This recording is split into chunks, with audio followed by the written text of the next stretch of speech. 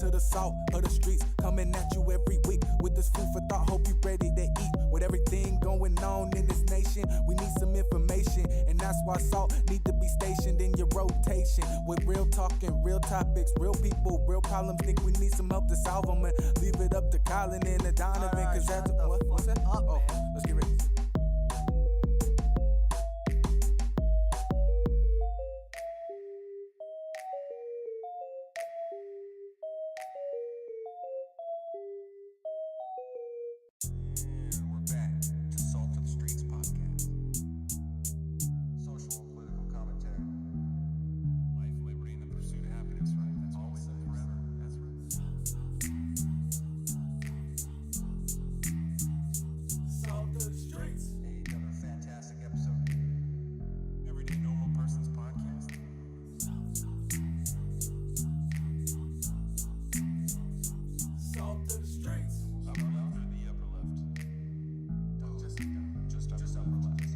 Welcome to the salt of the streets, coming at you every week with this food for thought. Hope you ready to eat. With everything going on in this nation, we need some information, and that's why salt need to be stationed in your rotation. With real talking, real topics, real people, real problems. Think we need some help to solve them, and leave it up to Colin and the Donovan, cause that's what's that? Let's get ready.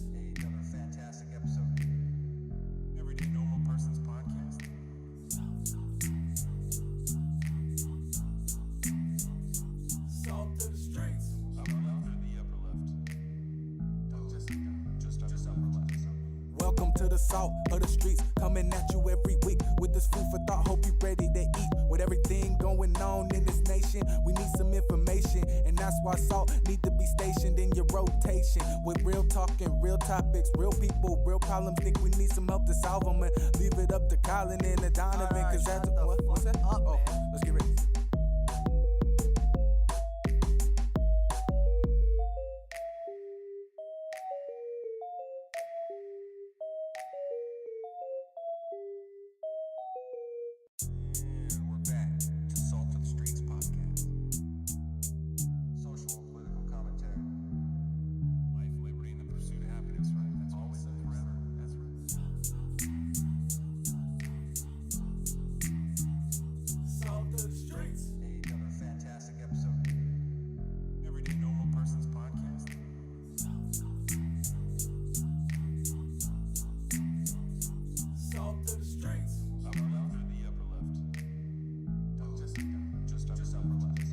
Welcome to the salt of the streets, coming at you every week with this food for thought. Hope you ready to eat. With everything going on in this nation, we need some information, and that's why salt need to be stationed in your rotation. With real talking, real topics, real people, real problems. Think we need some help to solve them, and leave it up to Colin and the Donovan, cause that's what's that? Let's get ready.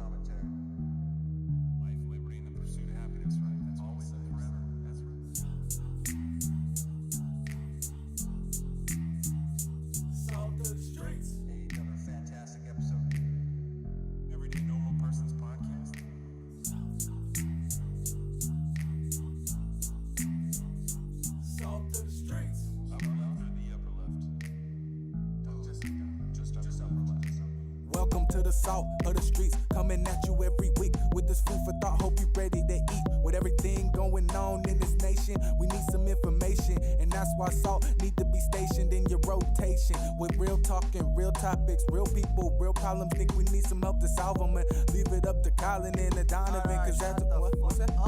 Let's get ready.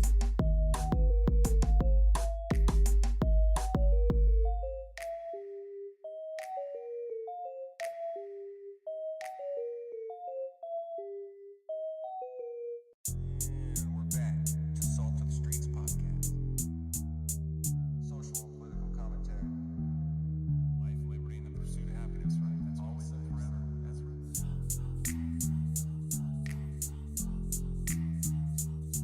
of the streets. Hey, another fantastic episode. Everyday Normal Persons Podcast.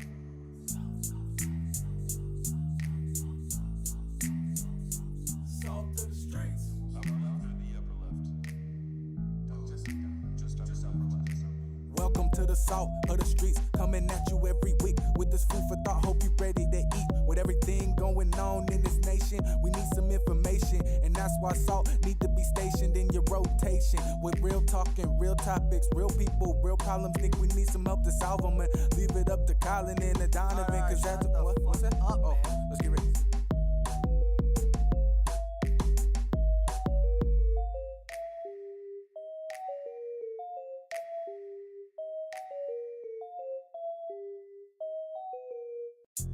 And we're back to Salt of the Streets podcast.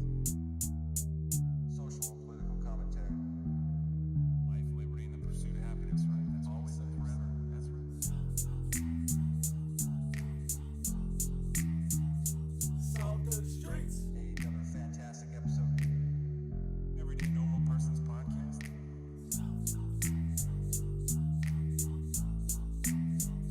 Salt of the streets. Upper left or the upper left? Just upper left.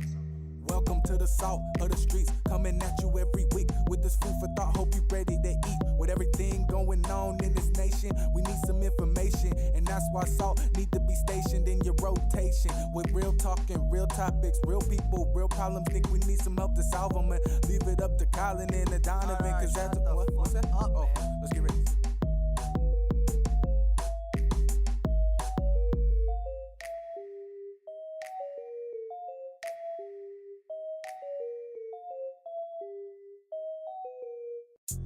And we're back to Salt of the Streets podcast. Social and political commentary. Life, liberty, and the pursuit of happiness, right? That's always and forever. That's right.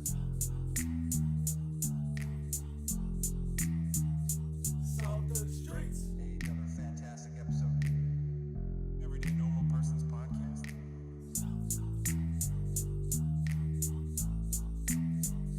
Salt of the streets. Upper left or the upper left? Just upper left.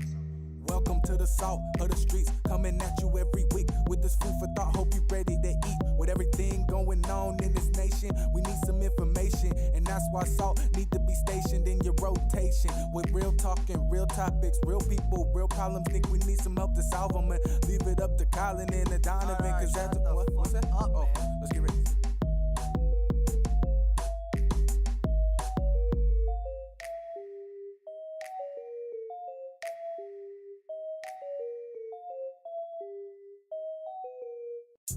And we're back to Salt of the Streets podcast.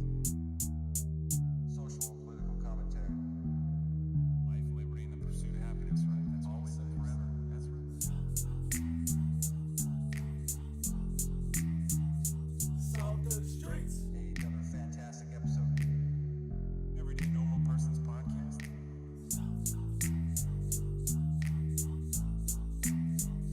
Salt of the streets. Upper left or the upper left? Just upper left. Welcome to the salt of the streets, coming at you every week with this food for thought. Hope you ready to eat. With everything going on in this nation, we need some information, and that's why salt need to be stationed in your rotation. With real talking, real topics, real people, real problems. Think we need some help to solve them, and leave it up to Colin and the Donovan, cause that's what's that? Oh, let's get ready.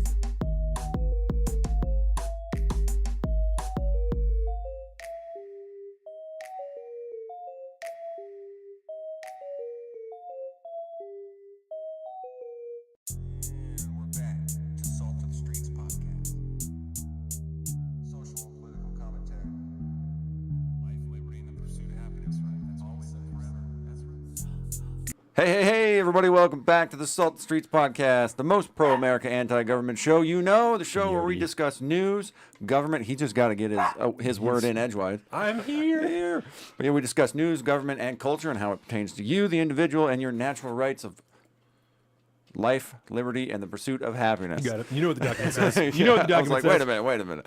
I am, of course, your big bird-looking fella they call Colin. I'm helping to co-host this show. This is a sloppy opening. You got it. You're in it.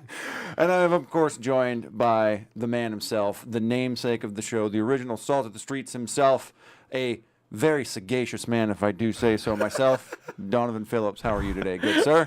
Thank you very much. I'm excellent. And we are indeed today joined by a very special guest, Mr. Brine himself. Salty dog. Straight out of the chat, the salty dog. I like it. What's going on? Welcome in, Thanks buddy. for having me. So good to have you here. Thank you for joining Yeah, us. very excited. So, Ready. Donovan, what are we going to talk about today? It's a very special episode, really. Yeah. It's pretty much a grab bag show. Is kind of how it's working out. I like that a lot. Yeah, some rough topics that we have going. We have a couple of things that we're talking about. We have a ton of listener request questions, like discussion style topics that we're going to go over. Brian wants to talk about unions a little bit. Of course, we have some Hunter Biden updates because of some things that happened with his plea deal and whatnot. We have a little bit of Ukraine talk. Really, I just only have one story on that I want to go over. Does it involve the Wagner Group? It does not. Oh, I have so a little Wagner two stories to add then. in No, there. mine has to do with, and it's actually a little bit of an older story that somehow slipped past us.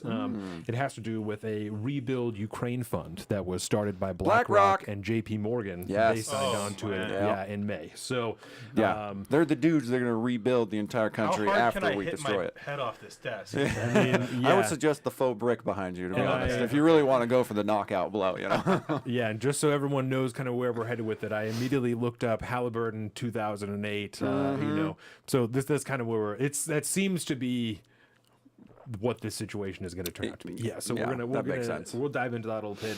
And then of course we have grab bag. You've said of It's an a heavy grab overflowing bag. grab bag. It today, is. So It's just gonna rain down upon us. I like it. Some of it's we're trying to do this new thing, right?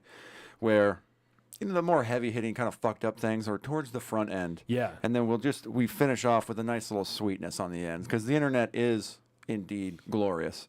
And we want to, end the show with a little bit of a white pill moment if we can. Some little cute animals or something like that. We tried that last episode. I think it worked out pretty well. So I like it. Oh, that kid thing you guys showed was dude. smart work. The grab bag is fire, dude. Yeah, grab bag that's where I live. Was it the What- treasure chest, I believe? Yeah, they were digging up these parents. If you guys missed it, these parents decided to give their little daughter the greatest experience a kid can have on the beach, and they found a little plastic treasure chest and then filled it with shells and little fake coins Yeah. and stuff like that, and then buried it just kind of where they were sitting, and then their daughter was just digging along, and then all of a sudden found it. It was like, oh my God, I found all this treasure, man. Super cool. Yeah, very, very cool.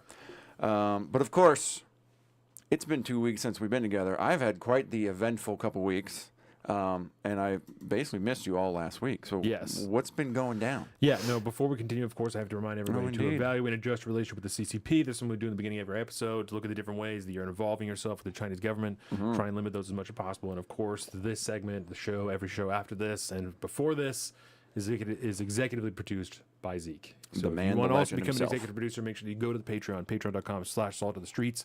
Go there, subscribe, and let's make more better content just like this.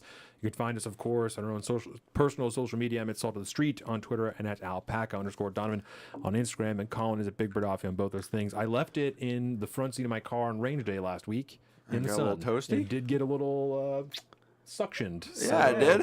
It did. I like, noticed what that on happened Monday. here? It's Yeah. partially my fault. I apologize. No, I took some too after that and just tossed it right into my front seat. So Mind if I take a go for dose? It. Go for it. Kind of have my I didn't think it was too bad. I think it was just direct sun. Well, I saw that yeah. sunburn picture, and I posted Woo! mine. Yeah, I we did. I got- those rock walls. You are got not heated? kind. I did. I got sunburned. I'm I'm very brown now. The farmer's tan is very real because of the. I'm red. But I was peeling a little bit, on my face. That was really it, my face. But I felt it on the ride home. The sun was hitting my arm through the window, and I was like, I "That's hot." hate And I was like, that. "Oh, that's not a good sign." I No. was like, "It's not that hot outside. Dude. That's not a good sign." I did that when I was road tripping from East Coast to West Coast the last time, because it was in the middle of summer when we were Yeah. driving out here, and it was fucking hot through the Midwest and all that. And I noticed after a couple days, I was like, I got to start putting a long sleeve down on this side, because it starts to, just the one side getting toasted Yeah. every day for 10 or 12 hours a day. It's rough business out there.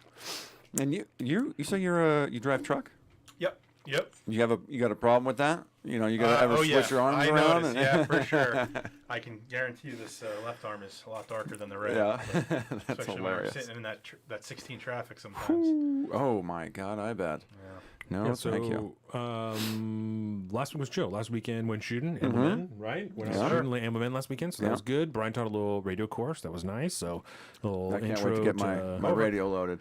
yeah, it was Yeah, good. definitely take the fill. It's too bad I have my PC here. That's right. Yeah, I have the file and everything too because it's all on Signal, so we can totally do that anytime. Just got to get her charged up. Yeah, but it was good. That was really it. Just keeping it chill. I think I Yeah. went swimming on Sunday. You know, taking the kids to the Oh, yeah, that's motherfucking right, that's pool. right. So Dak's a good swimmer, Nick? yeah, he's getting the other. We were just talking about that on the way here. Actually, he still has like the water wings and whatnot, but he's getting the. You know, we work on the positions, the kicking and the whatnot. Just loves the fins, so and they only work if yeah. you do it correctly. So Yep. that That's a good helps. way to teach it. Yeah, so Yeah. that helps a lot with the kicking That's thing. good. Yeah, if you that's don't. where I'm at. Get my son vertical or Yes. horizontal rather. Yeah, Yeah. and he loves swimming. He doesn't like to get underneath the water. I think it's a kid thing, you know. But so because he likes to jump in and he likes getting under his head on accident, you know. But not like if you ask him, he won't tell you yes. Like he doesn't want to jump in. But if you toss him in, you know. He's like, yeah! Yeah. So Well, that's yeah, fun. he likes a light toss. You know, he'll Yeah. tell you like, "Don't put my head under," but then he'll jump in and if you like. Dip him under. Yeah. Yeah. So, but yeah. No, he'll get there. He'll get there. I just remember that feeling all too well when I was a kid. And it was like, it was terrifying to be underwater, but then it was like, oh my God, that was so much fun. It was so much fun. He loves, like, he'll take the diving toys, you know, like a submarine thing, and he'll throw the submarine. Daddy, go get it. And so he loves that. Like, he likes the idea of going underwater. Fetch, and being Daddy, fetch. Loves that. Yeah, and sometimes the lifeguards are real assholes, but sometimes they're real chill. And so the assholes will make you keep them in the shallow end, but if it's a chill, then, like, as long as you're with your child in the deep end and they have a swim, like, a vest on, then they don't care, you know, because they're not going to fucking drown. No, what are they going to so, do? They're just getting in the way at that point. Yeah, if, so if that's the problem. 2 times ago, we went to the lifeguards mad chill, so I was diving down 8 feet every couple minutes. At the end, I was like, well, I'm fucking tired. I'm dead. Like, I was smoke all the time. Like, I'm fucking hitting the weed all the time. Like, I'm dead. Like, I'm dying right now. So it doesn't feel like it's far, but that's deep fucking down there. great, Yeah. too. Where do you go? What pool? Just the Kitsap Tennis and Athletic Club. It's like right off of Fairgrounds in East Bremerton. Okay. You know what I'm talking about? I think so. So at Over the by bottom- the little, by the fairgrounds. Yeah. So at the bottom of Fairgrounds Road, where it hits Highway 303, there's like a Burger King and a gas station, and then kitty corner, there's another gas station. Yeah. So up the hill, away from the fairgrounds, Yeah. just right on the side is the Tennis and Athletic Club. So, it's kind of tucked behind the woods, so you don't see it. Oh, if you're passing. okay. You know, I know exactly what you're talking yeah, about. I don't recognize it's- it. unless you're even the sign is kind of in their driveway, so you don't see it unless you're driving Okay. past Yeah, I'll it. have to keep an eye out when I'm around But there next time. it's like $10 a person, and I think kids under 5 or 6 are free. Oh. And So you just go for the day. yeah, the pool. Yeah, they just do public Oh, swim nice. from whatever, like 11 to 6 or something like That'll that. be good It's, for when that's we don't fucking have the fun. lake in the wintertime. It's Yeah. super cool. Hell Yeah, yeah. and they're open all the time. So yeah, all through all year. So we'll go winter and summer in the last. Sometimes it's just us, which is. It's a large pool. It's not Olympic size, but it's a large pool, and it's Yeah. just the 4 of us. It's 2 That's adults and fun. 2 children. Wow. And then the lifeguards are like, save your own kids. You're fine. So they fuck off, you know. Like, You guys got this? We're out yeah, here. it's very cool. There's music most of the time that they'll play, so they'll fuck around with it, switch it around if you want. It's a good spot. Yeah. Very nice. Cool. Very nice. Yeah.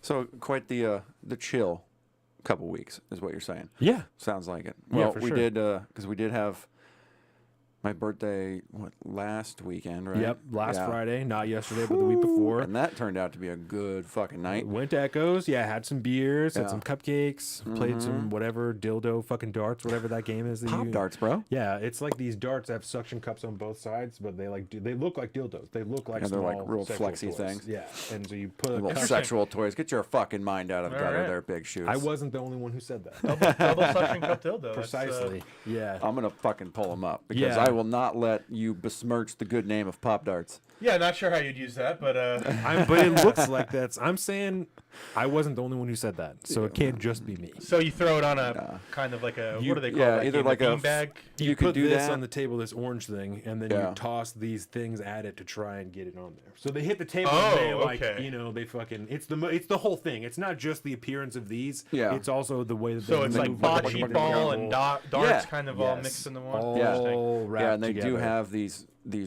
boards that you can get set up like a cornhole board. That's cool. I fucking played a couple rounds of cornhole last night. when I was after officiating the wedding. I wasn't sure where you were going with this, so Oh, I yeah. wasn't sure if you were trying to get me to here or what we were going at with the what did you do this week? Okay, I just want to talk about everything I've been doing. well, because all. you were laid up all week, so you also didn't do shit. So I exactly. was like, where are we going with this?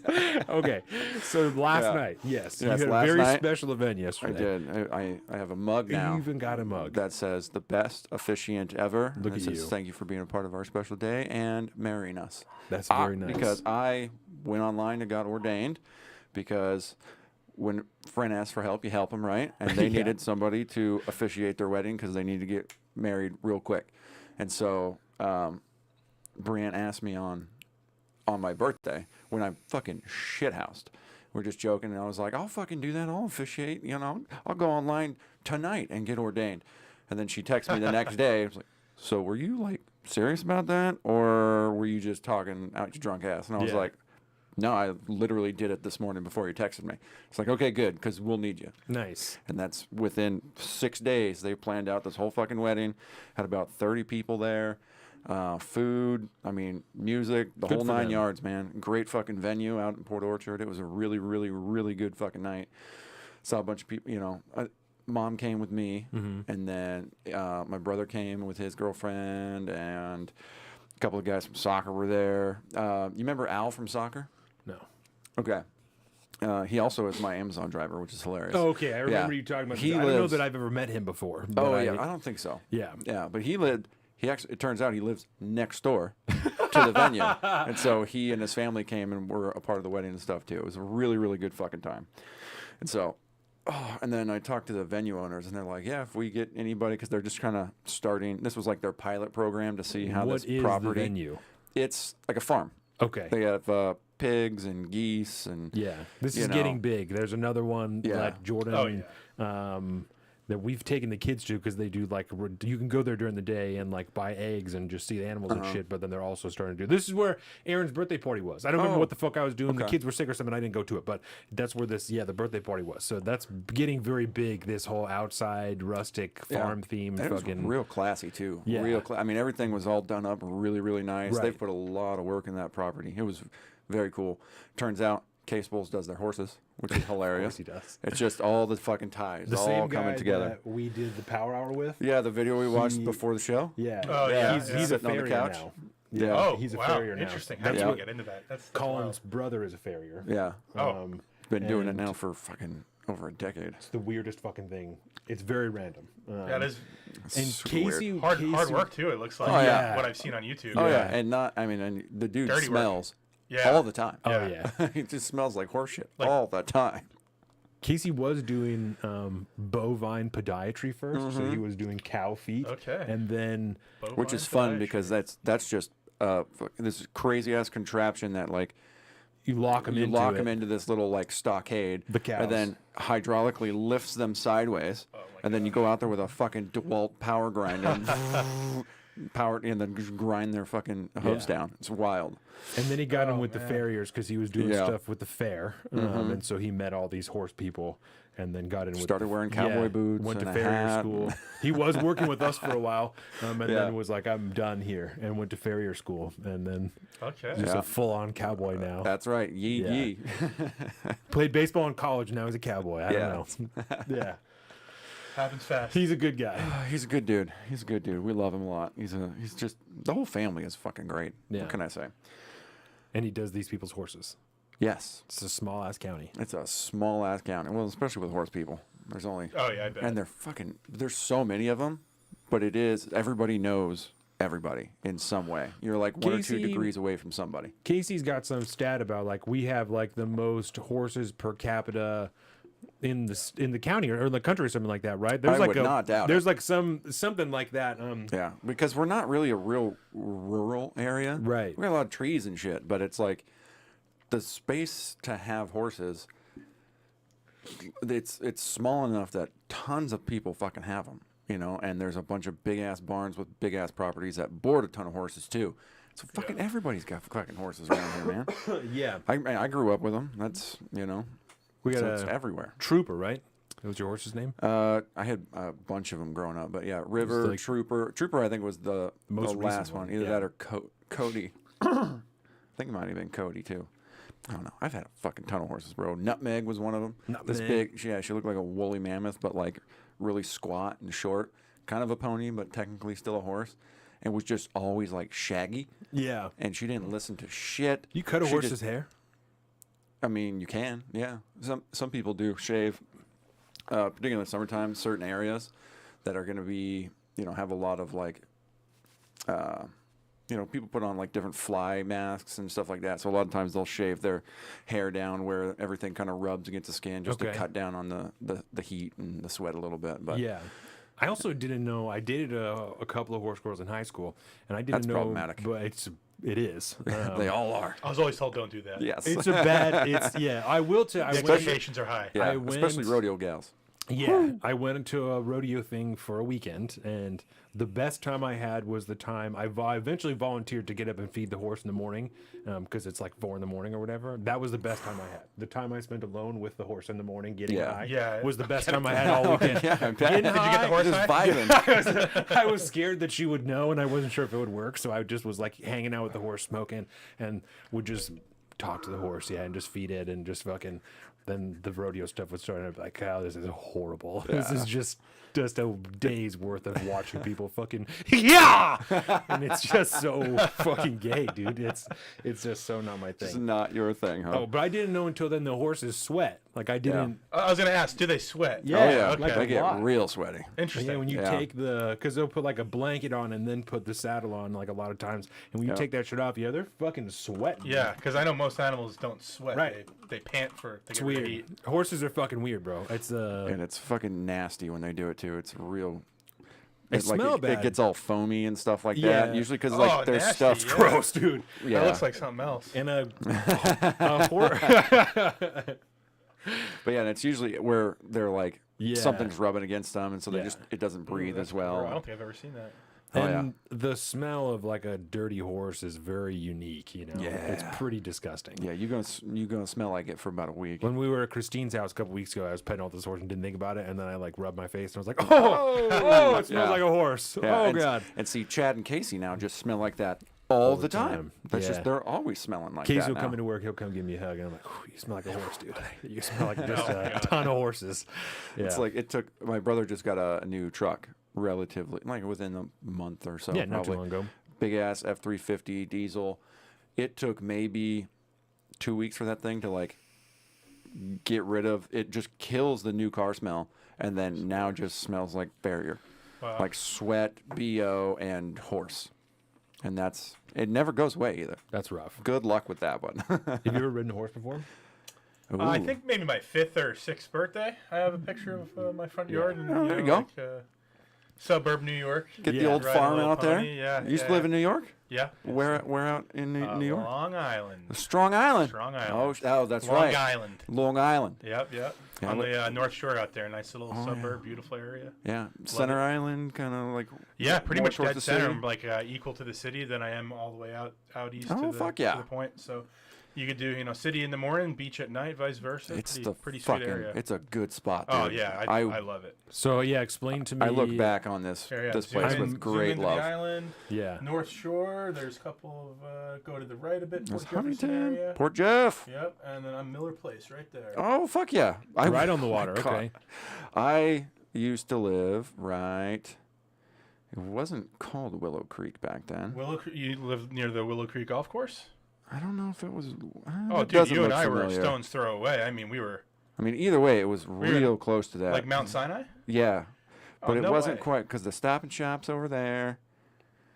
I remember going up there to go grocery shopping. Yeah, and that's 25A. That's North Ocean South. Ave right there. It's got. It was like the only real like public golf course in Long Island at the time. There's one right in Rocky Point called Pine Ridge. That's what it Pine was. Ridge, Pine okay. Ridge. Yeah, fucking. Wow, dude, you and I lived like yeah, real we were fucking close right next to each other. Yeah. What years That's were you crazy. living there? Oh, let's see. That was like. Oh. Can I see the mouse real quick? Oh yeah. Navigate away, good You sir. could even leave it there. I got big arms. Oh, where'd we go? Oh, I just accidentally opened a new tab by accident. Got hotkeys So on you that were fucking mouse. over by Pine Ridge. Yeah. I'm like right down in here. Oh That's shit! the house right there. So we were real Wow. close. Real close. Yeah, and Crazy. so this must have been 2006 through 9 or something like that I lived out there. I left in 11. Oh yeah. And I tell people, like, if you see where my house was there, all that pine barrens. Oh, yeah. I say everything east of me is basically forest to the ocean. Mm-hmm. Everything west of me is suburb to the city. So like it's a real cool spot. You can kind of see just how. The Oh, terrain yeah. changes from Yeah, the it's set. like perfect. Yeah. Yeah. Love that area. Love Port Jeff. Just beautiful town. Oh yeah. I had a couple good friends from that's where you hear the big university talked about a lot. Stony Brook. Stony Brook. Stony Brook's right out there. All the Okay. Yeah, doctors. the big. Oh yeah, see, there's fucking Stony Brook right there. Yeah. That's yeah, so many good times in Long Island, bro. Because it's everything you could want, essentially. Zeke. You're close to the EP city. himself. You got South Shore Beach is kind of like more Miami-ish vibes. North Shore is Oh, a little bit more chill. South Shore beaches. I mean, I think they're a hidden gem. I've been to Oh, all yeah. the beaches up and down the East Coast. Like a lot of them through the Army days, and they're just not as nice as the powder sands of, No, of the dude. South Shore of Long Island. It's It's just, crazy. We were going through this last episode, I think, and it Yes. was blowing your fucking Yes. mind that like there's a whole island out here. Because I Yeah. used to work right on the other side of the Robert Robert Moses Moses at the Park, yeah. Coast Guard station. Yeah, I'm not. oh, you were out there with the Coast Guard. Yeah, that's Oh, what I was okay. doing back Oh, there. what a It was man, a good could spot. You get a better spot? Fuck no, Dude, not that's- even a little bit. That's well, maybe not in February, but Yeah, well, could, yeah. could be Alaska. I sung your praises for a moment last weekend when he was doing the radio course because he was saying one of the channels he put in the radios is for the Coast Guard, and he was Oh, like, yeah. if Yeah. you're in the shit anywhere, just call the Coast Guard. He said, Yeah. because they operate anywhere. He's like, they fuck. Channel And 16, and baby. I said, call us the Coast Guard. I said, the Coast Guard does in fact fuck, and that's Oh, yeah. We've talked about it many times, and he's never really had a bad thing to say about his experience, and a lot of positive things about like we're the only. I don't remember exactly what the We're line the is, only but- military branch that makes a living saving people instead of killing them. I like that one a lot. Yeah. Which is also why you're not usually directly under the DoD. Yeah, Unless during you're times kind of of like war. a little bit removed from Yeah. the operations. Of Yeah, we're like the normal cops, military. paramedics, and like I, cops and paramedics. I've been around a lot really. of coasties. I used to work for Safe Boats in Bremerton. Oh yeah. Yeah, for a brief period. Oh yeah, that fucking exclusive contract right there, baby. Yeah. Yeah. But yeah, the best thing when I first moved out there, right? I lived in Lindenhurst, which is down on the South Shore, real close to work and all that good stuff. But I lived right out. Oh shit! This is literally the road on fucking Bay Street next to this park, and I lived Yeah. in like must have been like that house right there. I think. You were there. you were, It's like- fucking gone now. Walking distance to the beach there. Oh yeah. Yeah. But then during like storm season, I mean I was 2 feet maybe above water, and so during high tide, this whole street would flood Yeah, that's all the No way up to shit. the park, and so everybody that lived on these roads had fucking little dinghies and stuff tied to their porches during Yeah. parts of the year because you'd park your car up at the park, and then fucking raft down to your house. That would No happen. on the They're north all end, kind of too. lifted. Oh yeah, You get a moon tide, and some of those bays would flow over. yeah. The whole Yeah. fucking place is super low. So- one medium-sized wave, bro. It's just going over all of Long Island. Are all the houses on stilts or something, or your house just gets fucked? Kind of like the foundations are built up a little bit, Okay. and so people's basements might be flooding or something like that. Yeah. but your but- house is not going to get. Nah. You just put selective things in your Well, basement. depends. We saw It what just happened depends. during Sandy. Yeah. Right, but I'm just meaning like a standard storm, like Yeah. you do. Yeah, Yeah, because during Sandy Hook, I was living in Staten Island, and then working out Or of Sandy or Sandy Hook. But yes. Sandy Hurricane Sandy. Yeah. during Hurricane Sandy. My bad. It's like Port Jefferson. It would flood all the time, all the way up. Oh, until, yeah. like halfway up Main Street. Fuck yeah. Pretty deep. Well, fucking shout out fellow New Yorker. man. Yeah, That's right. cool. Was it always like that, or just as time has gone on? I mean, As long as I. yeah, it seemed to be very, very normal for everybody out there. It was just Yeah. something that happened during that time of year. I'd imagine all the houses are built to like deal with that kind of stuff. And Yeah. once you get an actual hurricane, though, it kind of fucks everybody's shit up. Well, and I'm just thinking further and further back in time, I'm like, how many people's houses got fucked up before they were like, I either need to move or really kind of get my shit together? Probably a gang of them. Yeah. Probably a Because if ton. you're the first person to build your house there and then a storm comes in. Well, you we don't get a lot of destroyed, hurricanes up that far. Yeah. Like Yeah. maybe one every couple years. Yeah, it's pretty rare, which super sucked because being a part of the Coast Guard up there, like you have to, during all of hurricane season, like there's levels of readiness and shit you got to do. And so even if there's a hurricane like 2 days away, like 48 hours. If the tract gets anywhere near us, we got to take the fucking boat out. And then we just got to sit there and do fucking nothing at anchor until they lower the fucking warning down. So What do you mean take the boat out? You didn't have a ship. boat in the water all the time? Oh, the ship, yeah, we take the ship out and then have to go anchor it out and then just wait out until we get until they lower the status again or something Yeah. changes. Okay, now you guys go back in. And it was rare to ever go that north. Yeah, and so there'd be so much time just out there, and then you're out there just doing training and shit. Half the time it's on the fucking weekends, and it was just So you got called out from hanging out to go Oh, do yeah. work bullshit. yeah, all the time. It was all Weak. making that phone call, dude. Like if you were on duty, and then You they have to call everyone. the in. fucking email comes in and says, "All right, you got to fucking recall everybody." Damn it, let's go ruin some days. It was rough business. You got to call everybody on the fucking ship. All right, time to come back, guys. We're getting underway in fucking 6 hours. And they just told you to go I'm fuck lighting yourself. I'm lighting the mains off right now. Let's go. They talk shit to you on the phone. They're all your friends, so they're obviously like Everybody just joking. goes, "Man, fuck you." All right, Yeah. I'll see you in a few. I guess that's what I'd say too. Yeah. I mean, shit. I'm in Patchogue right now at the brick house. Well, and that was the worst thing too. Is like during that fucking 6 months, whatever hurricane season is, unless you actually take leave, you got to be within recall Yeah. time. So like even if you're fucking around the city, it still may take you 4 hours to get back, just Yeah. depending on public transportation and shit. So you might get kind of fucked up if you really. Nice public Screwed transit you out system too far. out there, though, huh? How easy Oh, it is to bro. take the train into the city. Yeah, I 'cause wish we the got that Long here. Island Railroad is like what Amtrak should be. It's fucking awesome. Yeah. People use it all the time to get in and out of the city and get out to Long Island. That just takes you into the city, and then you can get on like whatever Subway other shit or from Yeah. at that point, most people just go into Manhattan. They just walk Yeah. around. Yeah. Yeah, it's usually that. It's pretty good. It's a pretty good like centralized hub to get anywhere you want. Which They're is just different train stations.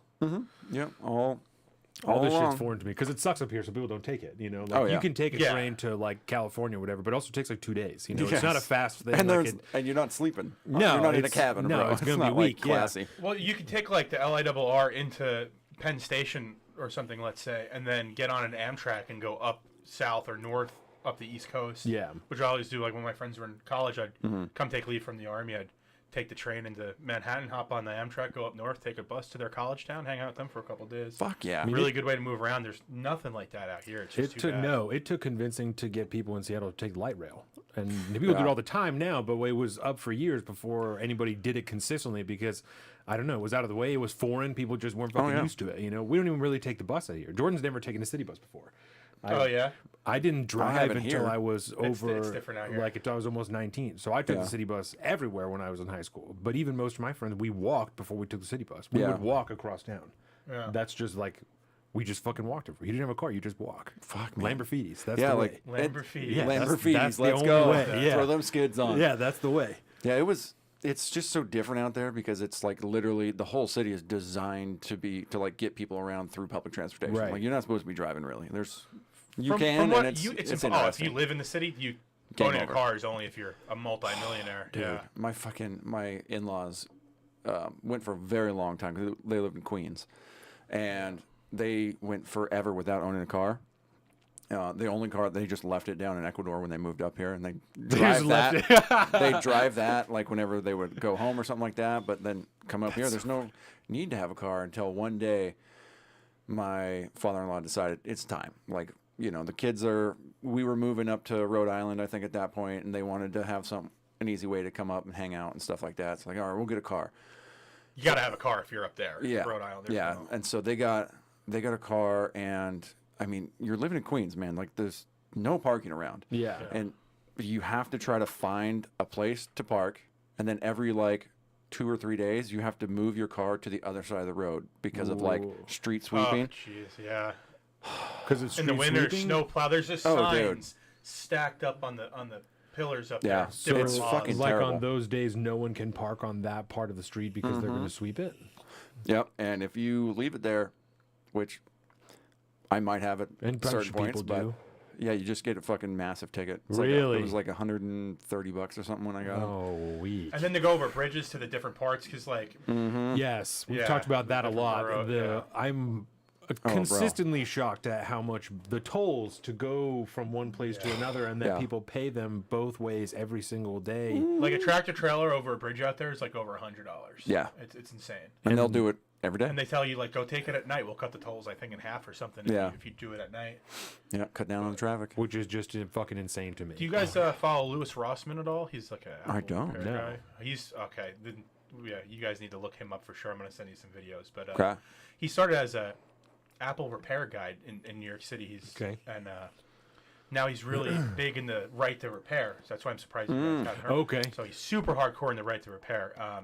And John he- Deere and Apple. whatnot. sorry. John Deere and whatnot. Yeah, Yeah. well, his nonprofit donated a lot to that Colorado lawsuit. Has he ever been on Rogan or something? Like, this sounds familiar. I believe he's been on Timcast. Okay.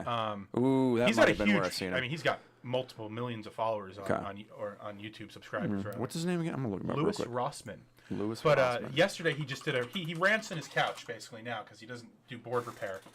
Yep. That guy Oh, right okay, there. yeah. I remember seeing this dude. And he was talking about electric bicycles. There he is on his couch. In Yep. Manhattan. And he rides around Manhattan on an electric bicycle, and he's talking about how that really is the best way to get around the boroughs. Oh, yeah. Is on an electric bike. And there was a big thing on the Queen, or what bridge was it? The George Washington Bridge, I think. G Dubs.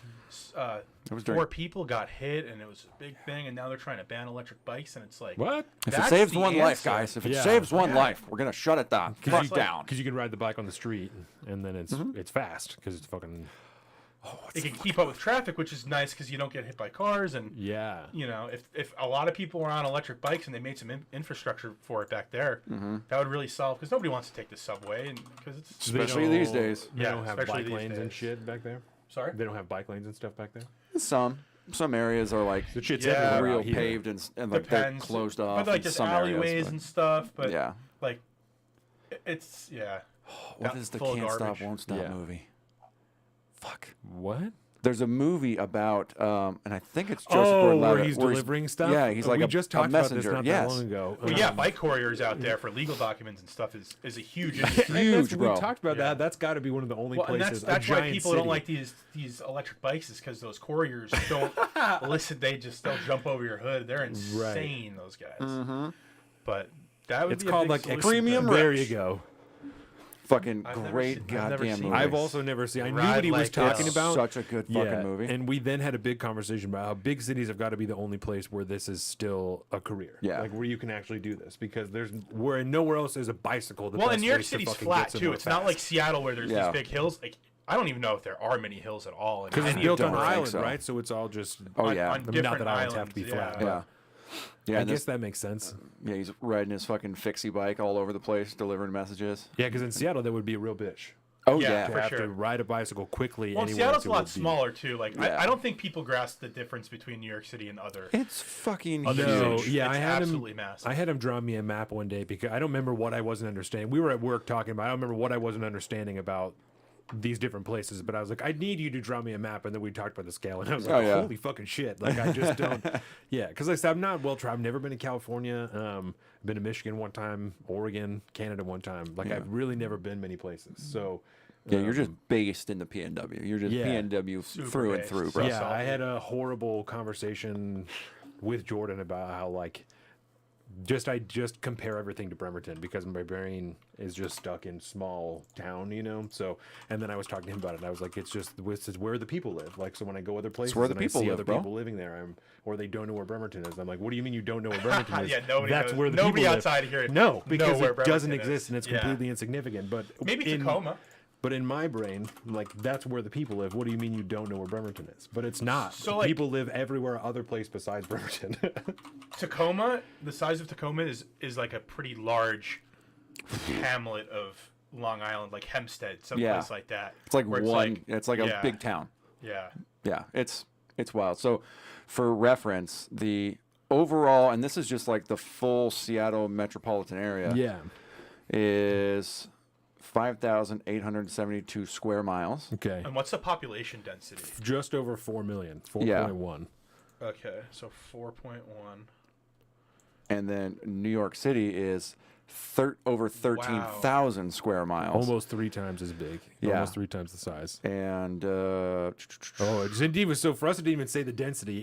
It just told you how many people Yes. there are yeah, so this is 5,318 square miles per square mile. per square mile. What's the population of the New York City metropolitan area? Population.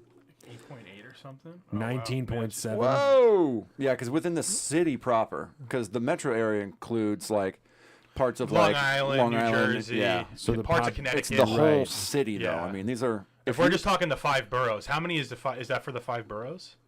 That's that's the whole area to include everybody.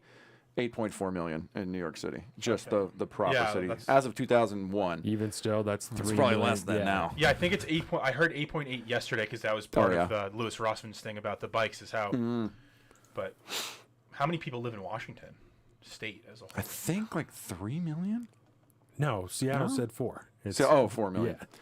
Yeah. Let's see, Washington. Why did I have that number in my fucking head? 7.9. So New Almost York 8 City million. has more people Than the entire state of Washington. Well, that makes sense once you get over the mountains, bro. Right. Where Yeah, there's that's fucking true. Real thin nobody over But there. anywhere. upstate New York doesn't really have a ton. That's true. A ton of people. Yeah. Well, and the state of New York is a fraction of the size of the state of Washington. Right? Yeah, It's- maybe. It's definitely It's big. smaller, but it's one of the bigger East Coast states. Yeah. Okay. Because But where everybody lives is such a small area. Yeah, okay. because it's it's. Yeah, I was say, yeah. We need to bring up. Okay, we got to actually Google this now. Okay, Washington state size. People were like, who the fuck is this guy Right. they're talking about New York? What's up, Sean? I saw your comment. Thank you, brother. Shout out, What's up, Sean. dog? So it's 71.3 square miles for this state. New York New York. is 54,000. All right, so not that much No, Yeah. it's not too bad. smaller. But fuck, man, that's so many more people. And Yeah. and yeah, when you think about it, the And a way vast cooler majority is flag. just down in a little Yep. corner. And a way cooler state flag. Ours? Theirs. Or what? Look at that, dude. This Excelsior, bro. Oh, we've got bare feet on our flag, dude. That's, Come on. ooh, dude, that's hot. That's dirty, bro. Nobody wants to see. Cover up them toesies. What? Nobody wants to see They that should shit. draw it a little better, though. That's pretty fucking rudimentary. I mean, I get it was like original. That but- looks like clip art. I don't know if You- that's the that's what official I'm state saying. Like, flag there. goddamn. Well, Dude, although when you still. think about it, because it's pretty intricate, right? There's the shield thing. Like there's a bunch of stuff happening on the shield. Justice in here, it's very, yeah. Too bad New York Justice, sucks my now, ass. but then again. The crown on the ground, fuck the king, right? Hopefully that's what that Oh, means. yeah, that I didn't even really notice that. But yeah, you think about the intricacy of that, and then you have to like be able to mass produce like flags and pins and all that stuff. So it's gotta the details gotta kind of Yeah, chill yeah, out a okay. little bit. Is she wearing like a Korean casino visor right there? The girl on the. This year? Yeah, what's It's- that? She's, I think She's she's supposed to be blindfolded? Lady Justice. I think that she's, Oh, 'cause that's, she's Justice got the is blind. scale. Oh, the scale. I She's got didn't the notice the scale. Yeah. There we go. You'd think I'd know this. I don't know if I've ever looked at it this deep before. Me neither. And what is this fucking this like witch hat on That's this? the sorting cap. From Harry Potter. Yeah. Yeah. The- Tells yeah. you what house you're in. Yeah. It's the sorting hat, dude. It's New York. We're gonna tell you where you belong. Yeah, that's awesome. All right. That you're tells an- you what you're an borough you're supposed to upstater. live in. You're in Queens. That's awesome. Oh, that's fucking great. But Long Island, man, that's the best place in New York to Yeah. live. hands Okay. down. So Good you fucking said spot. you left New York in 2011. Why did you leave? To join the army, or before that? For the Army. For the army. Yep. Why did you decide to join the army? Is this my turn? My Yeah. time now? Okay. Well, this is all your time, baby. Well, yeah, I was in college. I didn't do too well in high school. So, Where'd you go to college? Farmingdale State College. Oh Yeah, shit! yeah. All right, all What right. were you going to college for? Criminal justice, I believe. Swag. Okay. I was like, oh, I'm going to be a cop. I took the New Police York City officer. police officer's test. I would have been able to join them, but if I didn't join the Army. But I was playing baseball. Really wanted to play baseball in college. But I had some Baseball over shoulder- football, huh? Oh yeah, I didn't play football my senior year of. Played baseball instead. Were you better at baseball than at football, or you just liked it more? I definitely was better, right? And I probably could have been more into football, but I got hurt. I hurt my knee one year, and I was like, well, I definitely want to play baseball. I was a pitcher too, so Okay. Oh yeah. tore my meniscus or something. But yeah, the did legs something- are just your curse, huh? Yeah, I guess so. Now when you Yeah. say it Got that the way. bad genes in Yeah, there. yeah, yeah. Yeah. Well, I've heard you talk about, because you say you broke your leg another time too, so I've heard you talk about a couple of different Yeah. leg injuries. So that's Yeah, very interesting. We can get to that because it's part of how I got out of the army is because Yeah. of my leg injury. Oh, okay. So how old were you when you joined the army? I must have been 19 because I did a year of college and I wasn't doing very well in school because I didn't really care much for the schooling portion. I just wanted to play ball, and they were like, "Oh, well, you got to go take some of these classes to get eligible for." Yeah. I was like, "All right, you know what? Shoulder hurts. I'm not going pro. This is," and I've always wanted to join the army. I had taken my ASVAB, which is the placement test. I've taken the ASVAB 3 times actually. Interesting. Yeah, Heck I yeah. was. We talked about this like just 2 episodes ago. Yeah, when I even when Jordan and I first got together, I was prepping. He was going to the teams, bro. I was prepping to enlist. Yeah, I was that's what working. he was There doing. was I wanted to be a sniper too, so that was my dream for a long time. But there was a recruiter that was renting our basement when I was in my senior year for the Navy, and so I was talking to him a ton, and I was like really wanted to be an EOD. I was crazy depressed, so I was like, I'm just gonna no go way. all out. Yeah, so I was working with him and was working on. Well, then do I have a story I for was you? up on the quals and everything for the physicals, and then I don't remember. It was when I was fucking with that same girl, so that's when I broke up with that girl. I was like, I don't think I really want to join the military, and I kept up kind of like that charade for a little while because I had talked about it so much, but I knew I wasn't really into it, so I was like, no. this is probably not a good idea. I had the worst possible reasons for wanting to do it. Yeah. I don't really care about life anymore, so I'm gonna go fuck around with some bombs. Oh, geez. Yeah, it was not a good. It was a bad time. Healthy. Yeah, bad time. Oh, gee. Oh, so anyway, sorry. Yes. We go Yeah, down. so I was in rabbit holes. college. What'd you get on and, that? Do you remember? Like an 82. That's I think, pretty or good. 86. Yeah, It was that's pretty pretty good. good, yeah. So I took it when I was 17. I would hang out with this girl, and her brother or cousin or somebody was a recruiter. I remember because he had alopecia. I think that's where you don't have hair. or Yeah, anything. yep. So he couldn't deploy. So he was like a long-term recruiter. He was couldn't doing- deploy because he had alopecia? Yeah, Yeah, because you're because not you have no technically. nostril hair or anything, so Yeah. you can't filter dust Oh, holy and shit. stuff. yeah. So yeah, I guess it was a little bit. They go deeper hard than- when it comes to Yeah. like being ready for service. or not. Combat ready. Yeah. Yeah. So he was a hardcore recruiter, and I wanted to join the army my entire life. There was no other branch. I had no interest in any other branch, any other job. Was your dad in the military? My dad was he was in the Navy. Okay. His boat was actually built up at Todd Shipyard in Seattle. Okay. I believe it's called Victory Shipyard now. They've changed the name. But yeah, he was in the Navy. My biological grandfather, I didn't know him, but he was a Navy guy. My dad's father was I forgot what he did in the Navy, but they're all Navy guys. They didn't really talk about their service, and Yeah. I didn't know my biological grandfather. But But it was in the blood. it was in the blood a little bit, right? I wouldn't say I come from a military family. That wouldn't be Okay. justified. They Like, just happened to all just be in the happened that my military. dad did like his 4 years, got out, kind Yeah. of similar to how I Yeah. did. Whatever, it was just a stepping stone for him. My dad was in the Navy too. My dad was of the time where you could go to jail or you can join the military. So he joined the Navy, you know? Oh yeah, So like I would never tell him like, yeah, like, my dad was like in the military. He joined the Navy. I But think my dad was like a radio operator and a cook for a while, so it wasn't like he wasn't trying to do anything too crazy in there. But he was on a ship, did his tours. My whole house growing up was full of like awesome stuff from Africa and all these places he went. And he's like, yeah, I got to see the world. And I'm like, dude, that's awesome. Like, I want, Yeah. But my next door neighbor, who was very influential in my life, he was in the Army officer. He was an Army Ranger for a while, not in a battalion, like, because do you understand the difference between Kind of. Army Rangers? So you have the Ranger tab, Yep. which is, it's basically a school that you go to, Yeah. and you get Ranger certified. Right. Where you have 3 Ranger battalions where they're like the dudes kicking in Those are doors, the Rangers. the actual Rangers. So you could become a Ranger, a tabbed Ranger, and you're just a dude who passed the Ranger leadership course. You went It's to essentially Ranger a school. leadership course. Okay. That's like a big kind of Exactly. like almost like a false valor thing a lot within the service is guys that have like gone to Ranger school, but then just went But back to have like no their regular affiliation jobs, other but than never that, went out yeah. and deployed as Right. But you a can Ranger. still say you're still a Ranger in a sense, but Yeah. you're not a door kicking battalion Yeah. Ranger, right? Right. Like You those didn't- dudes are hardcore, And Yeah. that's as when you know. and that's when Nate is talking about like this guy's tabbed out. Like that's what he means. Is this So you dude- have a tab or a Yeah. scroll? Like some people will wear both. The scroll actually has like they look different and it'll Yeah. say what battalion. That's when you're in battalion. Where you'll have like a dude with his, say he's 101st Airborne, if Okay. you're familiar with that Yep. patch.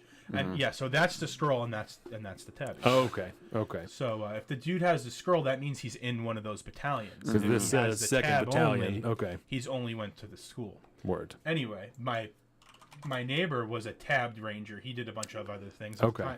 He was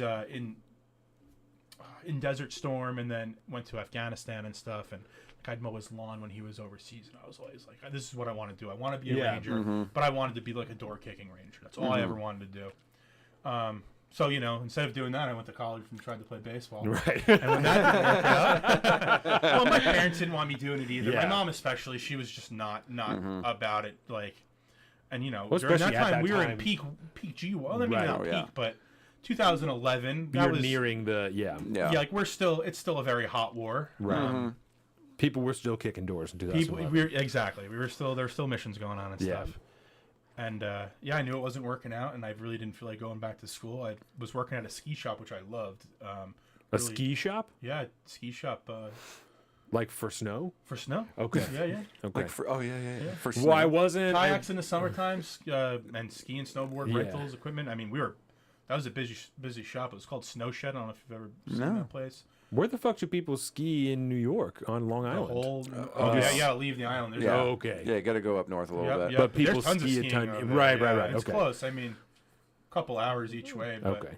Yeah. It's like going up to Crystal or something like that. Yeah. Yeah, maybe not as close. But New Jersey, there's some skiing. It's crappy, but a lot of people. Vermont has some of the best skiing in the Okay. country, despite what people would believe. So there's a But ton of people I grew who up skiing in ski. Pennsylvania. Okay. Some of the small little Pocono mountains. My mom had Oh, timeshare yeah. out there. You could cross country ski in New York if you want. Oh yeah, Oh, people yeah. would cross country ski in the golf Fuck. courses all the time. Yeah. Yeah, That's Just really to get funny. around, fuck, Yeah. during the wintertime. That's really funny. yeah. But yeah, it wasn't working out. So I was like, I took the ASAP when I was 17, didn't join, so I still had that score. So good I for was, like 3 years, I think, something like that. Yeah, I right? think it's 2 years, if I'm not mistaken. Maybe it's changed since then, but I think it was 2 years. I only took it in. I took it in school because you got like 3 periods off from school for taking it. Oh, yeah? Yeah. So that's Really? the only reason I ever No, took No, it. they never Yeah. did that for us. Yeah, you could take it in school. So yeah, you yeah, you left mid first period. It was great. Yeah, I think Really? when we was took awesome. it. I got screwed then. I got hosed. Yeah, you did. I want 3 periods. Come in on a weekend 3 or some periods over shit. 3 years, bro. That's fucking 9 periods. That's a long time. So 9 hours, the whole Yeah. day. Yeah, I think when I took mine, it was like a first period thing, and that was it. It was really quick, and I think it was like first thing in the morning. I remember doing that. But that was like when you took it at school, which Right. was only like you could only do that once a year thing. They and then stopped that. Yeah. going to schools. Yeah, I had Oh, to take shit. mine in an armory. Like I went Go up into to Fort an Drum or actual- something. Well, I graduated. No, there used to be an armory out in Patchogue, I believe. Oh, okay. Well, I graduated 2013. So the first year that I would have taken it in school would have been 2010, 2011. Huh. And then I Yeah, took they it every didn't- year They after didn't have that. it like that back, and maybe that was Yeah. just like a state thing. Uniform dogs and everything. I mean, the military. They'd come into the school and, Yeah. and Oh, everything. yeah. I yeah. mean, I But they were wouldn't- hard recruited in my school. I wouldn't be surprised with just our proximity to the shipyards and everything that there's maybe a little more. Maybe I don't even and know. my I have area no had idea. no military in it at all. Like Yeah. maybe you'd see a Black Hawk flying over from the airport or something. Yeah, because but the high school. nothing like this area has with their No. Navy Yeah. affiliation. Or And- even Because the we got Army base, not yeah, too far Indian away. Island, and then you got Joint Base down there. I mean, Bangor, there's just shit PSNS, everywhere. Fort Lewis, McCord Yeah. Air Force Yeah. Base, and the high school I went Whidbey. to. Was, You think you said Whidbey? Whidbey and Indian Island. yeah. What's Oh, yeah. Indian Island? Is that Coasties? No, that's Air Force, I think. I don't actually know. It's deep out there. Also on the Yeah. other side, you have that big air base out there. Mm-hmm. Yeah, what is Indian Island? It's just think a military base. Yeah. It's like, oh, that's the Oh, only there's a thing Navy that- There's Navy Exchange, Exchange yeah. out there. Yeah, And- you drive on it for a moment to go out to Fort Flagler. So you drive Yeah, here Bank, and then go around down. it, and then on to Marrowstone Island. Yeah. And so there's Is that where signs- Flagler's on? is on Marrowstone out And here. that's where Yeah. all those brick kind of batteries are, right? Or So the there's cement Fort batteries? Warden also. That's Warden, Yeah, sorry, Warden is that's the big what I'm ones, and thinking of, Fort yeah. Flagler does have some stuff, but it's more World War One stuff. So they're older, smaller. Okay, I've been to bunkers. Warden a bunch of times. Yeah, Warden is cool. Yeah. Yeah, but the Flagler stuff is just it's smaller. Maybe- It's now I'm cool. getting confused. Yeah, you can go into them and underneath them. They're old like artillery barrage. Yeah, old batteries and shit. Yeah. But yeah, Indian Island is just Just a a base. base. I mean, Can you could zoom out tell. a bit so I can kind of see where it is? Oh yeah.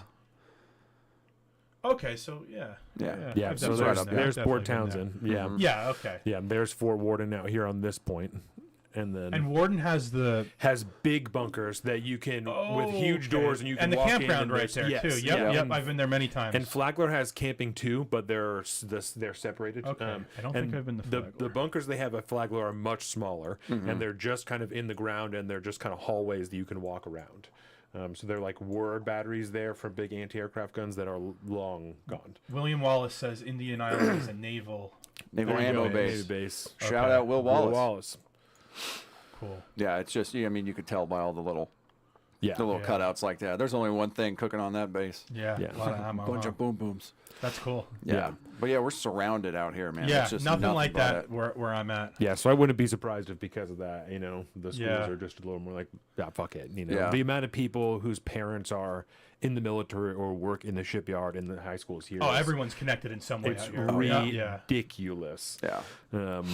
Especially like Jordan's dad is one of the higher ups in the shipyard now, and the amount of people that we run into, they're like, "Oh, I work for your dad," or like I work with your Yeah. dad. It's like, get the fuck out of here. It's just, I don't work there, so I don't have a good idea of the scale of the shipyard. But I know just from how many people I know that work there, it's an immense procedure or operation going on. Yeah. So I don't know, and it's 24 hours a day and shit, so it's just constantly fucking Probably the churning. biggest Oh, yeah. shipyard on the West Coast, if Yeah. I'm not Yeah. mistaken.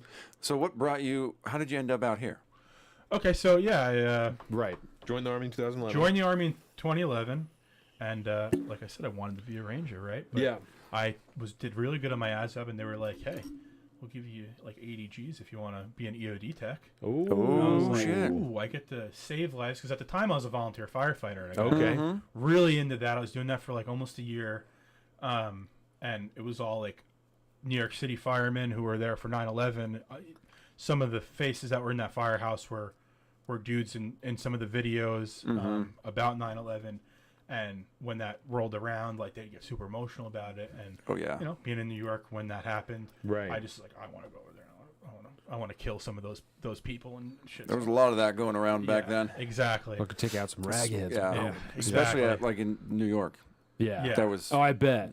It was wild. Yeah. We're I was as far 9 years away old when that happened. And We're as far in away from school. it as you can get, and it was fucking like that Yeah. out Oh, here. yeah. So I can't imagine. Yeah. if You we- literally couldn't get farther like away from it. memorials Right. everywhere, parades for. I mean, there's so many people. Yeah. Like, but yeah, they were like, "Hey, we'll give you this bonus." I forgot how much it was, but it was enough money where I was like, "All right, EOD." They're like, "Yeah, we can get have you sign a contract where you'll get attached to like a special forces team." Right. And it's There you go. only up from there. It's pretty fucking And- badass too. And yeah, exactly. And that's what I thought. I was like, "This is badass. This is a Yeah. good job. It'll be good for my career when I get out. I could go disarm bombs in a police department and do nothing Right. all day and make good money." Had that movie come out yet with The Hurt The Locker? Hurt The Locker? Hurt Locker. Did Yeah, that come out it already? had Dude, just nice. come out. There you go. And I actually hadn't seen it, right? Mm. And when I signed up for it, I was like, "Oh, I'm not going to watch this because Nah. like We don't need- I've we seen don't need to do scenes this. and I'm like, I don't want to get swayed or whatever." Right. Mm-hmm. Good fucking So movie. yeah, too. I go to basic training and go over to EOD AIT, which you have to go through this Army version before you go to the Navy. Right. Because the Navy runs There's the only EOD, one right. school, right? The Feds go there, everyone goes there.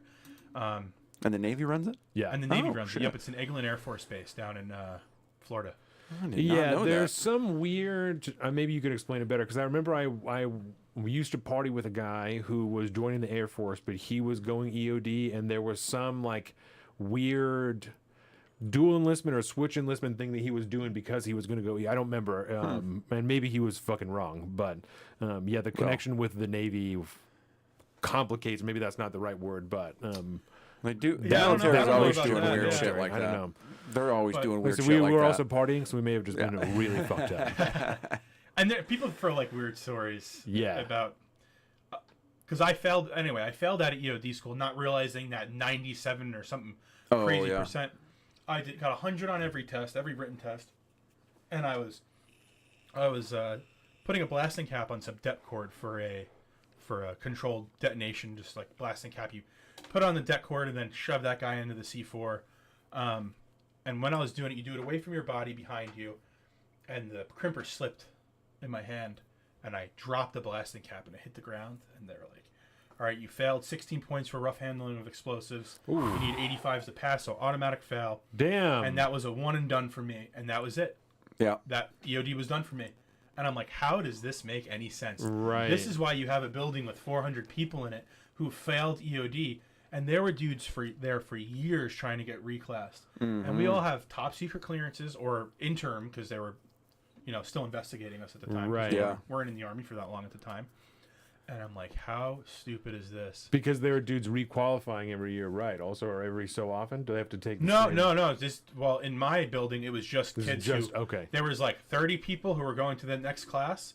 There were a few people who were enrolled, and then there were hundreds of people who had already failed. And it was just they would throw this bonus out, knowing most people wouldn't get it. Whole program was messed up. I've heard since it's changed, it's not as high of a failure yet. Yeah. But something so little as like, I get it. I dropped an explosive. Wasn't even a live explosive. This was an inert charge I was putting together. Oh, yeah. It was just fake. And Like, tossed nope. for that, yeah. But I know kids who got turned into cooks, a million different jobs, and then they made me a Black Hawk helicopter crew chief. So I went to new AIT. Yeah, I mean, There you go. probably should have signed up for that in the beginning. Yeah. Not too shabby. I call it the best job in the best enlisted job in the Army for Yeah. sure. It was fantastic. You were flying helicopters. I was the door gunner essentially. So you go to I got reclassed, went to a new school in Virginia, Fort Eustis. Went from Fort Lee to Fort Eustis. Spent some time there. It's over in Newport News, Virginia, over by Norfolk and Norfolk. Yeah, however you say that word. Norfolk, Virginia. So yeah, you got to go to like the Virginia Beach on the weekends and stuff. Beautiful area. Oh, man, that's hot just as hell. High terrible. humidity. Oh, yeah. Yeah, terrible getting to go. That's to nothing but fucking swamplands, man. It's all built up with like cities and communities now. Yeah. But you feel the It's swamp hot, sticky when the swamp. summer Yeah. comes in. Oh. But it's nice though. I get to go to the beach on the weekends and take public transit everywhere. They had a pretty good. It's a good party town too. It's a good like scene down there. 'Cause I it's wasn't just a bunch of 21 like, yet, man. It was such a pain. Yeah. oh, that's the worst. So yeah, did that for a while. They teach you how to. You start by learning how to fix helicopters. Nothing to do with flying. Mm-hmm. You're a mechanic, right? So you're not called a crew chief yet. You're just a mechanic. You get out here. I got sent to Fort Lewis, my only place I was stationed my whole time. I got really lucky because there's a lot of worse places to be stationed in the Army Yeah. or any other branch. Yeah, you could be stationed in Yakima. Yeah, That Rough. training base out there is just it's in I've the middle of a fucking felt like I desert. was stationed there for a while. I was. Yeah. I would train out in Yakima constantly. Yeah. You drive out to like Ellensburg. Ellensburg or something like that. It's Yakima Training Center. Yeah. And there, you see the big signs, then there's a big exit, and you don't see shit as far as you could see, but it's out there. It's wild how much that place looks like Afghanistan. And Yeah, I was just it's gonna ask, are they? insane. You were training out there to simulate the conditions of Afghanistan. Pretty That was the much, whole it's at a plan? higher altitude, not as high as Right. when we want to simulate that kind of altitude, because obviously in helicopters, altitude matters. They handle a lot different right, weight right. restrictions and stuff. We'd go out to a place in Idaho, out in Boise, Mountain Home, Idaho, like just north or south of Boise, very close. And fly through the mountains out And there. fly up there. They called it HAM. It's High Altitude Mountain Environment Training Center. You just showed me a the fucking video. C-130s or whatever. Yeah, through the- flying like right by the highway up to Leavenworth. Yeah, going over Snoqualmie Pass, like in that fucking. And I was going to say this mountain last time things. while you guys were talking about Yeah. that. That's because going eastbound, there's no height restriction when you're next to that road there. So we used to fly underneath it and like wave the truckers and shit. Because going that way, if you're coming west, you have to be 1,100 feet or above. But for military going that way, there's no height restriction because you can fly in that valley off to the right and Just over the so lake out there. Yeah. Low as fuck. Yeah. That's It was so always fun funny. flying down that road, man. That I scared the- love doing that. 'Cause we were talking about like being like if you're driving on that road, all of a sudden there's Yeah. this giant fucking plane coming right at Louder you. than tits Holy coming up shit! behind I you. had my machine gun out one day, and I'm doing the, I'm sitting over my window like straddled, put my foot on the tire on the outside, and I'm doing this to a trucker, and he's like, he starts pulling his horn out. That's It's like fucking hell awesome. yeah, dude, that's so cool. Oh man, that was So you a got good stationed at memory. the Joint Base. Got stationed at Joint Base Lewis McChord. Was in a maintenance company here for a while where I was just wrenching on aircraft. That Okay. was the only thing I did. Is it mostly like Blackhawks or? So I was in a Black Hawk battalion. Okay. Only Black Hawks, right? I was in 2158 AHB. AHB stands for Attack Helicopter Battalion, or I'm sorry, not attack, assault helicopter battalion. Okay. So we would do like the Huey style, just dudes inside, Oh, we'd hit the nice. ground, they'd run out, and that was it. We'd pick up and go do it again. But I started as a mechanic. When I went to Afghanistan, we had lost an aircraft and lost an air crew, and I volunteered. I was like, I already had my upslip, which is the medical screening that allows you to fly, saying like, yeah, your head's not going to explode with the pressure, whatever. You're not blind or this or that. Don't have flat feet. Yeah, right. Exactly right. Yeah. You can't fly. You have flat feet. I don't know. That's the type of stuff that they. I'm would sure. say. Yeah. If you don't have nose hair, yeah, you know. Well, at that I kind of feel like you gotta be able to decipher. I'm just talking shit. But yeah, they lost that aircraft, and while we were over there, and I volunteered. I was like, hey, I'd love to do that. Sounds like a great job. So they trained me while we were down there, and was in Afghanistan for like 8 months, just doing missions, man. Just dropping infantry guys off here or there. A lot of SF type dudes, a lot of Green Berets who are working with local police. So nothing too crazy. I wasn't like in Laos cutting desert or jungle floor open, doing heavy machine gun fire. Nothing like that. The war was kind of chill when I got there, but it would get heated every now and then. Oh yeah, yeah, as they did. Yeah, and then after that, came back, was in the same unit for a while, and broke my leg skiing. Ooh. Really Like a was. true New Yorker? True New Yeah. Yorker, yeah. Where were you skiing at? I was up at Aplental at the time. Where is Familiar with that? It's up at Snoqualmie Pass. Okay. But it's on the other side of the highway, so it's owned by Snoqualmie. Oh. But you don't see it from the road. Okay. It's called Aplental. It's a lot taller, a lot steeper. It's more Great place to break your leg. more extreme. More higher rated, whatever, because there's different classifications for mountains, right?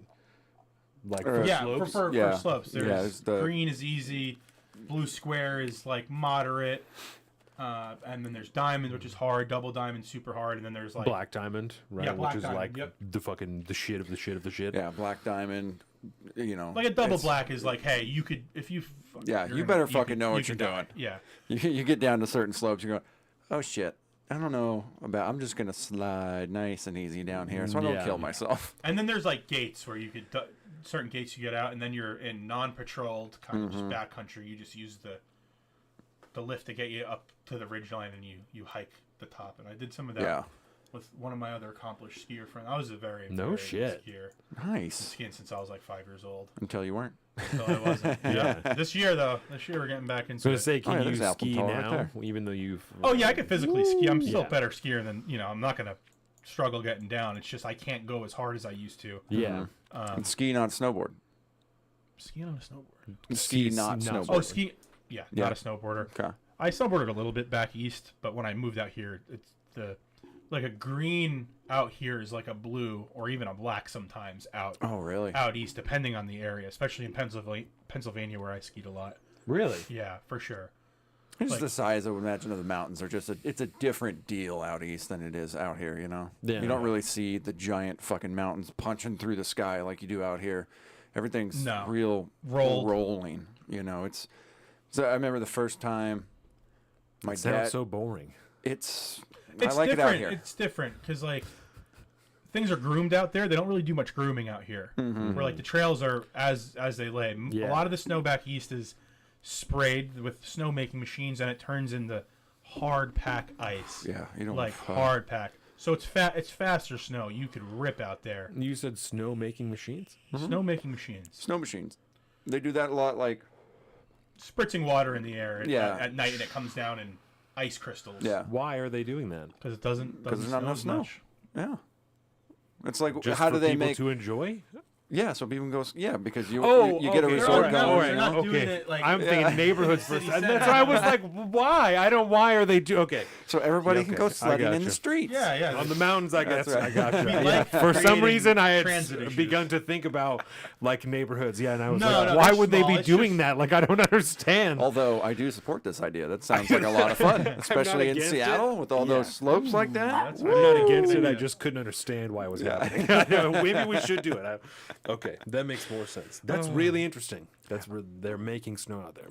Yeah, a lot of times. They do it out here too. Yeah, They definitely do it out it here. depends. I've seen them especially going at at Crystal towards the Snoqualmie bottom before. of the mountain. They don't get as much snow as the top, so they have to make snow. Yeah. A lot of years, and it varies by year. Like even out there, sometimes they don't need to make as much snow as.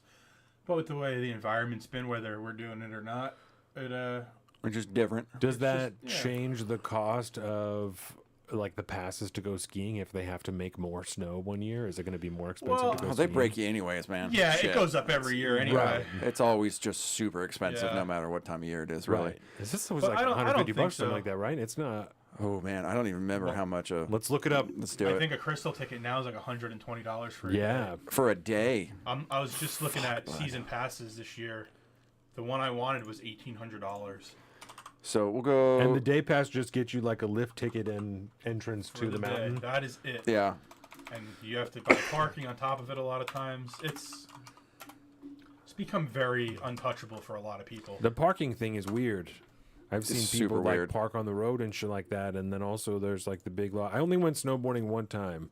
My sister drove me and her boyfriend and one of her other friends up there, and they took me up to the top of the mountain, and then they said, "Bye." Bye. Yeah, and so I've like I've done that to Spend somebody really hardcore once. hours working my way down the. It wasn't like wild, like it wasn't a crazy slope. It just was at the very top, so it just took me fucking forever to get down. You know. I went early season with 3 buddies of mine. One, another good skier, and then 2 who've never touched snow in their life. One's from Georgia, the other from Southern Virginia.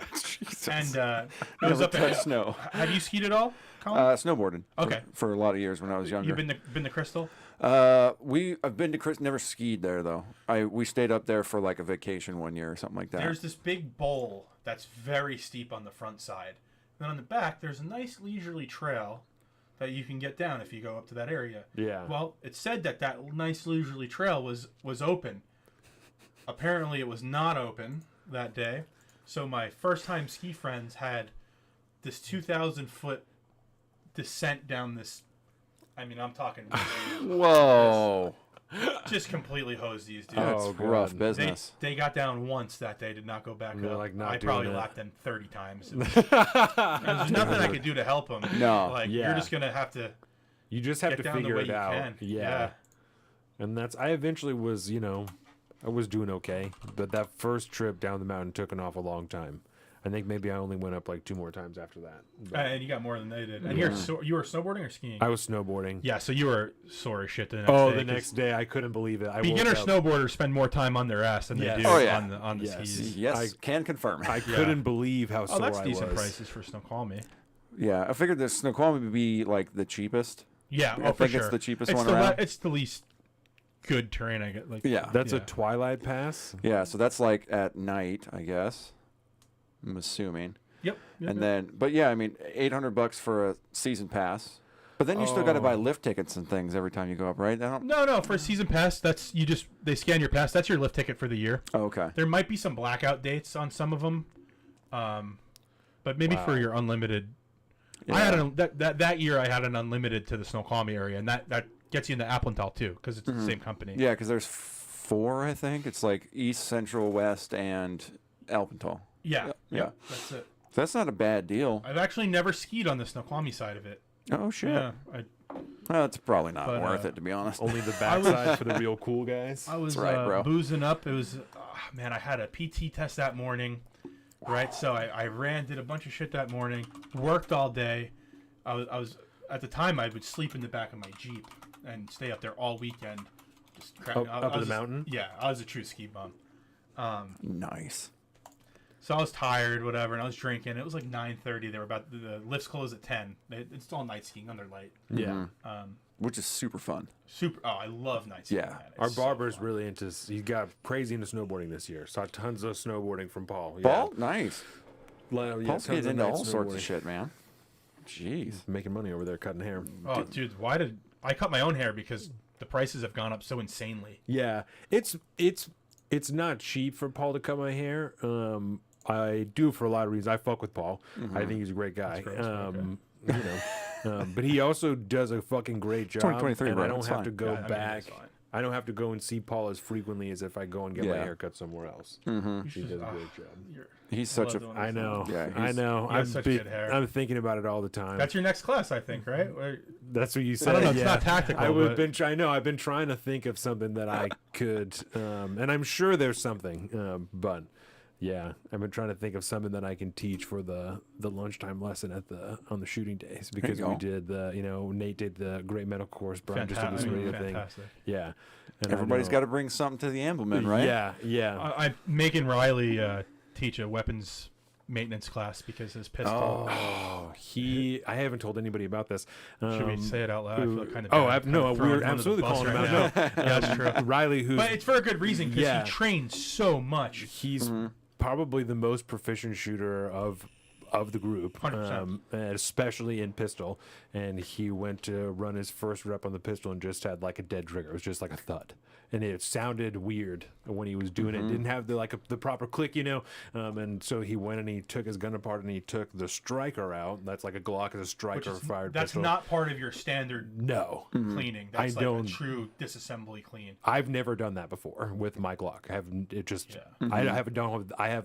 Never even thought about No. cleaning that part. I've got like maybe I don't know 2,500 3K rounds through it, so I've never even considered opening up the back part.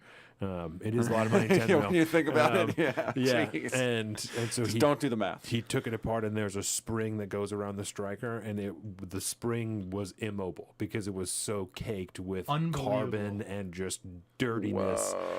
So that was bad. But he was saying that like the scariest part of all is that he's been carrying that gun for it's carry gun. So he's been carrying that gun for however long, and if he had to defend himself, the fucking trigger wouldn't have It's worked. dead, and nothing would have no preventing it. Like, No, there's nothing. You could have nothing. done. No, he ran multiple rounds through it, just Crazy, thinking man. it was that and nothing. It was just. And I still have. I gotta clean mine, man. Yeah. I gotta take mine apart. Oh yeah, and then we were all fucking paranoid about it because we've never considered it. And Oh, now yeah. I'm Now like, everybody's you checking. clean your mainspring, but Yep. you never go and take the striker out and clean the striker spring. no, Because that takes a lot. Take your back plate off. You're fully it's a whole deal. disassembling the Yeah, slide. it's a whole deal. It Completely sucks. disassembling the slide. Man, Usually it takes maybe 20 minutes or whatever to clean a gun. It's pretty quick.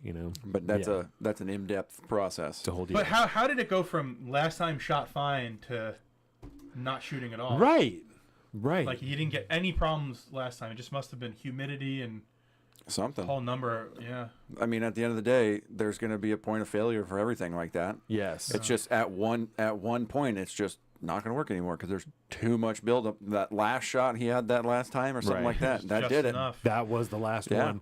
And there was a few like Bronson had a squib around too. He had the bullet get stuck in his Ooh. barrel, and he was super duper lucky because it was far enough back that he couldn't put another round in. So he couldn't shoot anything Yeah. because if it would have been stuck halfway through and I don't even know what would have happened. Nothing Luckily, good, it's like you know. blocks are like recoil Yeah. operated, so hopefully it would have dumped all the pressure out of the top of the Yeah. slide. Yeah. I don't know. Shot I him don't like know. a fucking It dragon. wouldn't have felt cool in his hand, that's for sure. No. it would have That's probably felt definitely really true. scary. Even if nothing broke, it would have felt super scary. Well, he's got like Franken Glocks too. yeah. If he's listening. Does some Rusto so- mods? Yeah. So and then he Yeah. had like it's all custom shit. And, That's yeah. awesome. He had like a bottom plate fall off one of his magazines too. There was a bunch of weird shit that happened that day. A bunch of weird Yeah, that's stuff. weird. But sometimes, if you ever look at like military guys' magazines, they'll tape that bottom floor Just to plate keep it on there. because Oh, yeah. they start bending over time, especially if you clean your inside of your magazines a lot. That Yeah. the Colt style aluminum mags, those bottom plates get worn out, and some of mine I could slide with a finger. Ooh. That's why I only use them for the range days. I Yeah. use PMags for my real setup with my real ammo in it. Right. It's I all like PMags. PMags. I love PMags. They got a yeah. few of them over there. They're good. They're kind of underneath all the boxes and stuff. But there's probably a box of like, I don't know, 30 of them over there. They just always Nice. run good, you know. Oh, yeah. They load easy. Gen 2 PMags I love. I just got a bunch of Gen 3 windowed, but they've got the what do they call, like over insertion tab on them. So, Oh, okay. yeah. Sometimes they Yeah. get stuck on Interesting. things, so I like the Gen 2s myself. Right. Yeah. Well, fascinating.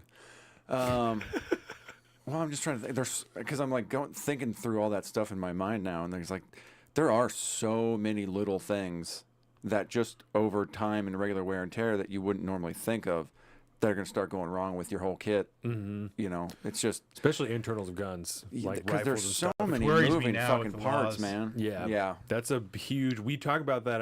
It's got to be every time we go out to the range, and we talk about that. Allegedly, when we're talking about trips to other places that we're going, because to not be able to buy a replacement part for the gun that I have, that's a problem.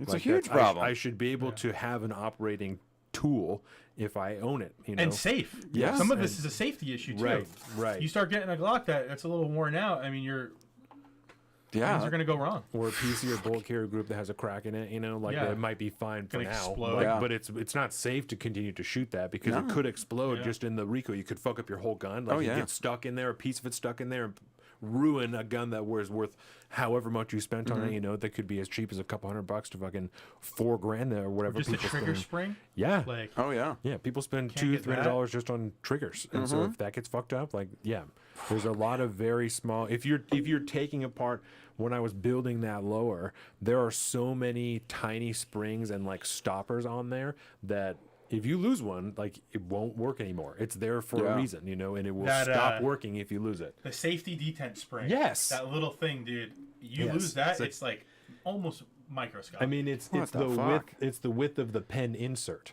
and then there's a tiny gold stopper or like a D10 thing that goes on it, and you have to put that in there and then put like a cap over it, and then put this together. Yeah, it's and held so on by the grip of the AR. It's horrible. And It's see, that's horrible. what, like you don't have that problem with an AK, right? Like with There's other- Eastern made guns and stuff like that, I don't know enough about them to know. Yeah, I don't know the inner, yeah. but because it just seems like there's The pieces so are bigger. many, Yeah. so many parts that anything could go wrong at any time. Yeah. There's so many little moving pieces like that when one of them breaks, you're screwed at that point until you replace that part. Yeah. And it's all these little parts that you don't think of all the time, not regular maintenance or something. And I mean, every spring has got a lifetime. yeah, that's Right. true. Every spring's got a lifetime. And I don't And this, have. the spring we're talking, it does really, that'll never go bad in your entire No. life. but if you were taking it apart for some reason and you lost it, you know, Wish I had one. then Oh! I almost lost two springs just putting it together because if you have whatever holds it on there and then you take it off for a second, it just fucking shoots out, you know. So I got lucky.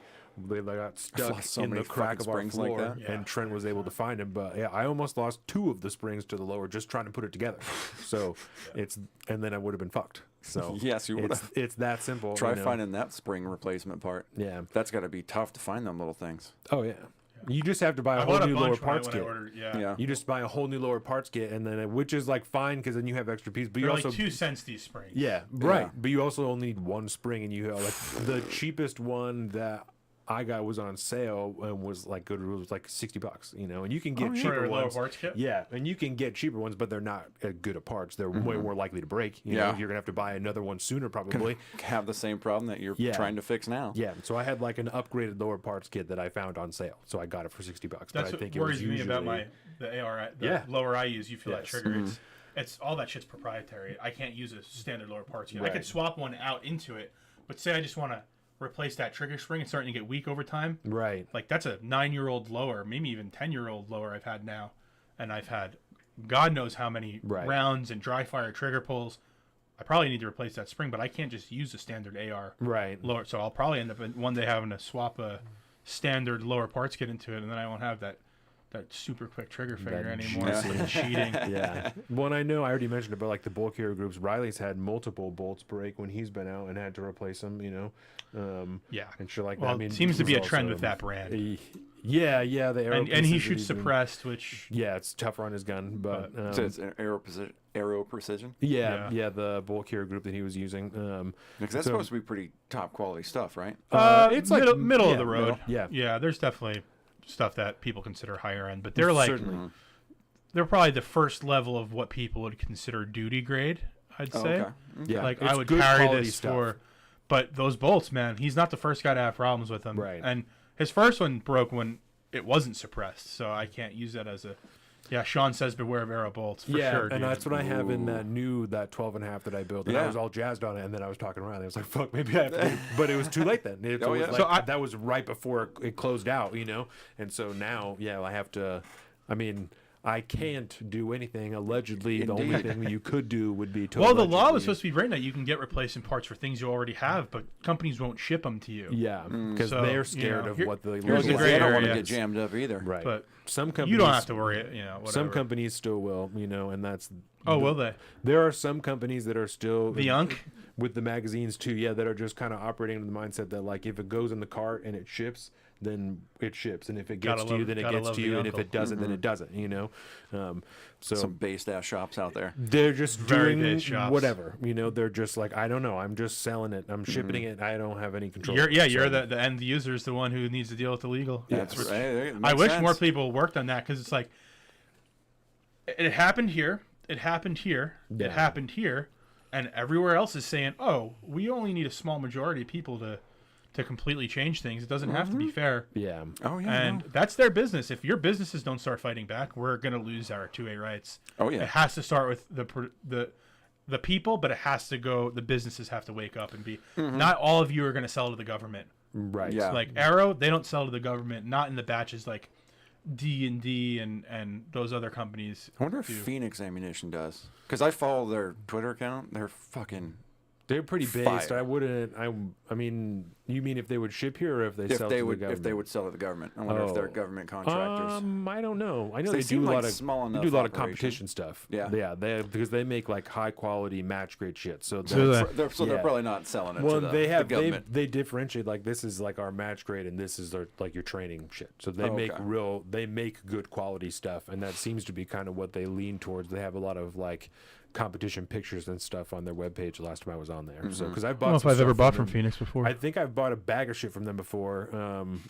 They're a fucking great Twitter follow, Yeah, man. 'cause I've They been- spit fire, Yeah. tons Yeah. of cool 'Cause videos. I get their emails and stuff. I've been following them for a long time, so Yeah. I think that maybe pre-COVID or during, not pre, but during COVID, I might have bought some shit from them. Probably, yeah, because they were like, "Yeah, we're not gonna fucking shut down. We're gonna Right. keep pushing. This is not how this goes." Yeah. yeah, a lot of good fuck the government type of posts on there. I'm a big fan. If I'm not mistaken, there was a company, and I think it might be Phoenix, that the government wanted some like special rate on a bunch of shit. It was like a police department, and they were like, "No," and you'd have to wait in line just for the big orders, like all the smaller shops would do. Right. I think that was Phoenix. I wouldn't be But surprised. I just buy the cheapest shit Oh, I yeah. can find on Ammo Yeah. Seek at this point. And Sean there's- says they don't specifically for civs. There you go. Fucking A. And there's Based. a few other companies, very few other companies that like T-Rex Arms is one. They won't sell body armor and like full-size magazines to law enforcement in states where the civilians can't own them. So in Washington, they wouldn't sell 30-round PMags to the sheriffs here because we can't Good. buy them.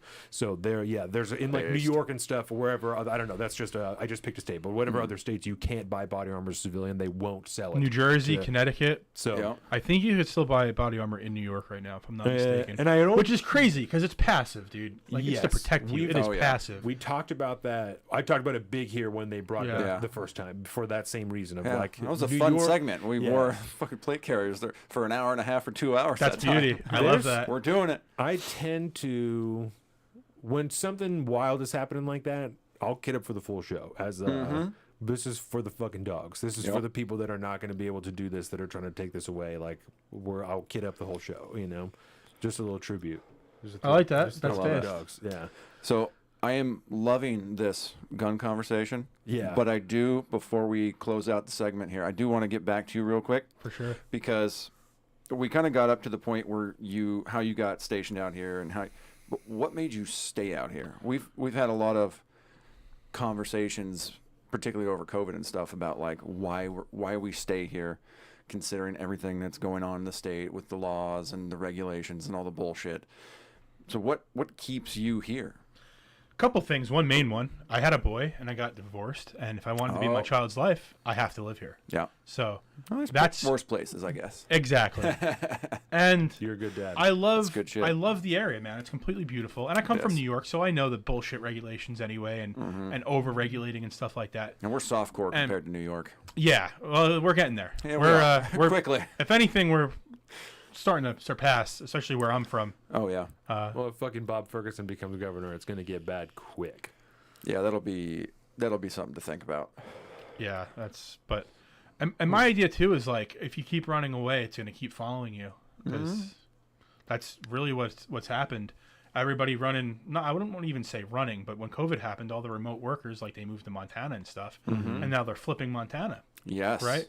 And they're like, oh, well, they have a homeless problem too there. It's like, yeah, because you put them all out of work, and they can't afford their houses that they've lived in for 30 years now. Oh, yeah. Well, and you're not wrong. There were, I mean, Austin, Texas is a very good example of the flight of people who lived in California and other states that didn't agree, and they lived there for X amount of years and then finally just left. And that was good to a certain point, but now the people who left there for the good are seeing the influx of the people you were talking about that are fucking it all up, you know? And I'm hoping if I stick around long enough, people will kind of wake up and be like, "Oh shit, maybe not giving out free needles is a good way to have spend my city tax dollars," and it'll start maybe flopping the other way, and we'll get some of our freedoms back, which it never comes back. But yeah, they're. I know how I live. Yeah, once they take them, they have a hard time giving them back, don't they? They just killed them to give us our freedoms back after COVID ended. Oh, man, I have hope. I have hope for this place because, you know, there's enough. There's so many, like, just for lack of a better term, like, good dudes out here that have like some real base values that are just in the background, and there's a fuck ton of them. Yeah, it's really just, you know, like, there's some spillover and stuff a lot these days from Seattle. You know, cities are like cancers; they just slowly grow outwards, and all the ideologies that come with that come with it too. I mean, Paulsbo today is a fucking. I mean, it's closer to what Bainbridge Island was 10 years ago, and Bainbridge is 10 years closer to Seattle than it was. I mean, it's a wild place, and it slowly spreads out, but it hits these buffer zones, and we have little mini culture wars even in this little county about what's okay, what's not okay, and well, appreciate that. Spread the idea, and I know you were saying that you were the gun thing and stuff wasn't big in your life until all that stuff started happening. Oh, yeah. How many more people are there like you out there? There must be a lot, a ton of them. Well, even further than that, when Colin and I, when we worked together the first time before we even started doing the show, I was borderline anti-gun. We were having, I don't remember what, I think it was the school shooting in Florida. I think is the one whatever at the school. The Hogg that started David Hogg's career. Yes. And so before anyone knew what David Hogg's name was, Colin and I argued for more than a day at work about guns. And even in the early days of the show, there's audio of me saying, you know, no civilian needs to own an AR-15. Yeah. And wow. That's how we started. I'm saying, and I was out with you last weekend. So I know that's episode 1, and it's audio only. God, maybe we need to kick someone up. And it's not because, you know, because I was fucking radicalized into extremism or anything like that. It's because that narrative that people live under doesn't make sense. When the ideology of only police officers should have guns and only the government is here to protect us, that doesn't make sense. And that's how I was raised. And it doesn't take much common sense and much exposure to positive influence for that to change people's minds. Yeah, just one experience can turn somebody. I mean, hopefully these riots and stuff really woke a lot of these people in this area up going, I need to be responsible for my own safety.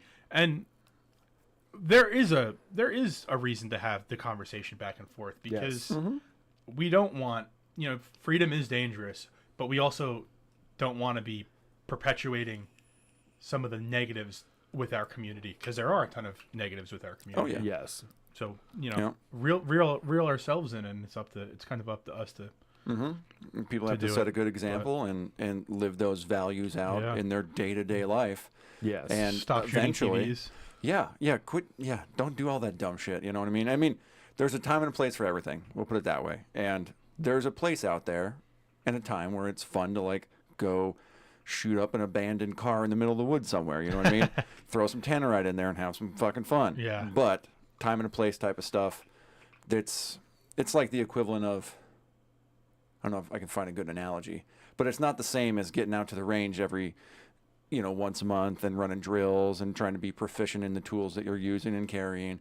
You know, sometimes it's fun to go out and blow shit up, but that's the fun side. But of clean things. up after yourself. Don't be leaving beer cans and on your. That shit sucks, man. It's because they close. Where I used to shoot when I was in the Army, obviously besides the Army stuff, which shooting in the Army sucks. I'm sure you've shot in the Coast Guard before. They make it miserable. Oh, yeah. Like, you don't want to do it. No. You were talking with Nate about that last Yeah. time. Yeah. Most people get that completely wrong. I don't know. There was that video that Larry sent us that one day of him and the boys out there. Yeah, he looked like he was 50 having cal fun. stuff. Right, but that's what I was saying. I've had fun, Right, but that's not what I like was saying. That's a rarity. Well, no, and I told you about that because that's the same guy that was like, we have 100,000 rounds to kill in a weekend. Like, Yeah. Yeah. that doesn't sound. By the fun, way, we you have to know? pick up all the brass, separate the links out, and turn it in. Oh, yeah. That Yeah. doesn't sound fun. No. There's fun to be had there, but That's why it's good with the helicopter. It Yeah. falls to the floor, and you don't have to think about it. It falls to the earth, and you're done. But when your shoulder's starting to hurt because you've been blasting for a day and a half and you still have fucking 20,000 rounds to go, you're like, I don't want to do this anymore. Do you guys know Yeah. what a Mark 19 is? Yeah. It's a belt-fed fully automatic grenade launcher. It shoots 40-millimeter grenades, similar to the ones that go like in an M203 under a rifle. They're a little bit bigger. They're higher pressure. Yeah. Yep, that guy right there. Oh, dude. So, I went to a range at Fort Lewis once, and they were like 8 people. And we're gonna get 8 people to get qualified on this thing. Somebody either read the orders wrong or something, but we had thousands and thousands of rounds, which should have been probably 80 people, not 8 people. Oh. And you can't take anything with explosives back. I believe you could return live ammo, but not live explosive. So we had to shoot all of it, and I probably put 2,000 or 3,000 rounds through that stupid thing. And maybe other people have had a different experience. I know that the ones that get shot more run better, but ours was like brand new, not a scratch on it. Would Not broken in yet. Yeah, exactly. The last round always gets stuck in the breech, and you have to take one of the pins out and knock it off the breech. And like for shooting a fully automatic grenade launcher, I sure as heck did not have fun. Like it was fun at first when it's going and rock and rolling, and you could lob because it shoots a lot further than like the M203 40 millimeters or higher pressure. You can't swap them between the two. Oh, You could on the lob those boat, things dude. like boats, too. 1,700 yards. Yeah. And up at Fort Lewis, they have like old tanks and shit as targets out there. And we weren't using high explosive rounds or low explosive, so you could visually see them explode, but they're not going to do much damage. I wouldn't want to get hit by one, but Right. No. but they're just a cheaper version for training. And just Any problems get with so like tired of it. barrels overheating on something like that? I'm not too sure. That's a great question. I don't know if they will cycle fast enough to get too hot because those boxes only hold like 30 or 40 rounds. Oh, yeah. And they shoot. They're like dunk, dunk, dunk, dunk, dunk. They're not like really fast. Can you change I've out never even considered that. Can you change out the barrel in it, or you don't? you No, don't think that's you would need fixed. to? Yep, the whole thing recoils in. It's it's not like an M2 or like It's an such a M240. wild looking fucking machine, dude. It looks like a robot. Like Yeah. it looks like it should move by itself. You know. They're Give it time, baby. I know the Marines rely on them a little bit more heavily than the Army does, and they'll use them as like mortars where they shoot them straight up in the air and use it for indirect fire, and they'll do some crazy shit with them. Fucking rain hellfire Yeah, down. it's pretty cool. Jeez, Just man. snap off this back bar. They're like, no, dip that thing down. Dog. Yeah, Dip that thing. Oh, that's but awesome. yeah, like you'd think that would have been a fun, super cool range day, and I'm like, oh, I hate this. Like, Yeah. this is just never Well, ending. and this looks like a fucked up position too if you're sitting on the ground. Well, like, luckily for us, I was in like a cutout bunker, and it was like at face level, Oh, good. right? Yeah, because So- that looks like it sucks. Yeah, that's Give how it you. about Yeah, off those 5 minutes tripods, of that. 50 cals too. Yeah. You shoot in that position. Use your feet to brace it. brace it. Yeah, Yeah, fuck that, dude. Bro. He doesn't look like he's having a good time. No. See, he doesn't look. He's probably getting yelled at. What are you doing? Now someone's taking his Hand picture and upside it's down, like fuck. not over. Just things like that. Yeah, I mean the military has, just in general, has a really good way to kind of suck the fun out of anything that would be fun. Yeah. Just through, like you're talking, we're going to go to the range and blast off 10,000 rounds. Yeah, but you also got to police all that brass, all the clips, and get it all back, every fucking one of them turned back in. It's like, well, that's Well, and you were saying like not fun. that they're weighing it, like the boxes have to weigh the same, right? Yeah, they'll weigh them, and it's like fill some cases up with dirt. So the ones we lost, because you're not going to grab every single No, one. yeah. Yeah. I mean, I even at the range, like I try to police brass as best as possible. You're not going to get all of No. them. So I try to pick up all of mine I can find, and then I usually pick up a bunch of stuff that's just been there. Been there, yeah. That way you're always just Which kind of where we go, they better. get the goblins. We call them goblins. Oh, yeah. All the meth heads come up there, and they. Oh yeah, We had one pick it clean. woman wait for like 8 hours for us to finish, and we probably left hundreds of dollars worth of brass in that. Well, especially like I used to always pick up all my brass, right? Mm-hmm. And when we were doing more static shooting, it was easier because it's just like in kind of a pile. Yeah. You know. Yeah. Now that we're fucking You're drilling and stuff. dude. Now that we're running and gunning, some of them were running like almost 100 yards on a drill. I'm not gonna. Nah, I'm that's not a little gonna do much. that. That's a little much. Especially because. And we picked up some because Yeah. now we're trying to, Yeah. you sold your reloading stuff shit, to, but to Nate. Yeah. but I'm not as on it Hardcore. as I used to be. Yeah, especially because some of those drills, you're just only doing like 10 shots. But I don't feel bad I about it wanna either watch- because you're helping someone else Someone else out. get it. They want that brass. They'll either smelt it or I don't know if they reload it and resell it online. I don't know what they do with yeah. it, but they'll fight over that shit. I mean, brass is a precious metal, She right? did. Yeah. She waited all day when we were there. The brass witch. She waited all day. And then on the way out, you got, sorry, man, we shot steel casing today. That's really. Yeah, that war really screwed the brass case or the steel case market. Yeah. Damn Ukraine. Yeah, it's like to say you could get reloaded brass now for the same price as Tula. Oh, It shit. used to be Yeah. super crazy cheap. Yeah, a lot of the stuff I'm almost out of it was this brass or steel Russian stuff. The stuff that Jake and I got that has like the weird purple ring around it. Super The- crazy cheap. It's around the Around the where the ring throat is? casing, yeah, that's just sealant. yeah, Yeah. and it's gold, and I got it super cheap like during yeah. COVID. It used to not be good. good. Like 10 years ago, I used to Yeah. shoot a lot of steel, and it was bad. I've Like heard now, that. I don't get any problems with any of it. It all That's runs nice. fine. Yeah, That's nice. Used to be where like every magazine would have 2 or 3 that, Yeah. like the primer would go off and wouldn't ignite the cartridge, so you got to sit there and wait, and then whatever. And now I have no problems at all. Yeah. That's nice. That's Yeah. nice. Well, cool. Yeah.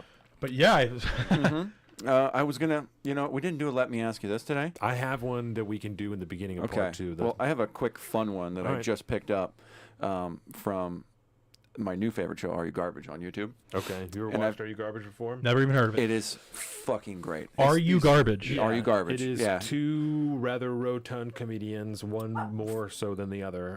From deep Philly. yeah, proper. Oh, Philadelphia. nice, Yeah. And nice. they interview other comedians and ask them questions about their upbringing, that are really random stuff, but that Yeah. dictate their level of garbage. Yeah. Over the years, they've built up like a pretty good list of like standardized questions, and depending on your answer, you're either classy or Yeah. it's trash. It's like Yeah. the type of grocery store that you went to, and like, do you drink milk with dinner? Like really random shit. Yeah.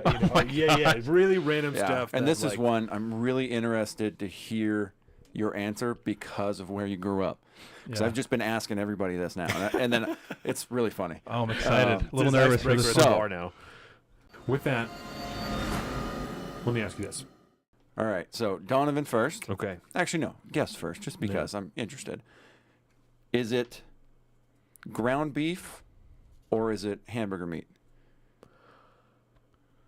Ground beef. Okay. When I was a kid, I think my mom might have said hamburger meat. You ever living out in Long Island? I heard a lot of people call it chop meat. Chop meat. That was like chop the meat. thing out there, and I was Yeah. like, that's hella fucking classy. But to be it's honest. the same thing, or is it different? No, It's it's the same thing. It is the same. I'm gonna Yeah. get some chop meat. It's hamburger yeah. and or ground beef. Mhm. I didn't call it ground beef until I moved out here. That's for sure. And now it's ground beef. Yeah. Okay. See, that's Yeah, that's, chop meat is what it was called. Okay. What about you, Donovan? I call it ground beef, but my mom did call it hamburger meat when we were growing up. See that that seems to make a lot of sense. Yeah. Yeah, because essentially the classy answer is, oh, it's ground beef, but the trashy answer is, The no, we hamburger grew up and it was called hamburger meat. Do you know? know what? That's so funny because we were poor when I was growing up, and there are things have never thought about this Yeah. like to make it a conscious effort, but there are some things that I'm like, I'm not doing that because we did it when we were a kid, and I just won't do that. So like hamburger helper. I even fuck with hamburger helper. I won't eat it now because No. we ate It's it also so much as super a- bad for you. But Yeah. And I'm from what I not. heard. Well, I'm like. well, you got 2 kids, bro. It's time to make that's some food. That's what I'm saying. Like, Yeah. and I won't eat it. I won't buy it now because to me, I'm like, I'm fucking. I'm not The going army back to that, loves you giving know? you hamburger helper. Oh, You know yeah. what I'm saying? And I would never shit on anybody else for doing it. It's totally a personal deal. But I think that might be a subconscious. Like, I'm not poor. I don't eat hamburger meat. I eat fucking right. ground beef. Bitch. That's right. Yeah, that's Awesome. really funny.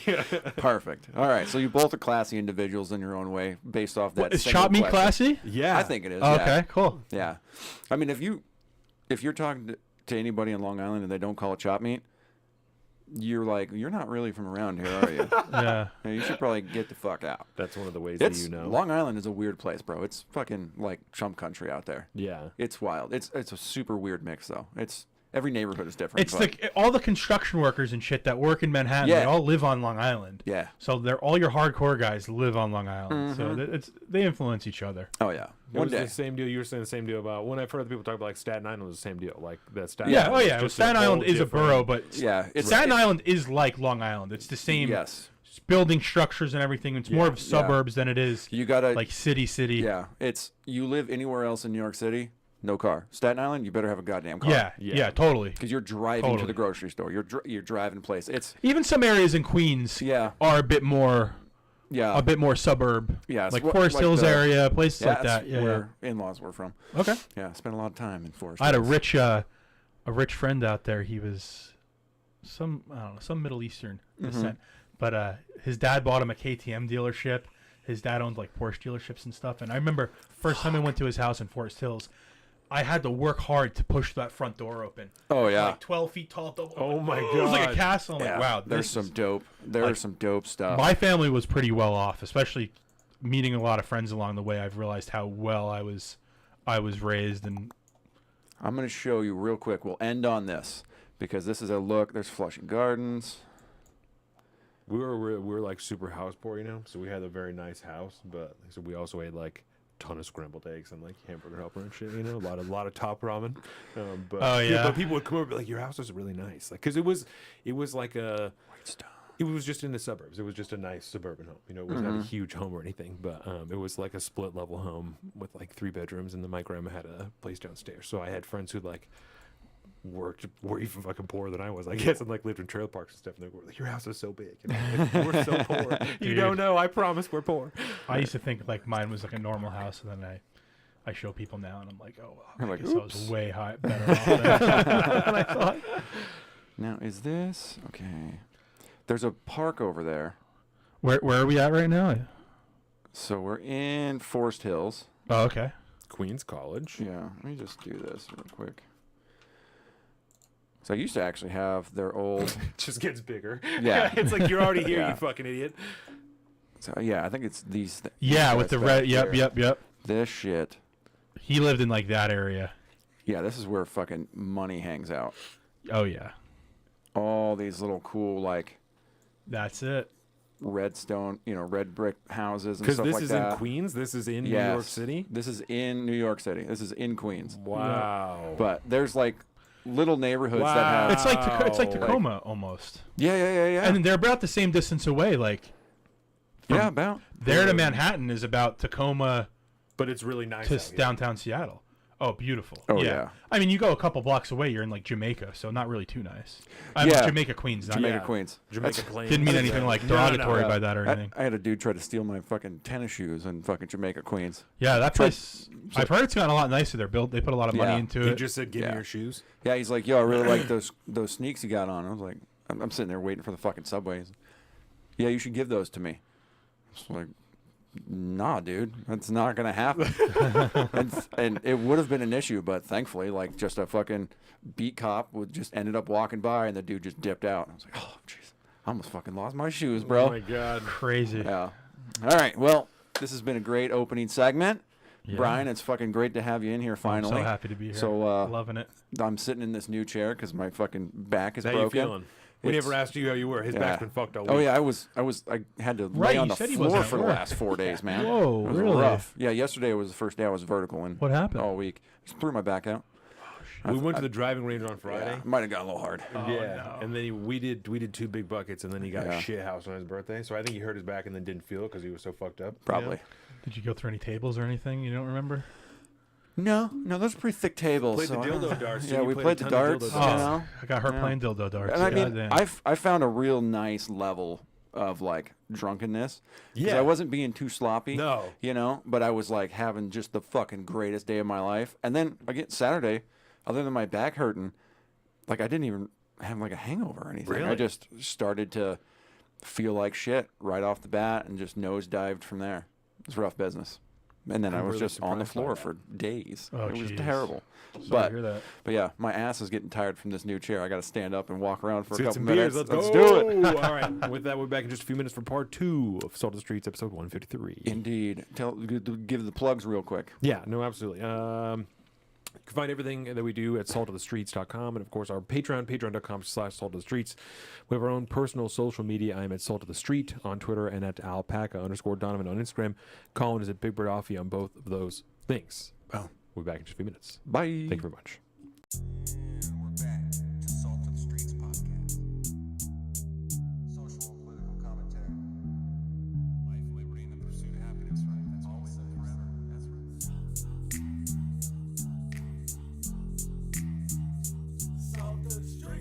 Another fantastic episode. Everyday normal person's podcast.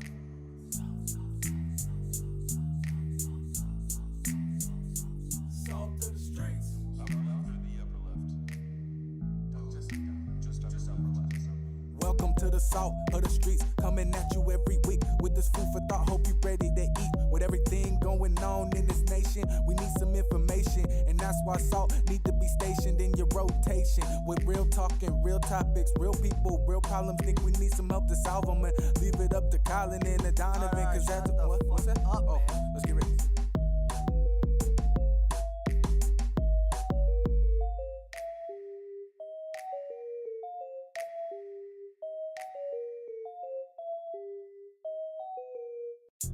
And we're back to Salt of the Streets podcast. Social and political commentary. Life, liberty, and the pursuit of happiness, right? That's always and forever. That's right.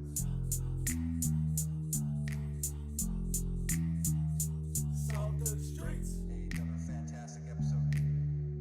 Everyday normal person's podcast.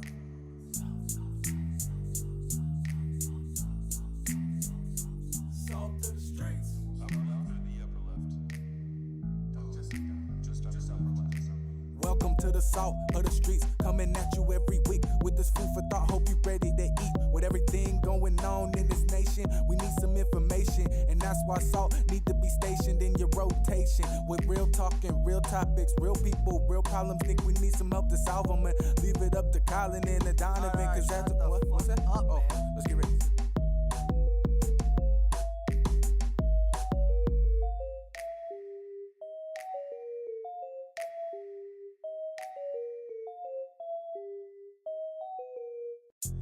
And we're back to Salt of the Streets podcast. Social and political commentary. Life, liberty, and the pursuit of happiness, right? That's always and forever. That's right.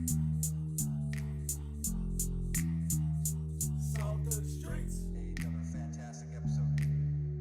Everyday normal person's podcast.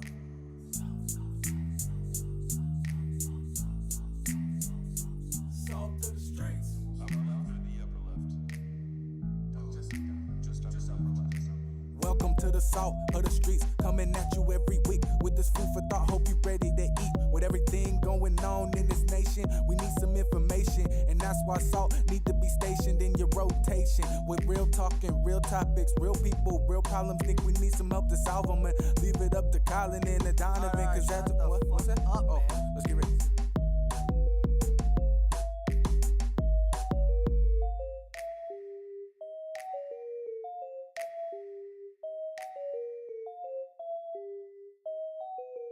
And we're back to Salt of the Streets podcast.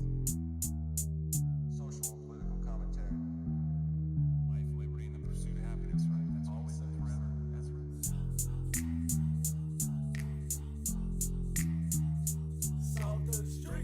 Another fantastic episode. Everyday normal person's podcast.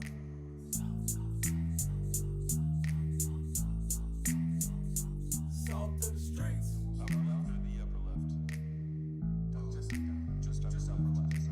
Welcome to the salt of the streets, coming at you every week with this food for thought. Hope you ready to eat. With everything going on in this nation, we need some information, and that's why salt need to be stationed in your rotation. With real talking, real topics, real people, real problems. Think we need some help to solve them, and leave it up to Colin and Donovan, cause that's what's that? Oh, let's get ready.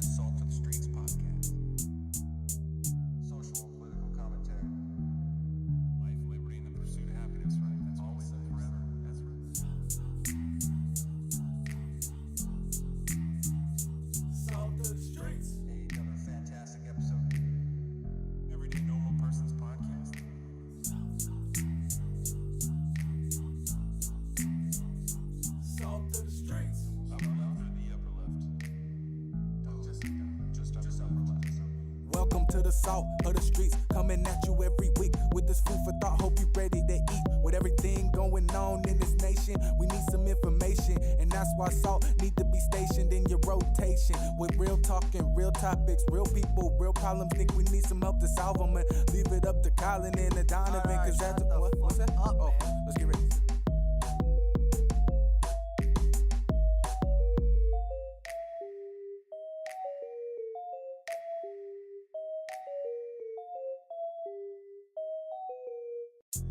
And we're back to Salt of the Streets podcast. Social and political commentary. Life, liberty, and the pursuit of happiness, right? That's always and forever. That's right. Salt of the streets. Another fantastic episode. Everyday Normal Person's podcast.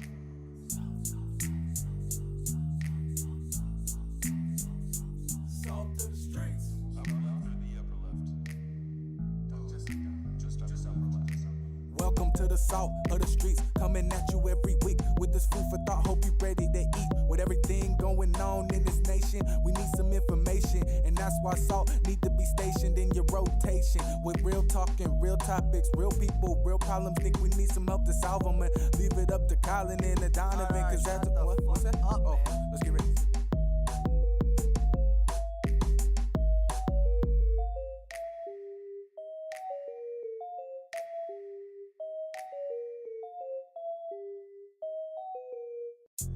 And we're back to Salt of the Streets podcast.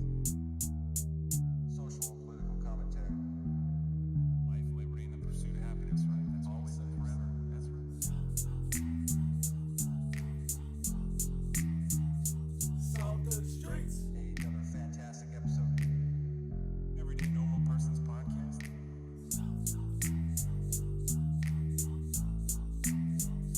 Salt of the streets. Upper left or the upper left? Just upper left. Welcome to the salt of the streets, coming at you every week with this food for thought. Hope you ready to eat. With everything going on in this nation, we need some information, and that's why salt need to be stationed in your rotation. With real talking, real topics, real people, real problems. Think we need some help to solve them, and leave it up to Colin and Donovan, cause that's what's that? Oh, let's get ready.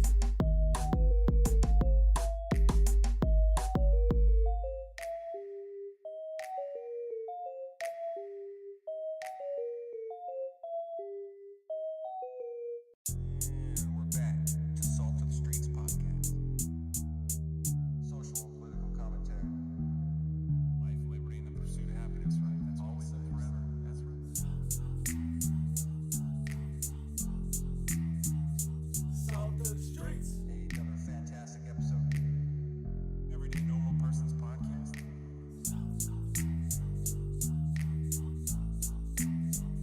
Salt of the streets. Upper left or the upper left? Just upper left. Welcome to the salt of the streets, coming at you every week with this food for thought. Hope you ready to eat. With everything going on in this nation, we need some information, and that's why salt need to be stationed in your rotation. With real talking, real topics, real people, real problems. Think we need some help to solve them, and leave it up to Colin and Donovan, cause that's what's that? Oh, let's get ready.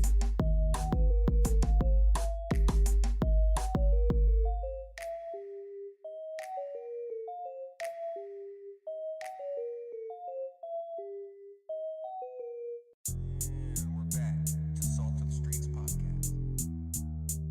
Social and political commentary. Life, liberty, and the pursuit of happiness, right? That's always and forever. That's right. Salt of the streets. Another fantastic episode. Everyday Normal Person's podcast.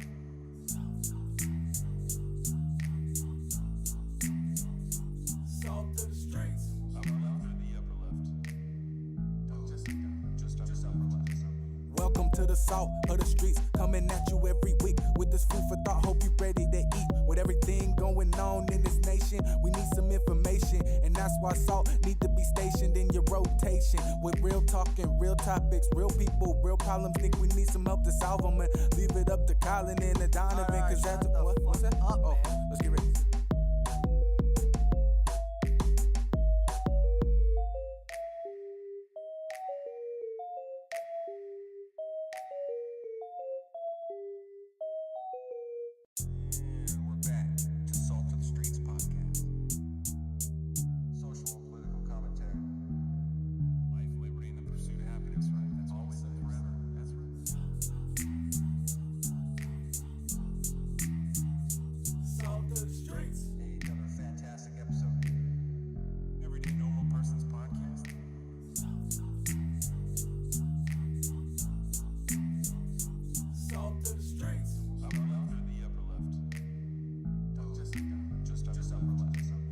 Welcome to the south of the streets, coming at you every week with this food for thought. Hope you ready to eat. With everything going on in this nation, we need some information, and that's why salt need to be stationed in your rotation. With real talking, real topics, real people, real problems. Think we need some help to solve them, and leave it up to Colin and the Donovan, cause that's what's that? Oh, let's get ready. And we're back. Thank you very much for joining us again, everybody. This is part 2 of Salt of the Streets, episode 153, with our special guest, Brine the Salty Dog. We're cracking beers for part 2. It's going to be a great time. We're going to talk. I'm really feeling the conversation thing. It's very flowy today. So Indeed. we're going to talk a little bit of like topic stuff, but we're going to keep it light. We're going to talk our discussion topics, because I think that's going to work really well for us today. Yes. So 'cause we got some requested topics of conversation from viewers out there like you. That's correct. That's correct. That's correct. I thought I was going to have something, like more eloquent that came, but it was. Yeah. I was really focused on not spilling my beer, so I got That was probably a good idea. You know, we're not used to having guests with this latest setup, so we haven't had guests in a while. I think the it's a last tight couple spot. people have been like over Zoom. Yeah, so yeah. it's been we've been talking about this new studio for a long time, and my progress on it has just been delayed. So, Family, yeah, 2 kids, it is you what know. it is, but we'll I've got get there. hands. You ever need Yeah. someone with hands? That's right. I'll show it to you. Well, it was my time, honestly. I was Yeah. I just ran out of time to. Oh, yeah. I was not applying my time in the places that I should, and now I'm more organized with it. So Well, Brian, I'd like to give you a fucking shout out first for bringing this delicious beer, there we go. Fremont Legend Cold IPA. Cheers, It's guys. fucking money. Cheers, man. Thanks for having me. Hell yeah! Thanks for coming all the way out. Oy, I'm drinking out of my Bud Light glass, That's nice. which I've decided to resurrect because I'm pretty sure Bud Light's going under at this point. I don't think there's going to be much to stop it from just nosediving off a cliff and then walking away from the brand completely. So this shit's going to be a collector's item. Crystal soon Ball, enough, baby. Crystal I Ball think you'll told have a me lot to that- compete with. Oh yeah. Crystal Ball told me that the boycott wasn't working. What do you mean? What are the current? What's the? Because someone else said, "What's the guy from Shark Tank was like? This is a total disaster or something like that." Oh, it is a right? total Mark disaster. Cuban. No. I know who Mark Cuban is. The other guy. The bald one. yeah. He's the asshole. Yeah. What's call him Mr. Wonderful? Okay, Yeah. there you And go. he's a fuckhead, but you know he's also made a lot of really bad calls over the years too, which Yeah. are really interesting. But no, the trends continue to go downward. I don't know what they're currently at now, but the quartering Jeremy Handley does like either a daily or like every couple days he like checks in with the latest Bud Light fiasco, and he gives numbers out there, and it's just, I mean, you see it mimetically lived out in everyday life now. People are just In memes, not- you mean? No, like in life. Like it has become a meme. The fact That's that what I like- mean. Mimetically. Yeah. Okay, I just wanted to understand. the- Mimetically, is that Yeah, a word That's for memes? memes. to Yeah, life? in memes. That's real life Mimetically. memes, right? Okay. Because there's a whole the That's world a of new memeing. word. That's a new word. To Yeah. me, so Mimetic? that yes. We should Google it just to make sure I'm not being a fucking No, asshole. I don't think you're wrong. I've just never heard it. That's If the it's not only there, reason I'm why- adding it to Yeah, Urban I- Dictionary We're doing today. it. Relating to mimetic. Here we go. Relating to or constituting an element of culture or system of behavior that is passed from one individual to another by imitation or other non-genetic means. And so these are just like the cultural touchstones that we all live out in everyday life. And once the Bud Light meme became actually like a lived mimetic experience, they're not selling it to bars. They're having to pull inventory. People are losing, like distributors are losing fucking contracts and jobs. And it's devastating tons of people's lives. They're about to fire another, I think, 200 some people like that over at Bud Light. Only the true Bud Light dogs have stuck with Bud Light. Yeah. You know, it's like the ones that really just don't give a shit and just Yeah. want to drink the beer. I mean, anybody who's on the internet and like was buying Bud Light for parties, is now like, What I'm not about doing the that beer- fucking- Is keeping you there anyway. Bud Like if Light, you man. disagree with the politics, What about the beer's keeping you? I don't Yeah, know, man. I know I'd rather only- drink a Rainier, If I'm gonna Anything, drink a light Right. beer. The only people I know that are still drinking Bud Light, these are like dogs that have been Yeah. drinking But Bud it's cheap Light. now, though. Yeah, It's real cheap. Yeah, and you they've could get been- it damn and near it's- for free. It's because they've Yeah. been drinking Bud Light for 15, 20 years now, and they're like, I'm not going to fucking switch This is up what I my drink. beer because There's just nothing interesting Because about some it. It's like fucking, boring marketing, you know- boring Yeah. beer. Yeah, It's not better than Rainier. It's not better than any other light beer that you could purchase. Coors Light or fucking any. They're all that it's run half of the water, shelf is all the same. Yeah. You know? If it's half water and made with fucking corn and rice, with a little bit of barley in there, it's all the same shit. Yeah. I mean, I dare anybody to blind taste test the difference between a Bud Light, a Coors Light, a Miller Light, fucking Rolling Rock, Rainier. Yeah. I mean, I think all I can those tell the things. difference. Yeah? Yeah. Oh yeah. Oh Okay. yeah. Maybe we should do. We this. should do that. We should buy all these. Well, different- Rolling Rock's a green bottle beer, so that already that's- Well, has so a you big, mean like big if flavor we difference. put them in? Oh, you think the green bottle changes the flavor of the? Oh, beer? 100%. Yeah, 'cause different bottles is for different light translution for Yeah, beers. the amount of light that gets, because no matter what happens, if you have a semi-clear bottle, there's going to be some form of light penetration, and, Okay. the UV rays are going to do stuff to that beer inside there. That's why most beer bottles brown are bottles? Yeah. like dark brown, to try to get rid of as much light as you can. Heineken, Rolling Rock, And you notice they taste kind of similar. it's true.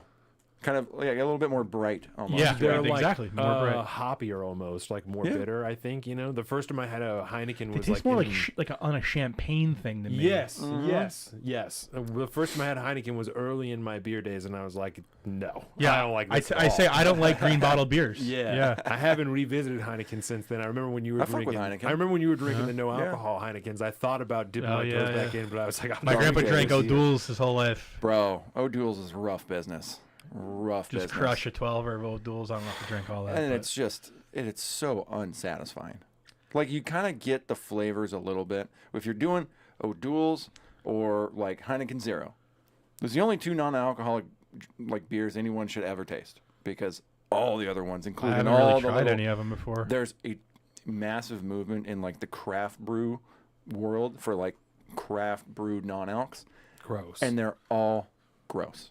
What's the I did a whole, he did it. There's other drinks you it's can like drink. I want to keep drinking beer, but I don't want to I have guess the if it's a alcohol, and it's like social- it's just, but you're not Just stop drinking. Just stop. exactly, Like, all because together. it does not taste like a beer. Yeah. Period. It's just not going to. He did a month of abstinence to prove it to himself because he was hitting the bars, or he was hitting the beers heavy, and he was like, "I'm gonna take a month off," but I was giving him much because we fucking do the show. And I was Yeah. like, you're gonna make me take fucking sit here and drink beers by myself. Yep. So he was crushing non-alcoholic beers while I was sitting here. That's drinking beauty. regular Hey, beers. yeah, Yeah. good on you. Yeah. So anytime we went to the bar, I would give him shit, so he would still drink a non-alcoholic beer, and then I would just drink regular beer. Good on you, though. I guess. Was it It was terrible. mentally? Did it help you that you were drinking a non-alcoholic beer as opposed to like a Coke or something? Yeah. Really? Yeah.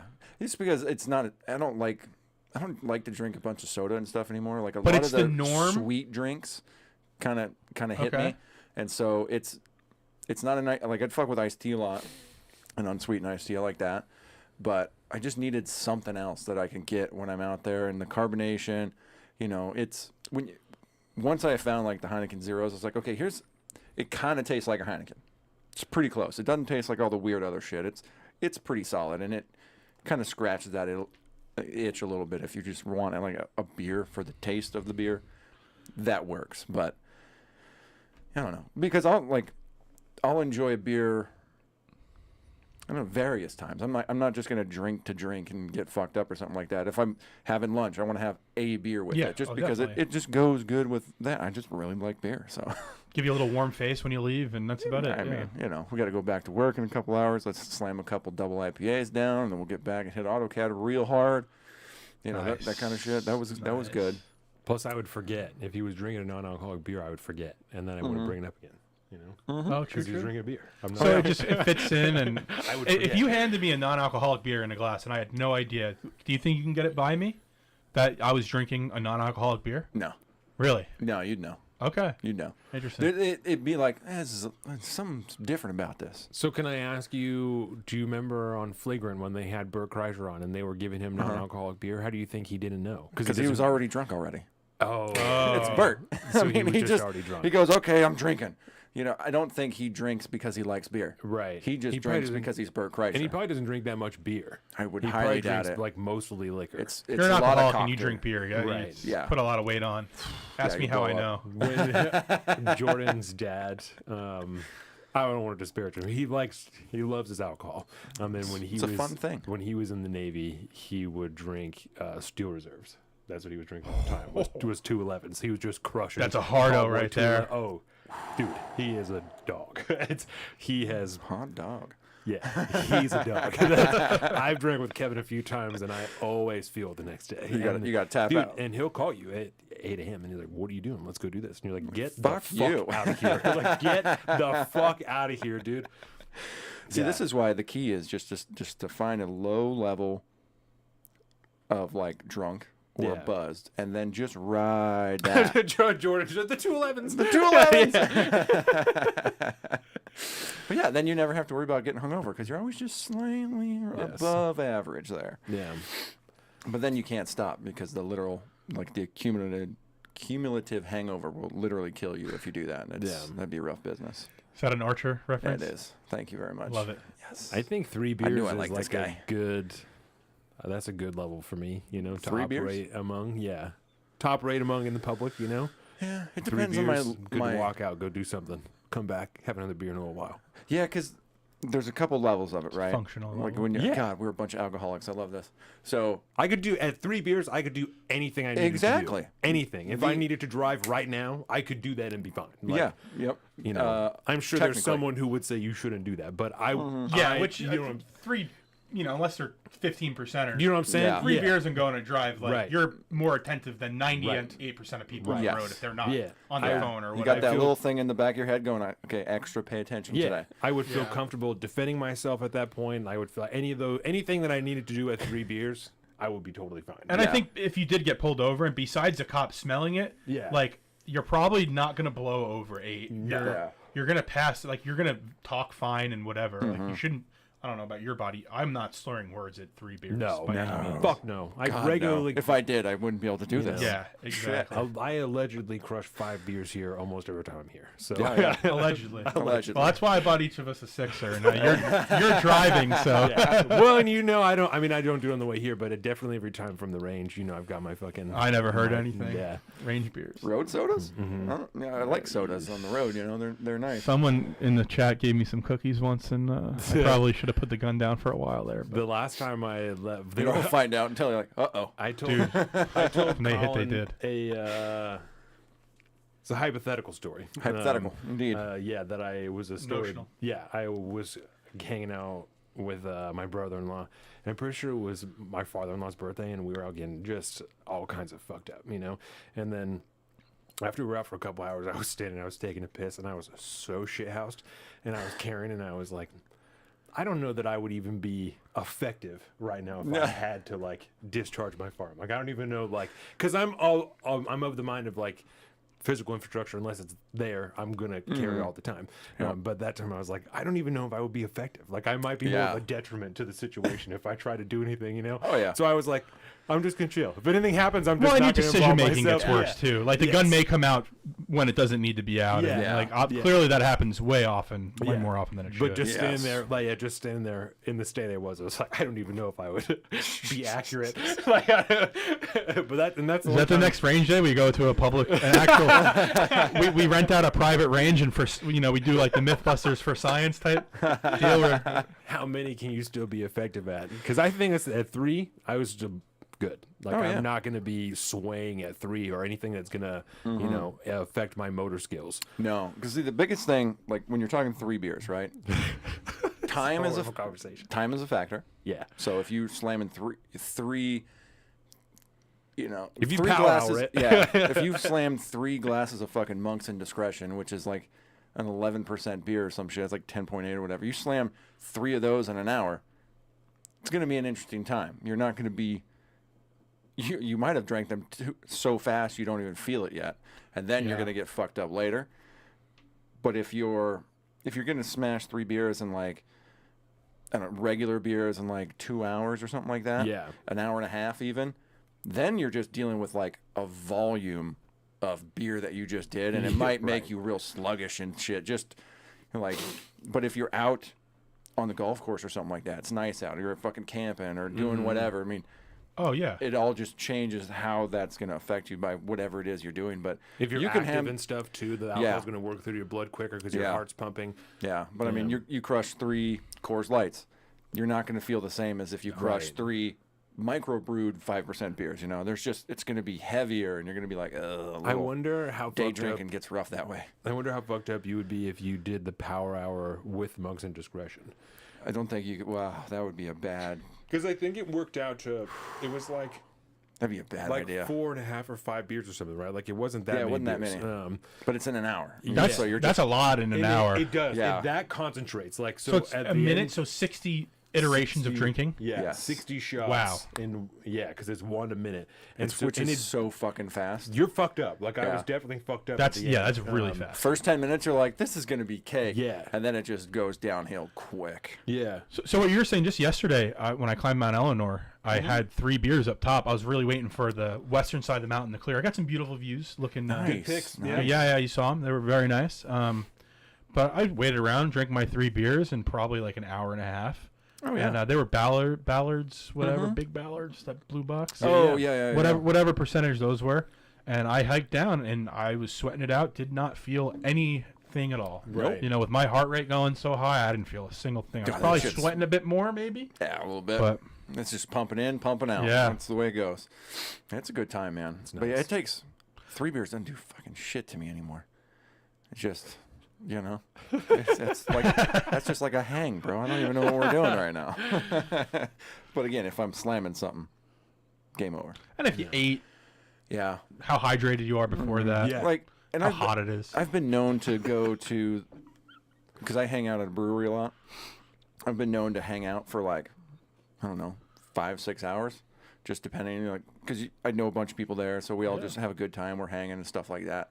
And after a while, you slow down your drinking immensely, just because, you know, if I'm on my 4th beer, you're peeing every fucking 30 minutes at that point, Yes. but you're just full of liquid. Yeah. And it's like you gotta slow down, and just otherwise, at one point you'll be like, nah, I'm just done drinking. I got too much liquid in my fucking stomach right now. It's just not gonna happen. Yeah. So you can get yourself in trouble that way. It's like kegger parties and shit in high school. Yeah. You're just pounding beers, and you're not getting super fucked up. You are, because you're like a kid and you're not Right. used to that But shit. it's all the light But beer. everybody's going out there projectile vomiting fucking gallons of beer because you're just drinking too much. Right. This is the fucking the gallon milk challenge or whatever. Yes. Can't do yeah. that. There's only so much you can have in your stomach, and then it's coming right the fuck out. You ever heard of that? No.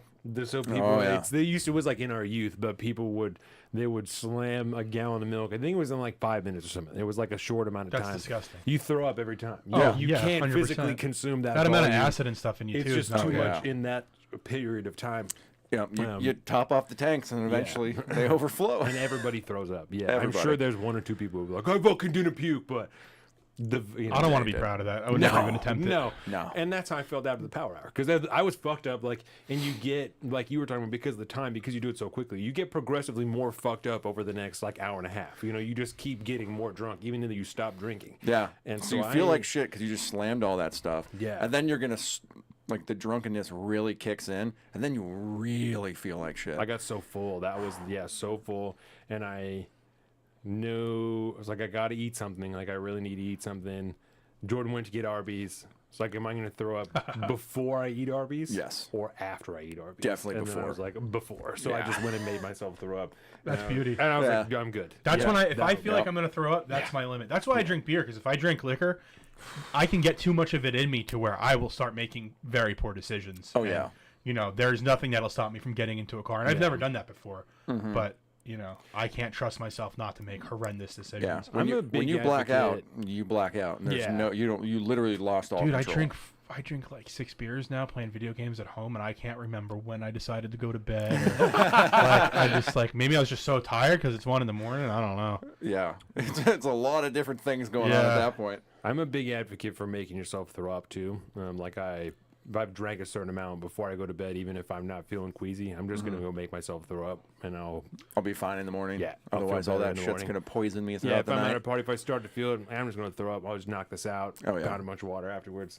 Huge proponent of Good that. for you, Get man. out of the I don't way. think I could do that. I used to fight it a lot, but now I'm like, no, you start to feel, you're like, well, I know what's coming now. Yeah. This is going to be a really shitty couple hours, or I'm going to go solve this in 10 can- minutes. I can count on like a hand how many times I've thrown up from drinking beer. Oh, I don't like to. And I don't like to be limited in choices. So like sometimes if you start to feel like you're gonna throw up, you start to get the spins. You sit down, you're like, I don't feel good sitting down. I gotta stand up, And I don't like that type of shit. Like I wanna do whatever I want to be able to do, especially if I'm fucked up. So I don't want to be held back by how I feel. yeah, I'm just gonna throw up. You want to Get keep it the down. party boot and rally. Even if I don't, because usually I won't. Like usually if I make Yeah. myself throw up, I'm gonna switch to water after that. But I just don't want to feel that way, and I don't want to. I still want to have a good time, even if I'm not going to keep getting fucked up. Yeah. You Yeah. Get to a certain level and Yeah. then fucking just enjoy the time. But I feel like I start to get on a downturn if I start to feel that way, because I'm like, now I need to drink water, I need to do this, and I'm just going to not throw up, knock it out, keep having a good time. Yeah. The old puking rally, bro. Yeah. I knew a couple people. But I don't always. It's not always a rally, because like I No. know, Then you're done for the sometimes- night. Yeah, sometimes, but does it for the come down. Yeah, it's just to get it done. It's When a very practical decision. You know? Especially, and I think she's talking because it's more common after I get home. I'll most of the time, if I've been out partying, I'm just gonna make myself throw up. Oh, I'm I so just- dumb. Damn. I just realized I wasn't reading Oh. it. That's your. Oh, That's yeah. your life.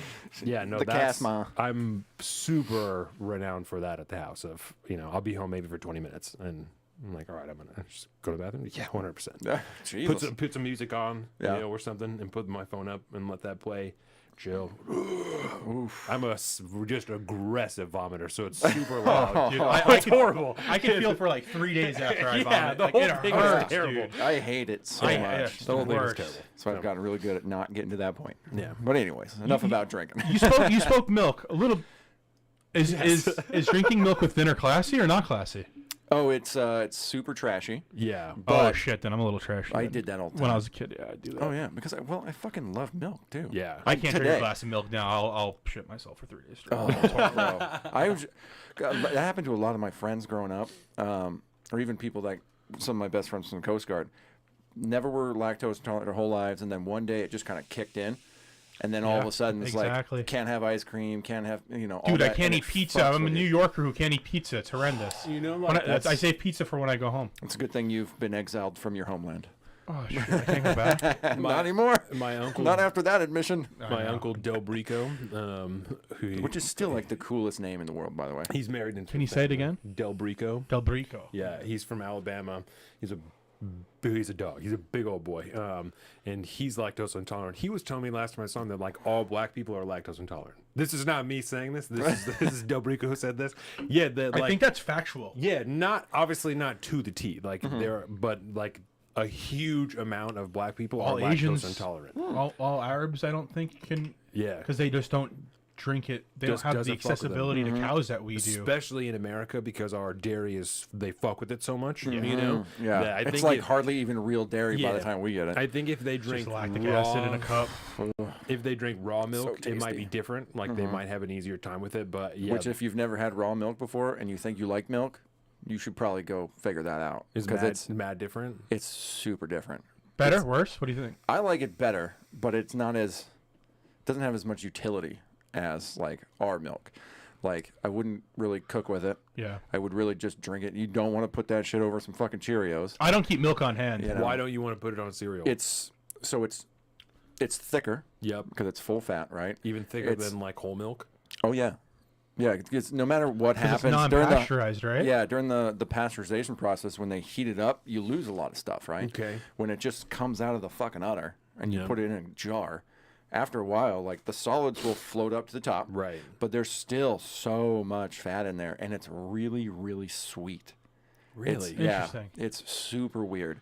And especially when you have it fucking like, because we had a dairy cow for a while, and you go out there and you milk her, and it takes fucking forever, and you do the thing, and then you get a decent amount of milk, and you get it when it's like fresh out of the udder. Like warm kind It's of. hot. It's Hot. Because bro. it's body temperature. It's body temperature, bud. Are cows hotter than human beings? I don't know. This is Like a dog's body temperature Yeah. is higher than a human's. yeah. Let's find What's a out. dog? Dog's like 102, right? Something like Something that. like Yeah. that, yeah. 101. 101. So it is. It's coming out It'll hot, feel bro. hot compared to That's yeah. fucking weird, bro. Now drink that. That's even weirder. But it's really good. It's just very different, and it's got tons of like good enzymes and shit for Yeah, your gut super and all good that for you. stuff. It's almost not even Like that's a true dairy product. Like Right. Mongolians, for example, drink a lot of like goat's milk and shit. Yeah, You a know. lot of other places drink goat's milk. Goat's They don't milk, have yeah. the cow infrastructure. we No. do. That's coming back. The goat's milk thing is really coming back as people, Mm-hmm. more and more people are like homesteading with chickens and goats Yeah. because they're Yeah. easy to have And on a they're- small yep. property, and goat's milk is making a huge comeback. Yeah, for sure. Especially, dude, there's goats.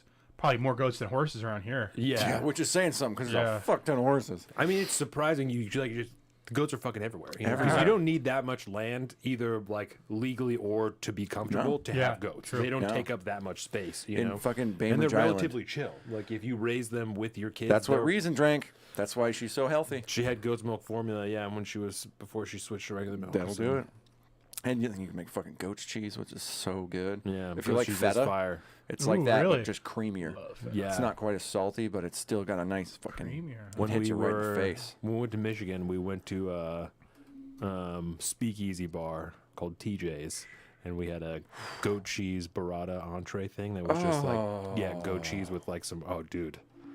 I was getting fucked up. I was eating goat cheese burrata. I was like, "This is it. This is. I'm in a fucking speakeasy." It's like I'm ready to kill somebody in a fucking Yeah, an let's old go. school shootout. Yeah, oh dude, it was Get amazing. the Tommy gun. It was amazing. That's fucking wild. Oh, conversation changer. Yep. I didn't talk about. I'm wearing my fucking sheath underwear today. Okay. I just got these for my birthday. Do You you know know what what sheath sheath underwear underwear is? Is it like a kind of like a Letterkenny kind of thing? No. Ooh, shout out Letterkenny. It's a huge podcast sponsor. And Not they're- us, but like many podcasts. So they have this double pouch. There's one for your dick and one for Okay, your let's balls. see this. I don't know if I want my dick in a special spot. We've talked about it a ton of times, Where's, and like, then the he there it got is. some for his What the- birthday.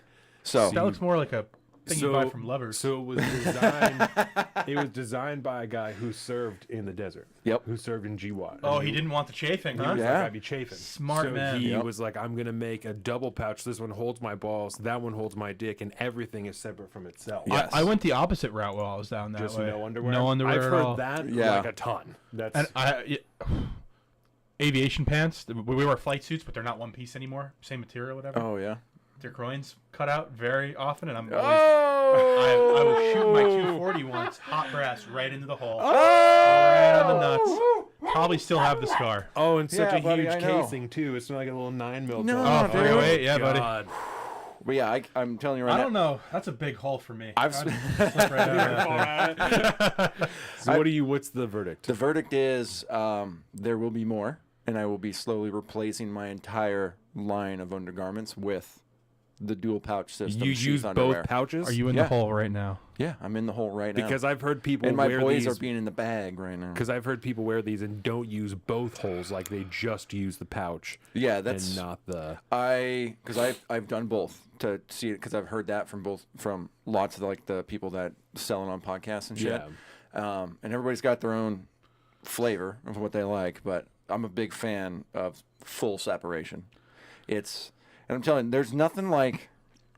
It's really hard to explain because it feels like something you don't want to be into, right? Right. It's like this is fucking weird, and I was like, But it's not uncomfortable because there's like there's like a seam tape around this. Yeah, so you it's don't not- it's- feel the seam. it's super soft and comfy. They have this. I don't know. They talk about their fabric or whatever, and it's nice fucking fabric. It's kind of stretchy and shit, but super soft. and- Same MeUndies type of shit. The modal, or yeah, whatever. something the like fuck. that. Yeah, micro modal fabric. But this is it, bro. Think about walking around all day with somebody just gently like keeping up the boys. You know, there's no knocking around. You don't ever have to adjust. That you don't realize how much you do that throughout the day Oh, 100%. until you don't do it. Well, and I can. So I'm thinking about this because I know, like, every time I go to the bathroom and I'll readjust my underwear and I'll pull the legs Pull the in. leg, yeah. I'll pull them down and then in so that I can get some separation between the sack and leg, and then I'll kind of pick up the bird. You know what I'm saying? The and put some bird. underneath that to like separate the two. Also, so I'm You're doing the work of it. effectively creating a sheath underwear, but it doesn't last for very long No. because it's just all fucking MeUndies. This you is know? all day sport, baby. I have Fucking some here for it. biological things that might fight against that. You think so? Yeah, when you're really chubby, sometimes he goes and he'll set his head back a little bit further. Yeah. Not like in, but right, like right. I don't know how effective that could be while I'm like sitting down and Right. stuff. You That's know? really interesting. I mean, it can happen. Maybe I'll test them out. I'll have to grab myself a. Yeah. I highly And recommend it. that's one of the funniest things I've ever. The word gentle isolation is just those two words put together. Eliminates friction through gentle isolation of the package. Of the package. Yeah, sheath underwear It's a commercials bamboo are blend. ooh almost as good commercials as like $44? you got to use promo codes, bro. Come on. You got to get the promo codes. They come in Dude. huge sizes, 48 to 50, dude. That's Oh yeah, jeez. they're out of like my size though. Get the underwear with the ball hammock. It works. Kevin says it Yep. works. And Kevin knows. So Kevin is He one knows. of our listeners. He has been for a long time. And Kevin is on a huge weight loss journey. He's lost like over 100 pounds. Kevin, tell me Good for exactly you, what your dude. numbers are because he's still killing it. Yeah, he's still up there. I'm saying he's still working, but I mean Oh, he's yeah. still a big guy. And if he's saying Yeah. a double pouch works, Oh, dude, That I'm bodes well for you. I'm with this dude too. I'm Yeah. down 75 in like the last 12 months. yeah, so Kevin's a Nice. fucking keep it going, he's brother. lost 290 Holy pounds. shit, good for you, Kevin's dude. a fucking dog, dude. Good for you. Jeez, Yeah. bud. I That's bet your fucking- body loves you for that. Dude. Oh fuck yeah. He needs 219 lost. hip replacements. Kevin needs hip replacements, so he has to lose weight to get hip replacements. Oh, good for him. Kevin's a fucking dog, dude. Yep. Shout out to Kevin. That's fucking awesome, man. He's a huge bro show. He sends me shit almost every day on Yeah. Instagram, almost every day, sending videos, all kinds of stuff. Great, huge listener. Fucking badass. Yeah, big. Did you fan get the of video Kevin. I sent you with the? Yes. And I saw that, not the same one but I saw that original video of the. Oh, you did. Okay. Yes. Why? What were they upset about? That dude was yelling about the same. type Same of thing? shit, the same thing. And I was reading somewhere in the comments that was actually prior to the lady, the airplane lady. So a video that he sent me of a guy who's upset on a plane, and you can't really hear what he's saying. You can kind of hear it, but it's a woman who's like recording it. She's like, "Look at what fucking happened on the plane." But he's saying the same type of shit that the other woman did about like this person's not real, and other people get step in and handle this dude because he's a guy, he's bigger, he's Yeah. acting a little more hypey than the woman is. She's just trying to exit the plane, and he kind of seems like he is too, but he's just a little more exaggerated. Was he the dude that was like up in the middle of the air and was like trying to open the fucking door to get Yes. out? Oh, okay, yeah, Yeah. I saw that Yeah, shit. yeah. I just fall back to, bro, don't be taking a bunch of edibles if you're not used to that shit before you get on a plane think to it's cure that, your huh? anxiety. It's got to be something like that. I don't know, because it seems to be happening more and more. 2 seems weird. If it was 1, Well, that's I don't 2 know. that got recorded. Yeah. Which With I very don't know, though. similar Yeah. ideas of where they don't believe somebody's a real thing. Yeah, I mean, what happens when you eat a bunch of edibles, man? You get super. If you're not used to it, you can get super fucking paranoid. Start Yeah, that's getting very weird true. shit. You know, if you got some underlying schizophrenia hidden back there a little bit, See, it it can hits you kind of different. peek up. Even if you like, we talked about that last time. That like I have to take a lot of edibles. Some people Yeah. even who smoke a ton, if you eat just a little bit, it still Yeah. fucks you up crazy. Yeah. It's just a whole different Yeah, or different like chemical. So it's or a different deal. even if it's not edibles, it's fucking Ambien or it's something. It's some Yeah. like Yeah. psychotropic Couple maybe experience mix that's of going those on. things. Yeah, and then you're gonna throw back a couple whiskeys on there too to help tide things over. Next thing you know, you're fucking getting canceled because you're tweeting Fucking racist shit La on the La airplane Land or over something here. like Yeah. that. Or what was the gal? She was like flying to South Africa or something like that, and she tweeted something right before she left that was kind of fucked up. She's like, I hope I don't get AIDS or something. Yeah. Yeah. And it then was by like the time she it was just like a landed- bad Oh, joke. no. Yeah. But then she landed and she was totally canceled. And she however canceled, long fired it from her took. job, all Yeah. the things. Bad. Yeah. I'm so sorry. I fucking didn't mean to. But yeah. Because I think she did. Was she like going there for like a sexual? She was like a journalist or something, Yeah, right? I think yeah, so. Yeah. Oh. She was going there for a totally unrelated and unassuming thing. Had nothing to do with What a AIDS. dumb or- comment. yeah, just a fucking dumbass It's thing so to say. stupid. That's why I got off social media. Some of the comments I've left right. some places are, easily Questionable. cancelable. Yeah, we've had many moments on this show of like, I'm not gonna, and we're like, nah, fuck it, Fuck you it. know? Yeah, so we threw it to the wind a long time ago. We're just Yeah. all in on, Yeah. We've said so much shit in the amount of time that we've recorded on this show that if you want to go back and find one single fucking solitary thing that I said that was off color, Fine. go ahead and do that. Yeah. I'm not gonna, I don't care. Yeah, we're doing this too long to. Yep. It's like this. That's what, especially when, you know, 3/4 of your show is like you're starting to throw back beers, and Yeah. you know, we used to take a shot right before to open the show. Oh yeah. That got a little too Yeah. much. We've had a couple episodes where we were just a little, Because this was the last one, the Screwball peanut butter whiskey. yeah. Oh, I remember when And that it was big. like we got that far down into it, and then we just kind of tapered off at that point. It didn't Yeah. we just went with the beers? We were like, yeah, I'm gonna drink coffee in the first part now. I'm gonna have, we're gonna throw back an energy drink or something. We'll just stick with that. Alpha Brain's kicking in. I can feel it. Works better I this feel way. good. Feel good about life. You take some of that Alpha Brain before? I took it at the range with him the other Yeah, day. I never asked you how you felt Yeah. about it. Honestly, What I did you didn't feel a difference at all. I Yeah. had no Yeah. idea. But I also wasn't doing anything that was requiring me to use my brain. So Yeah, I always notice like I just have like slightly more energy, but because I don't drink energy drinks anymore, and I've cut way back on my coffee intake too. So like, I imagine like, if I threw back like an old school fucking, R.I.P. sour apple bang, I gotta wean off those things.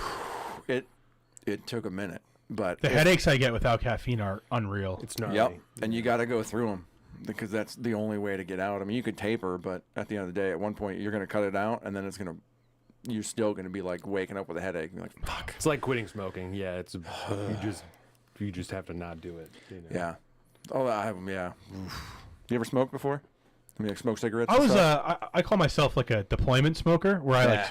it was just an excuse to walk outside, or like when you're done with a mission. I was never like a pack of, when I get drunk once in a while, and now I smoke like 2 cigarettes a year. Yeah. Stogie every now and then, but no. I might go through like probably the equivalent of 2 packs a year maybe. And it's because like it's just kind of something like me and my brother always do with all of our duck hunting buddies. And when you're gonna wake up and be out in the middle of a fucking flooded cornfield at 4:00 in the morning, and it's 25 degrees out, you're Dude, that's you're, it, you're yeah. smoking burners Like all long day. army Smoking shifts, jags, like yeah. I gotta do something to Yeah. to Break the darts out, boys. Yeah. Let's go. Yep. And then I get my Newports, man. Oof. Newports, huh? Yeah, I'm a Newport guy. Ever since fucking New York, I became a Newport guy. Oh, dude, did you wear Tim's too? Where are your Tim's at? a fitted Yankee and a little. Yeah, dude. Oh, what's God. the North Face jacket, dude? There's so many clones out there. Everybody's the same Man, person. they all look. Yeah, that's one. the thing. the Way-oh. Got the watch. The pinstripe chin strap. Oh, Yes. Yeah. Yeah. Thankfully, I never went down that road. My I cousin- knew where I knew where I was at. I wasn't doing none of that. I Yeah, could yeah. barely grow a beard back then. Not a too. lot of like you look kind of scanned, right? Scandinavian a bit. Yeah. Is that? Yeah, Not it's a all- lot of it's mostly Scandinavians Viking out, blood out in there. there. Yeah. No, not Yeah. too many. It's Italians a and lot of- Irish. Yeah. I have some scanned blood in me. Yeah. fucking I can my see a little size. bit. I can see a little bit in there. But Yeah, a not lot a of- lot of those out there. a lot of the guineas we call them. Oh, Yeah. yeah. Not a bad term. No. The wops. word. Call them wops. I don't give a shit. My biological last name was Gargiulo, and my middle name was, or my middle name. Gargiulo. My middle name is motherfucker, Italian Anthony, as so shit. Tony Gargiulo. Yeah. Tony, hey, Yeah. how we doing out there?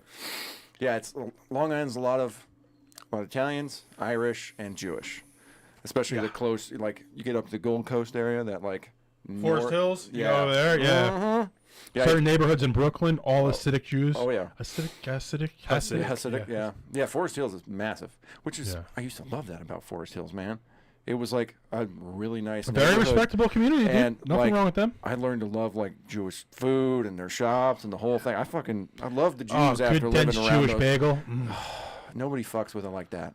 Dude, you made they're some bagels so that were good. pretty fire not too long ago. You made some bagels. Oh yeah, I will make because every now and again, like They were I fucking need good.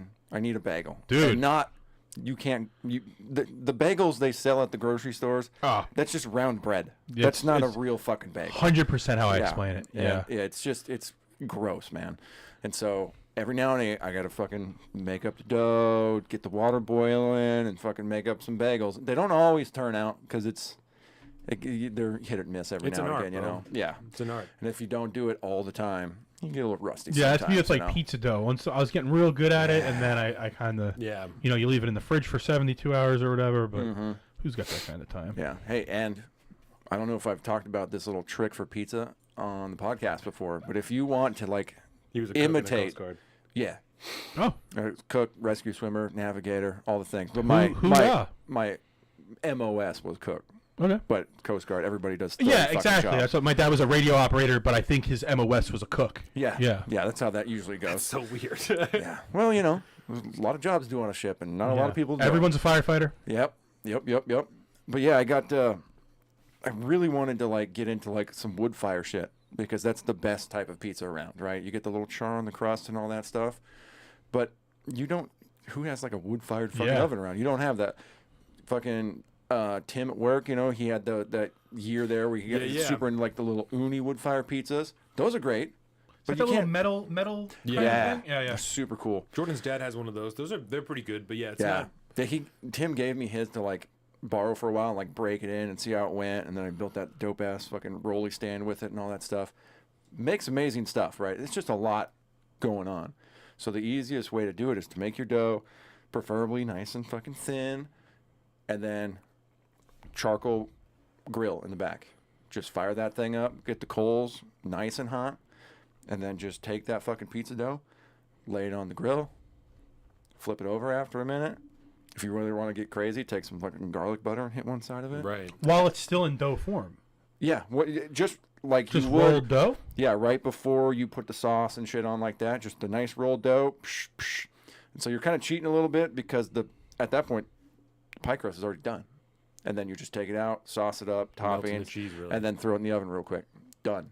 That almost sounds like perfect. how like Pittsburgh does it. They do Oh, yeah? they do cold cheese, cold sauce on cooked dough. Oh, that's Yeah, weird. yeah. I had no idea. Yeah. It's Well, a big We're just Pittsburgh learning thing. all sorts of shit today. That's Philly-style pizza. Or Pittsburgh.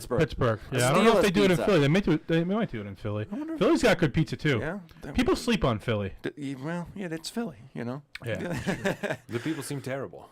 Well, it's Southern Jersey, bro. Basically, it's rough business down there. It's a different world, but they have way more in common with Northern Jersey than those poor fucks that are in the center of Jersey. You know, that's just 100%. like Yeah, farmlands yeah. and comic book guys. 'Cause that's fucking what's his that Smith, Kevin Smith.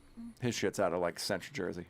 Yeah, Red Bank Yeah, is where the original store. They lived in Highlands. and that's like it's like suburbs and cow fields. There's not much else going on down there. Yeah. But yeah, you get that South Jersey, it's like a totally different thing. Cape May, Wildwood, Philly, and then Northern Jersey, it's just fucking Atlantic North Jersey. City down there.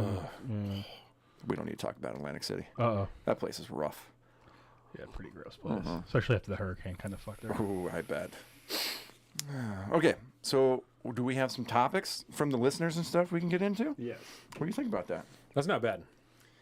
Oh, that's my grape? Yes. Is that Nick or? Yeah. Yeah.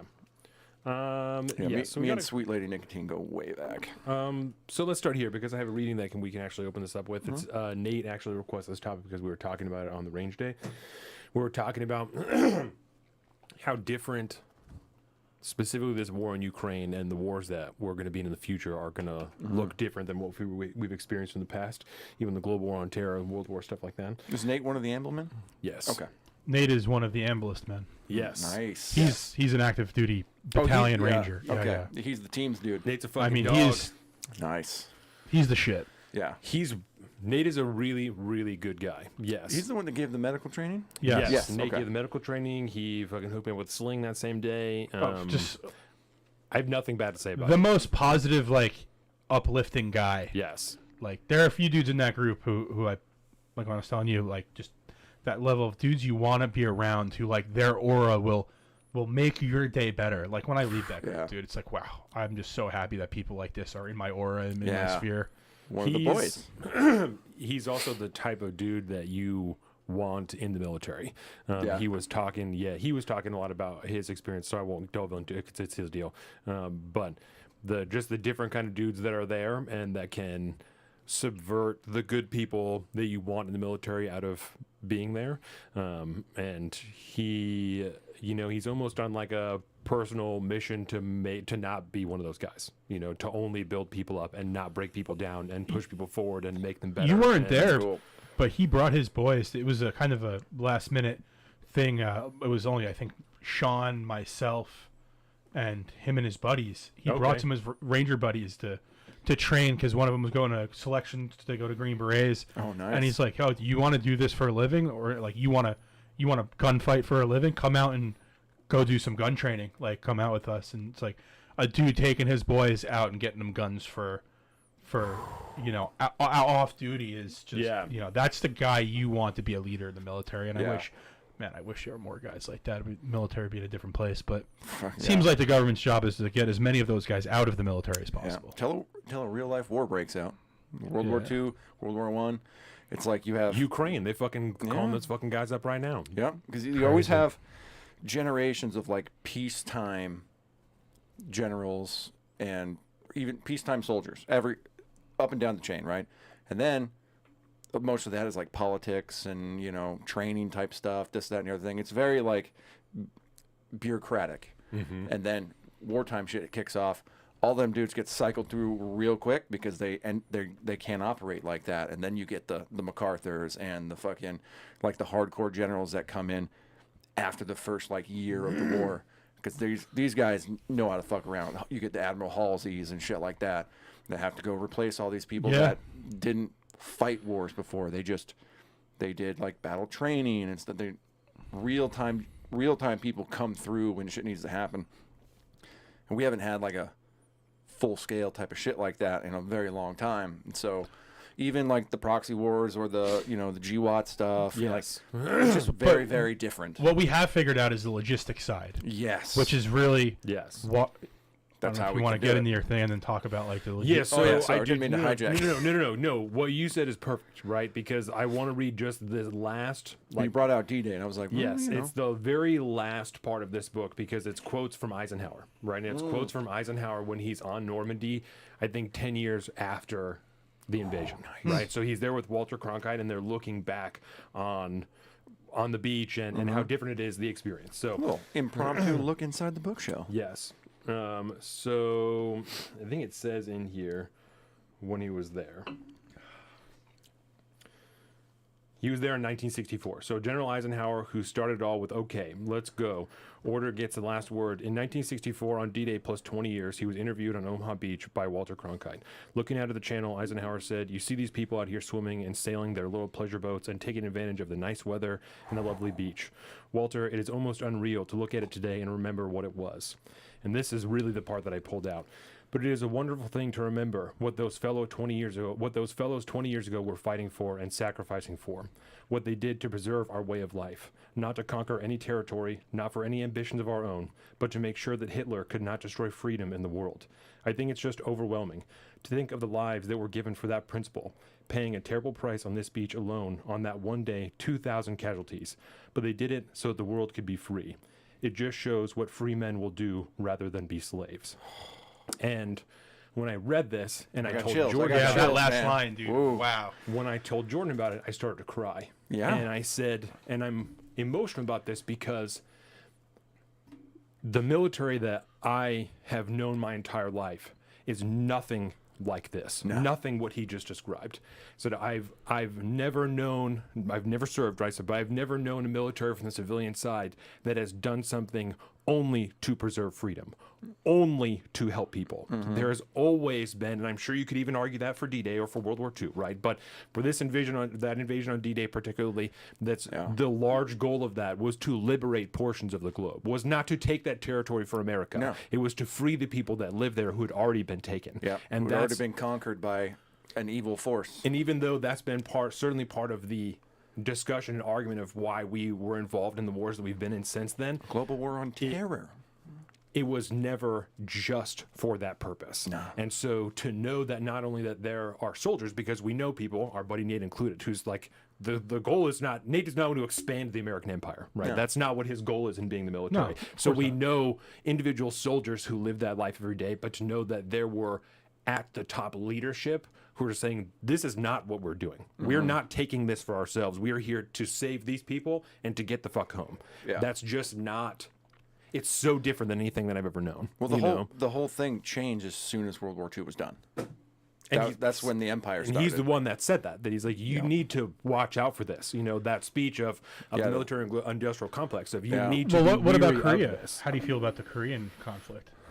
I'm not as... And I don't know that much about the Yeah, Korean I conflict. know it would was have to, yeah. Oh, it was, complicated, but it was still part of that... it was Vietnam essentially, where the communists in the north were pushing south. Yeah. Or, yes, Yeah. communists in the north were pushing south. Yeah. It was like Patton, I think, that thought... I think it was Patton that kind of looked at the Soviets at that point, who were our ally. He said World War II was not done yet. We until needed to beat the keep going to Soviets. Moscow. Yeah. We need to roll through Berlin to get to Moscow. Right, Because and that's led to everything else that's happened since then, essentially. And we're still fighting the communists essentially. Yeah, and that And was just all the people who are high up in our government now who went to college in the 70s and the 60s Right. with all these socialists. Right. And Yeah. because that you were right. Was the very same mentality of Vietnam, even from the very beginning. Of we're going to help repel this that's going Yep. on here. We'll help you save yourselves, and then we'll help you repel communism because that's which is what we really did in Afghanistan Yeah. for the first, when we weren't fighting them. Yeah. We wanted to repel certainly. Yep. because Afghanistan is geographically located in the lowlands and the Himalayas. Like, Yeah. it is easy to move an army through Afghanistan. And I don't say any of that to shit on anybody else or you know what I'm saying or anything like that. Like I'm not Just trying markedly to, different. Yeah, Oh, of course not. Yeah. Yeah. I think about it all the time. Man. yeah. Like, Yeah, when you really look, because you know how they say most people can't pick Ukraine out on a map. I would venture the same for Afghanistan. I bet Yeah. a lot of people have no idea where the fuck it's at, because it is. I mean, it's in a tough part of the world as far as geography goes. It's just Thought it was in I Africa mean- for a long time when I Oh, was yeah. younger. You know what I'm saying? You think sand and shit like that, not thinking about locations of anything. You're mountains and it's highlands and all all this that towards crazy Kabul shit. is like, that's part of the Himalayas where Mount Everest is. Oh, yeah. My airfield, which is in the lowlands, was at 7,000 feet. Yeah. Fuck. That's high, and we're only going up from there. Does it The- say with the elevation of Kabul? Let's go to Wikipedia real quick. Geography. 5,000 feet, and that's like the main city. 5,800 feet. Yeah. What's Denver at? Denver's, they call it mile About high, yeah, right? about It's about I the was same. saying, anything like- And that's like not that high for Afghanistan. That's just chilling. that's their lowlands. Yeah, that's Essentially. wild. And that's still a fucking mile above sea level. Yeah. Because what's a mile is 5,280, I think. Yep. Feet. 5280. Yeah. I should know that. I'm a surveyor. So I was a surveyor. I Yeah. should have that down. But so the question essentially, or the topic, is how have wars changed from then to now and into the future, right? And how they're going to be different, yeah. Mm-hmm. And I don't remember exactly the context that we were discussing it when we were out there last weekend because he sent me like 3 messages, and that's the preface that he gave. Is like we were talking about this when we were out of the range, but Mm-hmm. a more discussion about this. And so we were talking a little bit about the political side of it. So all war is also political too. It's important to understand that. There's Yeah. always political aspects to every war. I mean, governments go to war with each other. Yeah. So I think we were talking about was we were trying to discuss what the purpose of this really was. The same thing that you and I were the episode before. And so we were discussing the importance of Ukraine itself, of that country. And I was making the point that like the United States government and military doesn't care about what happens to the country of Ukraine. The concern in this particular issue is the westernmost border of Ukraine.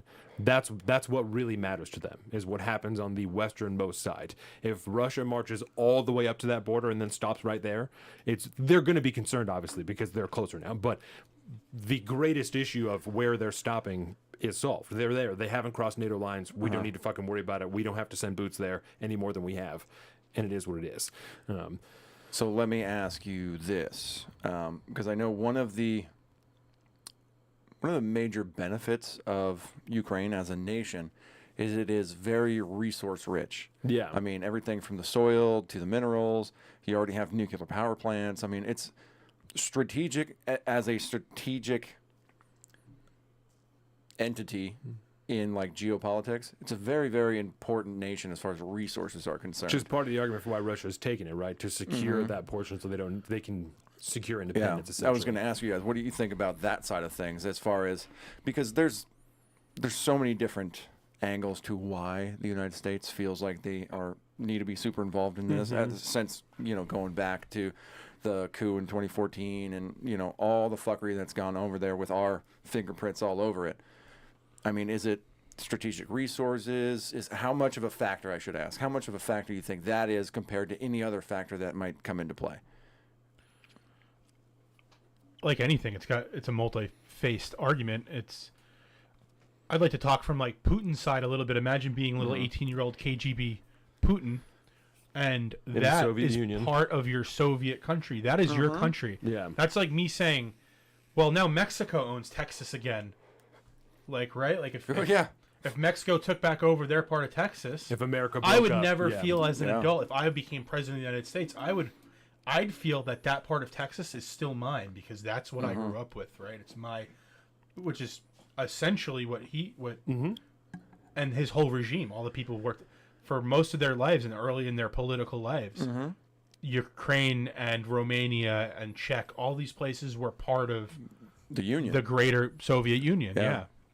Well, and I mean, going back to Russian Empire times, back when the Tsars even ruled the land. I mean, that's Even before that, Ottomans. Oh, yeah. Much bigger. all the way back. And we've talked about that especially when we're talking about this odd narrative of like the unprovoked invasion by Russia, and so we've discussed that on the show. We've said, I don't think Yeah, it's like the difficult. standardized media narrative. I of, think it's Out of nowhere, this just started happening. yeah, Like it I hasn't think been it's- that way for the last think 8 years. I think it's very, very difficult to argue that it's unprovoked, even if you don't open the aperture super wide. If you just do the 10-year look like you were talking about, we've been fucking around over there for 2014 Yeah. to begin with, Yeah. And the moment that you start placing missile defense systems in other countries that are along their border, that are close to them, you start fucking with Well, them. and they the fought to same cyber- separate in the 80s too. Yep. So it's like that wasn't the Yeah. first time that area's been hot. The Chechen War and everything's yeah. similar. Yeah. it's been a hotbed for hundreds. They've been a hotbed of conflict, Yeah. swapping territories and all this shit for longer than we've been a country. And even just in Ukraine, But we got a there's- good read on it. We got a good read on Yeah. what's going on. even just in Ukraine, there's been civil issues within that country of people who in the eastern portion feel more Russian and they want to be part of the Russian nation, and people in the western portion are like, fuck that, I don't want to have anything to do with those people. We've been Ukrainian for however long now, and we want to stay being Ukrainian. Yeah. When did Ukraine become a country? I have fucking no idea. Yesterday, bro. Yeah, we'll find out. I think a lot of that region too, they feel like they want to go back to Russia because that would be the easiest way for them not to be in a war-torn part of the country, right?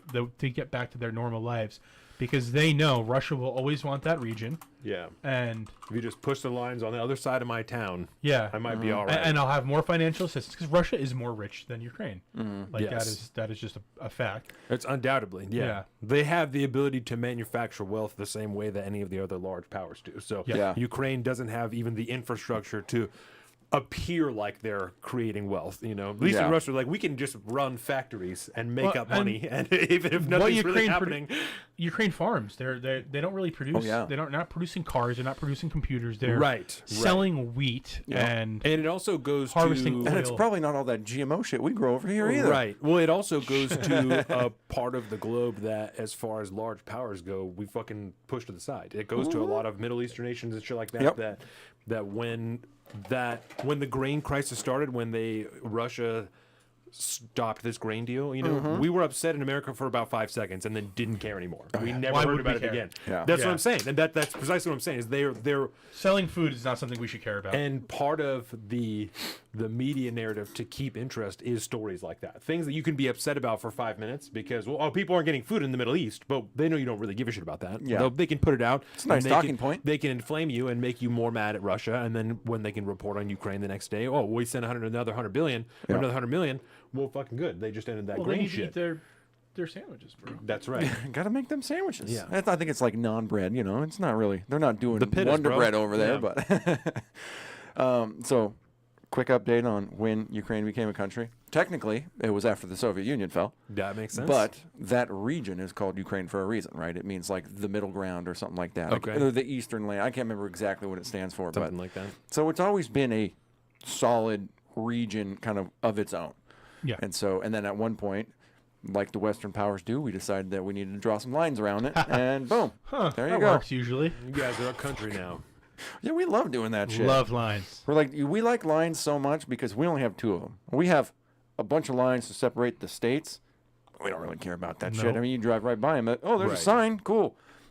Unless you have Mexico, drugs. Canada, Yeah. and then oceans. Yeah. We don't need to worry about shit that kind of shit. So we And love. even Canada, like I Yeah. still think I feel like we need to bring democracy and freedom to Canada. We so should- we should I'm annex ready Canada. to Liberate annex the Canada Canadians. and liberate the Canadians Yeah. from their tyrannical government. I want to I'm follow here out for it. I want to follow the Fallout timeline of things, basically, where we go annex Canada. Let's go. Do we annex Canada and Fallout? Yes. I'm not that familiar with the full backstory. The Fallout lore is sick.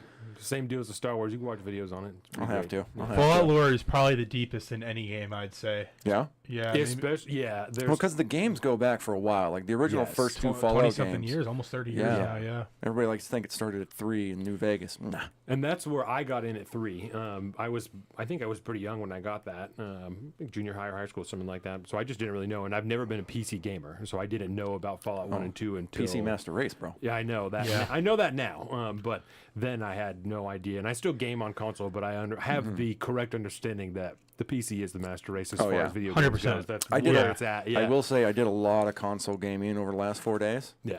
because I was laying on my floor in my bedroom. Yeah. Not So- exactly how you want to be. Yeah, exactly. But I was real happy to have it though. Yeah. Because I was streaming YouTube on my phone to the TV and all that for a while. But every now and again, you need something else to throw on Yeah. besides watching podcasts for 12 hours a Well, day. the console is just easier to get good at. Like it's easier to pick up and play. And than it's it more is to- leisure. You get to lean Yeah, back. yeah. and stuff. Get I back. remember playing Call of Duty on a computer in high school in we took a CAD class, and when we were done, you got 3 extra days or whatever, so we played Call of Duty for a couple of days. And I was playing Call of Duty all the time on the PlayStation then, and then switched to computer. I was like, this is gay as fuck. Yeah. This is fucking horrible. Why would anyone ever want to play like this? Because it's harder. It's way harder, but that's how the best people are playing is on the fucking yeah. computer. I So- can't play like first person shooters and stuff unless I'm playing PC. Yeah. I I'm a just- Counter-Strike player, so just that can't- is, yeah. the blood life of gaming. Even That's- then, I played on Xbox, and then when I got older, played on Xbox. Like, why are you playing on that? Only computer. That's Well, just just consoles better. are plug and play. Like Yeah. Yeah. PCs, you might have to fuck with things. Build. Yeah, you might Yeah. have to play Yeah. with some shit in there. Right. You plug your PlayStation in, HDMI port to the TV, power wall in. Bing. We're good to go. The best Wait computers for are, fucking PlayStation to update for 4 hours and then you can play. Yeah, you can't avoid that anywhere you go No. now. the best computers are built, not bought. You know. Yeah. And PS4s you just buy at fucking Best Buy. So Yeah, yeah. The wife is a Twitch streamer, and so she streams from her computer, but all the games she plays are on consoles, still. So she'll sit there and play with a controller on her computer screen with the consoles there. I'm like, why don't you just pull the fucking Play PC pull the and trigger and use just the controller. PC it up? I mean, But that's, you can use could you control do on that your too? PC, Oh yeah. right? yeah, Yeah. Like all pro Rocket League players, they play on controller because it's Rocket easier to roll League. and stuff. Yeah. But I never played that. It looks they play on super PC. Fun. Oh, You know what Rocket League is? Yes. Okay. The soccer It with looks- the cars, right? yeah. absolute great game. It's Just like- truly a skill-based game. Yeah. Really? No pay to win. It's like Counter. Like there's no. Oh, I have a higher unlocked car. I could do this. Nope. Yeah. Everything is exactly the same. It is all your skill. Yeah, I like just got to that. play some footy on 4 wheels, baby. Oh, it's like so that. fun. That's the game me and my boys play. We got a good group. We're like top 20% of all Yeah. players. So Jesus. yeah, and I will pretty say, good. I think that's why Carolina doesn't switch over to PC because all her friends and stuff all play on consoles too. The and cross-platform thing's hard. Yeah, Well, It's and there would be a so learning curve. stupid She these wouldn't- days. She wouldn't be as good when she switched to PC as she, because No. she's very good on It's console. very different- I've played with her before. She's very good. different muscles. Yeah, you know. I've played like Rainbow Six and stuff with her. She's very good. So Oh, she's fucking yeah, nasty, she's bro. very good. Yeah. It's scary. So we also talked about. I'm remembering now. Part of the reason that we got to this discussion about Ukraine is because I was asking Nate about the rhetoric around the terms of like World War III that you and I were talking about last time, right? And he was agreeing because we were talking about scale specifically, right? That I was like, I Yeah. feel like this is getting thrown around a lot. That just, and I was really only because I was reading that book was I even thinking about that, you Yeah. know? But just the scale.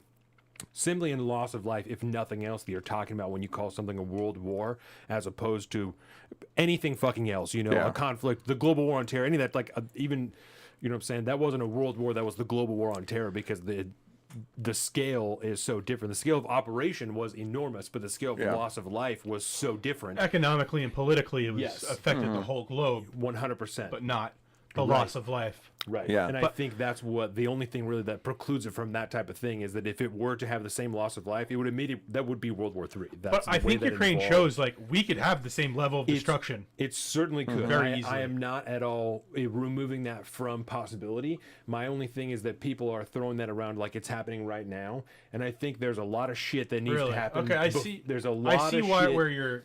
lot of stuff yeah. that needs to happen before we call this World War III. Yeah. Right. I'm certainly there. One box is ticked. We've got fucking 20 nations involved in a conflict in one country. One box has been ticked. We have multiple nations involved. Even if you just want to boil it down to, oh, it's really just NATO and Russia. That's bullshit, right? Because there's however many fucking nations in NATO. This is, on that sense, a world war because this many nations are involved. The amount of money is certainly getting up there. The amount of arms that are getting up there. You know how rich this has made Saudi Arabia? Oh, yeah. Certainly. Jeez. I mean, we not too long we talked about the cycle they're running, like reselling this Russian oil that they're getting and selling their other shit. I mean, they're making money hand over. I mean, Live Golf is an immediate, is a direct result of certainly in part to this war in Russia and the amount of money that they're making there. 100%. So we started talking about that, and Nate was agreeing on the loss of life scale, and that's when we started to talk about how important Ukraine was, whether we'd be willing to commit that amount of life there and that type of thing. And then we talked about do you guys have anything to say about that? Yes. Okay. I did have a point on that. So one of the key differences here is that if there is going to be technically something that in the history book is looked back and called World War III, I don't really know what they called it during the 1940s. Did they call it World War II? In Or did World they War just I, it call was it the Great War. Even then, they were calling it the Great War. Yeah, that was the Great War, but I don't know what they referred to it I as believe at from the watching time. documentaries they called it Hitler's War for a long time. And see that The makes war sense. in Europe, because for a vast Like, majority what are of they it calling it was now? just in They're Europe. calling it like Putin's war. Yep.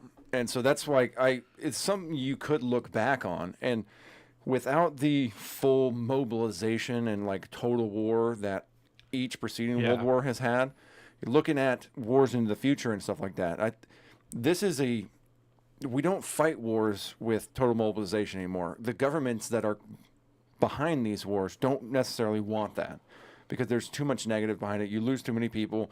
You have to completely, it's a hard reset on your entire economy. All the infrastructure has to change, everything. Especially if it's not for a polarizing purpose like it was in World War II. Yes. If you don't have everyone who's getting behind it, then you certainly can't convince everyone to go. No.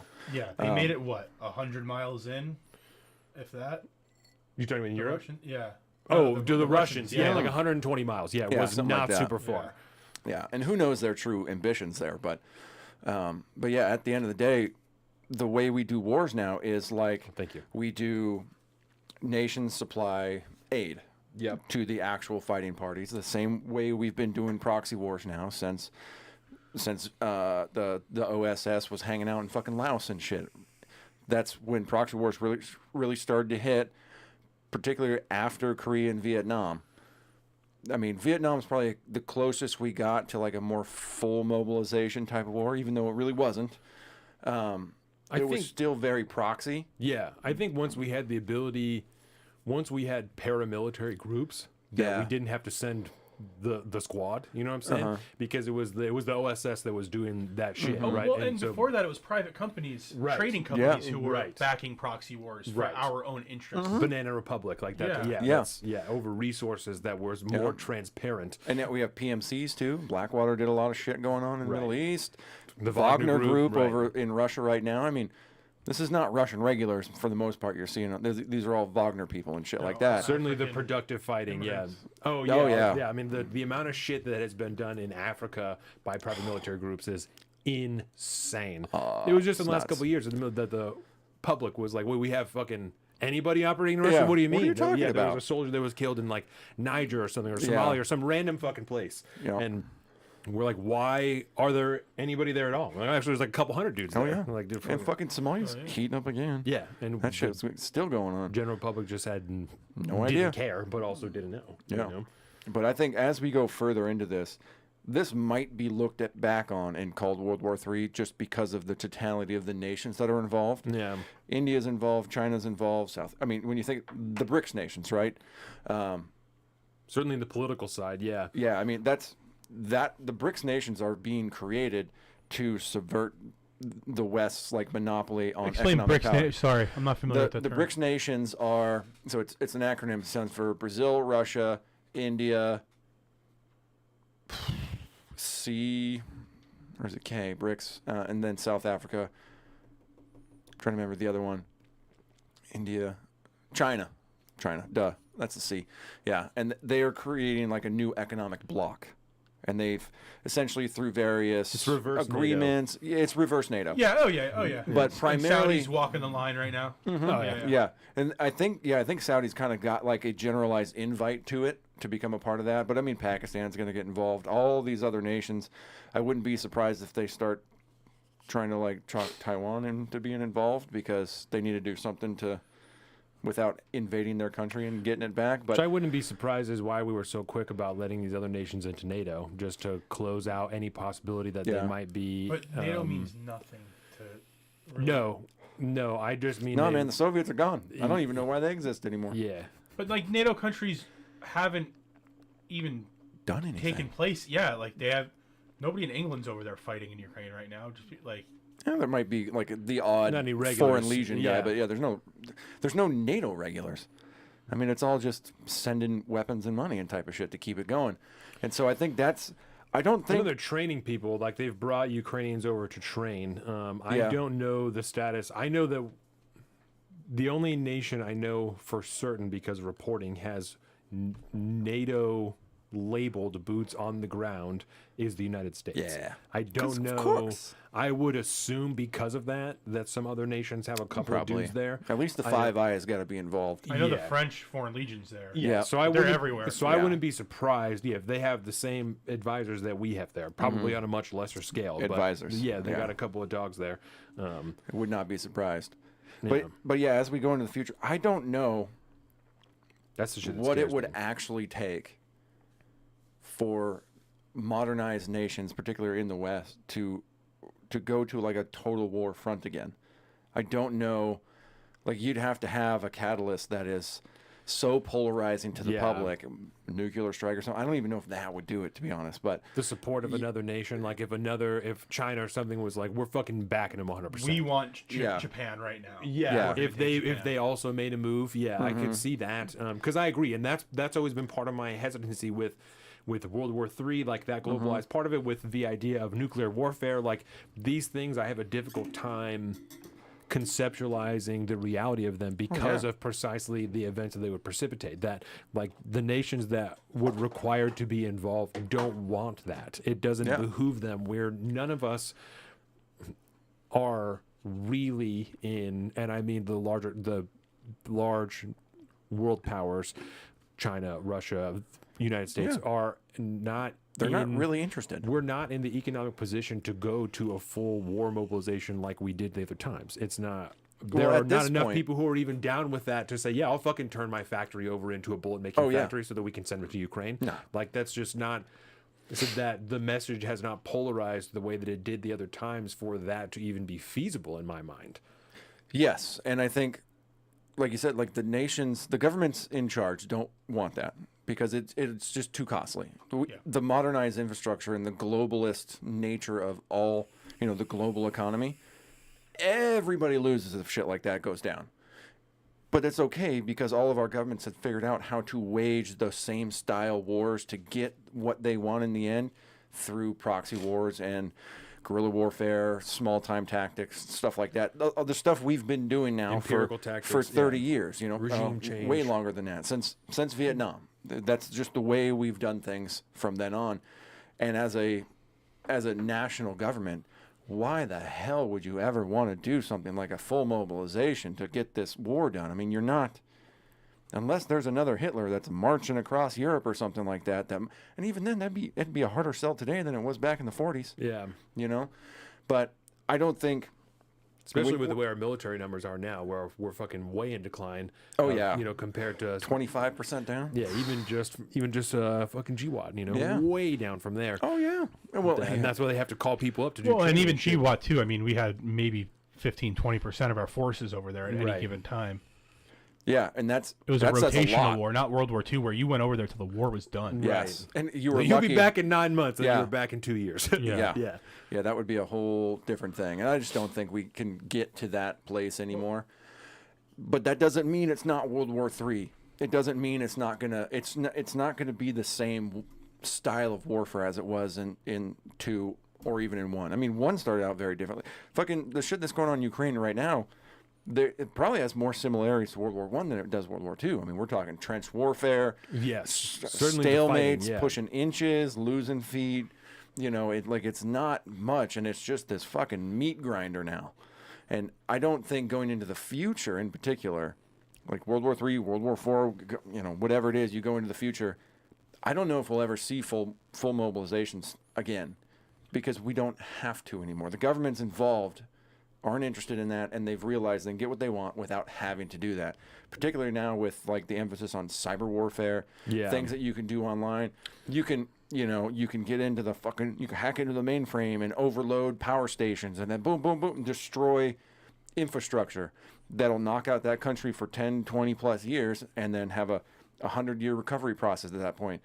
Now you've just gone from like, I'm the number 3 player in the world to now I'm the number 2 player in the world, or even the number 1 player in the world, without having to deploy massive armies and airdrop into countries and take territory that you know is only going to, it's going to be way more of a detriment than anything else. All you really want is the resources, and there's nothing in this world on a national level now that you can't essentially get through like cyber means or something like that, or trade deals or something like that.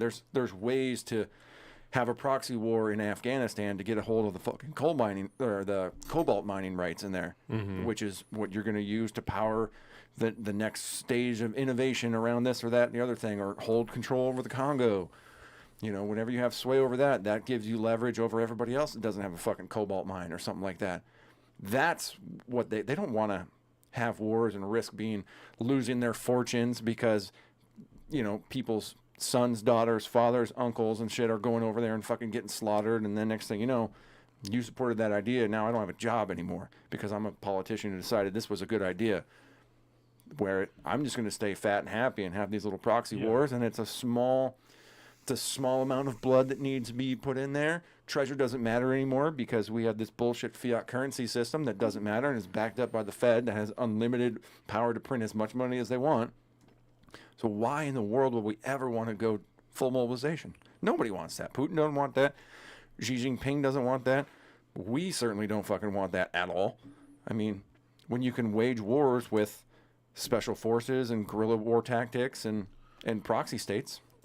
Well, we can make money off this war. We're not going to make money when we're sending our Abrams tanks across the ocean. Nope. I think the big difference in when we can start calling it maybe a world war is when these countries, the main powers, start taking their reserves, not the reserve soldiers, but them too, but their weapon reserves. Mm-hmm. And I think we could produce more than what's being spent in Ukraine right now. Oh, yeah. Like, we're not tapping into maybe some older, I know they said that they're trying to spin up some older rocket systems and stuff that the reason we're going through those reserves is because we don't have active production lines, and we're not going to send some of that stuff over.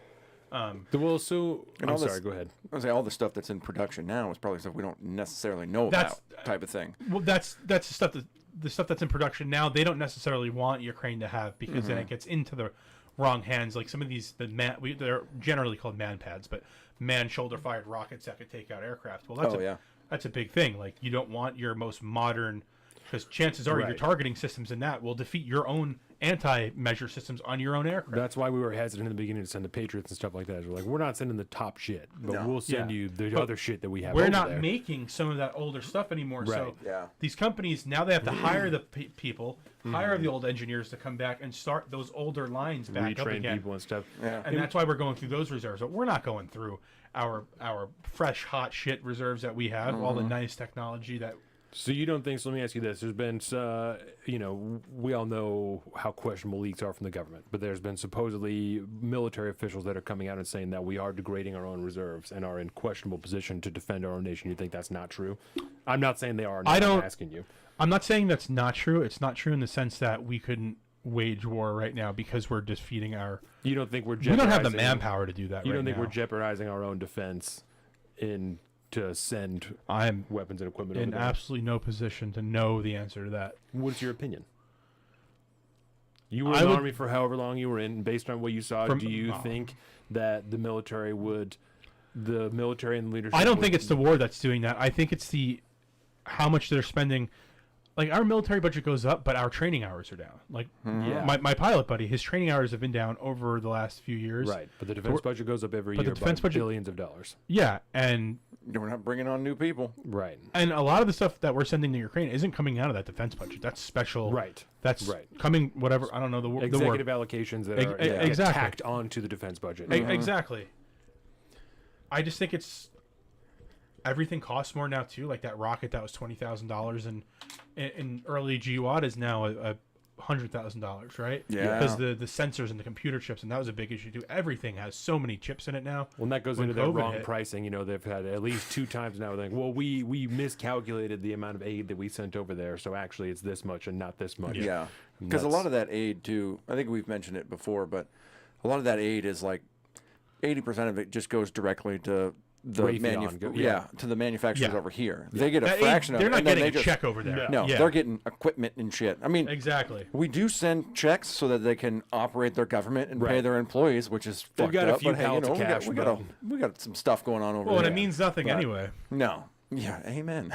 So let me Amen. ask you about these 2 things. One of them is the tech aspect that we were talking about a little bit, right? The way that this war and in the future is going to look different technologically than the ones we've seen in the past, because we all know how quick technology moves. Even same deal, we've talked about it a ton of times, but even from GWAT to now, the technology is very different, you know. And then a lot of the stuff that we've seen in Ukraine is different than I think what we expected. You know, Like the drone shit, the drone stuff and dropping grenades and shit. in some ways it seems like that has kind of it has fueled that trench warfare, you know, that the type of like mass mobilization isn't possible because of the way that they're deploying explosives like that, you know, that Real time information too. yes, Yeah. Like yeah. being able to see exactly what alleyway these troops are coming down. Yes. Yeah. Real time. It's like, okay, we're gonna take that alley, and we're gonna fight back at that alley where you were getting spilled over before you even realized Yeah. that was happening. Especially because they're like civilian style drones and not military ones, so they cost $50 and not $5,000 or $50,000. So Yeah. you can have a case of them, and if you throw one up and it gets blasted by the guy Yeah. who saw it at the end of the alley, well, fucking grab another one, fire it up, and we'll Yeah. send it down the block. You Yeah. know? And you had all the live streaming video that you saw on that thing before it got tapped out. Yes. Yeah. Which is That you used to too- rely on like, you know, satellite imagery that depending on, you know, you could probably go a little fucking fictional with it and say you could get real time satellite info and stuff like that. You maybe I don't Still a I don't- delay, It's yeah. still some kind of delay, but over now there it's we'd get like predators up there, Yeah. ISR. They'd be Yep. sitting at 18,000 feet with Oh, yeah. crazy cameras zoomed in, and yeah, you could see people now. But I could have you throw up a drone on that side of the wall and see exactly what's going on. Right. it's Maybe even better You don't because need it's to ask. way You don't have closer. to. You don't have to dispatch that plane. It's not going to take an hour to get on station. It's now. Yeah. You're Yep. getting it right now when it's you the need it. Talk to the guy on the other side of the town who was like, Yeah. "Yeah, I got those." Yeah, this is a difference in battlefield tactics. Whereas before, surveillance and drones and things like that were used on a strategic level. Now this is like a unit that needs a tactical advantage can fly up some eyes to whatever they need. So you kind of you go down from the macro side down to the micro side, and it's now on the level of individual battlefield tactics instead of overall strategy. Yeah. You're not flying around a couple Predator drones, you know, like that, and then whoever needs it has to contact whoever the fuck and get Exactly. access. Yep. Now it's like, just Yep. throw that shit up. Let's see what's around that fucking corner. I don't Who trust has a grenade? Tie it Yep. on there. We'll fly Yeah. it down to Done. the ground. Yeah, And that's a we've huge seen difference. A ton of that. I saw a video just this morning, drone flying into a car that was driving the road, and they And yeah. No, Just neither straight side into has the car. doctrine to combat it yet. Nope. No. And they will eventually. Oh yeah. Yeah. It's a brand new style of warfare. No, we've seen the videos of the Ukrainians using shotguns to shoot down drones out of there because Which- that's the in some places that's the best they've got is like Yeah. But at every- 100, if a drone's 100 feet above you and you have a shotgun, dude, you're not gonna hit shit with that shotgun. right. No. They were using rifles at first, and then Yeah. they picked up a shotgun when they got close Let's enough. try this. Yeah, There's so many videos of dudes just wasting mags of ammo with an AK trying Yeah. to hit these things out of the air, and it's Yeah. Never There was gonna a. you happen. duck hunt, dude. How hard is it to hit a thing in the air? It's they're fast, but I'm good. and the drones flying faster. But they got to than be a bird. close. Yeah, they got to be close. That's Yeah. the- No, man, them motherfuckers dart. I wonder Depending how- on what kind. Yeah, I we tagged probably this fucking teal coming in last year. It was a side to side thing. It was maybe teals are quick, yeah. maybe 15 yards in front of me, but this thing fucking came in. Everybody's blast, blast, blast, and I'm like, bam, nailed it. Birds are Beautiful. pretty fucking fast. You're Beautiful right. bird. Yeah, when they're zooming, Yeah, when they they're can- not they like could fly, flapping baby. and they're just Well, imagine a dude with an FPV drone. Like, you ever see the stunt guys or whatever? For like $200, I was at a Olala Elementary School one day, and this dude was bringing his drone, going in and out of all their playground and stuff under the slide, just zooming, probably going up in the air a couple 100 feet, back down. Bro. And they're wearing whatever. You could go through one of their tunnel systems, and there are videos of people doing that, and be like, okay, there's this many guys, there's this many rifles. This is exactly what they have. God damn. Those FPV drones are insane, and you could build them on Amazon for nothing. Yeah. With this ID law that's coming in I think it's December, where all these like really commercial drones will have to be ID'd by the FAA. I just started to hear about this. Yeah. Yes, We I've all seen kind of people knew just. that was coming slowly down the pike, I think. Yeah, you can't be flying shit around in the Well, air it's and let the dangerous government to not say airlines. That's anything. why Yeah. 0 deaths have occurred because of it. Yeah. Yeah. But it's for your safety. It's for your safety, guys. And so They we want to can know who's track you. watching what. Yeah. Who's, Yep. What we're using them for. I remember it started out, you just can't fly one of these within like 1,000 feet of an airport. And now it's like, well, no, if it's this type of drone, now you got to We want to know register. where the operator is. Yeah, got to take a training course, get registered, find Yeah. out what's going Same thing on. with the ham radios. It's the same Yeah. with fucking people sitting Fucking in their ham houses who radios, you were dude. talking about that are just bullshitting. They're fucking hanging out. They're Yeah. talking Yeah. to their homies on the other side of the country. They're not Yeah. doing anything. But we need to know. But now who you're they're talking trying to tighten up on the ham stuff too, because they're realizing groups like us are. Yeah. That's going to be our primary. Well, and I was just going to say for the drones, like there are a couple of different, call them whatever you want, tactical militia, military style groups, groups like ours that are different, that are getting together and doing similar type of stuff. The constitutionally necessary assembly of a militia. Yeah, of different, of Yeah. varying Which degrees. And I wouldn't even call us. We're just We're just training firearms group. No, we're because just the militias don't amblemen. I don't. militias don't exist until they're called upon. But what you guys are doing are creating a cohesive group that We're understand how to do responsible that, to understand if the call was to come one day where you needed to be to form a militia, Yeah. you have a cohesive unit already. And we're good actors. The way I see it, like nobody Yeah. should have to worry about anything we do. No. Like, No. we're good No. people. We are. Guys aren't out there with a bunch of, because it's always like on the news and shit whenever they talk about militia. It's always like a bunch of white supremacists out in the woods, like Yeah. doing some stupid shit. And then they're like, oh, that's a militia right there. Yeah. No, man, that's No. not a militia. We're a group of not even concerned but responsible citizens that are Mm-hmm. getting together to make sure that we are able to carry out whatever duty is, we feel is necessary at the time. Yep. But these other people that I follow on the internet, I've seen them start to involve drones in the footage that they are putting out on the internet. Oh. So you can easily surmise the different ways that they're like, well, what other ways can we, use this tactically? Can we Mm-hmm. learn? That's just kind of the natural progression of that thing. And I guarantee. You're seeing them on that- fire scenes now. Yeah. Like Yeah. doing So- 360s just to see it. Yeah. So it's I- big. I saw a video from a Chinese building on fire, big high rise and shit, and it was like it was probably like 24 fucking crazy ass drones attached to like some foam hoses and shit, and they were up there spraying down the building. Wow. It's cool shit. Chinese are going wild with the drones. Yeah. That's Scary. They were uncomfortable. disinfecting with Yes. the drones during COVID Yes, and I remember stuff. that. Yeah. Walking around just spraying mist. That's around when you the got to whole get a city. bunch of drones that know how to. Well, they've got them now. They're Oh, yeah. the chaser drones they got little charges on them. You fly it to that other drone and detonate it and try to knock other drones out. Yeah.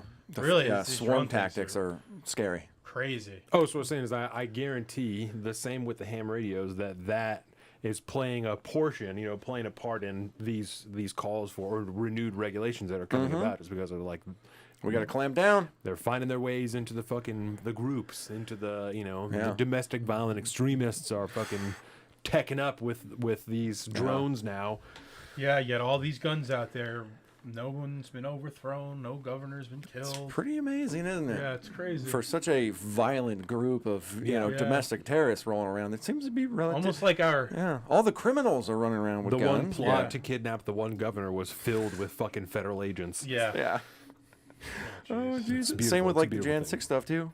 I mean, at this point, how many It's bad. FBI agents were involved? Dozens. No, we don't know. Yeah. And like the way they. What do you talk mean you about don't it, know?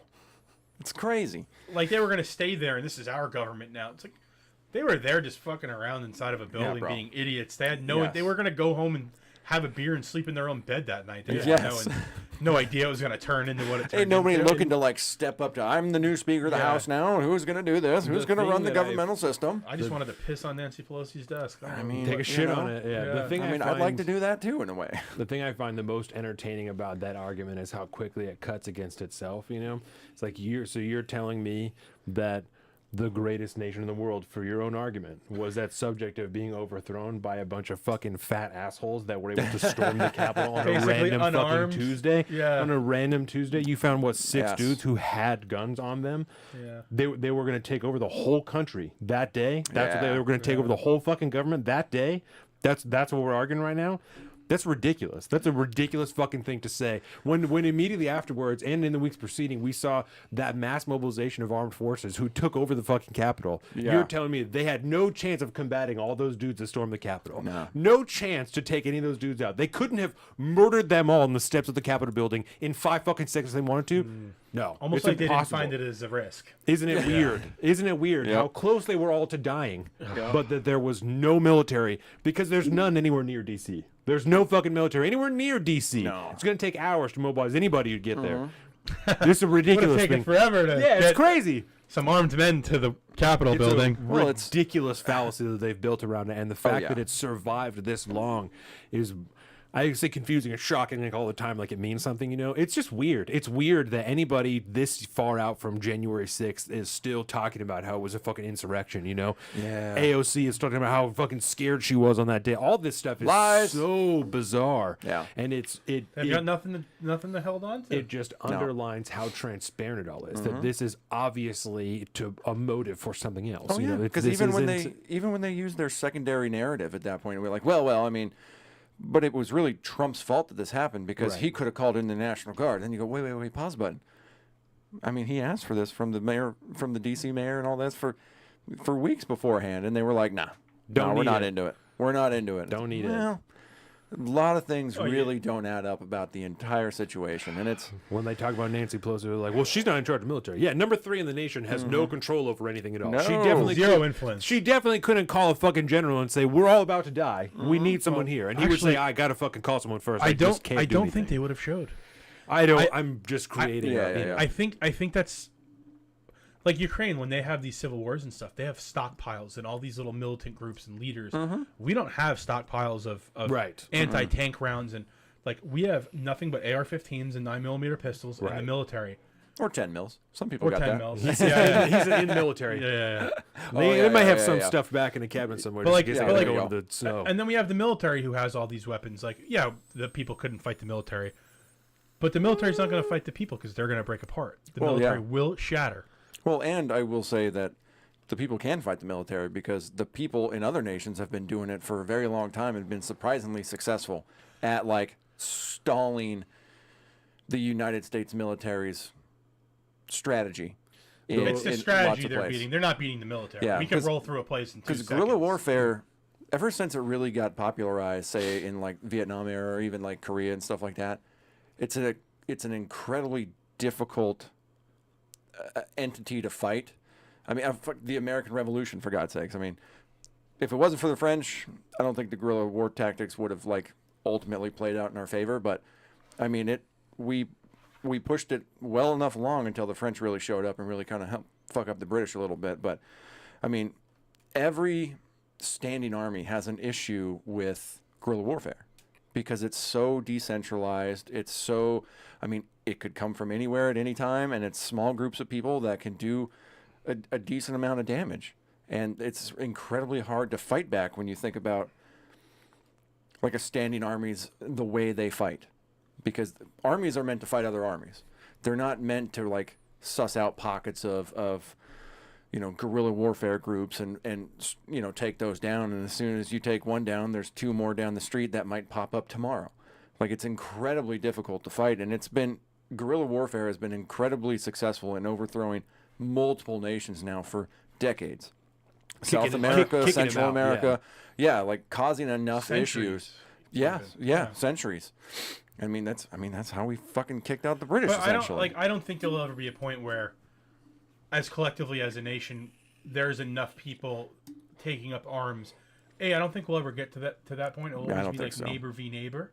But if the military ever is involved, the military is going to get scattered. Oh yeah, You're going to have National Guard groups going, no, we're not doing we're this. on that. We're on the people's side. Right. And even I'm active from here. duty I'm not guys, killing like, my brother. I'm Yeah. not Like, shooting my I'm- fucking high school coach. Yeah, Yeah. I'm disabling my aircraft. Like I'm Right. fighting out Yeah. the motors, and I'm out of here. And that's like, why I'm AWOL. when we've talked about that, we've talked about like the only way that that's begins to be feasible is when you take dudes from one part of the world or the nation and send them in the other part of the nation. Yeah. Because like you said, someone who's from Alabama is not going to kill the people from Alabama. They're But even less state like lines, they're. we're still so culturally I similar. totally agree. Yeah. With you. I totally agree with you. Yeah. That's why I said the only way it even begins to be feasible is if Yeah. you're taking someone who's Yeah. from Florida and putting them in California and saying, kill that fucking guy. And it's that lack of connection you have to hope is there because they're hopefully so disconnected from the nation itself that they're Yeah. only thinking on state Yeah. lines. It's And going to to be get- small groups of people being Yes. like, I don't like this local policy. We're going to have to physically change something. Yeah. Yeah, and a lot of times when you think about how local politics and local government work, that's not a big ask.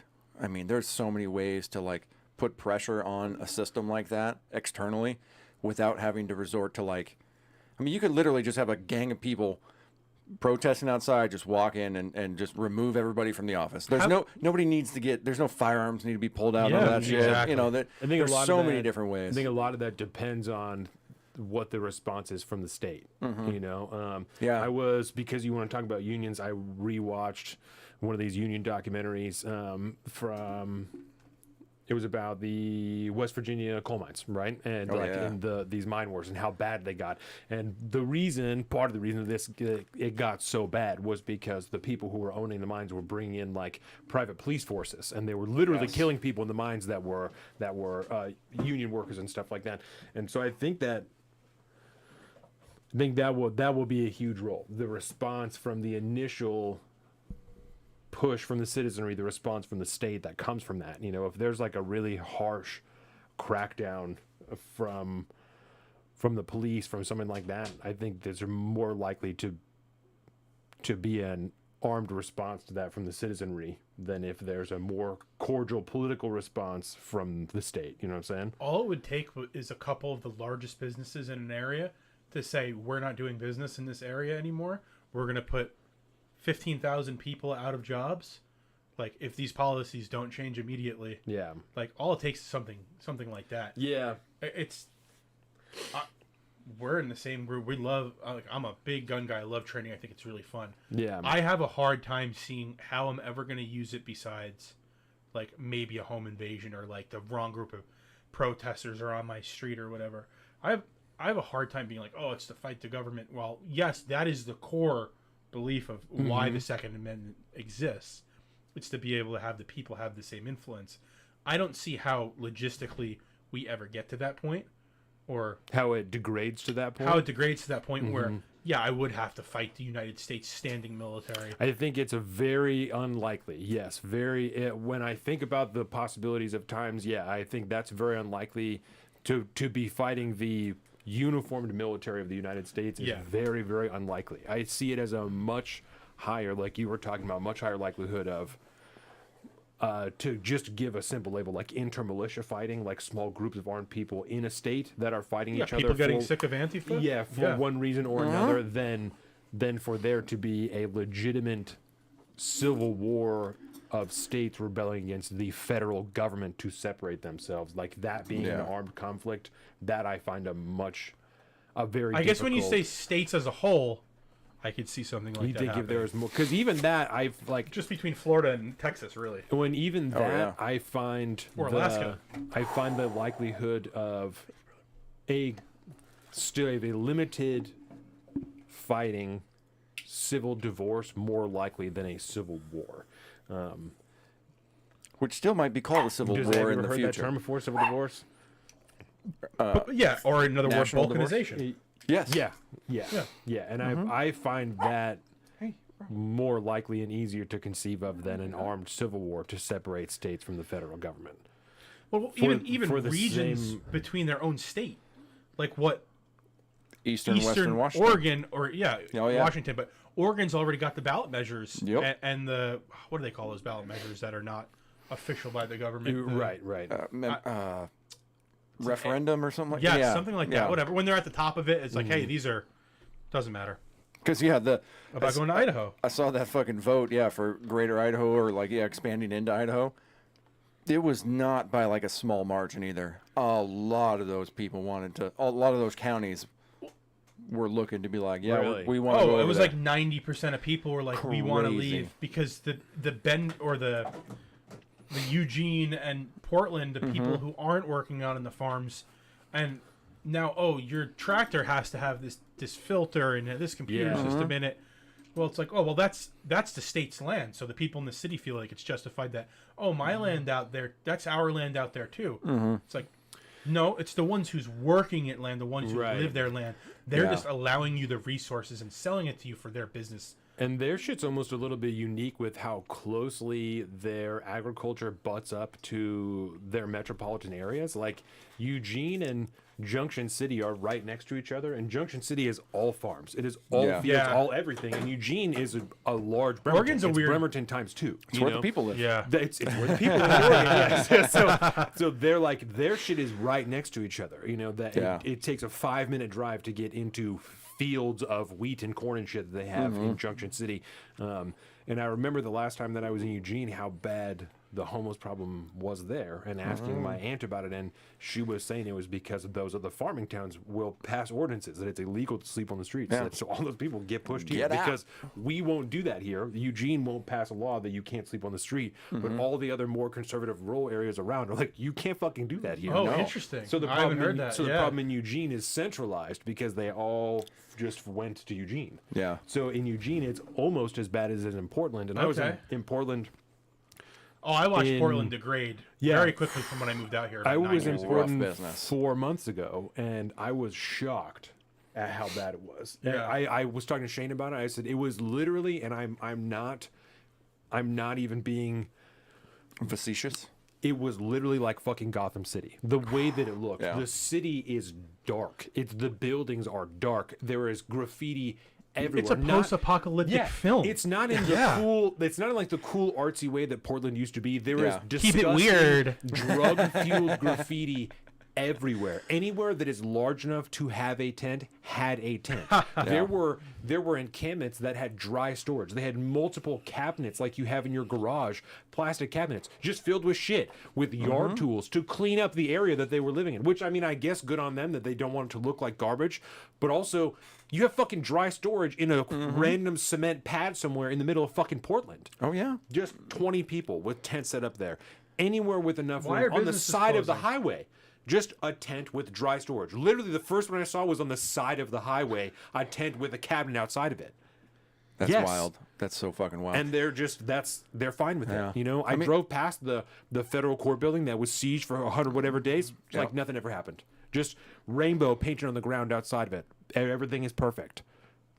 We cool. love appeasing people. Yeah, like they didn't throw fucking mortars at it for 90 days plus and try and literally tear the fucking building down. Like nothing ever happened. like there there wasn't an armed insurrection at the federal was building like there, huh? fucking Gotham City. People just, I mean, just the drug fucking walk. I mean, it was horrible. Yeah. It was horrible. Yeah. I mean, and you see that because Seattle's terrible with it now. Oh yeah.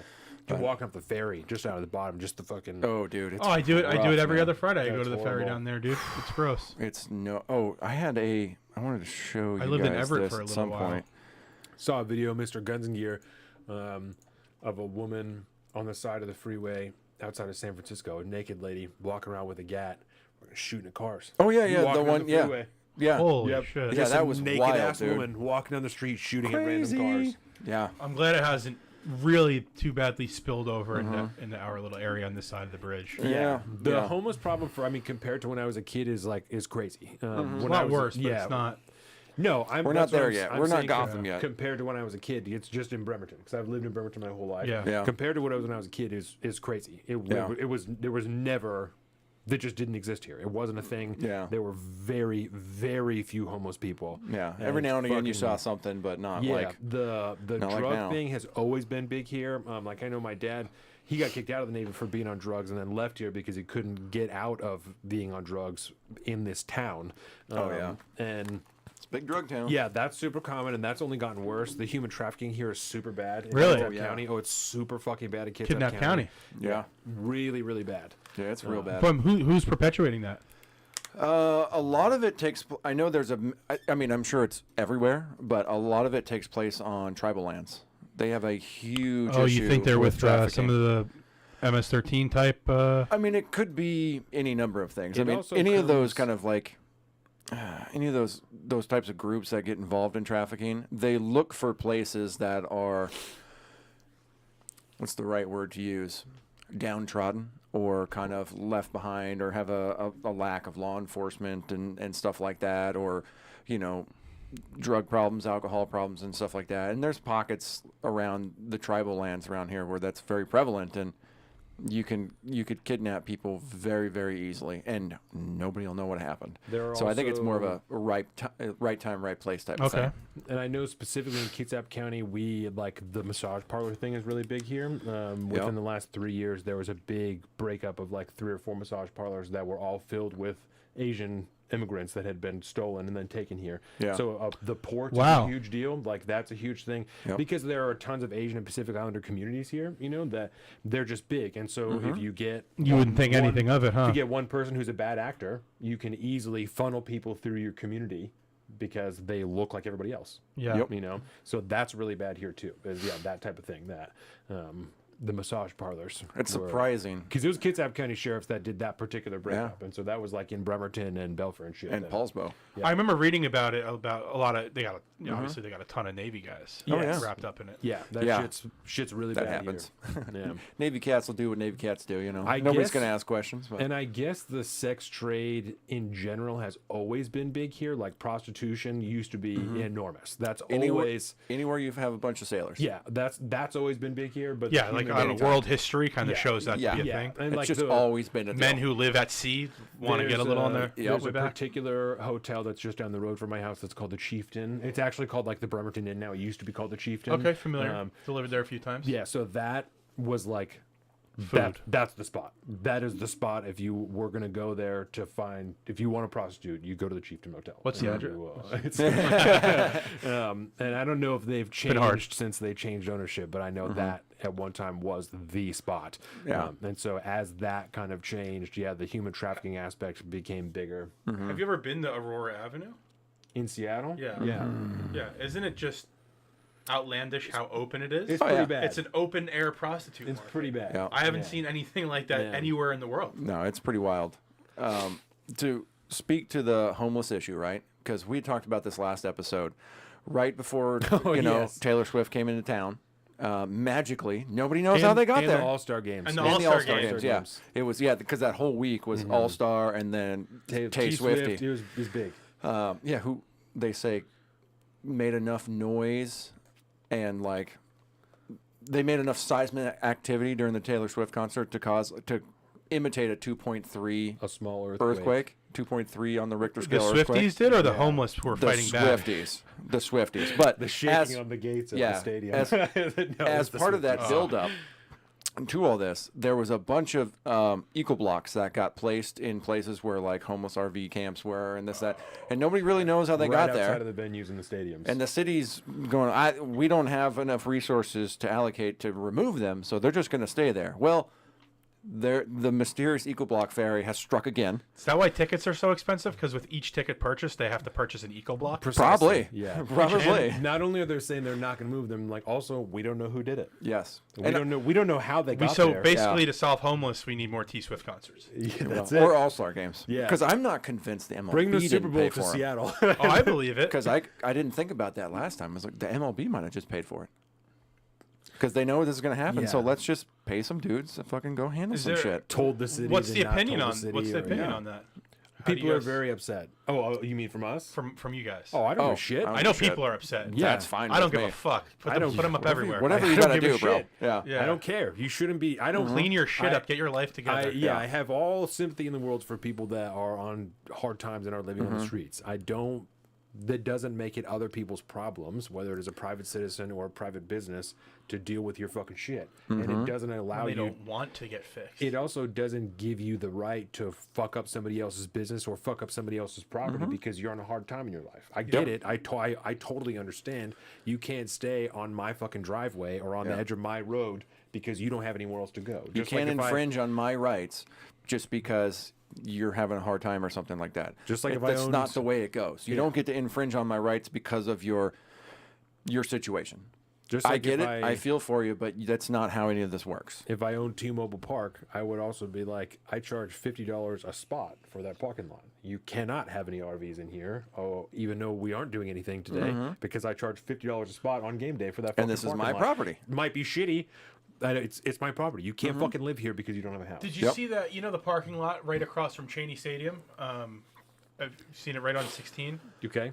So there's that parking lot right across 16. Cheney Stadium's on one side Yep. where the Rainiers play, and there's the parking lot. Well, since baseball season ended, it was full of RVs, tents, stolen, dilapidated cars, and then when spring came around, Your and it was truck was baseball probably there season calling. again, they were all gone. I was hanging out in Bellevue. Every single one of them was gone, and it was back to selling parking spots for the baseball games. Interesting. And it's like we could solve some of these issues. We just choose not to. Oh, 100%. Yes. I mean, the COVID is the best example of that. When they bought or There's a rented, high school back there too. when they told Oh yeah, the everyone- high school's on the same property as Cheney Stadium. So Yeah. right across the street, there's that new. Over here. Where is it? The at? You Lowe's. can see it. No, go down a little bit south. Home Depot. There it is. See the park and ride? Mm. That one right Yep, there. Yep, yep. And I mean, you think about that. That is probably a 5-minute walk to the high school. So now you have a whole nother set of if you got a gang of homeless people that are hanging out there. Now they're Could be a they're problem. right next door to the fucking high school. Real easy for a little teenage girl to walk by, and now she's somewhere in Eastern Europe Yeah. getting. Or a fucking tweaker to roll down there and start fucking with people at the high school. I mean, that's a bad situation waiting to happen. Do we agree it's drugs is the core problem? Yes, I think that's probably the biggest. I yeah. think various modes of addiction is a huge issue. Or addiction, rather, not drugs, but Yeah, addiction in general. yeah, of all aspects is an enormous issue. But what I was saying about COVID, right? One of the best examples is no, you're totally fine. Is COVID, right? When they told everyone you have to stay in your house, you can't stay in a hotel, right? The government of many states and also the federal government bought up old rundown hotels and rented hotel rooms and took.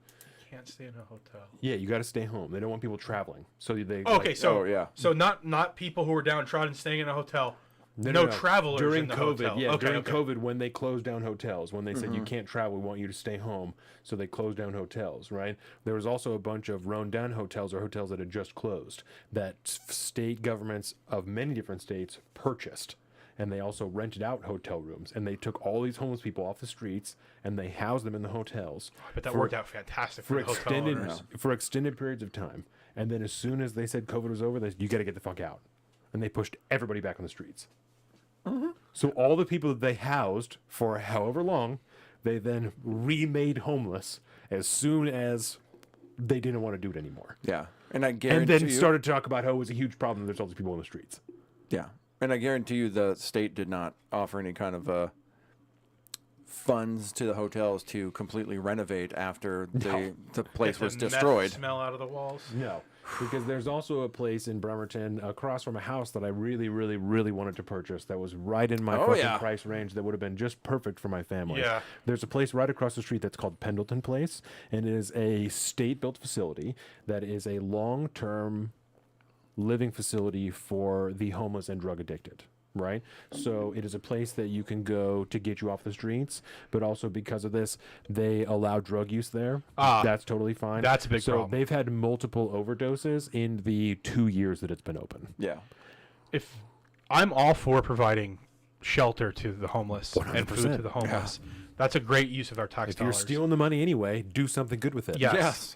But Do not something if it's good and gonna productive. perpetuate the addiction. No, and I also couldn't move. I couldn't purchase this house because I can't have 2 children 3 blocks from a place where people are openly using fucking drugs and doing whatever they want. I mean, Yeah. like 3 blocks is pretty conservative. I mean, mean- it was right next. I mean, it was you're- across the street. I could have unquestionably hit it with a rock. Yeah. Okay, if you could hit it with a rock. Unquestionably. Well, he throws 3 blocks. He's got a It's- fucking arm like a rocket. Well, okay, it's 3 blocks was Okay, far but because I could, I'll show you I it could on the map stand here. in Could you make a hit with the 10 mil pretty easily? Oh, 100%. Okay. Yeah. That's close enough. I could Too stand close. in the driveway and bend down and see the smoking area for Pendleton Place. Mm-hmm. And there was just a chain link gate that you could open to just get right out of the Yeah, because this was the house, right? right sitting at the right end of there. the street. It was this house And then- that's and it. there Oh it my is. god, Pendleton dude, Place. that's your backyard. Yeah. That ain't no 3 blocks, And brother. That's when I no. was- That's That's across the I street. was standing here checking out the house, and there was a guy that walked by who lives on the street, and I was like, "What's up with Pendleton Place? You know, like, what do you think about this? Do you live here?" And he's like, "Yeah, I've lived here for is that like a dirt 2 bike years." track on that property, on Pendleton. Yeah, we go back. Over here. It's probably just Is I that think where it's from the meth guys run construction. I around? think it's just from the construction. I think there's Yeah, it could something be. down there now. Okay. Yeah. Interesting. So I think this. I Yeah, think this almost looked picture like is a just little, old. little off-road park. Yeah, no, it's not that. I think it's Okay. like a garden or something now. I think that was just Yeah. the pathway for the vehicles at the time. yeah for construction. Yeah, now it's just nothing. Yeah. They don't even have the Pendleton Place on the street too. Right. It hadn't even been Because that's developed it's yet. right there. Yeah. So That's the house. this is No. Pendleton Place, but where the house is Okay. was right here. Yeah. But that house isn't there anymore. Yeah, you could tell that So concrete's all brand this new, is- baby. That's the Yep, smoking yep. area that I was talking about. And you I can't believe they are housing people and allowing them to continue use. Right on, Oh, it's, yeah. it's right That's across from this disgusting. enormous cemetery that people go to all the time, Kitsap Way, which is a main highway through town. So where are they getting these drugs? They're going out in the day and Oh, you going can and go buying wherever you them? want. Yeah, it's a Yeah. free. You can leave. I think you have to be in at a certain time at night. Oh. But during the day, you go and do whatever you So want. it's because I remember when my cousin was in a Hope House, he was in jail. Actually, it was his wedding yesterday.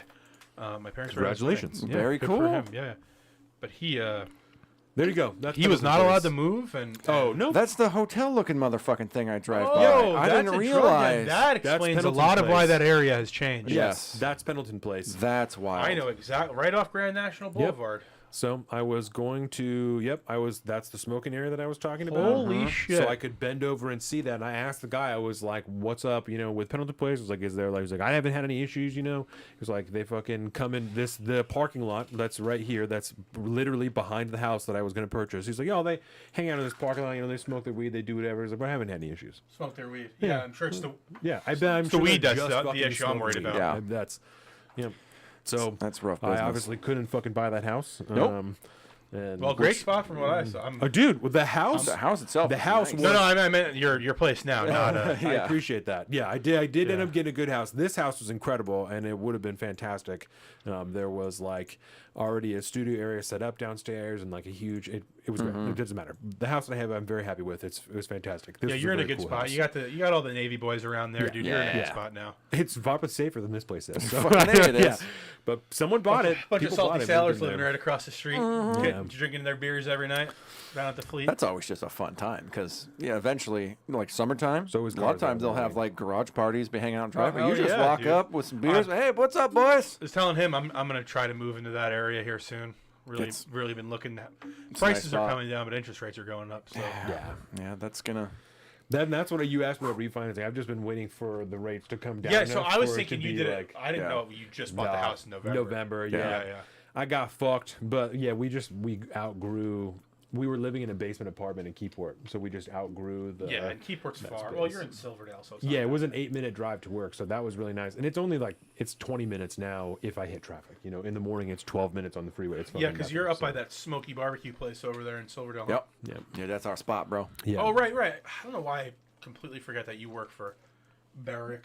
Bennick. Bennick. He works Yeah. right across from me. We stand at the same Yeah, table actually. we Oh, probably so like about- this. So this is a common. We both have tables here. that are 4.5 feet wide. Yeah. And so we're 9 feet apart. But that's Yeah. it. Oh wow! So you spend a lot of your it's life tough business. doing this. Yeah. Staring at his fucking ugly Weird- mug all You guys day. just need to do a podcast from the work table one We day. don't. We talk way less at work. And Yeah. I think because we do this so often, you know. Yeah. So like we'll. You don't want to waste the good material. We It's just tough also- sometimes. we're We also got to all- save this for the show. Yeah. Let's just write I that that down. there's all. Yeah. Just talking on the way here, we were like, all right. Oh yeah, we'll yep. wait, yeah. Save it, 'Cause pocket it. yeah, we'll watch shit all day at work, you know. So we'll be like, hey, have you already watched this? And be like, no, all right, well, let me know when you get Let- this. let me Yeah. react Let me live. finish when you're done with Yeah, this, and yeah. then like I want to talk about it. Yeah, And so, we're like, we'll- yeah, this is the show topic. Let's Yeah. fuck with this. Yeah, we'll do that, and then we'll talk about it for a few minutes. Okay, we gotta stop. I'm definitely stealing your swag. I'm starting a podcast. Do it. Yeah, you're good. My the time for I it. encourage everybody. my buddy is a reliability engineer, so basically he's works with a company that makes reliability Tacoma engineer. smell like shit. So Oh. make sure machines are running properly. He works for a West Rock paper mill,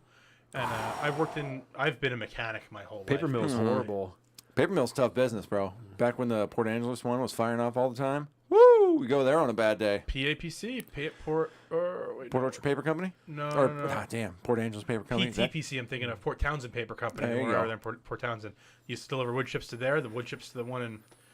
But yeah, he does that, and I'm like, dude, let's start a podcast. So, good way for us to hang out and then Fuck yeah. talk about work Oh, yeah. a little bit. And Well, hell, that's how we basically started this. I had just left the job, and we had just started, getting into conversations and stuff like that. And so I left, and then we started texting each other a lot. Like, we should fucking just do this on mic. yeah, And then bing, bang, boom. There we are fucking 5 years ago, having a Crazy. conversation, yelling at each other because you didn't like guns and I liked guns. I didn't even have that many Donovan. guns I back know. then. I'm glad you're a convert. I know. But now that I Yep. know this, Yep. He discovered what liberty and you wearing a freedom wire? really was. Are we being recorded right now? Yeah, right. It's like we're not talking into 3 different Bro, microphones. if Yeah, he I is, mean- I'm going to jail way before you motherfuckers. Well, I told you, like, I bought, that first gun I bought. My Dax was less than a year old, so it was in 2020 or 2019 that I bought it. I bought the Glock 20, and so it's been just a quick fucking tumbling from yeah. there. You Well, know, once you have the ideas, you have one or two experiences in your life that really cement something, that brings something home. You go, no, I understand now why this is important. Yeah. Yeah. And then you build off of that, and then you realize, oh, it's more important for so many things too.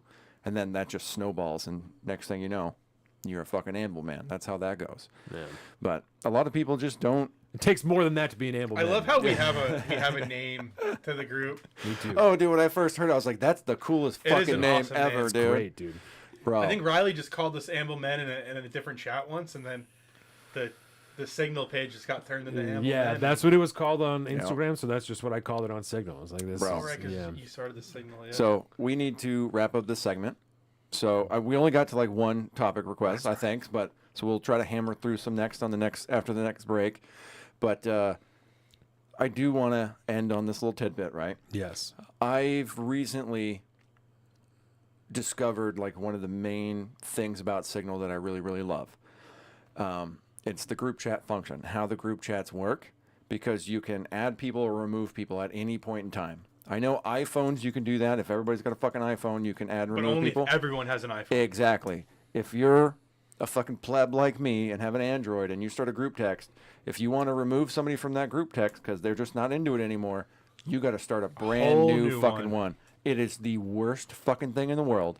And I wish I could get all the goddamn fucking soccer friends to get on Signal so we could just do this shit, keep it simple, keep it light. Whenever somebody's like, I'm out this session or whatever, pull me out of that group chat. I don't want my phone blowing up after every fucking game for 5 hours because everybody's having beers afterwards and gets home and you start texting and fucking with each other. I wish you could just do that and then tap back in when you want to. So I got to start working on the soccer people to get into the Signal I've business. got some questions about Signal. If maybe we want to talk about that a little Yeah, bit. for sure. Yeah. Next segment. Yeah. Yeah. We'll open up with some Signal talk. Yeah. With that, we'll be back in just a few minutes. Salt of the Streets, part 3, episode 153. Yeah. I'm at alpaca_Donovan on Instagram, and Colin is at Big Bird Offie on both those things. You can find all this at saltofthestreets.com, including our Patreon, patreon.com/saltofthestreets. Boom. Help us make more better content like this. We have an article, newsletter coming out at the end of the month. Indeed. What are And, you writing on? So I started writing about memorials, right? Because I had a really tough time figuring out what I was going to write about, so it might be a few days late. But I heard on the radio last week that they're going to make an Emmett Till memorial. Emmett Till. Emmett Till. Why do I know this name? Emmett Till was a young black boy that was killed in the 1950s, supposedly for whistling at a white girl. Oh, and he yes, was like yes, lynched yes. and like brutalized, right? Yes. And then that woman, I think in just 2020, came out and was like, "I lied, like I was lying the whole Yeah, I time," remember right? And then she died, I think, like right after that or some shit.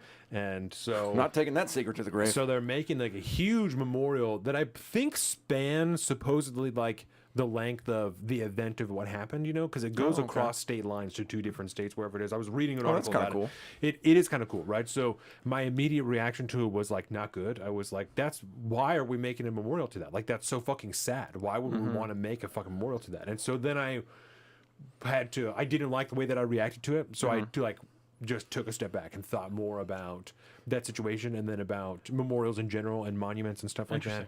And so, Very nice. yeah, it's kind of diving into that thought process. I like that huge idea for fan. a memorial though. Like, Yeah. instead of like George Floyd, for example. I, Like, as I sit now, Hey, he'll it's- get he struck by lost his lightning. life for a silly Yes. reason. Yes, as I sit now, it's not a bad idea. My first reaction was not good, you know, because it What the opened. fuck? Yeah, it Yeah, opened 1950s, like 70 years It's ago. like, why are we Yeah, doing this? You know, but it opened to me thinking like some more about more monuments in general, and specifically like war memorials. Well, and you can talk about all like the memorials that are Holocaust being torn memorial, down like- now too. So yeah, there's a decent, this is now just growing. It did. It opened into memorials in general, and like, well, most of the ones that we have, especially the big ones in America, are for sad shit. It's not for happy stuff. The big memorials that we have are for the big. I think one of the biggest ones is probably the Ground Zero, right? That's Yes. one of the Oh, biggest ones, I mean, right? And beautiful memorial, right? yeah. I got to- Totally should Yeah. be. It's not a wrong thing, Yeah. but it's one of the biggest ones, right? We also Yeah. have ones for all of the different wars we've been into, right? The Korea War Memorial, the one yeah. in Vietnam is fucking enormous. The World War II Memorial, right? Yep. Some of the other biggest ones are for like founding fathers, right? So most of the shit that we're remembering, that we're making huge pieces to of infrastructure, are for sad things. Yep. They're not for happy things, because we remember that. You tell your fucking family about that. You don't have to tell them about the happy things. You have to tell them about this horrible shit that we did.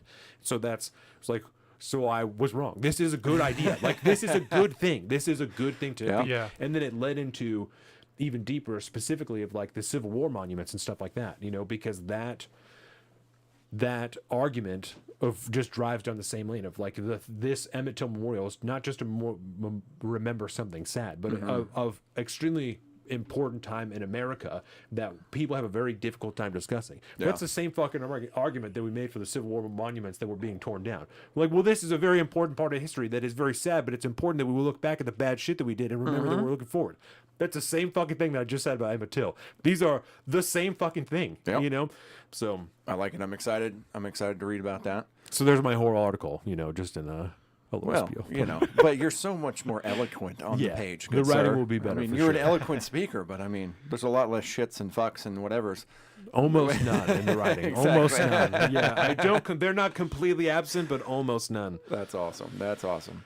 And I will be writing about Yeah, what do you got? this concept I've been kind of building on lately about the an intellectual revolution, the need for it, what it is, that kind of good stuff. Lot of just flushing out of ideas. So, you know, I was really hoping to get a lot of work done when I was on my back for 4 days, but it wasn't conducive to writing. Yeah. So we're working on that, but we'll see how quick we can get that up on the old website there and over on the Patreon. I've been watching way too much Are You Garbage. I keep slipping into like Yeah. this stupid Philly accent. My bad. But yeah, it's going to be fun because there's the whole hearts and minds thing we've talked a lot about when it comes to things like Afghanistan and the Middle East and wars like that.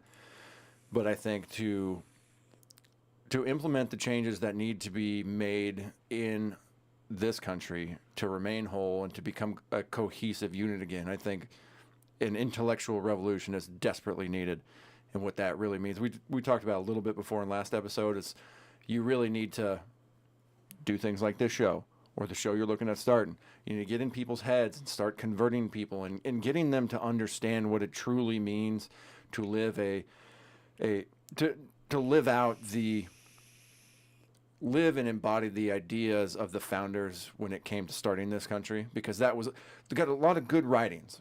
We got a lot of good basic sets of rules, but without the implementation of responsibilities and the true understandings of why we're doing these things or why these rules were put down on paper to begin with, you lose everything. And that's how we end up to having a bloated fucking federal government and, state. I mean, every aspect of government is so bloated. Society is so willing to just bend down and do whatever the government says because we've lost the understanding of what it means to be like an actually true American.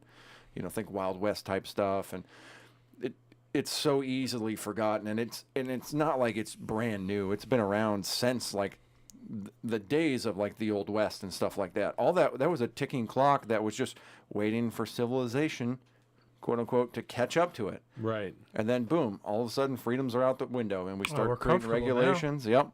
And so I think we really need We've got an gravel roads intellectual. now. Amen, baby. Moving on up in the world. Well, I mean, there's a reason, even back in the day, why roads became the size that they were. Because you needed the right amount of width to get wagons down things. Right. Those haven't changed. The Gotta fit a sizings are carriage still the both fucking ways, things, yeah. right? And that's the nature of government. That was the nature of all this stuff, and we've lost really what it is to have, say, like a community that wants to maintain its own road system. They can do whatever they fucking want with the road system, but we can't allow that because interstate commerce, blah, blah, blah. We need to have standards and practices, and next thing you know, you're just doing whatever the government wants, and you don't even remember why you're doing it. And then you have a few generations of that, and you don't even remember what it's like to actually be an American. You're just doing whatever the government allows you to do, and You then don't remember what the Second Amendment then we means. pass it off as freedom. Yeah. But yeah, there's so many aspects, so I don't really exactly know which tact it'll take. But writing for me is always a thought process, so we'll see how it goes. But that's what we'll be looking forward to on the old Patreon this month. So check out for that in the next few fucking days at this point. That's right. And with that, we'll be back here in a few minutes with part 3. Thank you very much. Bye. And we're back to Salt of the Streets podcast. Social and political commentary. Life, liberty, and the pursuit of happiness, right? That's always and forever. That's right.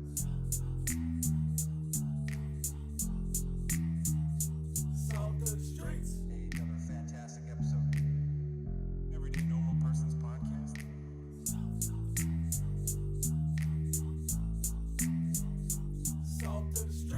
Up or down to the upper left. Just upper left. Welcome to the salt of the streets, coming at you every week with this food for thought. Hope you ready to eat. With everything going on in this nation, we need some information, and that's why salt need to be stationed in your rotation. With real talking, real topics, real people, real problems. Think we need some help to solve them, and leave it up to Colin and Donovan, cause that's what's that? Oh, let's get ready.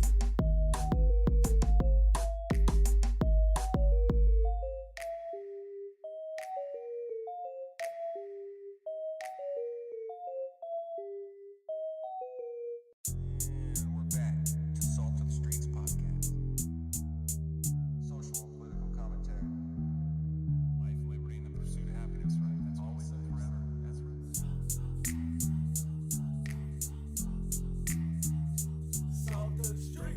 Another fantastic episode. Everyday normal person's podcast.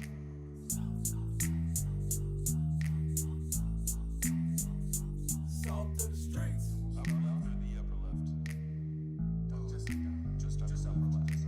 Welcome to the salt of the streets, coming at you every week with this food for thought. Hope you ready to eat. With everything going on in this nation, we need some information, and that's why salt need to be stationed in your rotation. With real talking, real topics, real people, real problems. Think we need some help to solve them, and leave it up to Colin and Donovan, cause that's what's that? Oh, let's get ready.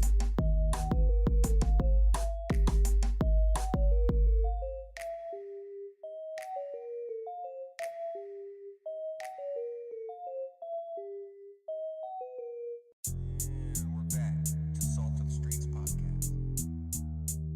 Social and political commentary. Life, liberty, and the pursuit of happiness, right? That's always and forever. That's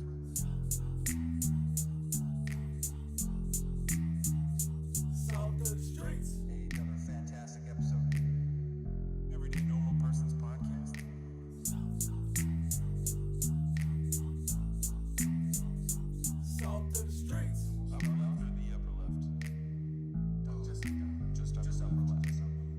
to the salt of the streets, coming at you every week with this food for thought. Hope you ready to eat. With everything going on in this nation, we need some information, and that's why salt need to be stationed in your rotation. With real talking, real topics, real people, real problems. Think we need some help to solve them. Leave it up to Colin and the Donovan, 'cause that's underwear. The best underwear.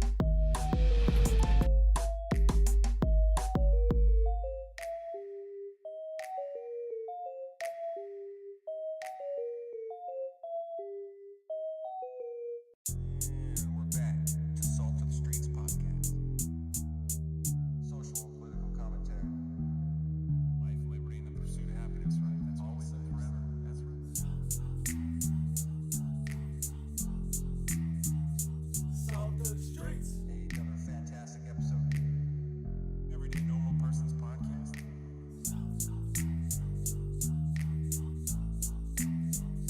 Salt of the streets. Upper left or the upper left? Just upper left. Welcome to the salt of the streets, coming at you every week with this food for thought. Hope you ready to eat. With everything going on in this nation, we need some information, and that's why salt need to be stationed in your rotation. With real talking, real topics, real people, real problems. Think we need some help to solve them, and leave it up to Colin and the Donovan, 'cause that's what's that? Oh, let's get ready.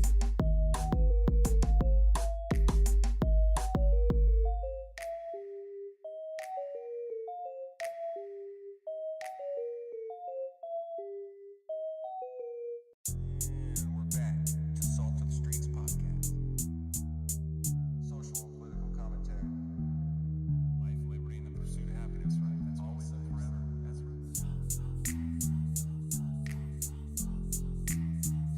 Salt of the streets.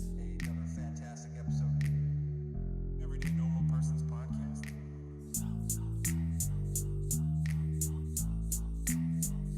Salt of the streets.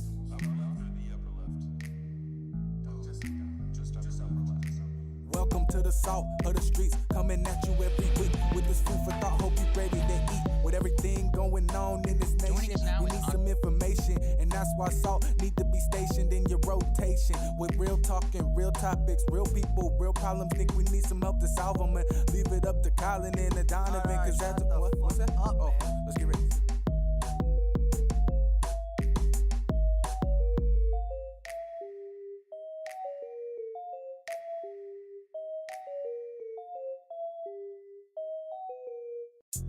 And we're back to Salt of the Streets podcast. Social and political commentary. Life, liberty, and the pursuit of happiness, right? That's always and forever. That's right. Salt of the streets. Another fantastic episode. Everyday Normal Person's podcast.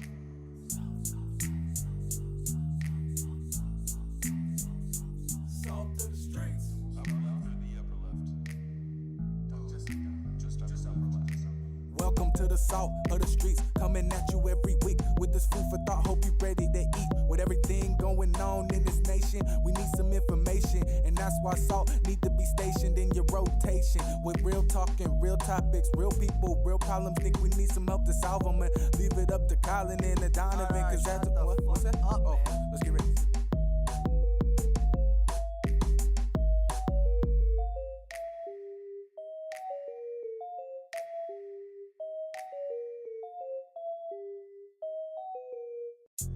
And we're back to Salt of the Streets podcast. Social and political commentary. Life, liberty, and the pursuit of happiness, right? That's always and forever. That's right. Salt of the streets. Another fantastic episode. Everyday Normal Person's podcast.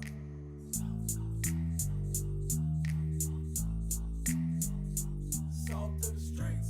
Upper left or the upper left? Just upper left.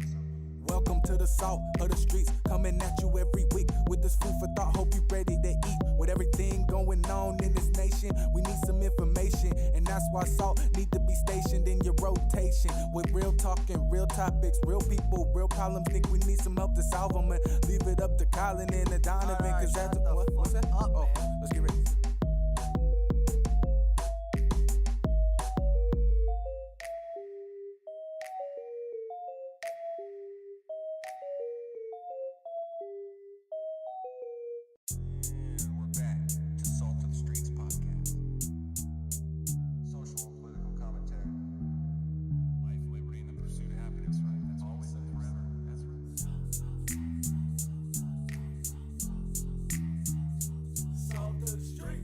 Another fantastic episode. Everyday Normal Person's Podcast.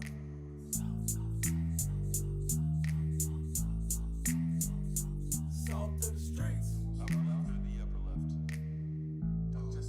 Just upper left.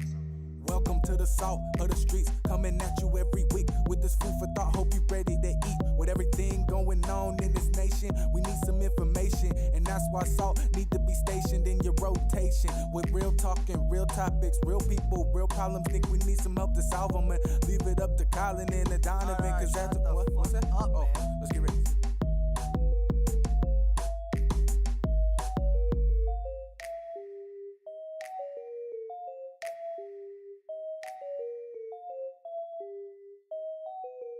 And we're back to Salt of the Streets Podcast. Social and political commentary. Life, liberty, and the pursuit of happiness, right? That's always and forever. That's right.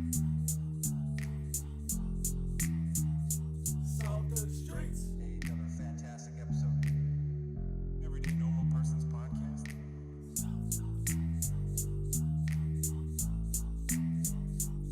Upper left or the upper left? Just upper left. Welcome to the salt of the streets, coming at you every week with this food for thought. Hope you ready to eat. With everything going on in this nation, we need some information, and that's why salt need to be stationed in your rotation. With real talking, real topics, real people, real problems. Think we need some help to solve them, and leave it up to Colin and the Donovan, cause that's what's that? And we're back. Thank you very much for joining us, everybody. This is episode 153 of Salt of the Streets, part 3. My name is Donovan. I'm Colin. We are joined by... We didn't do that last time, did we? Yeah, we did in the Okay. beginning. Yeah, Okay. joined by Brine. Hello. Our special guest. We're That's very me. pleased to have you here. It's been a great episode so far. Obviously. It took me so long to realize your name was Brine, It's all right. not Brian. I I knew called Riley you for Brian like for 3 a years. minute. Yeah. And then eventually Donovan's like, it's not Brian. I didn't know Oh. first either. Yeah. Oh, yeah, I yeah. learned Fair. when Jake was out there that, and even Jake, like when he told me about it, Jake was like, I thought that he said Brian. And I was like, fuck off. You did not. You did not fucking think he said Brian. You No thought he way. said Brian too. Yeah. I don't know, I'm he's the only pretty one honest, I've ever though. met, so I wouldn't expect anyone else to be like, oh, that dude definitely said Brian. What's the roots of this? How did you? As far as I know, well, my dad was my biological father. I don't want to call him my dad. Biological father, my sperm donor. Okay. He was a big lacrosse player. And they Okay. were a lacrosse brand with ties to Ireland, I guess. And they thought it would be. My mom was a scorekeeper. That's how they met in high school. Whoa. For the lacrosse She was team. like, she kept score at the lacrosse games. Yeah, yep. Yep. Interesting. And I don't know. I think they thought Brine was a good. That's the only. It's they got made a nice soccer ring equipment to too, it. So you know their soccer balls, Brine soccer balls. I don't. Oh, I probably really? should. Interesting. Yeah, if you played soccer, they were. Yeah, I think all I got is Pumas. Yeah, very- They haven't made soccer equipment in like 10 or so years. Ooh, classic. And then they got bought up by another company. But I think it was just because of a lacrosse company name and You've never met anybody else named Brian? not one single person. Well, that's pretty sweet. Never met another. Well, both Donovan's children's name came out of books. Yeah. Because you had the... What's the name of the first one? I always forget. It's like The Adventurer or something like that. Yeah, I think it is called The Adventurers. And I don't even remember who made it anymore. Yeah. But it's What's the spelling on Dax? DAX. Yeah. DAX. Yeah. Okay. Yeah. And it's from the book. The book is called The Adventures, I think. And the guy's name was like John Brown or some fucking dumb shit like that. And the kid's name in the book is Diogenes Alejandro Zenos. So it came about because I fucking... That's not it. Harold Robbins, that's his name. The It's- top one, I see Dax Xenos up there. Yeah. And I mean, there's a Oh, lot yeah. of fucking in this book, so I wouldn't be surprised if it's a sexy lady on the front. Oh, because it's DAX. yes. So his name So is it's an abbreviation. Though. yes, Mm-hmm. yes, and it is about like guerrilla warfare and a coup in a fictional South American nation.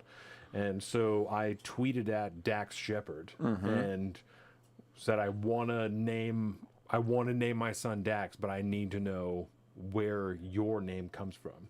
and he tweeted it back at me. And Who's said- Dax Shepard? Dax Shepard. Oh, you'll know him if you see him. Yeah, he was in like Pull it up, Without yeah. a Paddle is a big movie that he was in. Also, Big time Idiocracy. He does a big and podcast called Armchair Expert. I think Yeah, is what it's called. something like yeah, That this guy. is Dax Shepard. Remember him? Oh yeah, Yeah. familiar. So Yeah. he's super crazy famous now, right? Yeah. So I tweeted him before Dax was born. His Obviously, wife is like and my she's pretty Kristen hot. Bell. Let me see. Can I see?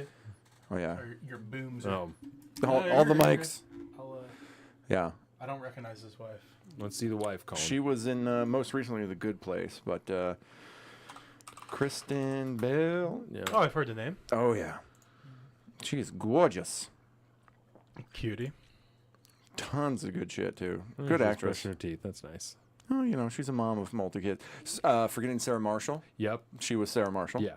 So Is that the one with Ben Stiller in it? It's No. no, that's Amy. What's the guy? Also, something about Paul, but Something. Yeah. Yeah, that's what I'm thinking. Yeah. what's the dude's name in Forgetting Sarah Marshall? Shit. Jason Segel. Jason Segel Yeah. and Russell Brand. Yeah. Yeah. Paul Rudd is Oh, in I it like too. Russell Brand. Yes, he Paul kind Rudd's of in got it. based. Russell Russell Brand. Russell Brand Brand is is based as fuck. awesome. Yeah, Watch he a used to ton be of like. Russell I remember Brand when shit. his stuff started. Now. Yeah. He's pretty out there, but he is based Yeah. as fuck. He's that's for awesome, sure.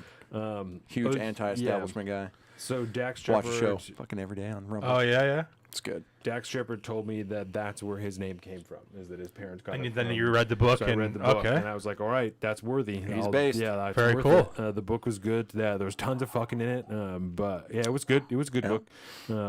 And then Reason's name came from a book called The Indifferent Stars Above. Yeah, The Indifferent Stars Above, which is about the Donner Party. Yeah. To this date, You know, the Donner Party is, right? yeah, Yep. one of the So- best the review previews I think we've ever done was on that book.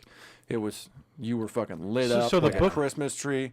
It's real good. It was about the Donner It's Party. about the Donner Party, yeah. And so Okay, I'm sorry. How did your daughter's name come from a book about the Donner Party? So there is a man who traveled with the Donner Party whose name was Reason Penelope Tucker, and Dude was a G. He made it to first of all, his father fought in his grandfather fought in the Revolutionary War, right?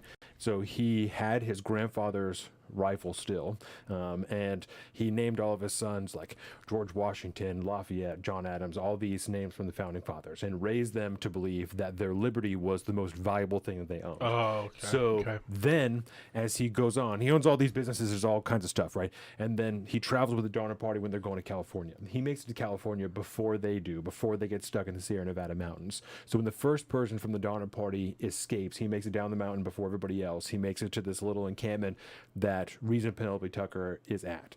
Reason Penelope Tucker hears about the people who are stuck in the mountains, not only volunteers to go and save them, he pays, I think, 5 men out of his own pocket, the equivalent of $75 a day, to go up into the mountains. to Reason save paid them. these people. Reason paid Okay, these so Reason people. was a male. Yes, Yeah. he's a Okay. male. Yeah, he was a man. I don't know where his name came from before that. Probably fucking something, you know. But That is an so- odd. I didn't realize there was a backstory to the name, but Reason. Yes. That's, Yeah. So he paid these dudes the equivalent of like $75 a day out of his own pocket to go and save the members of the Donner Party. He had no family up there, no affiliation other than I met them on the way to California. Yeah. I'm gonna go And save these people. People quit on the way up there, and he was like, "You're a fucking bitch. You're a pussy. I paid you. Get your fucking ass up the mountain." He made multiple trips to the Sierra Nevada mountains to save people from the Donner Party. Yeah. That's a really sick backstory. Based Yeah, as he's fuck. he's badass. So I fought like hell for that name, and it was on the final list between Reason and Georgia up until Jordan was giving birth, and then she labored. We were going to do an at-home birth, and she labored at home for like 13 hours. And during one of her contractions, she yelled Reason's name, and she was like, "That's it. That's her name." It's like I really like that name for a girl. Yeah. that was it. It fits her real well. and A I lot of think- people use like what would you call it, like an adverb or like a noun like that Yeah. for female names, and then they just end up kind of sounding trashy in the long run. Yeah. Reason's just like Reason. Wicked trashy, yeah, bro. it sounds so good. I love And it. it's Yeah. just exactly, just like a Way reason better to than do how I something. named It's- Mike, Yeah. So, Fucking into it. Yeah, and I think just like you, I don't think she'll ever meet another Reason in No. her whole life. You No. know, There's one Brine, there'll be one Reason. Yeah, I maybe think. some trashy bitch with it spelt all fucked up, but There'll be a Y in there that's, somewhere. That's nothing to be concerned about. Reezin. Yeah, exactly. Yes. And she works at the strip club on Fridays and Saturdays. Yeah. And she says, "I'm the reason." I give all you my show money to up." charity, Oh. and then I give it to Chastity if she's not there. Oh my God. Anyways, part 3. We're going to get into the first thing we're going to get into. We're going to be watching a little bit of a Breaking Points clip, a particular segment about it, because this is Josh Keaton, right? This comes from Josh Keaton. Yes. Shout out Josh Keaton. Do you know, Brian, who the name Vivek Ramaswamy? Negative. Okay, so Vivek Ramaswamy is a Republican candidate for president in 2024. He's running against Donald Trump to he'll try win. and be the candidate, right? So one of his policies that he's talking about now is the way that it's being pushed, and it's not unfair, is that he wants to raise the voting age to 25. Love it. Right. So he has some other stuff that kind of goes behind this. So we're gonna watch this little video. He's polling third, actually. Yeah. He's slowly on the come up. You know, he's polling third behind as DeSantis and starts Trump. dropping. But This dude is. I've been paying attention to he's been on Vivek. Timcast a bunch. He's Yeah. he's not afraid to go on like all of the shows. He's on all the Good shows way on to do purpose. it. Yeah. Be on everything. Yeah, he is kind of doing the RFK Jr. route and hitting alt media hard and fast and just keep him coming. And you'll see he's young, he's energetic, he has a background as he Businessman. grew a biotech company, pharmaceuticals in particular, and patented, I think, 4 or 5 very successful drugs and got those to market and stuff like that. But he wrote a book. I'm not going to remember the name of it Woke now, but Inc. it's Woke Inc. Yeah, because from Heard of the book. from the insider's perspective, he talks a lot about in that book, particularly about how, for lack of a better term, like the woke ideology weaves its way into the corporate world, in particular into the big pharma world that he was in. And ultimately, what made him leave that whole industry was during like the George Floyd stuff, the Black Square time on Instagram. He was asked to put out a statement for his company to talk on this thing, and he made a very generalized statement about like anti-violence and stuff like that. It was well thought out and it was nice, but the execs at the company were not satisfied with his answer, and he needed to be more progressive with things and really call out some things. And he was like, I'm not going to do that. And so he left the company at that point. I'm a pharmaceutical. Yes. Yeah. And We got critique from that too at that time. yes, we People did. that were like, "I'm surprised that you're not speaking out about this." What the fuck Yeah. do you want me to say about Yeah, this? whatever. You know, yeah. I'm down. I'm super down with anti police violence. So there we go. We'll get with Yeah, that. We'll get on with that. I but- believe my response was, "What do you want me to say about violence in the streets? Yeah. like, what do you want me to say about it? I have nothing to say about this. But This yeah, is bad." So we really brought him to prominence, and then as he's self-funded more or less his entire campaign, because I think when he started, he was edging on billionaire status, if not just getting into it. But he's primarily cut massive personal checks to his campaign. He's starting to get some grassroots funding and stuff like that, but there's no PAC money, none of that kind of stuff, Yeah. and so he's very, very anti-establishment. His overall No super PAC money. no super PAC money. Yeah, That's what it is. Because he draws a difference in here between PACs and super PACs. Fucking one of the things that I hit. What's her name? Let's on? talk about, before you go any further. Yes. You just recorded a whole special breaking Yes. down breaking point segment on this entire interview. Yes, this entire interview. So we'll have that video probably next week because it's not going to take like Monday. any editing at all. Monday sounds good. Yeah, and that will be a full breakdown of me in the corner of this Mm-hmm. interview because I thought it was real dog shit, mostly about Crystal Ball because she's the terrible. worst. And so yeah, one of the things that she hits Vivek on and that I question is she's like, "Don't Her you name think is Crystal that Ball? her name Yeah, is Crystal with a Ball. K. Yeah, Oh, she used She's to from work West for Virginia. She's classy. She used to work for MSNBC and he used to work for Fox News, and now they claim that they are going to replace corporate media with Oh, yeah. their new independent media These company. two. Yeah, I was gonna These say, two. Brian he asked me before we started when you were in the bathroom. He goes, "So are they like where are they at politically?" And I Oh, was asked Donovan. so supposedly he's a Republican and she's very progressive. But one thing I wanted to talk to you about, and it could very well just be a slip of the tongue, and I'll have to find Slip the of the exact tongue. clip. But the day before this interview, they were talking about polling, and Sauger is talking about the Democratic Party, and he says our party. and then keeps talking. I swear to God, right, because I gotta I watch went it. back I and gotta listened find to it to out. make sure that I didn't miss it. Is So it a it could have Freudian just been a slip, or slip what of are the we tongue, doing? because then he talks about the Republican Party. So he's talking about the Democratic Party and then says our party, and then moves on. But he's supposed to be a Republican, supposedly the conservative edge of this show.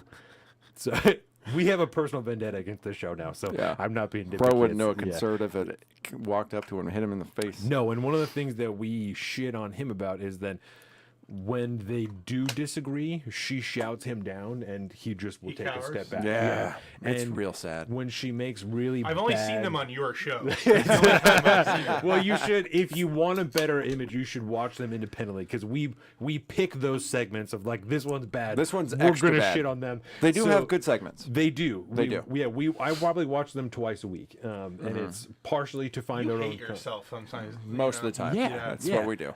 It's Partially- self-flagellation all week. Yeah. Yeah. I was telling him at the range day the other day, like that one section where you went in reading whatever that losers. The Guardian article. the Oh article. my god. Oh my god. Was it you? That was you in the chat being like, dude, I can't do this anymore. Stop reading this.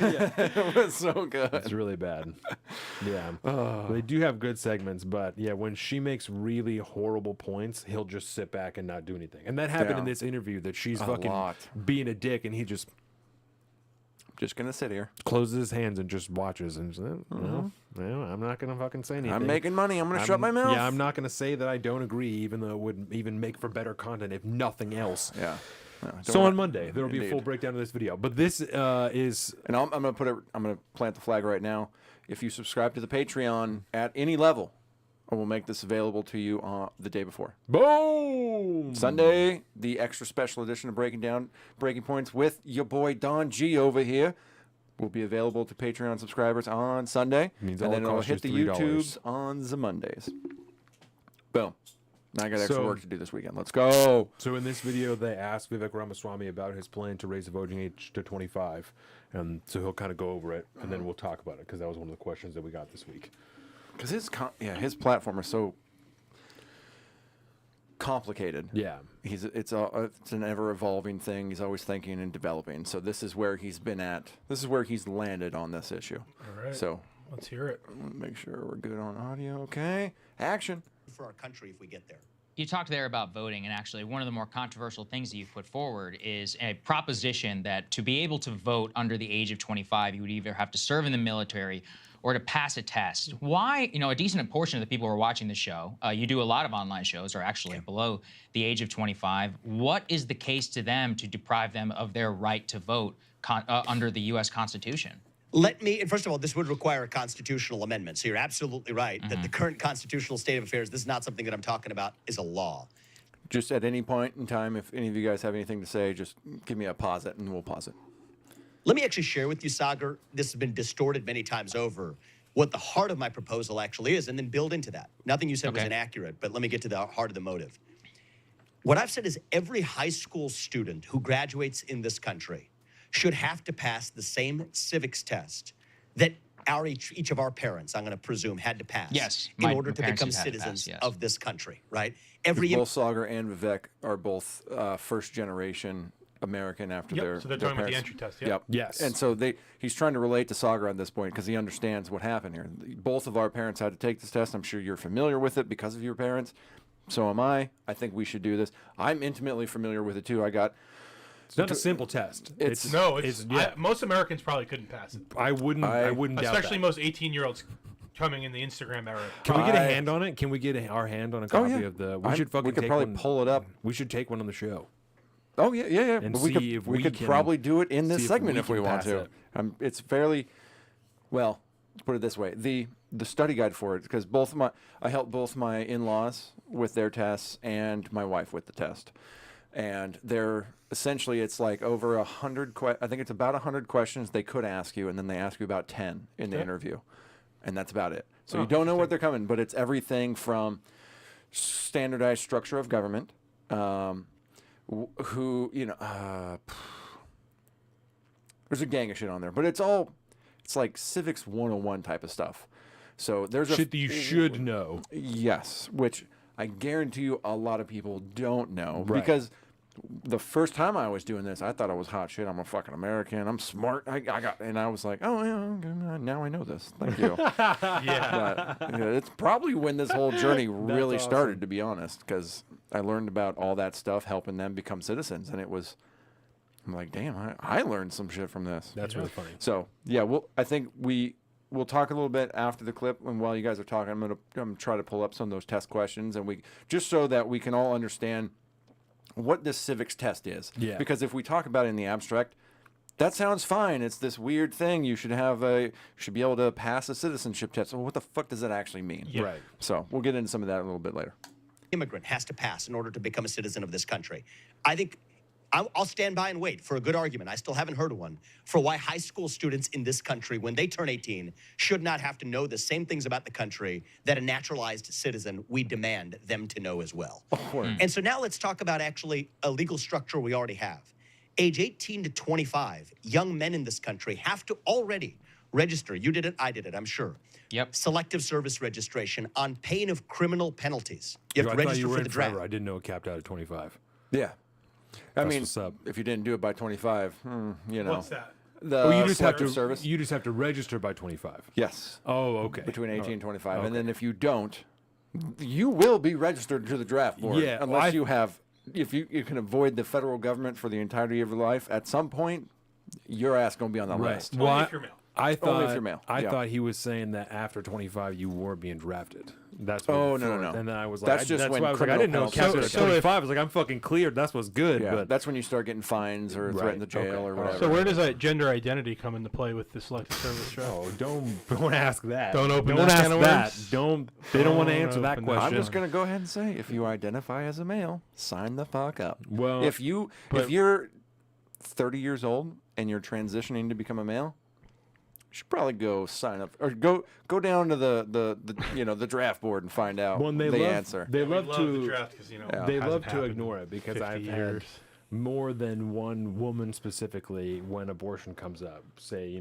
men should have no opinion in this at all. And my response is, so women don't currently have to sign up for the draft. So should you have zero say in the draft at all? So does that? Yeah, like, you shouldn't be able to vote on any right, military. Is that how this should? Well, I don't think it's. Well, it's literally the exact same thing that you just said. takes two to make a baby, Yeah. so they don't men like have to, it right. no, they don't. They don't have a good answer for that one. That's tough. especially when their argument is all about we should be in every role in every aspect of the military, but also not in the draft. But there isn't a cohesive argument for how any of those things work. Sorry, not to together. hijack your. No, I think good it's one. extremely valid. I don't think I've ever heard anybody ask that question before, and I'm like, that's a very good question. What are you going to do if this is the route we're going? Right, especially if you're Play with me on that one if there, you're in guys. high school and you transition, are you then going to sign up for the selective service after you get out of high school because you've transitioned? Yeah. To, There was that whole thing of getting the females on it too, because it doesn't make any sense that only the males will go. I mean, Right. it does from a military power structure, yeah, of course. And then let's later in life, at a younger age, the majority of people that are entering into the trans world are usually females to males, Yeah. right? At the younger age, but at the Vast older majority. age, 25 plus, it's males becoming women. Now, you've already signed up for the draft, but now you identify as a woman. So now we're drafting women already. Right. Or are you not draftable now because Word. And how far along the line of transition do you have to be to not be draftable? Can you just identify I just want as some rules here, bro. Can you just identify as a woman and then get out of the draft? Is that all that it takes? Is that I'm no longer a man? Or do you have to have had some form of transitioning Yes. surgery I've or got even flat feet and I'm a woman. or even treatment, right? Like what if Yes. you just have to have treatment? If you're just getting test, is that enough? Or if you're just getting estrogen, is that enough to not? You Very know, interesting. Should be no lines find drawn, out. no sexual. Just No. everyone's everybody in the pool. sign up. That's not equity.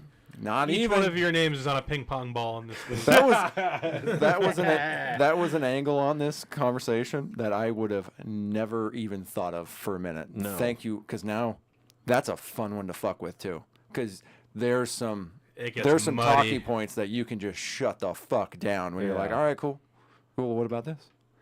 well, you know. Right. Oh, You're that's gonna my sign favorite, Up, sign bro. up for the draft or what? It's my favorite because everybody they all kind of back up a little bit and Why do you always go extreme? Exactly. I love it. All right, we carry on. Sorry, Vivek. Carry on, good sir. I've said that I would actually decriminalize that. I don't think that's the way we should do things in this country. But in return for decriminalizing the selective service mandate for men in the age of 18 to 25, I've said we need to instead tie civic privileges to civic duties as our founding fathers Can you envisioned. pause it for a second? Yes. I really liked Some important points there. It's super minute, and I don't know how many people even would notice in the way that you discussed it, but him talking about civic privileges, right? Because when they started this question, Sagar in particular, he talked about the right to vote constitutionally, Yes. right? We've talked many times about the differences between rights and privileges in this country, in the world in general, and how easy it is in this country in particular for so many of your rights to be removed from you.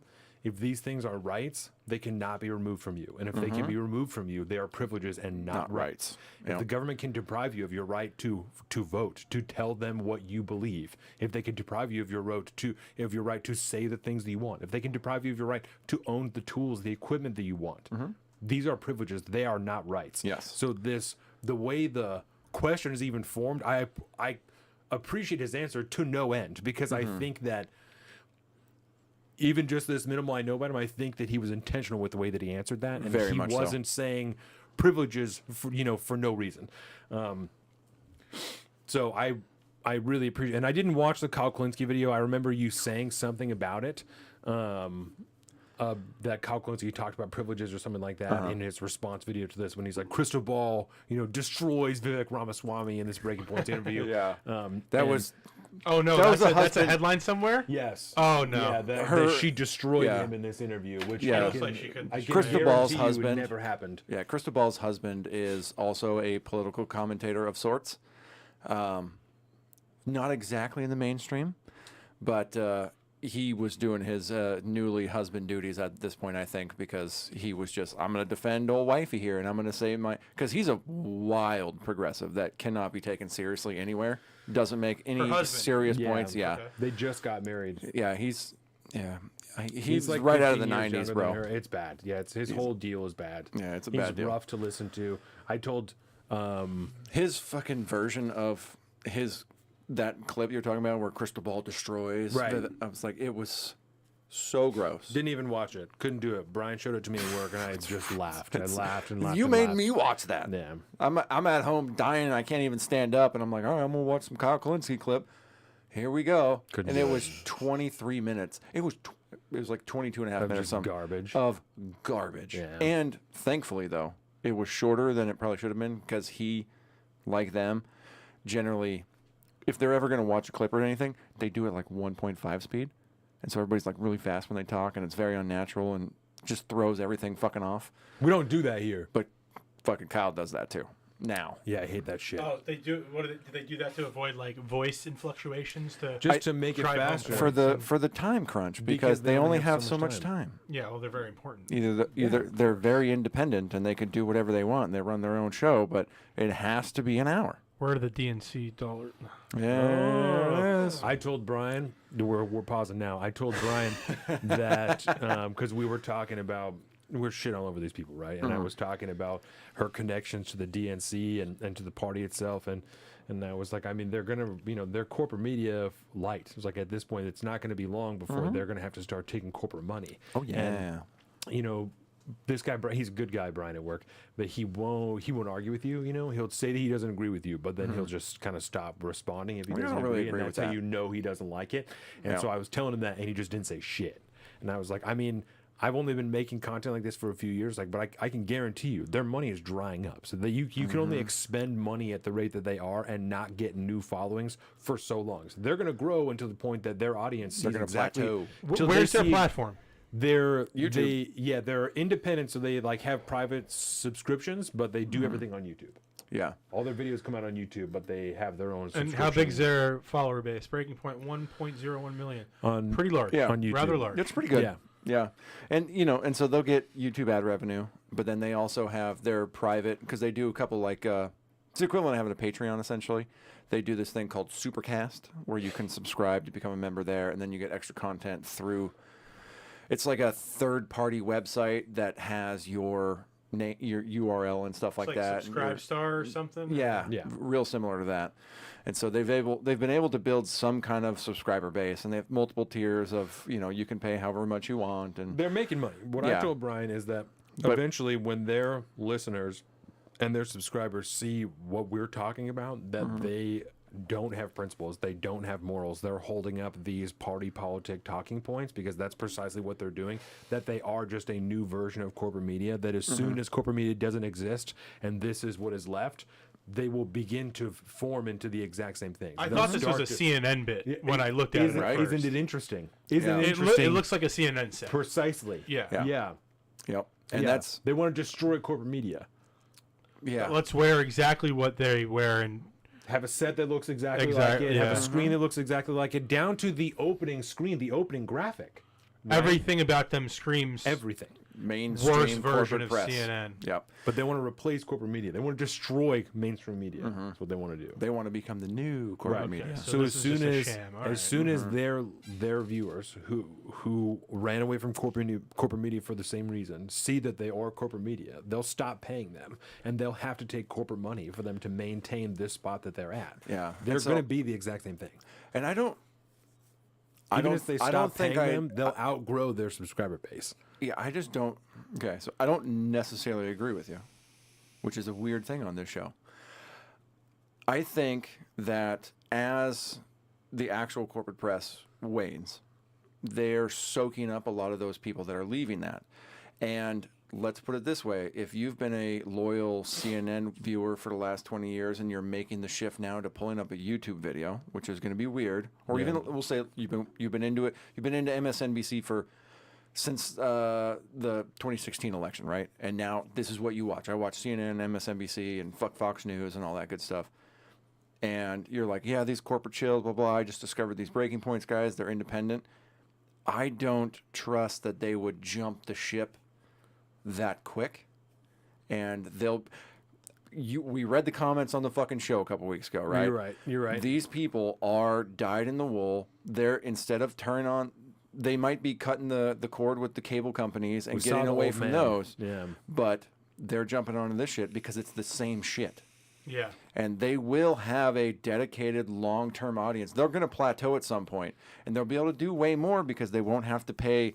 The biggest thing all the major corporate press outlets have to do, like their biggest payouts, are to fucking the cable providers, because that's how you get the channel to stay on.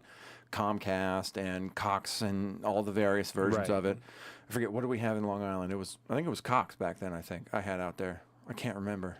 Like Time Warner Cable. Yeah. And Cox was in Rhode Island. That's what I had there. Cablevision. Yes, yes, but they're all owned by like two companies. That's it. That's AT&T all and you something got, else, bro. right. That's it. And so, but that's their biggest payout, is to get on the fucking cable news. You don't have to do that with YouTube, so they're going to be able to stack so much more cash than CNN with stealing their own subscribers. Not having the ad dollars kind of fucks that up, because they're not going to be running pharma ads on breaking points on YouTube. YouTube will run them themselves, but then they'll get a portion of that ad rev too. I just don't see them. This is the new corporate press. Breaking Points is the new corporate press, and once the big dogs have fallen by the wayside, and I think cable TV's kind of eventually die off because it's really just not worth it anymore, they're going to be the new MSNBC and CNN, and they already know it. All right, so operating off of that mindset, when the big dogs fall and the corporations are looking for places to spend their money at, you don't think that Breaking Points will take those fucking big checks when even not big pharma throws them at them, right? Whatever other fucking, I don't know, whatever There'll be something that'll be friendly enough to them. whatever nonchalant right. company Yeah. you want to chewy or for some It'll be dumb shit, some right? big boy. Right, whatever. And there's enough friendly big boys out there that can work with them. Yeah, that's a good point. They'll take it. I think they will take it. It won't be the same big shills that do cable news, but it'll be other big shills. And it'll maybe be the I'm- next generation. Maybe I'm being a little bitch about it, but the moment you take that check, you're full on shill. You're yeah. not just me telling you that you're a shill. You're a proper shill now.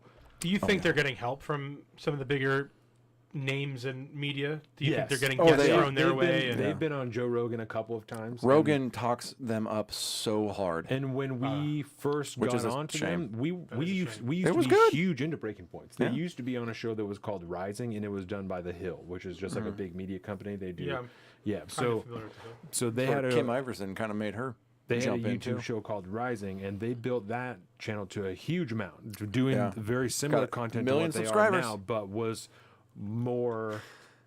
They were much more split. centered. Yeah, and more centered. That they disagreed more frequently, and they had more varying topics, and it was better. And once they still kept on that for a while when they started doing their own shit, and then quickly, I was a subscriber to them for a while once they first went independent. I was super into supporting them and their mission and what they were doing. it quickly devolved into Real what quick. we described already.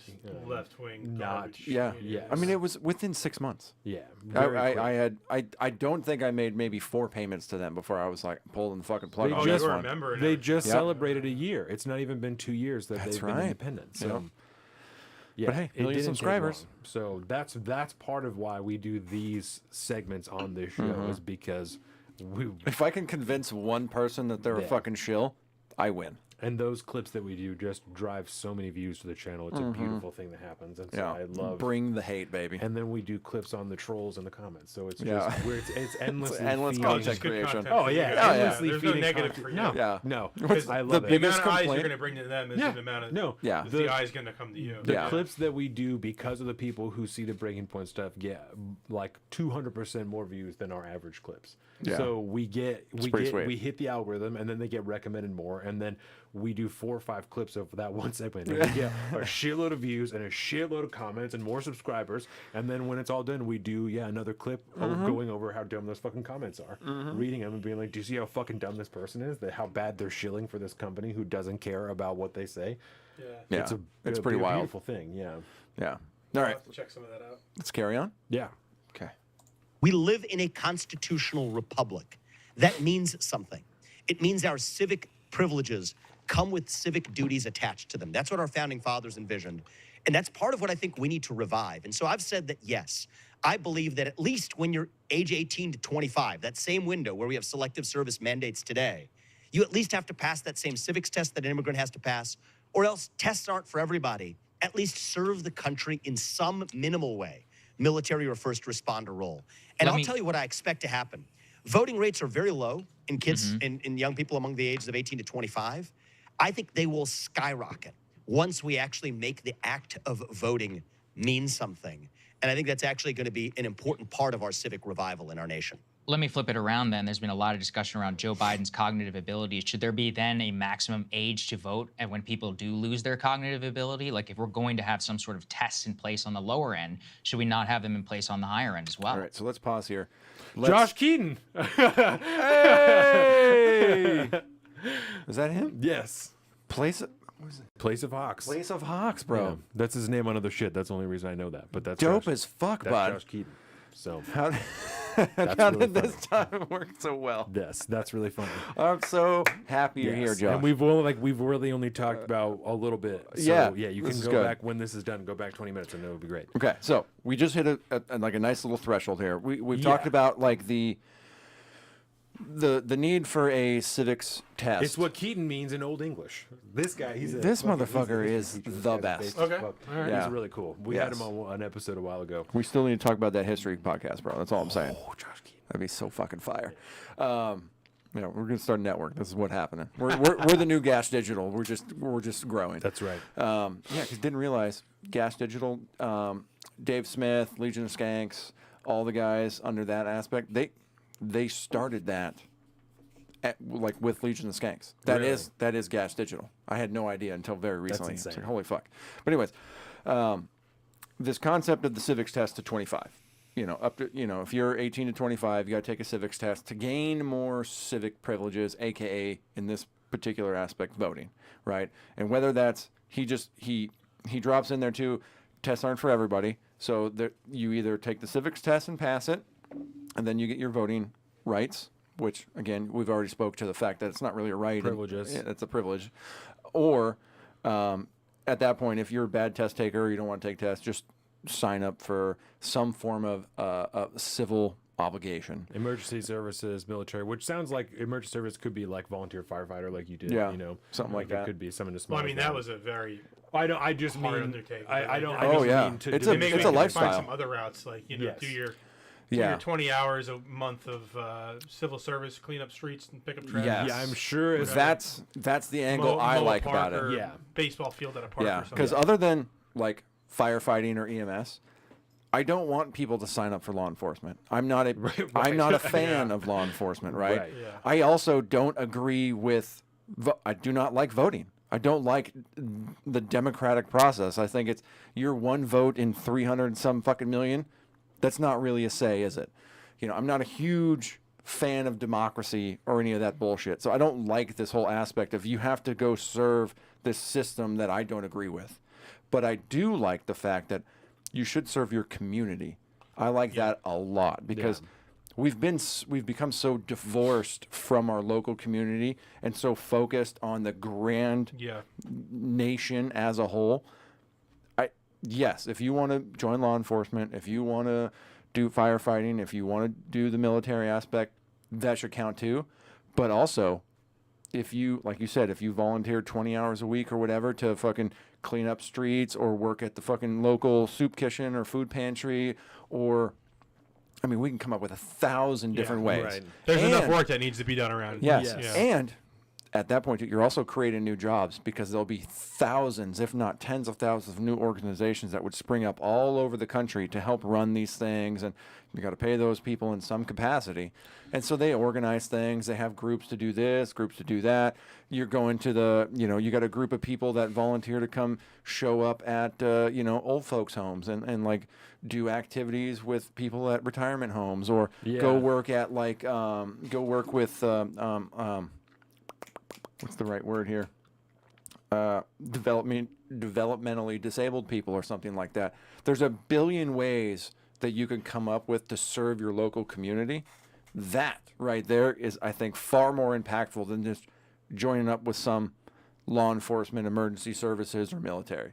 And that's like it reminds me of a kind of a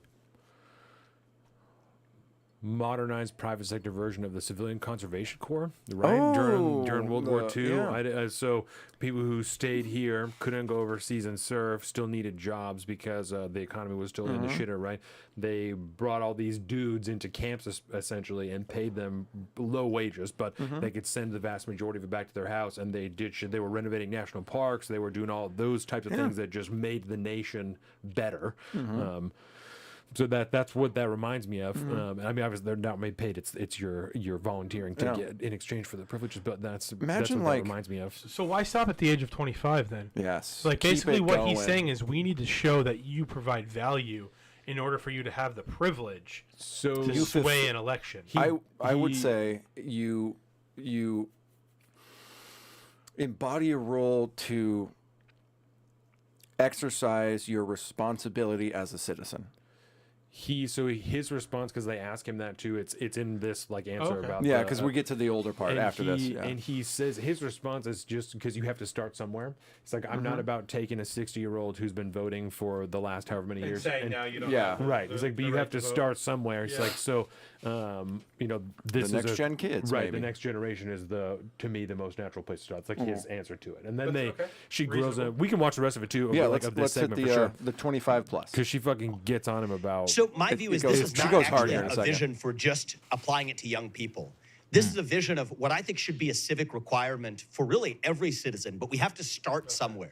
And so I don't believe in somebody who's 60 years old taking away something they've already exercised for all their life. But at some point, if we agree that this is a good premise, that we want an educated citizenry that lives out its civic duties, feels that sense of civic duty as they go to the ballot box and live their life as citizens, then we're starting with a clean slate that ages into it, with people who age into being citizens first. I mean, That's the way I look at it. I'm just going to be real with you, Vivek. It seems to me like a way to get a group of voters that don't tend to vote very Republican out of the electorate. That's what it feels like to me. Of like a fancy, understand the you've criticism. articulated very well. You know, it's very like civic based, et cetera, et cetera. You use a lot of good language around it.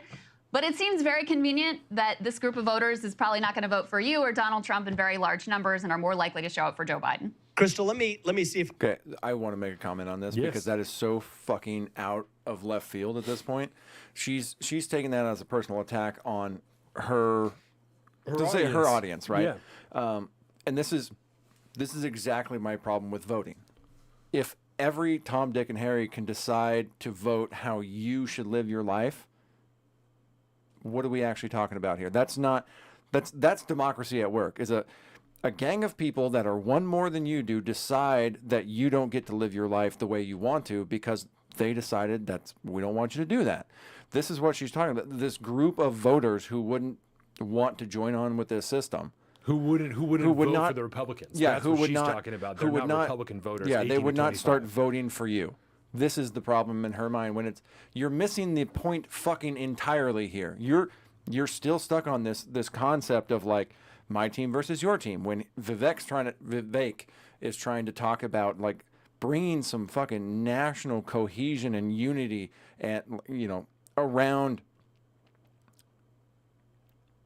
I don't want to say based privileges, but like, what it actually means to be a citizen. He's trying to bring meaning to what a citizen is. And she just goes, well, the people that are going to sign up for this are going to be your voters, not mine.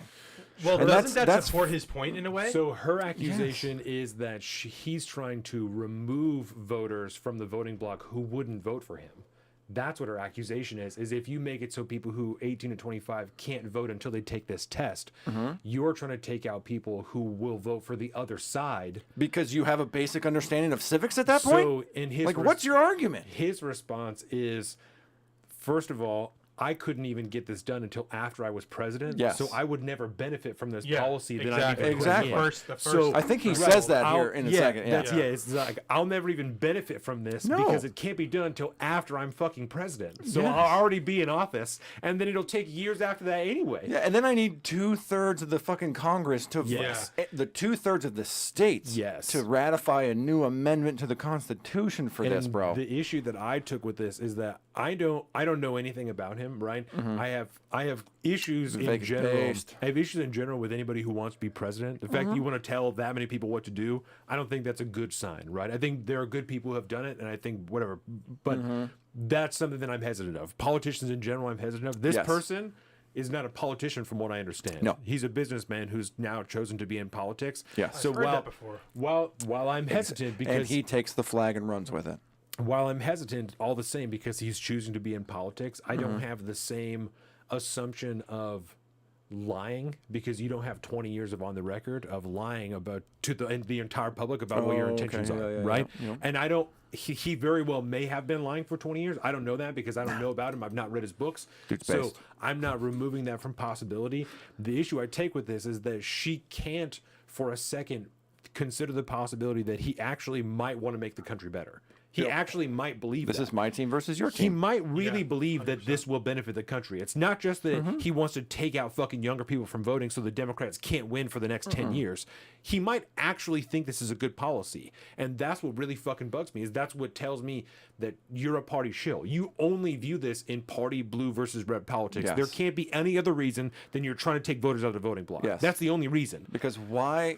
I would like one coherent argument from her about the impact that a civics test or civic fulfillment, how does that alienate any Democratic voter? Right. I thought they're all about democracy and blah, blah, blah. And, we're all one country, unity. I mean, Biden's a unity candidate, right? I mean, that's the way Bring it us was. all together. How It is also that- takes Republican voters out of it too. And if you can't, Yes. takes- Especially now, there yes. are a ton of young conservatives Oh now. yeah, I think yeah. that's really from the bottom up is where it's going to come. It's from the Yes. younger people being like, "Man, I'm sick of seeing this in school. I'm sick of this. I'm Yes. sick of that." So that's what really... yeah. I'm sorry, go ahead. Just, I feel like that almost backs his point. Well, if you're not willing to give back to the community, if you're not willing to take the civics test and show that you understand really the basis of a republic, and if that type of person only votes one way, then what is it saying? That Right. Yeah. that's an uneducated, unfair voting. Yeah, I mean, voting and base. I can understand if you actually came at it from, like, let's just say, for example, I don't know if this is his case at all, but if Josh Keaton is worried about this, right? Josh Keaton is not coming at this from the standpoint of crystal ball.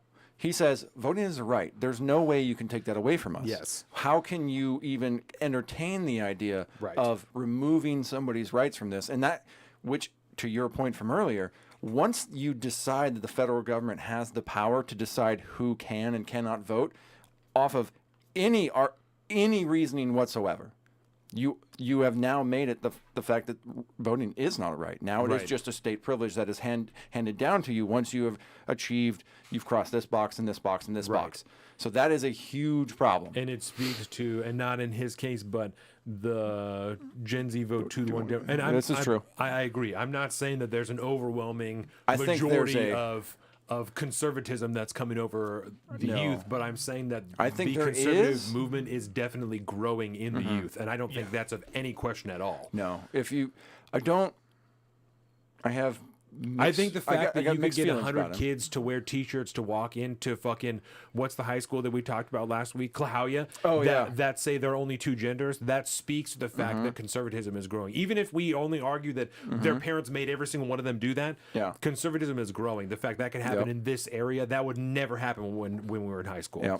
Josh, this is a good point. It gives me Jim Crow vibes. Voting tests, poll tax were tools to stop black voters who were largely Republican at the time from voting. Yes, that is a reasonable and common sense argument Yes. against this, right? And The shit that she gave the us. stuff that she's saying is not. No. That is a party talking point at that point, which is not right. You have a very, very good basis for being like, this sends up red flags to me. Yes. And again, I'm gonna say I'm kind of a Vivek shill. I like this dude a lot. You love Vivek. I've been following him a lot. I highly recommend if you really You want to always get tell me when he's on Timcast. Like, Exactly. hey, Vivek was on Timcast last night. right. If you want to watch it. Vivek, that's his name. Vivek. Vivek, like Vivek cake. Yeah, like Ramaswamy. cake. Ramaswamy. Ramaswamy. Ramaswamy. First time I've heard of he's him. I Indian, don't if you- follow politics really, so Yeah. And a crazy lot I'm of on the show people. without It's about freedom and liberty. This That's shit. right. You don't need to know anything about I politics. enjoy doing that. That's Yeah. right. My freedom and liberty. Exactly. But yeah, I highly recommend. There's a Timcast Culture War show episode with Vivek on it. And it is 2.5, 3 hours of him flushing out some new ideas. Tim throws some stuff. That's where this whole thing of like civic responsibility and all that stuff came from. Was a conversation they were having about like the Starship Trooper aspect of service guarantee citizenship. Yeah. And then they played with this, and he was like, I'm going to get in trouble for talking about this, but I like this idea. We got to work this out, blah, blah, blah. And then this is the culmination of that a month or so after his conversation on that show. And I appreciate the responsibility aspect as well, because we've talked a ton of times about. I don't remember where the initial idea came from that I picked up from, but I think it doesn't fucking matter. But I very much believe it to be true, right? That when the founding documents were written, especially the Bill of Rights, with every right that was labeled in there, there was a corresponding responsibility that came with it, right? So you have the freedom of speech. We expect you to not lie to people. We expect you to be respectful and to be careful with your your responsibility of having freedom of speech is to not lie. Yeah. Or call for violence. But if There's you a do, few you things. lose that right. Well, call for violence. But if you do lie to people, do you lose your right? Nope. No, Yeah, you don't lose your right, exactly. but that's the same reason that you can be sued for Defamation For or- defamation is because you're saying shit that isn't true. Yeah. You're And also- saying shit about somebody that Yeah. is. You can say whatever you want. You can't defame somebody. You Yeah. can't lie about somebody that's going to cost them money and ruin their reputation. Yeah. You don't have the right to do that And- because that infringes on their liberties, and that's what Yes. their responsibilities really largely coincide with is the limitation to where you start to infringe on someone else's freedom and their liberty. Yeah. And so the same deal goes with the Second Amendment. You have the right to bear arms to defend yourself. You have the responsibility to not fucking kill anybody, to not murder people, Yeah. to be safe, to train yourself, to be responsible. And it same goes with voting, right? You have the right to vote. Everyone has the right to vote. You have the responsibility to be informed be an about informed what the voter. fuck you are Yeah. voting about, Yes. to know what you are involved in, the immense proportions of what you're taking part in, and exactly what that is going to go to. That's Yeah. your responsibility. So I appreciate if his goal is to reinvigorate that sense of responsibility, I think Yes. this is a good idea. That's It's what he's a way trying to do. force that understanding on people. Yes. You can either be involved in your community and understand what you're voting for because you will see where the dollars are going in the aspect that you are involved in, or you can take this test and show to us that you understand what the fuck you're involved in, Yeah. and then do what you want. And that's like as small as it could get to prove to someone that you know what the fuck you're talking about. Yeah, and I disagree with the policy. I disagree with the policy because the state cannot tell me what my rights are, and if I have a right to vote to determine the outcome of my life, because that's how we do things in America, because we're a constitutional republic, I agree with the concept. I disagree with the policy. I 100% back his idea of bringing in the responsibilities once again that we have lost for so long, which has led us astray for so far. We talked earlier in today about freedom being dangerous, because with freedom you can also throw away your freedom, and we've done that for decade upon decade upon decade at this point. I'd argue since the fucking drafting of the Constitution, we already gave away our freedom at that point because we found a federal government. You know, I'm pretty good with the old the Confederation of States. Articles that was of the Articles of Confederation. Yeah, Articles of Confederation. Thank you.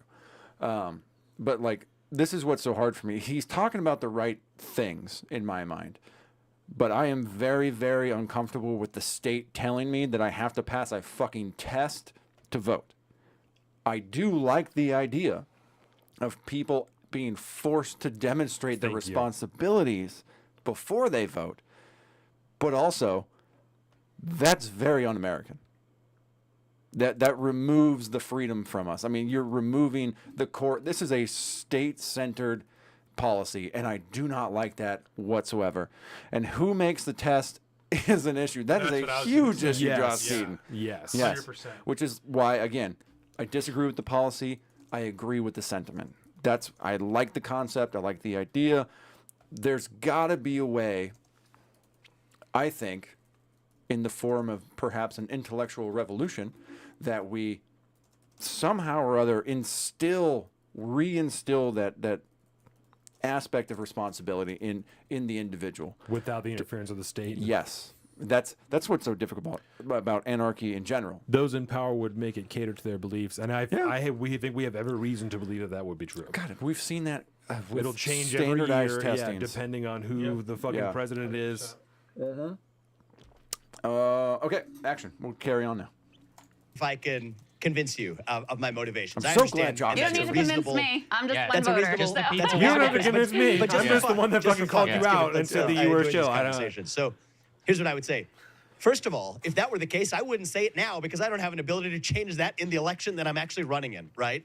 To the contrary, one of the things that I'm seeing in this campaign is more than any other candidate in either side, in either political party, we're going to college campuses. We're confronting people with diverse views across this country, including young people. 40% of the donors to my campaign, we have 70,000 plus donors already. 40% of them are first-time ever donors to the GOP, and many of them are actually young. And the reaction that I get when I go to Vivek is the fact that he's in the GOP. I was like, man, can you just? I understand what you're doing here because we got to play the game in the system, but God, I wish you were an independent. Same thing as Rand Paul and fucking Thomas Massey, you know, which is the same problem the libertarians run into, right? Precisely. That's your big issue. I've ripped him more than once. Come back. I Patriots, love I'll them rip so them much, again. but they're just not doing it, man. Yeah. Ugh. Anyways, Can't sit on the fence. you gotta figure out. You gotta do something. You gotta understand if you're able to have power or not, for one, which they do really, really well in small time local government. And they have like a 100-year plan type shit to like really get Sounds fucking like the rooted, fucking bro. World Trade, whatever. The problem is that you got to be able to plant seeds of a tree, the shade of which you'll never sit under, or whatever the fuck that quote is, right? The GOP did this over the last 50 years with the Justice Department. They've been working on that shit for so goddamn long, and they actually got what they wanted. And it took 50 fucking years to do it, but they put judges in place to get the right rulings, to do this, that. You can do it. It's been proven. You can get Roe v. Wade overturned over 50 years if you play the long game. Right. Libertarians they think they can do that if they play the long game. It's hard to you'll hear a lot of libertarians talk about how hard it is to push for something that you know you'll never see in your lifetime, but you still got to push forward anyways because Well, you know it's good. I'll tell you what. I hope for the best, but I don't got a lot of faith, man. I'll tell you what. If they've made reasonable progress in my lifetime, I'll fucking eat my hat. I will, because I've shit on them enough times and said they can't do it. That I don't if think they will.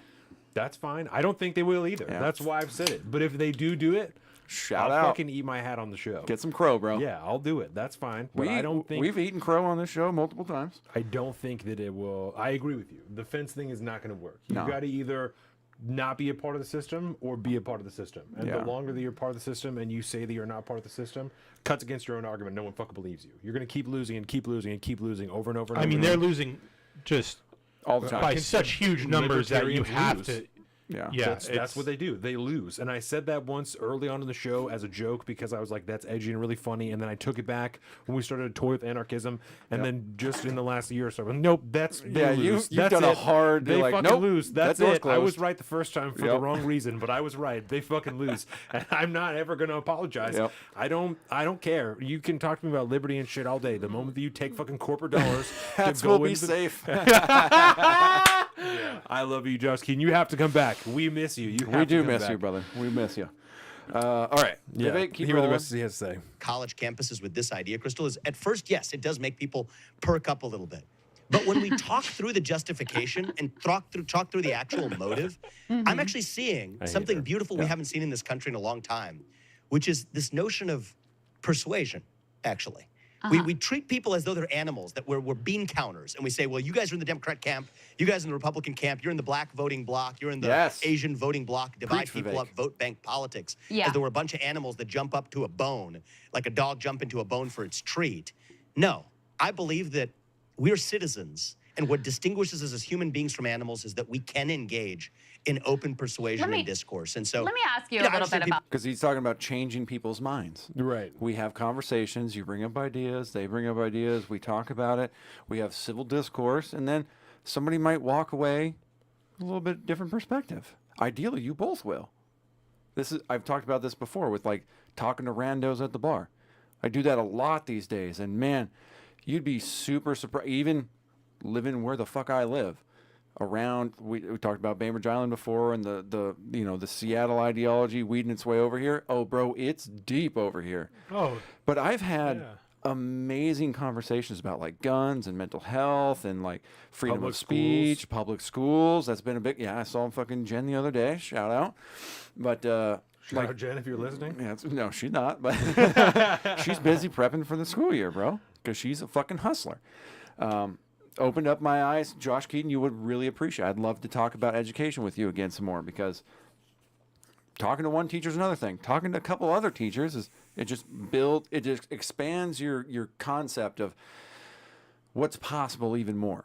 And this is what I like about Vivek so much, is that he entertains these concepts that Crystal Ball and the other partisan players are not going to entertain, because that's not the way we do things. It's either black or it's either red or it's blue. Yeah. You know, Yep. it's black or white. It's either, it's Black red or or blue. brown. You know what she's doing. You know what she's talking about. Well, it's this the thing or the other thing. It's whatever team game is playing. Josh Keaton, you have to come back. He says he has thoughts after the first year. You have to come back, Josh. Yes.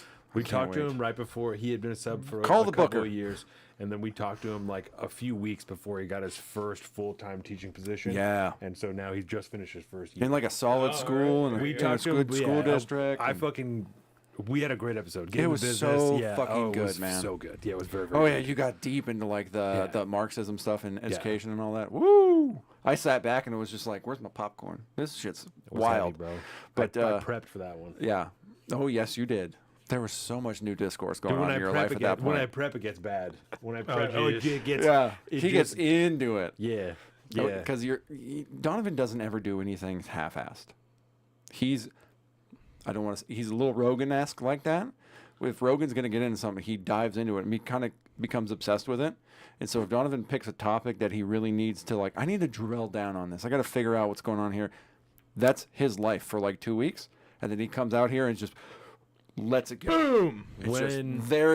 It's all out here. I will throw the fuck down with anybody on this. I know what I'm talking about now. When we did when the pullout happened in Afghanistan, we did almost a full segment, I think. It was so goddamn good. On comparison between the war in Vietnam and the war in Afghanistan Mm-hmm. that I spent close to 2 weeks researching. That I Yes. think I spoke the vast majority of that It, time. I was popcorn. It was popcorn time for God me. help the first person who comes here to debate us about anything, because You're like, their- I'm in. Their world's gonna be fucking rocked. I when just they show up nominate. here. I just want to be moderator for all those things. We all know who the true talent is here, Good bro. time. I'm a producer. I just work here part time. Don's the brain and the outfit here. I want to hear your thoughts a little bit on Afghanistan. See if I could throw a little, Let's Oh, do for sure. little Yeah. hat into the mix. Yeah, let's for sure. let's do that after we finish with Vic. I think they're pretty much close. Vivek. Vivek. Yeah. Yes, I always got to remember Cake. I gotta look him up Yeah, it's good shit. He's got a lot of good 'Cause, stuff out there. This is the first I've heard I'm not of him. voting for Trump, so Nah, me neither. The Don't first like I've him. heard of him, and he's interesting. Yeah. Yeah. He's And- interesting. If you listen to some of his stuff, he likes to kind of fashion himself as, we'll put it this way. He says, like, the time for Trump came and went, but the MAGA movement is not Trump. The MAGA movement, like Make America Great Again type. that anybody whole could be ahead of concept, that movement. and he wants to take it to the next stage. His perspective, more or less, if I He wants have to it. take over the whole Capitol. How dare you besmirch the good name? So would That's you say I he's more believe of that's like technically racist. Okay, he's a POC. is he a libertarian kind of more so He's yes. masquerading in Well, the only he's party got that he has a chance to he's win? got He's playing the game. he's it got seems like. libertarian values Okay. for sure, but he also wants to use the levers of government to help Well, I guess a implement them. libertarian would Which say that lower the voting age to 0 would be a yeah, kind of a Yeah. yeah. See, libertarians super get weird, but their values run true. He's got the values of a libertarian, except for the fact that he, in the best light, I'll just say, in the best light possible, he knows that he needs to use the levers of government to implement them. yeah. That's probably like the most charitable interpretation of that. Which is My very unlibertarian. yes, but I mean, yeah, it's a It's recognition very of modern, but it's very unlibertarian. it speaks to my anarchistic values and the necessity to understand that I live in a world that's not real, and I live within a system at which if I wanted to implement anarchistic values, I would have to use the levers of government to do that, because unless you have to find a way to get rid of the federal government entirely before you can do that. But you can implement a lot of libertarian or anarchistic like values through the levers of government by using that power that we have decided to give them over the last 200 plus fucking years. It's very Ayn Randian. Very Ayn Randian, 100%. Yeah. Ayn Rand. Ayn Rand. Atlas Shrugged. Atlas Shrugged, The Fountain. So, Big- Atlas Shrugged specifically Yeah. is, and this is actually on my list for next year. But I only know the general story of Atlas Shrugged, so that's There's a couple really terrible like miniseries That about may it. be false valor that I threw that out there, but I get the general thing. I understand. It's a capitalist who uses the levers of power to try and shut down the system that he takes part in. Yeah. So, Okay. Yeah. He knows how to play the game. it's like Yeah. a 1,000-page book. That Larry has challenged me to read multiple times. It's that I've. a big one. Yeah, I'll do that. And then Jordan bought me a copy, and I was like, "Oh, holy fucking Christ!" She's thick. Yeah. So she's a thick boy. So next year when I take off the book club and I'm writing, I'll be able to hammer on that. Take and- off the book club. So I'm going to take next year. I'm not going to do the book club, and because Breaking I wanna news. I want to focus more on writing next Yeah. year. So I was talking a little about the stories and stuff that I Little want to bit. write. Yeah. So so in order to do that, I'm going to step back from right now that we do the book club. I read one book every month, and we do the review preview video at the end of every month that obviously reviews the last book and then previews the following book. So why? Just out of interest, why couldn't you do both? Sorry, I don't want to. Because he's got 2 kids and a wife, and he works Yeah, just 50 time. hours a week. Just time. That's I why. spend a lot of most of my free time now. I spend reading so that I Yeah. can make sure that I keep Oh, up with the interesting. book club. Yeah. And so if I Every day at lunch, every day, reads in his truck all of lunch. yeah, and Like then, that kind of. It's any time you It can. does take a while to get. Yeah, a book a month is a lot. Yeah, and I keep them around 300 pages, so it's not too bad. It's You know, about like- 10 pages a day on Yeah. average, which Yeah. is it's doable, but it's the Stephen King thing of because we both read his book on writing, and it talks about how to be an author, but to be an author, essentially you have to be an avid reader. Yeah. And Yeah, that's to really do it, I mean, kinda like asked that, yeah. the reason fucking paperbacks are essentially like mass paperbacks are the size they are, so that you can they're easy to bring with you anywhere. And so you bring your book everywhere you go, essentially keeping your truck or something like that. Yeah. When you're on lunch break, read. I got a doctor's appointment today. While I'm in the waiting room, I'm reading my book. I got 20 minutes here. I've got 20 minutes there. It's about the best way to do it, because otherwise, if you're a family man, if you got a normal life going, God help you when your kids get older and you're running around to like soccer games and activities and all this shit. Yeah, I'm going to read before I go to bed at night. I'll get about 2 pages in and then pass the fuck out. Yeah. You know what I mean? And so you just got to get it. You got to get it when you can. I'm still going to read, because at lunch, that's a good reading time, because it's not really that long enough to get into writing. But I read a lot at home when I sit down, if Dak's going to watch a show. Yeah, it takes a minute to spool up. Exactly. Yeah. But if I'm into writing something, then I can get after it all the time, and so that'll free up more time for me to write, because I also read a lot in the evening if I have pages I need to catch up on or something like that, because most of the books I finish early and then I'll start the next one early so that I can be ahead of it. So I have a constant cycle of reading that doesn't need to be that way. So there's a lot of reading in my at home time that I can cut out and still be reading every day to keep that flow going. Yeah. But we'll then focus on writing time. Free up time for me to write more. Do the book report and stuff. Exactly. And really Exactly. Put your thoughts down. Because that I don't, depending on the book, I will write a lot for the review preview. It really just depends on what you're thinking. Yeah, the last one that we did was on a book called By the People, and I thought for a long time about writing a response to it, and instead we did the review preview, which is like about an hour long. Oh, and and I must not have just caught came it. out on Monday. yeah, just came out. Oh, this are they week. separate segments? Yeah, they're on Okay. YouTube. They're I standalone. apologize. I haven't done my you're due fine. diligence. You're right, fine. bro. Clicking around. Yeah, no, they're You're in the standalone. chat all the time, bro. You're a fucking homie. Yeah. All right, That's how that I goes. appreciate it. We get into a lot of shit. If you're finding the show and hanging out, that's some good shit. Sean has talked to me a few times about the review previews. He's big fans of review previews. Yeah. Our Sean. Yeah. Oh, Yeah. interesting. Yeah, Okay. he likes them a lot because they're just like the vast majority of that video is a review of the book that I just read. The preview portion is super Kind of like small. the Spark Notes. Yeah, for sure. And Yeah. so depending on the book will depend what the detail is. But the last time was a big counter argument to a huge portion of that book. It's like, bro, that you I need to read. add an appendix to Yeah, this bitch. this was not included, and it's not. Have you read War is a Racket? I feel like that's kind of right up your. Oh, that alley would be with- so I have good. not. You would love that. I have not. I've heard nothing but good things about that.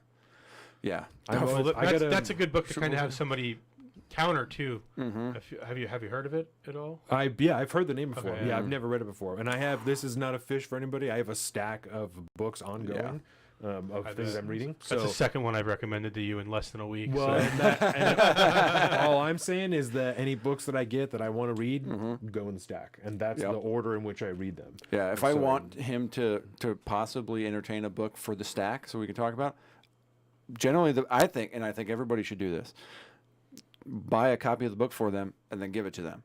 Like the October book this year, The Devolution, it's from the guy that wrote World War Z, which became a movie and all that shit, and then the Zombie Survival Guide was his OG shit. And it's like the best way I could get Donovan to do this was like, well, I should enable him to read this book, so I gave it to him, and it made its way into the stack there. So I might have. I think that would be a good birthday present for you this year. I'll fucking pick up that book for you because I also want to like hear what you think about it. Yeah. And that's really what it is. I'll I'll fucking throw that in your stack this year. Because I'm still going to read, I'll still do review preview videos of the books that I'm reading. They just won't be monthly like they are now. Yeah, They'll it'll be a Patreon exclusive as well. Yeah, it'll depend. Like Atlas Shrugged, that'll take me a while. It's 1,000 pages. Once I get into it, I'll crush it. So that's It's good narrative too. You'll really enjoy it. Because I've done 450 page books in a month. So that's I'm less than 4 months. I'll be able to finish Atlas Shrugged, and I'll be able to open up into other stuff. So that one will take the longest. But after that, I have just a couple other random ones. I have one about Edwin Stanton, who was Abraham Lincoln's Secretary of War. I want to read about Edwin Stanton this year. He's in the movie, right? Yeah. So I'm trying to read about. You ever seen the movie Lincoln?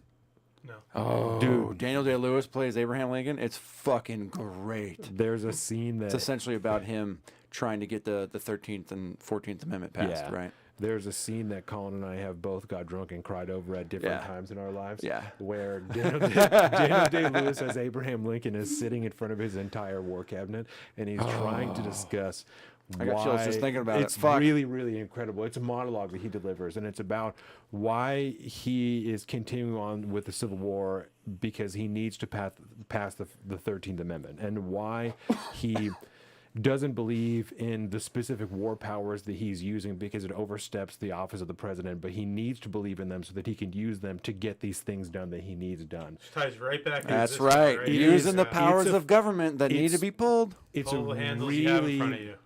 really a beautiful thing. Yeah. To you watch and you just hope that was something true. like this ever happened Yeah. because it's just such a beautiful thing, and you know that at some point he had to consider this because of the things that he did. But just the way Because that it's- Hollywood would not make that fucking movie if that was just something a writer would come up with. yeah, But it had to exist somewhere in his writings or somewhere. But Daniel Day-Lewis is such a fucking incredible actor. Yeah. And it's delivered so amazingly that, you just watch it and you're like, God fucking damn it. I'm watching that goddamn movie tonight. it's Now that so- we're talking it's about so it, this is fucking what good. happens. I've It's seen this so movie fucking so many good. times. I watched really high quality films last night, like Heavyweights. Heavyweight, bro. All right, there's like 5 more seconds of this clip. I think it's done already. I think Yeah. we've made all the points, but just to be sure, I don't want the audience to have any questions. Let's just run out the rest of the segment, and then we'll move on from there. I About may that. impugn my motivations, but I doubt I just- can prove it to you. I'm like but I you. believe that this is going to be I'm right going for to the impugn country. my motivations. I'm like you. I'm looking at the data, looking at which party that this would benefit, and that's. But I'm just one person. People can make their own Unlike decision. you, I'm looking at the But data. speaking of the 'cause I'm discourse, you sure, know what? Yep, and I'm that's sure it. he's never considered before the way that this might look or appeal to anybody, the optics of the situation. He's never once been told prior to this that it looks bad for him. And I can right? guarantee you that if you intake all of his content, you'll get an understanding about that. Because especially that's why I talk so much about that Culture War episode, because of the nature of how that show is like kind of structured, and it was early on in its kind of established. It's kind of become more of like a debate show now, which I'm not super into. But originally it was just like dudes come on there for like 2.5 hours. They just kick it with like them and Tim, and they just have a conversation. They'd bounce ideas off each other. It was fucking great. And Are you that talking about episode- this show here? Yeah. No, No, not this a one. different show This that is Vivek was Tim on. Cass Culture War. Okay, His I'm familiar with episode Tim of that Cass. show. I listened way back when it was just him ranting in a room. with Yes, his me little too. Beanie, and he was more of a more on the left than he is now. Oh yeah, he's come. It's Yeah, I been a remember- journey, yeah, but he's probably Donovan, bro. 6 He's or 7 Donovan. years ago. yeah. Where's your skateboard? Yeah, That guy's back got when all he the was. Did she just- say unlike? She used the word unlike you. Yes, unlike you, Okay, I'm I looking thought she at said the data. I'm like. Okay, Nope, she said, unlike unlike you, I'm looking looking at the data and I see how this would work out. Yeah. You don't think he, all this considered, you don't think he Nope. looked at the data and realizes how the optics of that looks. Right. Wow. Yeah, and like, yeah, That's what I'm telling you. You guys love to torture yourselves. Huh? I was doing the. I watched the whole thing and did Rough. the breakdown video of it. Yeah, and I don't want to hear you bragging, bro. I watched Kyle Kalinski's response to his fucking wife's video. Yeah, that's rough. God. I purposefully left that one out. I said in the video, like, I'm not really going to talk about this because we're going to talk about it on 153. Destroy- I plugged this Word. What part of episode that was on Nice. destroyed, though? I don't. I would recommend you watch it again, and you will realize No, there's no. nothing on there that she destroys Vivek You on. should wait until Monday. Until- watch okay. the Yes, breakdown that I did, that's right. That's right. and then you'll see. Disregard Now that I'm everything I driving just said. truck full time Yeah. again, I have nothing but time. Fuck You'll, yeah. you'll see that in no world did Shows she like that. destroy Vivek on this fucking episode. My So God. Josh Keen, I hope that answers your question. If there's anything else that you want to know, obviously, shit us in the chat. And Or shit when- us in the chat. Shit us in the Yeah, chat. shoot us a chat or a DM, a text message. You have all of our numbers. Or and just we'll- DM either me or Donovan, Yep. and we'll schedule you to come back on the show, and we could talk about it in person, which is way fucking better. Yes, new so studio get your ass soon. back over here, bud. new studio soon, closer to your parents' house. Yes, very true. The drive will not be that long. Yeah. And I'm going to go ahead and say, because we've talked about this before, but just so Brine knows, I don't know if he caught it, but the first episode in the new studio will be a new Power Hour. And I think I'm going to participate. Yeah, did I agree to that? Oh my goodness, you just did. Oh fuck. Yeah, we have some guys. At I work thought I that- thought I said I was not going to do So it. we did another thing that's called the Century Club. That's and bad I news. didn't take part in this, but that's 100 shots in 100 minutes of beer. It's a bad idea. And So just a swig, not like a 1.5 ounce glass, but a swig. it's a No, it's a shot. It's a Oh, 1.5 okay. ounce glass. Yeah, Yep. everyone had shot glasses, and we bought Colin was in New York. I and was so thank Yeah, a God. couple of the guys that I work with. Because I would have been stupid enough to try to Yeah. participate. And so I think I bought 4 cases of beer, and I went over to Drew's house, and Drew, Casey, Biscuit, all did Biscuit. it. Yep, and then me and Tyler hosted it, and yeah, they did the Century Club. Casey threw up like around 80, I think, but then Drew and fucking Blake, right? Biscuit. To his credit, every time I mention this, I make a point to honor him because he was drinking before the Century Club. And then he did the Century Club and drank extra beers during the Century Club. Like the beers that he was pouring into the shot glasses, he would have like half left, and we would be in between a shot, and someone would say something, and he would be like, "You won't," and then would just slam the rest of his beer, and then he would take the shot. That's 8 beers in 100 minutes, which is like an hour and 40 minutes. That's a lot. Yeah, it's a lot. 8.25 beers. They were super fucked up. They all threw up. It was beautiful.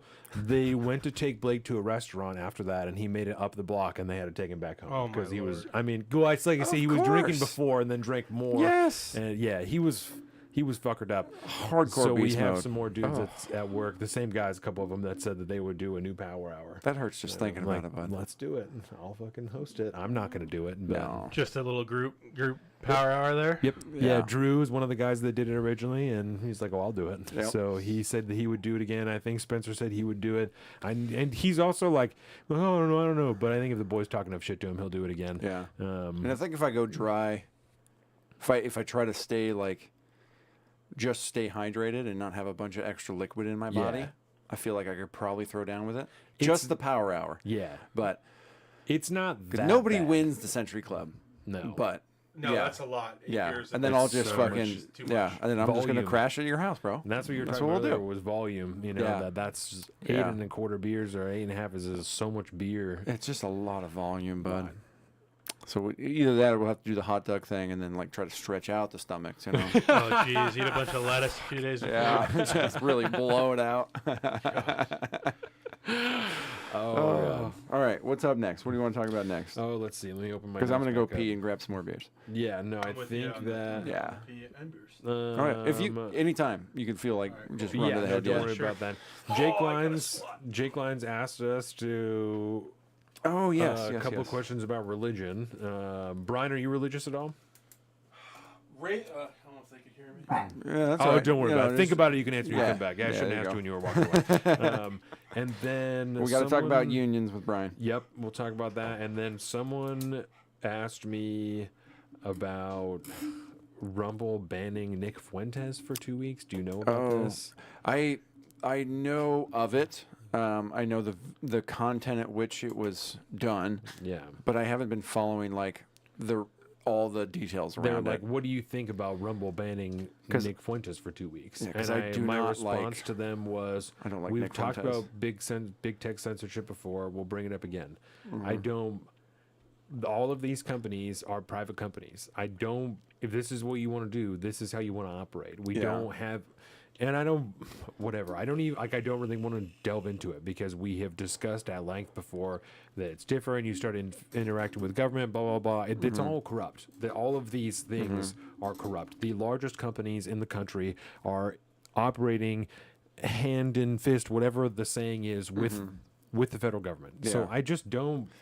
And so I don't fucking care that Rumble is banning Nick Fuentes. I Right. just don't give a fuck. So the reason why I think the conversation is being had is because Rumble is a different platform than YouTube. It's supposed to be free speech and all. Yes, cool and this shit. it actually goes back to the concept of Dave Rubin, people being upset at Dave Rubin for selling locals to Rumble, because I was like, well, you said this was the free speech platform, blah blah. We can host our own content, we could create our own communities, but now you just sold us off to another company, and now you're not in charge anymore. So what the fuck? Yeah. But like, oh, Rumble's a good company, blah blah blah. But at the end of the day, Rumble is different from YouTube in a very important way, and that's because Rumble is a much smaller platform right now. And so the actions that Rumble takes towards their creators, towards their content, any kind of actions that Rumble as a company makes right now is a much more personal move than when YouTube passes some new rule in its guidelines. Okay. Right. So that's why I think people are more. It's why it's a story, because it's such a. They would have had to, dudes at Rumble, if not the owner, CEO, founder of Rumble himself, probably watched that fucking Fuentes video and says, I don't want this on my fucking platform. You don't know evil until you see it, right? What did he talk about in this rally thing? This Because was like this guy some also, super he was like, this is hardcore- the link to the fucking rally, the video that they cut off. They're like, I don't fucking care what Nick Fuentes has to say. Neither just do don't I. give a shit. And let's just put it this way: it was a lot of because I watched it, unfortunately. Nick Fuentes does. It's no surprise. He's a white supremacist. He is hardcore anti-Semitic. He is super fucking racist in very particular ways. He doesn't hate black people, but he also doesn't think black people and other races should mix. Like that's like the worst of the racism. It's not blind hatred. It's like no systematic. It's gross. But I'm not wholly convinced that it's a real person. I think a lot of it is a character because even though the shit that they involved with Kanye, that's, it's all fucked. So I think it's all a grift, more or less. He's just doing like the Milo version of like, the most offensive grift I can possibly make because those motherfuckers will pay me for it too. I don't have to be on your mainstream platforms to make my fucking money. Yeah. I'm going to go over here and be Naughty Dog and get paid for it. I think that's all he is. But this shit, it was gross. It was just super like there was a lot of like kill the Jews talk type of stuff, like really fucked up stuff there. And ultimately, I think somebody at Rumble they were like, dude, just get this I don't want this on my platform. I didn't know. You can stand for free speech as much as you want until you see something super fucked up and then you're tested. Yeah. And you go, what are the possibilities? I'm a platform. There are certain obligations and legality. You just got all of a sudden start rethinking your free speech stance on a fucking platform. It's one thing if you're saying some shit in person or whatever, but so I think that's probably what happened. I just don't really like you. I really don't care. I don't trust Rumble more than any other social media platform. They're better than YouTube. That's cool for things you can say. They're not as bad with demonetization, with like swearing and stuff like that. So there's a lot of good still there. Is there much monetization even on Rumble with how small the platform is at this point?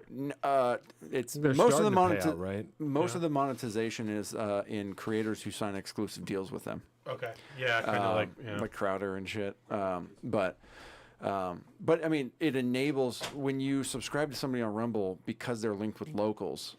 It allows you to kind of get into the subscription platform that way. So it kind of backdoors the whole thing, which is a really fucking smart idea, because you as a platform don't make as much money, but it's real good for like the subscribers that want to come and actually support their artists and stuff, their content creators, but also they don't feel you're not signing up for like YouTube Premium.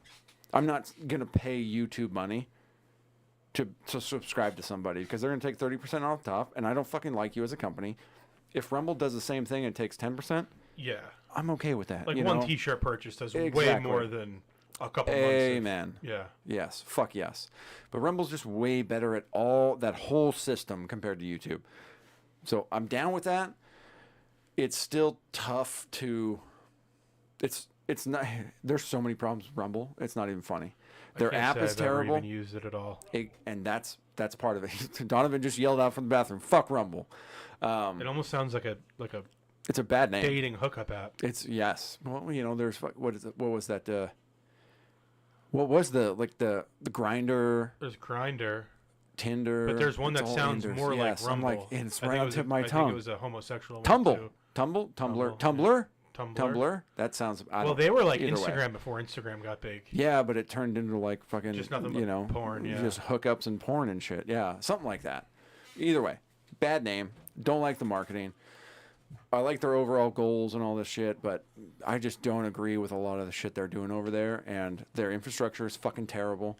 I get the concept that you got to put your money where your mouth is, and people got to sign up, and people got to make deals and trust that they're going to grow big enough and be able. But you get one strong storm in fucking Florida, the goddamn app breaks down, and you can't stream anywhere. I have consistent. I mean, no one's going to beat Google.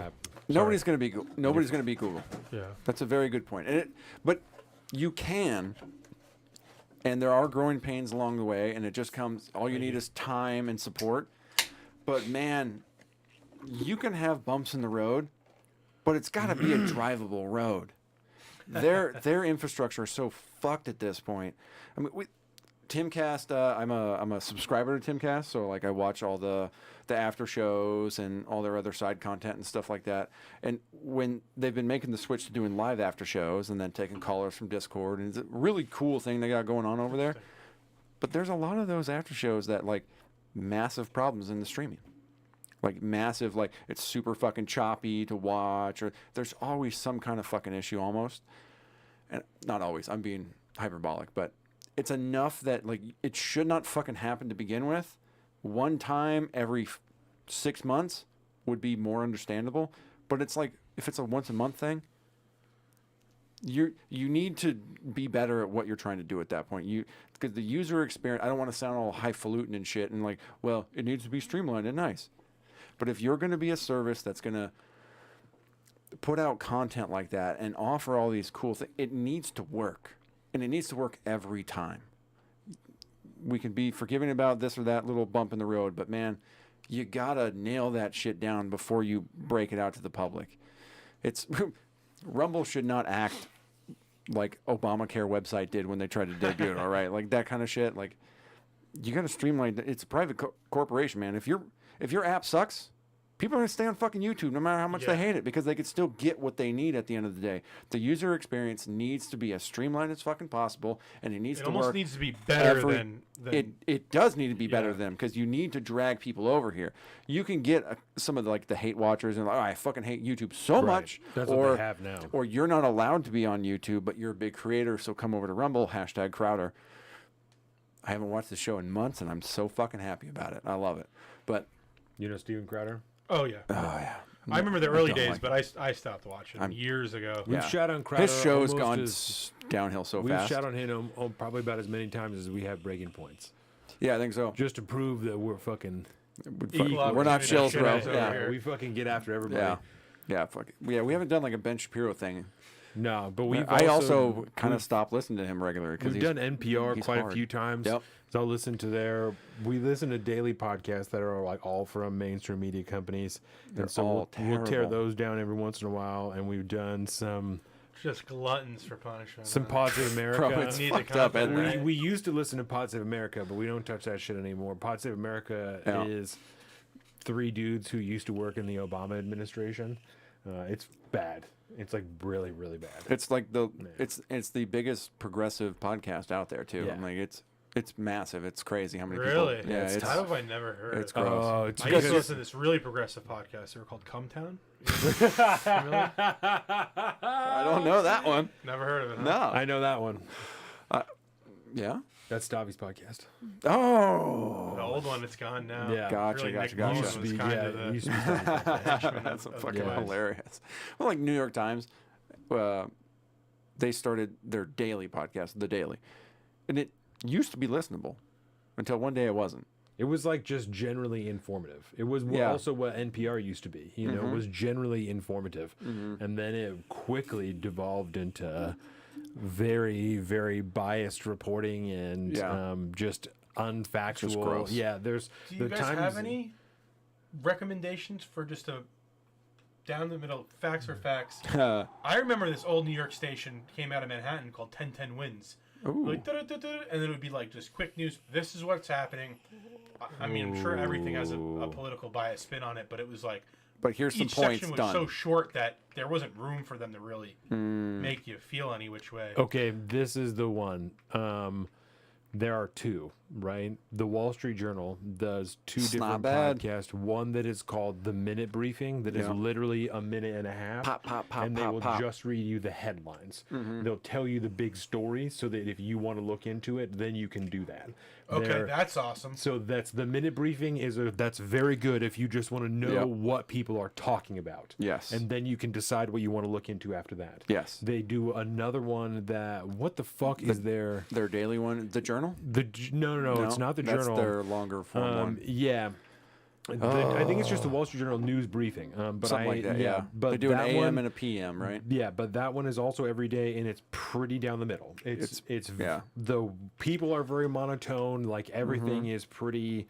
Wall Street Journal's not bad, man. No, they're not bad. They do charge for their website, which I do not like. What's News? Yeah. What's News? It's called Wall Street Journal. What's News? Yep. So both of these are the journals. Yep, they're both from Wall Street Journal, which it tends does in news? the I like writing all the fun. does tend to lean conservative. Their Interesting. opinion, The journal leans Yep. conservative. Yeah. I remember The- that not being the case. The writing does, yeah, but these, their opinion pieces generally not so much. They Yeah. should But take they're- opinion pieces the general off the reporting internet. does lean conservative. It's not heavy. It's not heavy, but No. if like there's a Which is good too, though, yeah. because it can kind of pull people from both sides. There's Yeah. an app that I use that's called Ground News, and that just brings me headlines and shit from all over the place. But it also is an extension I have on my browser and on my phone that tells you what companies are reporting on what story. So it will tell you what percentage of left-leaning companies are reporting on story and what percentage of I think I've right-leaning seen companies. that. I think yeah. They also It's do fucking their great. Instagram is great because they do the same thing. They'll post a headline. Say it again. Say Ground that News. Oh, yeah. Yeah. That's where I It's- have them is on it's- ground. yeah. On Excellent. Instagram.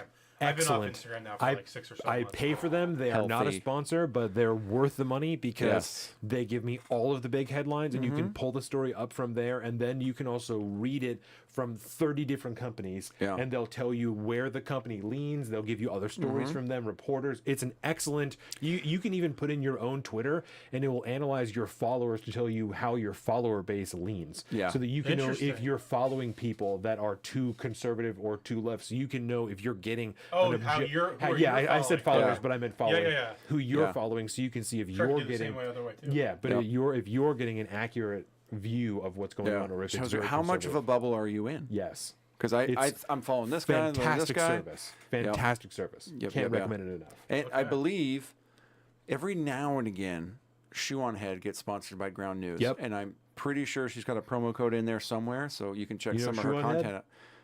Oh, Pull up Shoe on Head. Okay. Let's just look at it for a second. because that never sucks to do.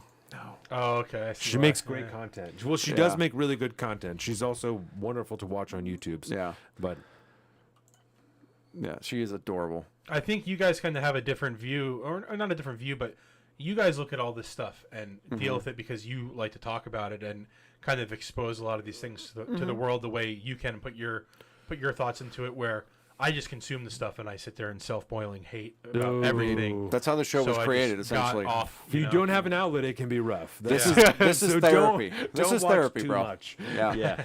It's tough to do if you don't have somebody if you're somebody who likes to take in this stuff, and then like if you're mulling around the ideas and the concepts, and you're trying to figure out what you believe or whatever, it's always so much easier to have somebody to talk to about that. Which I don't. Yeah. Bounce ideas off of. Well, And feel free to call You do now. anytime.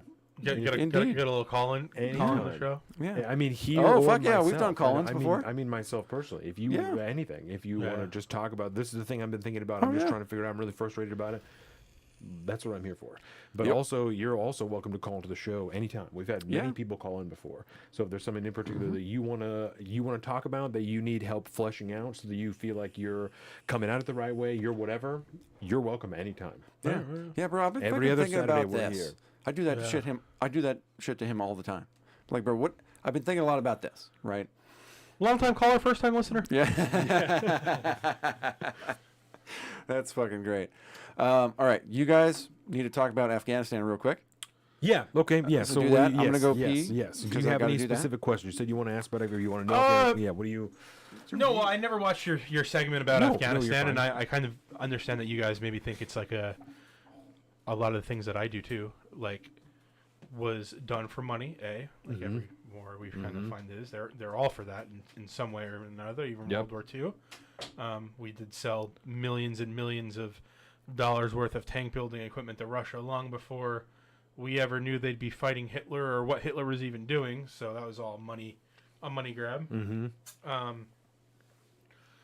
But I also think that a lot of people think we were there for no reason at all, and we were only there for their cobalt mines, which, as far as I'm concerned, we did not touch, as far as that I've seen, and maybe I'm just really Yeah, and I don't know about the mines. well under that one. But I know what I was doing over there in the missions we were doing. The people did really appreciate it because we were opening schools for women and allowing voting and a lot of things that, yeah, maybe installing a democratic society in the Middle East is a losing battle every single time we try it or do it. Yeah. But I don't feel like completely our efforts were in vain. No. But yeah, that was really No, so when we talked about it in comparison to Vietnam, the big point that I made, I think the biggest point was that you all right? Yeah. Was no, I'm good. that we should have known better. We should have known better from the very beginning. Because for me, the parallels that, and I don't want to get too deep into it. I'll send you the link so you can watch that clip because it was it's like an hour long. But It's a whole segment. The comparisons for me between our entrance and involvement in Vietnam and our entrance and involvement in Afghanistan are so clear that anybody who's been involved specifically in government for that period of time, there's no way they didn't see it. the CIA was like The CIA, anybody who was just still in government, who was around during Vietnam and then was around during a lot of them were. a lot of them were, right? Even just some of your soldiers were. Oh, yeah. There's no world that I can see where those people have a good understanding of history and don't see that they're marching down the exact same path that we did in Vietnam. And so I laid out in my view, a very good case for that in that good link, or in that link that we did in that segment. I agree with you. I don't at all think that the efforts there were in vain or were a waste. My father-in-law spent a lot of time over there, so I've heard, and he was a CB. That's most of his deployments, other than the last one, were essentially they're just to build, to build things. You know, the first ones were to build bases, and they were building infrastructure after that. So I know that there was a lot of good over there, and I would never fault anybody who went over there or question specifically like soldiers, servicemen who went over there, question their motives, or what they did or anything, nothing like that. Especially because when 9/11 happened, I was in the first grade. And then when we left there, I was 27 years old. So I watched. I was 9, and I went over there in 2014, and it didn't end until 2021. So I watched from a civilian perspective the entire progression of that war. You know, so I don't at all think that it was in vain. I do agree that the overall democracy in a country that we have no understanding of was a bad idea. But have you seen pictures of Afghanistan in like the 1970s? Oh yeah, and like Iran too, like that whole completely Western inspired, right? Theme parks and women wearing short blouses. And yeah. Iran was popping in the 70s, bro. Yeah, it was popping. There's a Ferris wheel in downtown Kandahar that if you look up some of the pictures in the 70s, it was there. And this before the Soviets got there, just how different that country was. And is it any surprise that our fault? The Soviets tainted everything they touched? Was it the Soviets that did it, or did the Americans back a religious extremist group so much that they became a power that they weren't in the region to the power of that region? I don't want to say just the country because it spills outside the borders, because those borders are mountains and not real. Yes, the real borders are geographic, generally speaking. And that's kind of what I was talking when I was that area of the world is so vastly different than any westernized nation that I think for us, because we were the ones that did it, to try and go over there and emplace a westernized ideology is beyond ludicrous. You know, I don't like it's very hopeful, and I think that it's a good thing, but I don't think, especially now having seen it, it doesn't work there. That's not the type of system that they want there. That's not how it works. You know, there are the people that suffer the worst outcomes of that system, they want democracy because that will give them a better life. That will give them a better life than what they have now. And so I don't doubt at all and would never question that all of the people that you saw, that you interacted with, were appreciative of what you were doing because that's what they want. Because democracy for them will do a better thing than what they have. But the people that control that society do not want democracy, and they will do everything that they can to keep it out of there. Oh, and it's just a battle I fight with myself all the time too, because I know that we were there for good and obviously terrible reasons. Yes. And it cost a lot of lives and sacrifice. Yeah. It made the wrong people rich. I think that the powers that be, and we use that term all the time, and it works though. Yeah, I don't like it because it's so general, but because that group is ever shifting, but carries the same goal and ideology of maintenance and growth of power, it's the easiest way to describe them.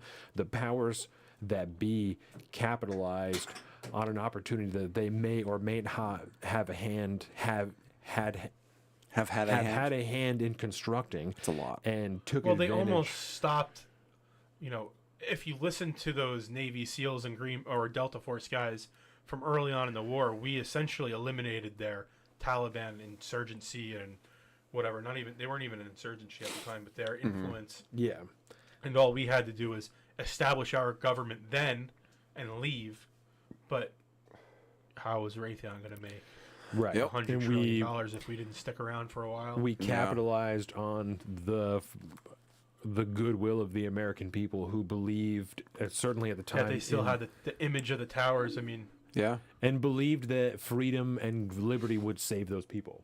Because we knew literally zero, or that it would save us. It would prevent another Mm-hmm. Taliban attack, and people stand on a lot of different because lines. And they say especially inside job or. Especially in 2001 or in early 2000s, the understanding we had of Middle Eastern culture was zero. It's almost nothing now, and at then it was literally zero. And so we had every reason to believe if we just give them freedom, they will leave us alone. They want They it. will be happy. men of that country want to Everyone give- wants yeah. freedom. Who doesn't want to be free? Who doesn't want freedom? Yeah, the people who are fucking subjugating other people, they don't want freedom. Yep. So I do. It's a very dangerous thing. Yeah, the people who, like I said, at the top, who understood that, who knew that, capitalized on the goodwill of the American people and a tragic event that they knew they could capitalize on. Yeah, and that's my biggest point about the whole thing, is when we talk about those types of things, it's always from like the top levels, and it's always about those powers that be, like the major players in the region, whether it's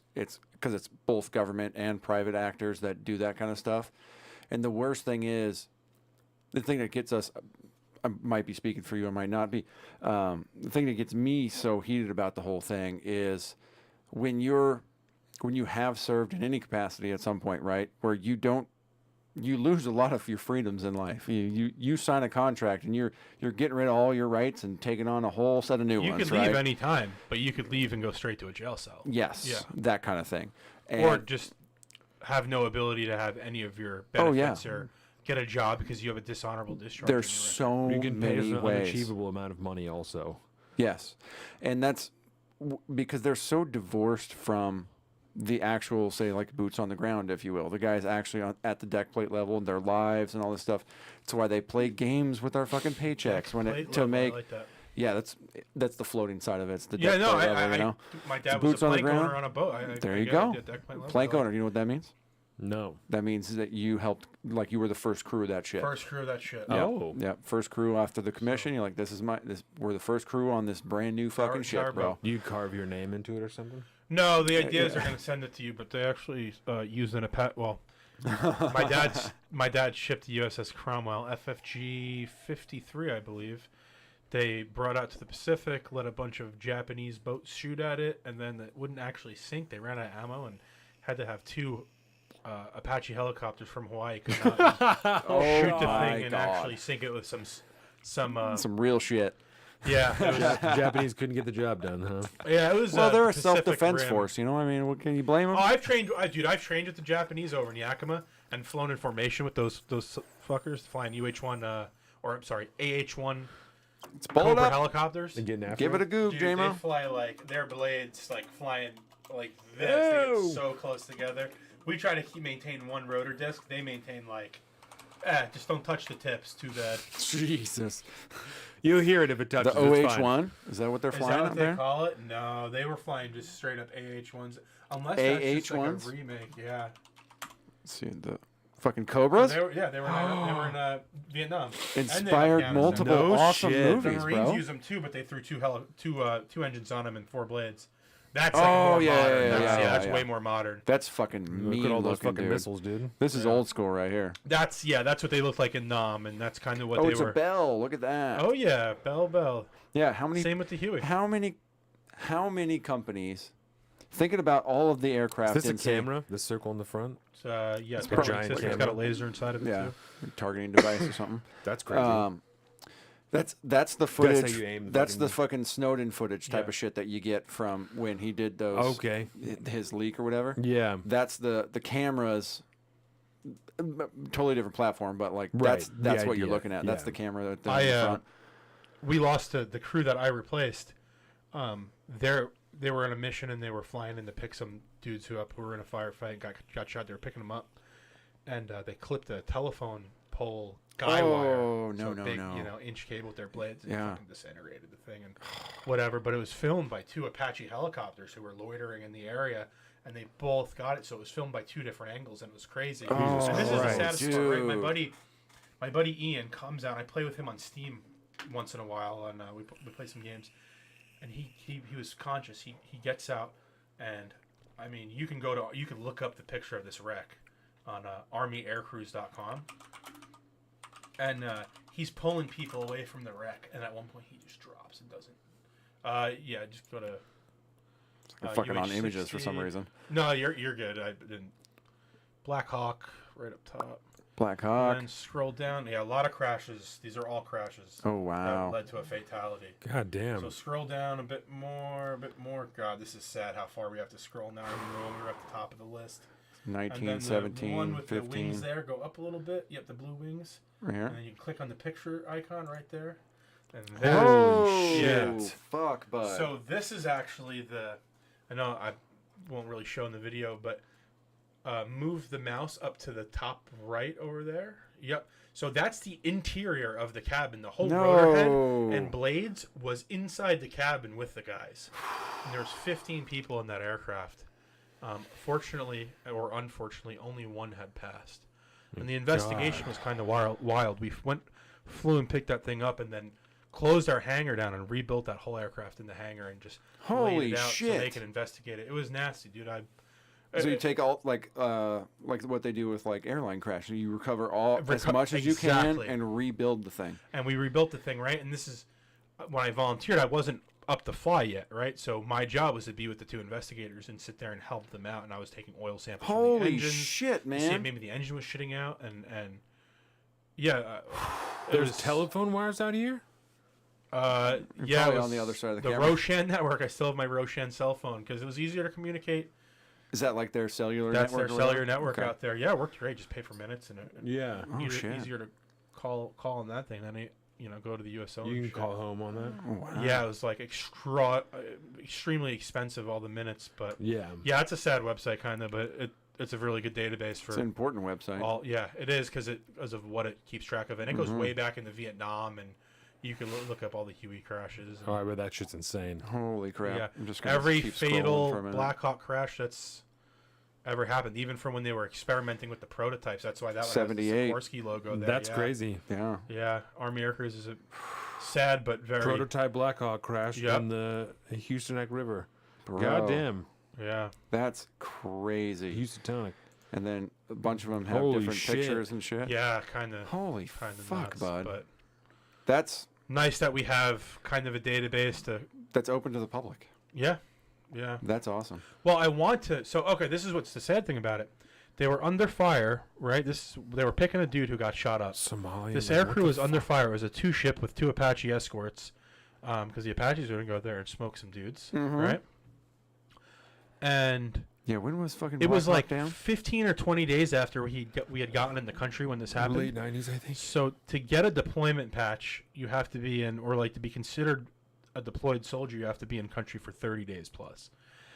These dudes were in this crash, got shipped to Germany, never got a deployment patch, never got a combat action badge, never had anything from it because the Obama era said the war is over. This is just pull out. Meanwhile, all that shit was happening. I feel so bad for my boy, man. Didn't get anything. The other crew chief on the other side, the engine landed on him, and he broke both of his legs. His seat collapsed over his legs, broke both of his legs. Just nothing on his uniform that when he's a vet, no recognition at all, because the war was over and we were winding down, but we didn't leave for another almost 7 years, 7, 8 years. Surged again before we left. And God, Christ. Because we pulled all these. When I was there, we were doing the pullouts, so it was like pull out of an area, come back to an area a week later with a bunch of soft dudes and 40 infantrymen, as much as we could fit on 3 ships, and they'd fight it out. And I feel like we were almost baiting towns by pulling out and seeing where they came from and who who was trying to establish themselves as the new leader. Yeah. When we pulled out, Some of those. That's what happens. Power I've watched a vacuums. couple of documentaries. that was it. I think we were doing vacuums on purpose. It was kind of wild. I've watched a couple of documentaries because I think that like this one was very well documented. The Global War on Terror. I mean, They call it the first internet war. Yeah, it was- Vietnam was the first TV war. Yeah, Yep, and yep. even general like documentary crews. Like there was a ton of documentary crews that were there and stuff like that. So there's a couple that I've watched from. I think one was called Korengal, and I don't remember what the other one was called. bro. But those. Restrepo. Yeah. OP Restrepo, was bro. before Thank you Korengal. very much. Thank you. So That shit is a hard Yes. one to watch. and those man. ones are about like as far out like I've as been it to goes. Korengal. And that's the type of shit that you look at that and you're like Makes you sick, dude. Just, there's no reason Yeah. for this. There's No. no good military tactical reason to have something like this No. other than testing shit like you're talking about. You're just It was. seeing It's like in Red vs. Blue. They're like, "Why are we here?" Well, it's Yeah. because they have a base over there. Yep. yeah. That's so fucked. It's I've just never to that see fucking where- reference. That's good reference. Because we know they're around here Jesus. somewhere. Yeah, so we got to put someone so we can see where they're coming from. Which is Restrepo got yeah. dude. Restrepo was hard to watch, man. Yeah. and then there was It's so good, but it's I tough, feel like a man. dick for not knowing, but there's another base there, documentaries and movies about it, and I think that the guy's name is Clint Remisho, and their base was down in the bottom of a valley. Yes. and they got attacked from all sides All the time. Yeah, It was daily. Dude, Yeah. they were baiting right, people. and it's that's the type of shit you see. That you're like, there isn't a tactical reason for this. You know, The this is tactical reason is to draw out Yes. fire so Yes. we know Yeah. where to send the Apaches. And But the strategic no reason, life preservation tactical aspect of Nope. it. You know, that's not. This isn't to keep. it's like, people yeah, safe. we This win the isn't what- firefights because we're the superior force. Right. Yeah. But we can't control when and where the firefights are happening. And attrition's going to happen, which means you know that you're going to be able to maintain the strategic position for whatever reason, mostly nefarious at that point, or troop strength or whatever. You can Yeah. justify it any way you At least want. it's superior But firepower. yeah. Yeah. Yeah. but either way, You got fucking 650 Dudes cows are- just strapped around the base. yeah, You know, even if it's not that often, dudes are going to die Oh, when it's coming for both that. ways. Yes. That's so Yeah. fucked up, man. That God. especially when they decide that they're gonna really So- fucking try and raid the base. You I know, was in a when big- they big get base. I was through in the lines Kandahar. and shit. Yeah, because Kandahar it was Huge. big. I Yeah. mean, so I don't want to make you. Jamie, can you Hey, give it a goog, J-Mo. That's our first. type in hire Kandahar is a or producer. KAF Boardwalk? I'll show you how big this base was when I got here. It's almost embarrassing. Our first hire as a producer. Yeah, I love being a producer, but it would be real nice to Yeah. give over some duties, you know? Really, what we're Dude, gonna I'd love to come here and just run things for you. really All right. what we're Well, gonna you're fucking find, hired. yeah, You is know? that- Right now, the hourly Oh, is shit, I have zero, my son but every day. That's what I was telling it's an him. internship. It's an unpaid internship at first. yeah. So, this is the Kandahar Airfield Boardwalk. During the peak of the TGI war, there Fridays? was a TGI Fridays. This is around the soccer field. It's like a bazaar that ran all the way around the field. This is Oh, that looks good. what some of us were dealing with. What the? Okay, what kind of money is this? Is this United American States, dollars? that's United States 23? dollars, yeah. What? 38 for the pizza combo number 2? Was it that expensive? I don't That's what remember. it says. So 38.95. when I was there, the place was popping. That's 2014. And then, yep, I was there in 2014. Why I got does there it in March of cost so many 2014. That's dollars? funny. You can't put a KFC in the middle of a fucking army base in Afghanistan for little money. So about Gotta a ship week that shit after, in. a week after I got there, the TGI Fridays got hit with a mortar. No, everyone was fine, but then that shut down, Jesus. and there are the pullouts, and there's less people, less business there. How Fucking similar was neon the lights food? and How similar was the food to America? There was a Nathan's there that I Nathan's swear hot dogs? was like being on Staten Island. No. Or Coney Island. Sorry, Coney Island. Coney Island dog. Yeah, you know who showed up there? Joey Chestnut and no, I'm just I'm just Wait, kidding. what the But fuck? yeah, like this when they say experience may vary, you got dudes up at Restrepo sitting there eating MREs in a foxhole, and then you got me over there wearing my rollerblades eating freaking Black Ops press shop. I don't know What does that say? alteration shop. And they were Fuck, there bud. from for full rotation, so they're Yep. there for fucking. Dudes would 9 come in months at a after being time. there and see this and be like, "Oh my god!" and their heads would explode. Oh, I fucking bet. That's why being Bro. like a crew chief was a weird job because you'd There's the leave soccer there pitch. every morning, but you'd end up going and You'd come working with back. guys up in those So mountains. it's like just a big like yeah, strip yeah, mall exactly. There you around go. the That's a good soccer picture. field. Dude, I used to play ultimate frisbee on that field. Fuck, Because it bro. was never booked anymore. Because when I left, there was like no one left in country. We closed down Camp Leatherneck, it was, which is where the Marines were down in the green zone of the Canadians built a hockey rink there. Of course, them fucking Canadians, damn was just- Canucks. What a That's fucking wild, experience dude. may vary, you know. So let's do USO shows. So let me ask you guys this. I know that you wanted to talk about unions. I also know that while that's what I was going to gauge what your interest was on talking about, because I know Colin said that he has a good grab back that's going. Yeah, and we're 6:20 right now. See how fast it goes? Yeah, though? it goes quick. So huh? we're obviously going to have you back because this all went too well. Yeah, Oh, future good. producer over here, bro. I'm glad you. I'm glad you think so. Yeah. Fuck yeah, bro. You I had having fun? Oh, dude. I mean, All when you right. say it's 6:20, it went or 6:30 now. Yeah. Yeah. Went too fast almost. Well, So we've got a hell of a way to top this bad boy off, though. So. Yeah. No. So if you're screw cool the, with it- screw the unions. All right, screw there the you union go. talk. I know you're saying. I was gonna say, I'm here for it. Let's I'm go. not- I'm indifferent either way. I actually had a conversation with my dad this morning and be like, hey, what are Nice. some good, you know, Some union points. and he kind of gave me both sides, and he's like, there's a lot of negatives to it too. Yeah. He's, you know, he's Especially if you're not in a union. Well, the It's tough unions. business. The cool thing about the unions aren't going anywhere. No. So this is a conversation we can have anytime. Yeah, I they'll can always be guarantee it. relevant. Every year there's next time I come on, yeah, we'll talk every, about it. every year there's new collective bargaining agreements that are happening. So every time. All I'm every saying time. is the union was very good to my father and very good to my family. Yeah. Yep. So And we've talked about it. I'm a sure it ton, was. and Yeah. I have defended the unions to many times to Colin that I think there absolutely is a place and was a place in a very strong time in America for unions. Yep. We both believe in the ability. I still think for, there's certain situations in which unions are good now. We both believe in Certain ones. the right and the ability for people to collectively bargain when it's in their best that's interest. that's the Yeah, key we- word is we- collective bargaining. we and both agree on individuals' rights. Anybody has the ability to enter into whatever agreement. And if you can get a group of people together so you can collectively make an agreement with your company, we absolutely stand for that. The issue that we've drawn with modern unions most of the time is the political power and influence that they have and the way that they influence politics. This is not necessarily a good thing. Sometimes it is in the best interest of the union members. A lot of times it is not.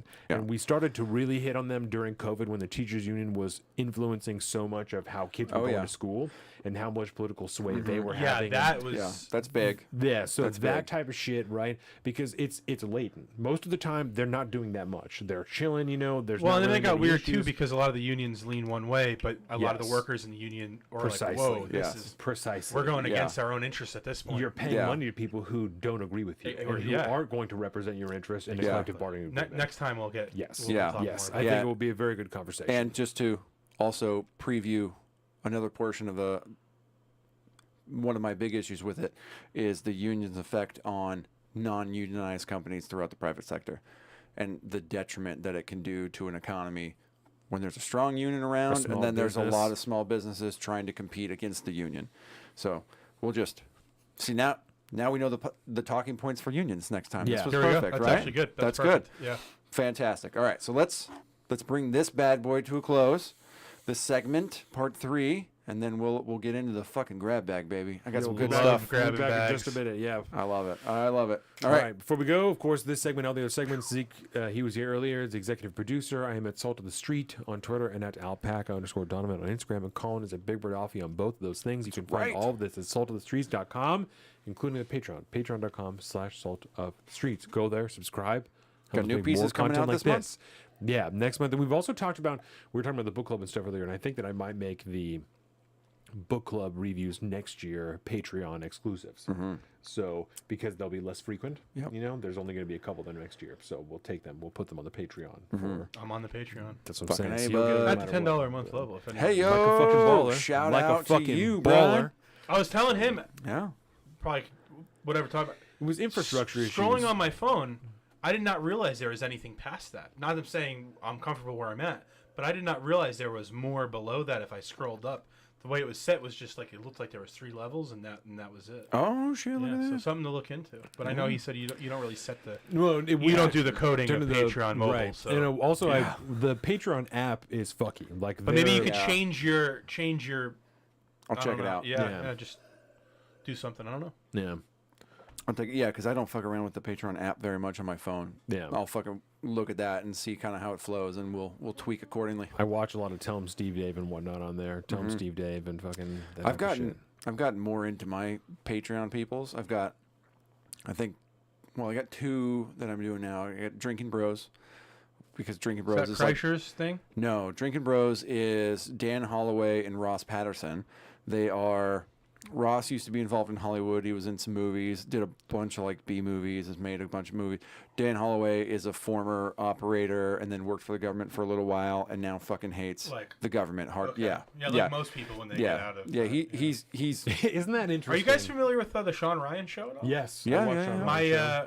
My old friend Emily Joy Hillis, she's the female who comes on once in a while, the old Apache pilot. Oh fuck. We we know each other very well. That's sick. Basis. That's yeah. fucking sick. killer, Yeah, bro. She's a cool cat, man. I watched her call for. She's got this light voice. If you've ever heard her talk, she's like, "Oh, we got this for clearance of fire." Very light voice. And just, like, fucking Merc. on the highest order. That's so funny. She's badass, dude. I love that. Hey, That woman. And I will also say, another reason you should really focus on, if you're interested in starting a podcast, you've already got a network of people that are doing shit too.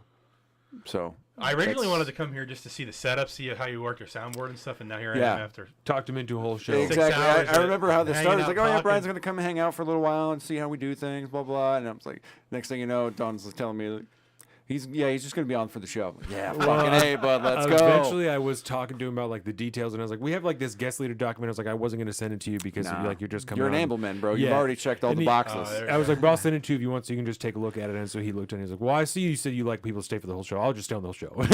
That's fine. Hey, the writer's doing his job, baby. I like it, I Signed and like delivered it. back a couple minutes later. Right? You like that? Excellent. Gotta put that shit on file, bro. Where's the That's filing right. cabinet? Let's go. We I should got it. keep a filing cabinet. We really at the new should. set just to have those in there. 'Cause Yeah. that'd be legit. Yeah, we had a couple people on that just. Once we wouldn't- become legit, we need it. But Yeah. for now, we should do it because it's fun. Yeah, we had some. On the way people- home, you can tell me about some of the. Yes. not so- Oh, yeah. not so Yeah, I will. savory. I will. All right, we'll be back in just a few minutes with the grab bag. Thank you very much. We love you. And we're back to Salt of the Streets podcast. Social and political commentary. Life, liberty, and the pursuit of happiness, right? That's always and forever. That's right. Another fantastic episode. Everyday normal person's podcast.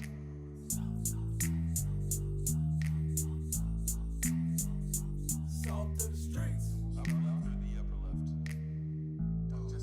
Just upper left. Welcome to the salt of the streets, coming at you every week with this food for thought. Hope you ready to eat. With everything going on in this nation, we need some information, and that's why salt need to be stationed in your rotation. With real talking, real topics, real people, real problems. Think we need some help to solve them, and leave it up to Colin and Donovan, cause that's what's that? Oh, let's get ready.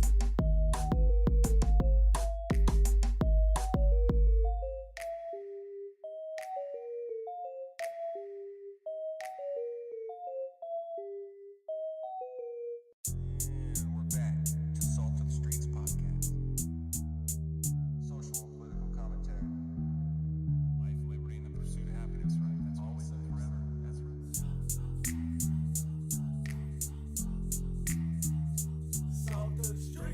Another fantastic episode. Everyday normal person's podcast.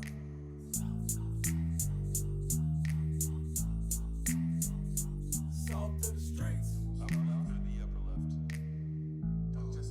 Just upper left. Welcome to the salt of the streets, coming at you every week with this food for thought. Hope you ready to eat. With everything going on in this nation, we need some information, and that's why salt need to be stationed in your rotation. With real talking, real topics, real people, real problems. Think we need some help to solve them, and leave it up to Colin and Donovan, cause that's what's that? Oh, let's get ready.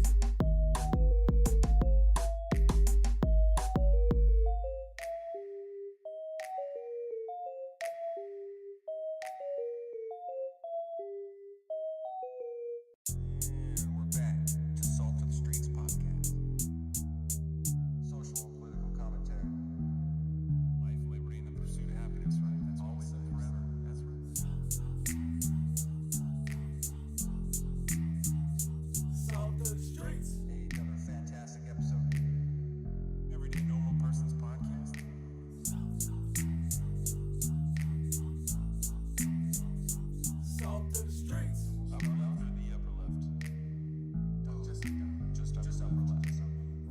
the salt of the streets, coming at you every week with this food for thought. Hope you ready to eat. With everything going on in this nation, we need some information, and that's why salt need to be stationed in your rotation. With real talking, real topics, real people, real problems. Think we need some help to solve them, and leave it up to Colin and the Donovan. Cause that's what's that? Oh, let's get ready.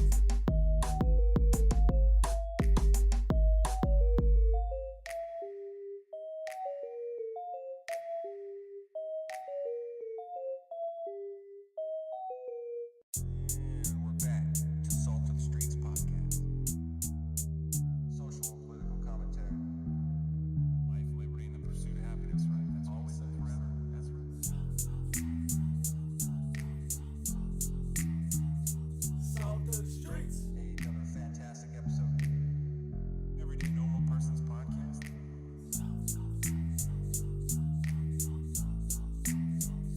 Salt of the streets. Upper left or the upper left? Just upper left. Welcome to the salt of the streets, coming at you every week with this food for thought. Hope you ready to eat. With everything going on in this nation, we need some information, and that's why salt need to be stationed in your rotation. With real talking, real topics, real people, real problems. Think we need some help to solve them, and leave it up to Colin and the Donovan. Cause that's what's that? Oh, let's get ready.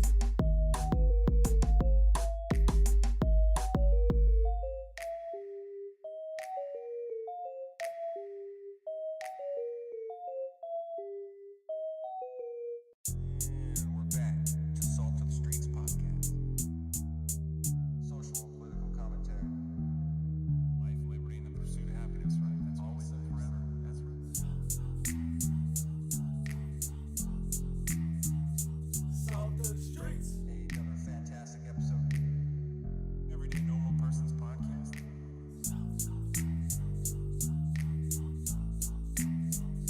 Salt of the streets. Upper left or the upper left?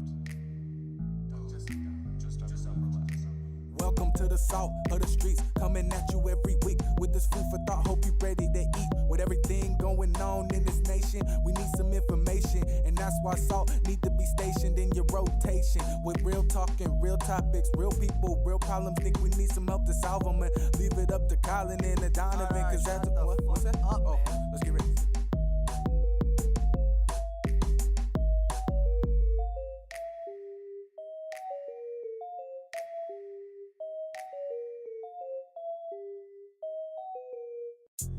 And we're back to Salt of the Streets podcast.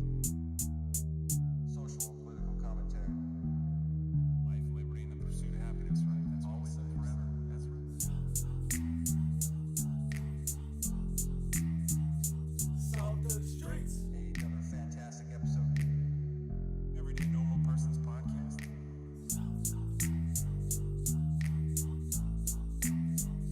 Salt of the streets. Upper left or the upper left? Just upper left.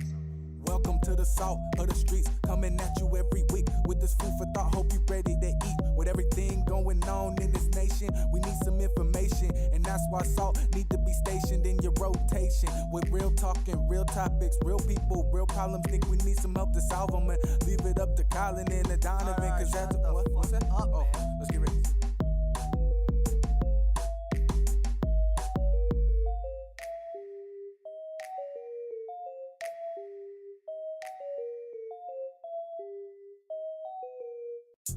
And we're back to Salt of the Streets podcast. Social and political commentary. Life, liberty, and the pursuit of happiness, right? That's always and forever. That's right. Salt of the streets. Another fantastic episode. Everyday Normal Person's podcast.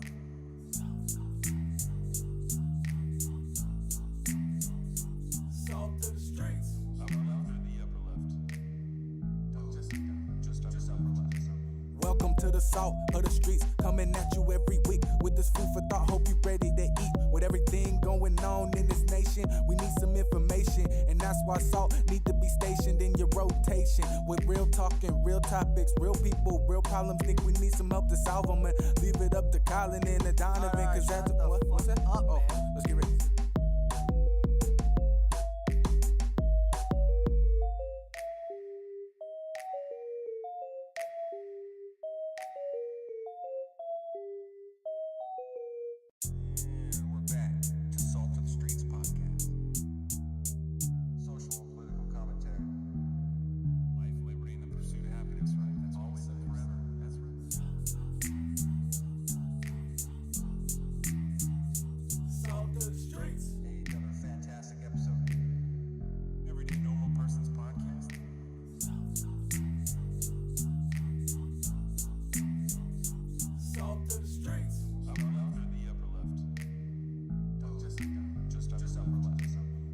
to the salt of the streets, coming at you every week with this food for thought. Hope you ready to eat. With everything going on in this nation, we need some information, and that's why salt need to be stationed in your rotation. With real talking, real topics, real people, real problems. Think we need some help to solve them, and leave it up to Colin and the Donovan, cause that's what's that? Oh, let's get ready.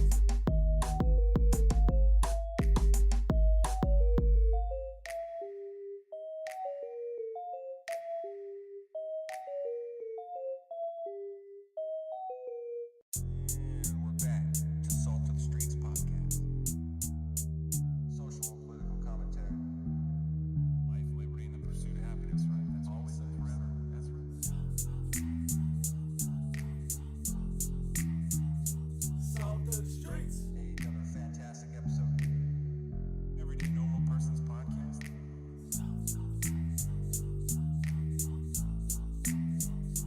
Salt of the streets. And we're back. We're crushing the show today. Thank you very much for everybody for joining us. This is part 4. This is Grab Bag. We're in don't here. like We're it. late. We're going over. It's the whole deal. do it. great.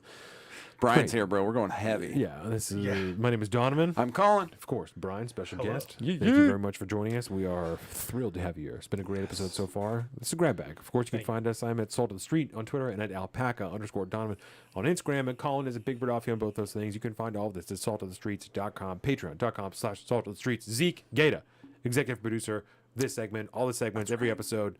He's crushing. Go to the Patreon, subscribe, executive producer. Okay, Grab Bag. I got to tell you, like, I look at that fucking social screen all the time. Yeah.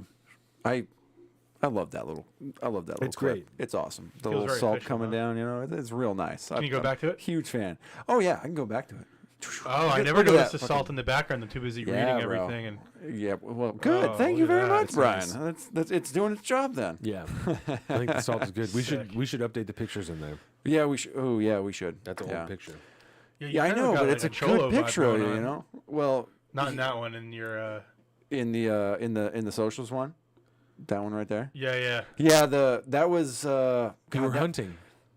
I was hunting for Yeah. sure. Yeah, I'm just saying you got Cholo vibes going on. Oh, that was I was starting to grow my hair out, so I had it in like a headband, and Yeah. I was gonna go on a walk in my neighborhood in Keyport, so had my carrier on. Yeah, but I think the most important issue here Going for a walk. And keep is the Yeah. yeah. As he I- used to roll around the fucking neighborhood in kit. I used to do a ton of training in my yard in Keyport when I started to do that type of stuff because I knew that gotta do it. eventually people were going to find out about it, you know? And I just wanted to make sure that it was like the most positive vibes possible. So I would hang out with like Dax in the yard and like train reloads, and he would like pick up magazines for me. And we would go Wow, for that's walks as based. a family. super based. Yes. Yeah. We would go Yes. for walks as a family in like the With the stroller and stuff. and I would wear kit, you know, and like so I just and we would just walk with the family. Interesting. And we would talk to people. We would fucking say what's up, you know. We would bring the dog. It was just very normal. And so because that was also question mark? that was also during like all the riots and stuff like that. And so that when I bought my kit, I was like pretty sure I was gonna have to wear it and like be on the streets at some point. And so I also was like, I know that. If people do see me out in the streets on this, I want them to know that I'm not trying to hurt them. Yeah. That I'm here to protect them. You know. True. That's So yeah, it was a doing very exactly trying to normalize very it. I like that. calculated Right. decisions. Yeah. Yeah. Yep. And so that's I think that That's picture. part of the intellectual revolution. I I might add. think that picture is even Intellectual from a revolution. post of like, this is why I did this today. You know, and that talks about that same deal. Oh, yeah. Of like, it was good. Like training is like, it's good to walk around your kit and like see what feels good and what what doesn't and like what's gonna snag and what's gonna never. But also fucking show your neighbors that you're not here to fucking kill them. You know. Yeah. Don't be So- scared, man. Yeah. This is you don't need to be scared when you see this stuff. Yeah, It's so all I had a good stuff. ton of Instagram videos around that time of doing reloads and all that type of stuff from the belt and from the carrier in the yard. Jack's running around picking up magazines, using them as a telephone. Yeah. And then that was big. That was big. Daddy, I need that. Why? Hello. Yeah, that was huge, dude. The Glock mags. you want a are- nail in your were the coffee? perfect. What? So you want a nail in your coffee? There it is. Okay. Well, as everybody knows, like Donovan prefaced before, this is the grab bag, which means it's about to get fucking wild in here. You all right there, Big Shoots? The nail in the coffee Yeah. is so funny. Did Because you didn't realize? You At took you a first I second. I, did, was did. like, yeah, you told me So- about this. On the way here, we were talking about like kids getting older, and I was like, "Yeah, Dak's getting really funny. Like he's getting a big personality." And so this morning, he was helping me make. He was making coffee for me because I taught him to make coffee. So then he was standing there watching it, and he pulled one of his fingernails off, and he said, "Should I put a nail in it?" And I was said, "No, that's gross." And he said, "Why?" And I said, "Because that's gross. Like I don't want you to do that." And then he laughed and he said, "It's a joke." So I laughed, and then he said, "Do you want to hear it again?" And I was like, "Sure." And he said, "Should I put a nail in it?" So like that's like, so he's Nail in the starting coffee. to make up jokes and like the sarcasm thing. Yeah, he's like, I was like, "What are you talking about, Oh dude?" my Yeah, he's, I God. know, it's a joke. It's like, my the God. fuck, dude. You do realize between you and Jordan, you guys are raising a stand-up comic. Oh, it's horrible. You Yeah. guys are fucking perfect for Yes. that. That kid's gonna have. He's gonna He's be gonna be on something, dude. an episode of Are You Garbage at some point in the future. Jordan told me last night, she was like, if he wants to be an actor, he can do it. I mean, he's memorizing whole books at this point. That he's like, oh, I'm going to read this book. And he's just memorized the entire thing. And so he'll just flip through and just read you the entire book. He's crushing it, dude. Yeah. That's killer. That dude he's little bro's dope. Loves Goodnight Moon. He's It's a great book. memorized Goodnight Moon down to the word. That's that's some internationally good shit, right there. Everybody likes Goodnight Moon, but you know what we like on here? We like some, I do Yes, hard grab bag. segues. No, there to let's do grab it. bag. So this is an update. Y'all remember this iconic picture of the Charlottesville? of Charlottesville? Okay. Yes, it was Charlottesville. Sorry, boys, I had to go do some errands. Have you heard Tom McDonald and Adam Coolahan's new song, American I Flags? have not. No. I haven't listened to. Tom McDonald was on a tear there for a minute, and then he took a break. I haven't heard any of his new stuff. Who is Tom McDonald? Oh my God. Okay, Tom McDonald is a. Do you know who Tom McDonald is? Nope.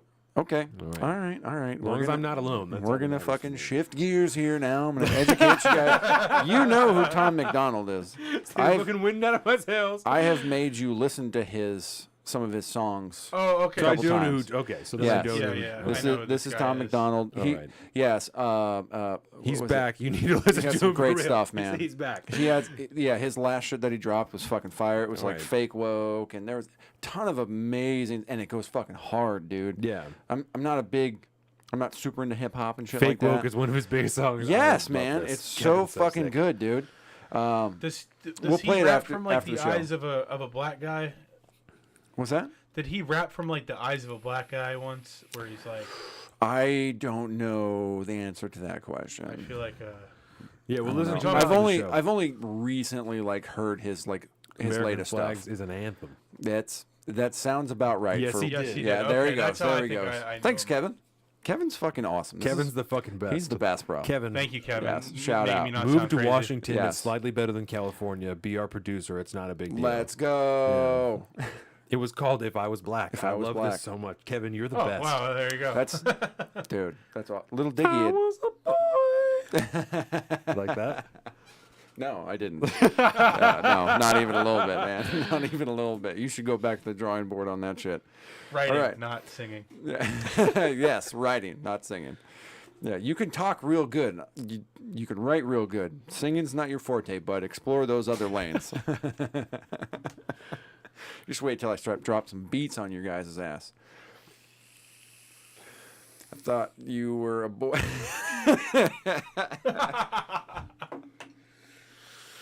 I told Brine in the first break that's how we're going to make it. Is one of us is going to transition. We'll be the first trans pro-freedom, pro-liberty shit. podcast, and that's how we're going to break the algo. Oh, well. We got to draw straws, or is it a flip of a coin thing? I'm like, there's a find lot out of how many kids responsibility Jordan here, wants, and then bud. we'll talk about it. Well, yeah, okay. Anyways, Grab bag it. grab bag it. Okay. You guys know who Mary Morgan is? Charlottesville. No. Mary Morgan is the co-host of the Pop Culture Crisis over yes, on Timcast, okay, right? yes. But she's had a few rounds now on the Whatever podcast, which She has. one of the worst shows I've ever heard. I like what he's doing, but God, that stuff is like nails on a Have chalkboard you for seen like Whatever 5 podcast? hours.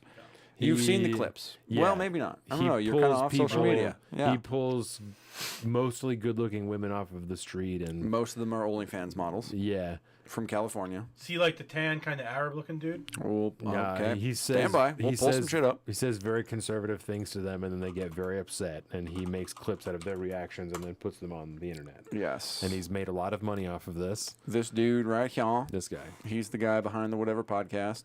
That's a real bad situation. There you go. Oh, there's Melina. Oh, I like so Melina. He has women on who are mostly very attractive. There's the woman who's like was very memeified, Gorlock, the whatever. Oh, Gorlock the Destroyer? Yeah, that whole thing. I've seen that. Definitely there's seen another that, guy who was doing that before. Why is it not? Oh, there's Gorlock the Destroyer right there. So she was definitely. That's a trans woman? She's trans too, right? Yeah. Yes. Oh, that's a man. Yeah. Yes. Or, sorry. No.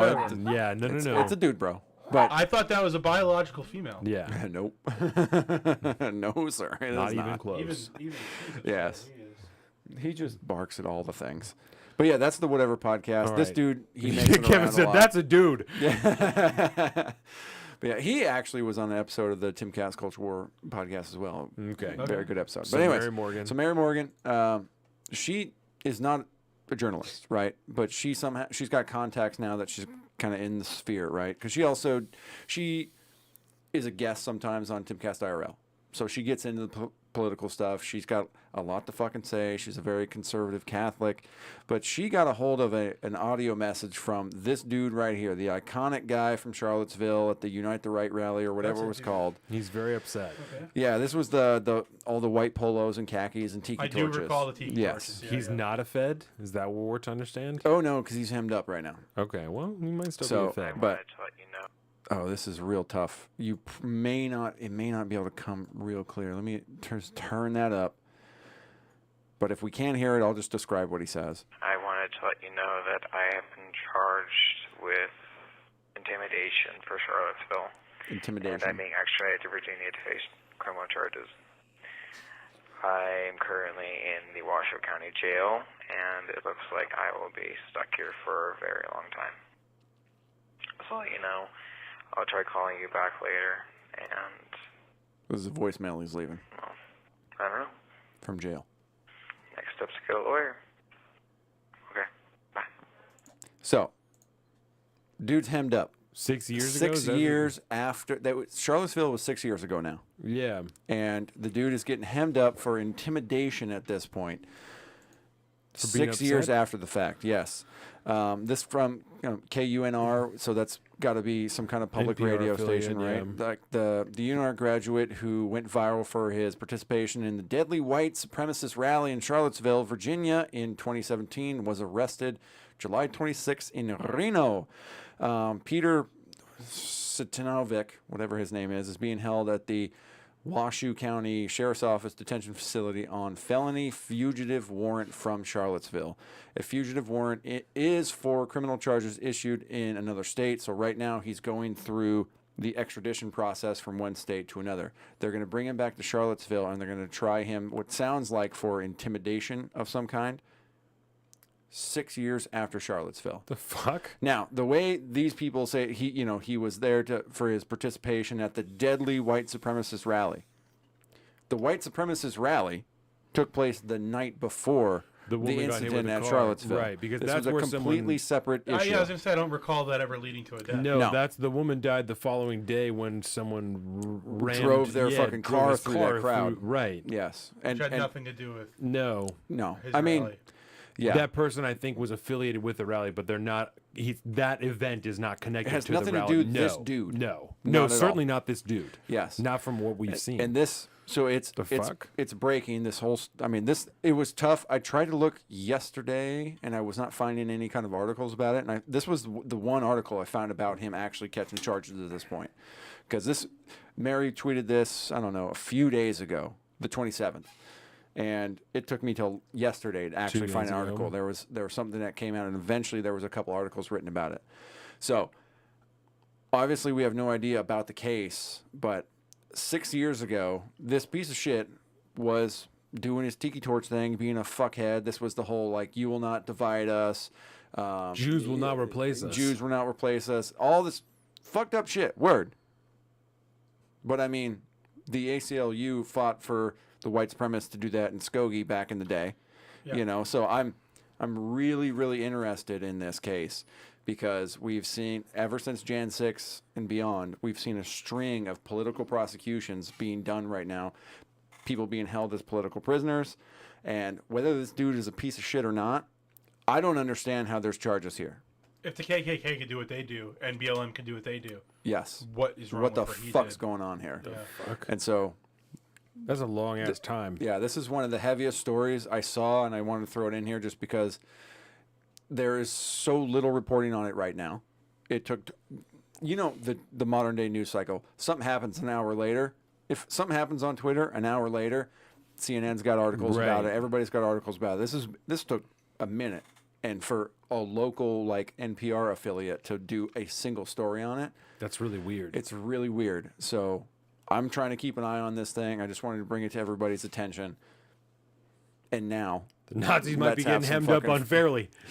which is fucked up, but free speech is free speech, bro. Yeah. I'm pretty sure they had a permitted rally for that too, if I I'm pretty recall sure. correctly. So That was too raucous for it to not be a permanent rally. Yeah. So was it his rally? Was he the? I think he was just the guy in I the think picture. he's just the memeified He's in the dude front, that yeah. he just happened to catch I thought that, was the fucking picture. girl from The Last of Us. I didn't even know.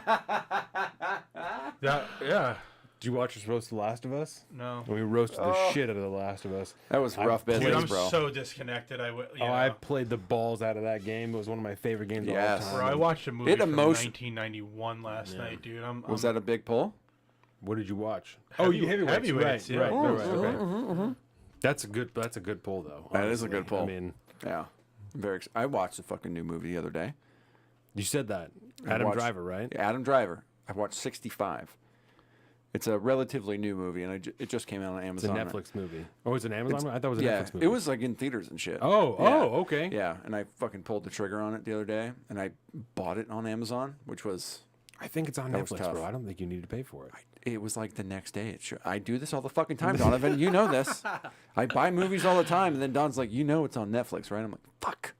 And I have Netflix. I just didn't see it there. jeez. The Netflix algo and Amazon are working together to collude against me so Yeah. that Amazon gets my money.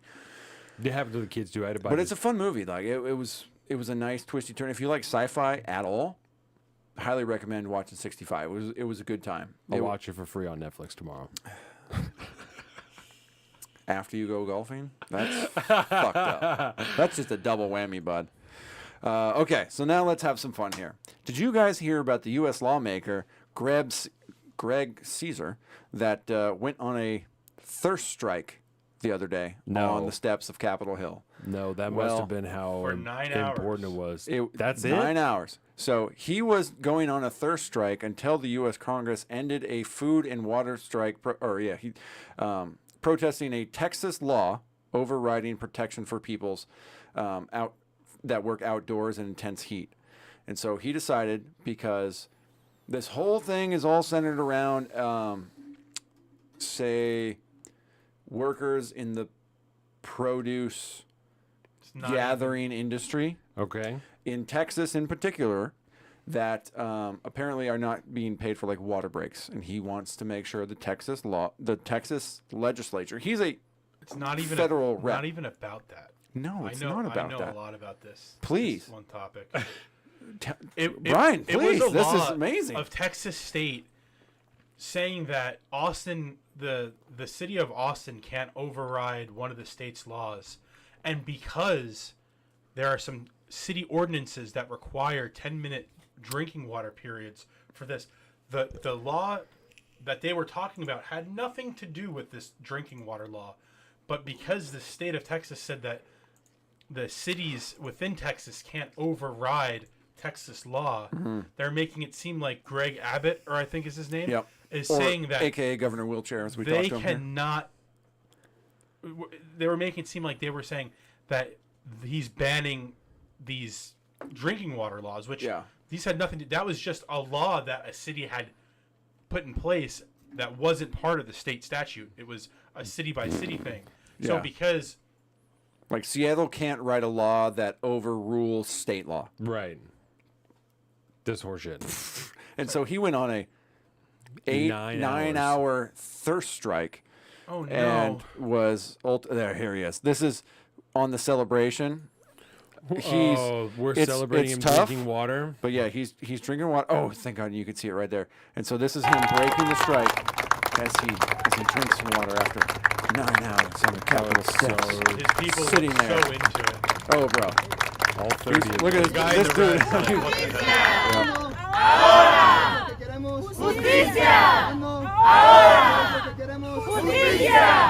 I'm pretty sure it's like changed now. I didn't translate 100%, but so goddamn good for him. Fucking hero, bro. Hero 9 of the hours. union. 9 hours. I didn't drink water for 9 hours. But I know people that do that by accident right now. Oh, if I run out of water in my truck and I don't get to stop, 9 hours is a day. That's nothing, right? I mean, we better not bring that up to them UPS workers that are suffering from heat stroke and whatnot. But hey, they won their deal. They did. If you had workers in the field somewhere, Oh, would this you is the rather YMH them clip. not drink water instead of drinking water and not passing out and dying in your field?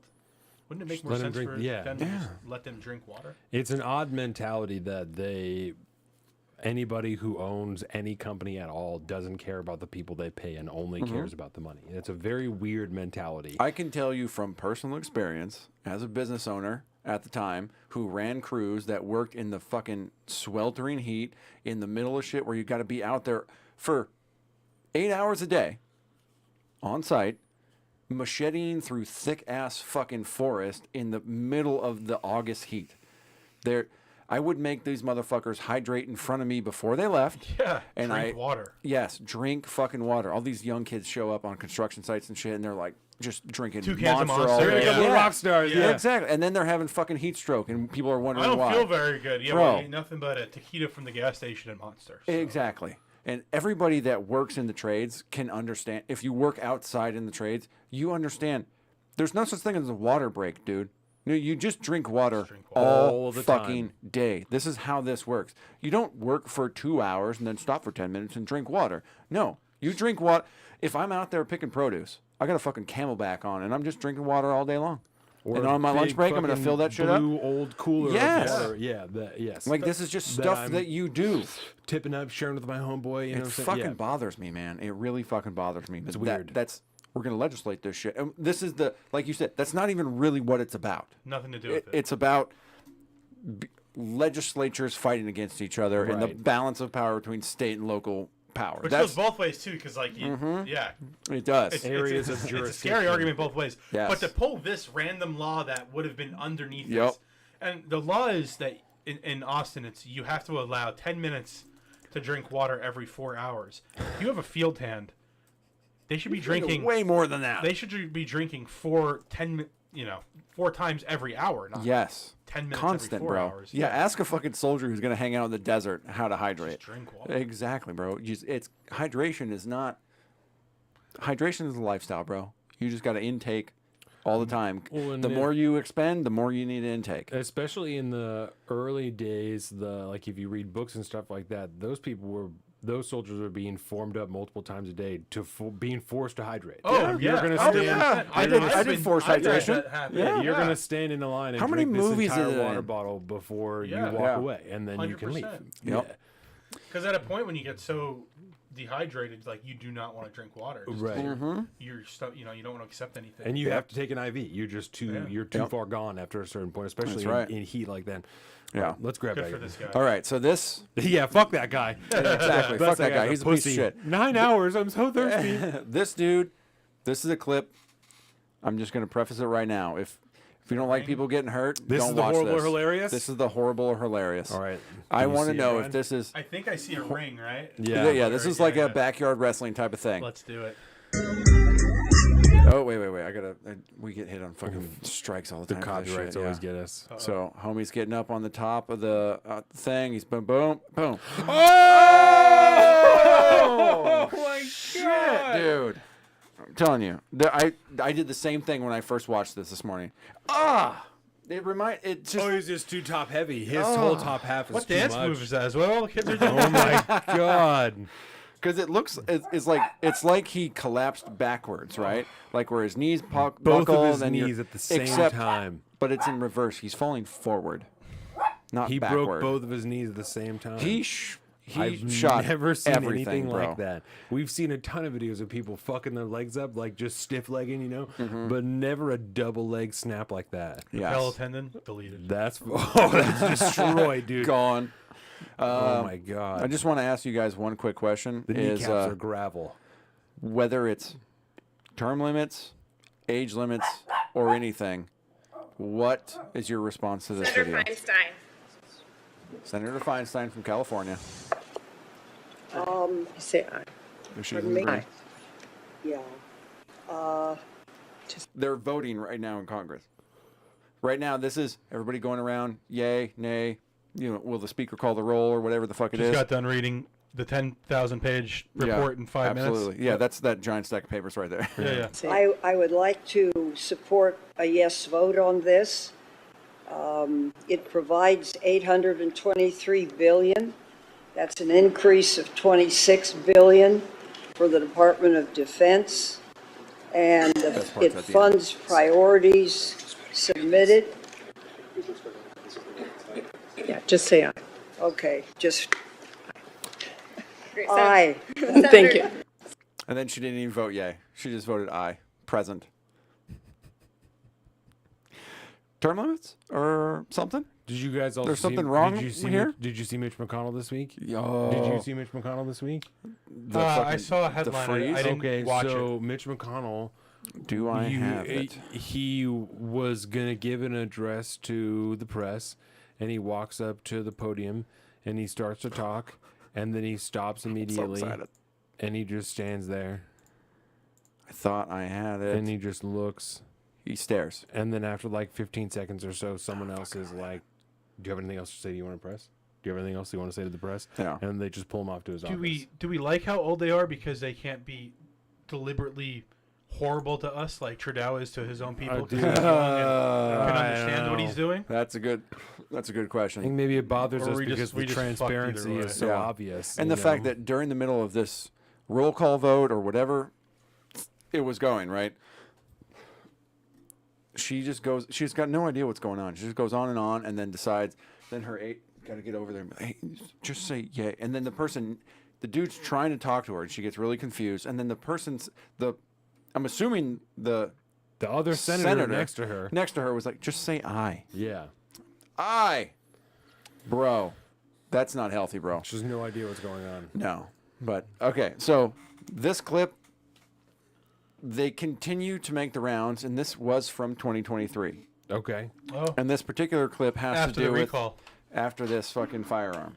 The That's this specific one? 320. I have yet to see Right? one of those in person. You mind if I Absolutely not. put my grubby little hands on it?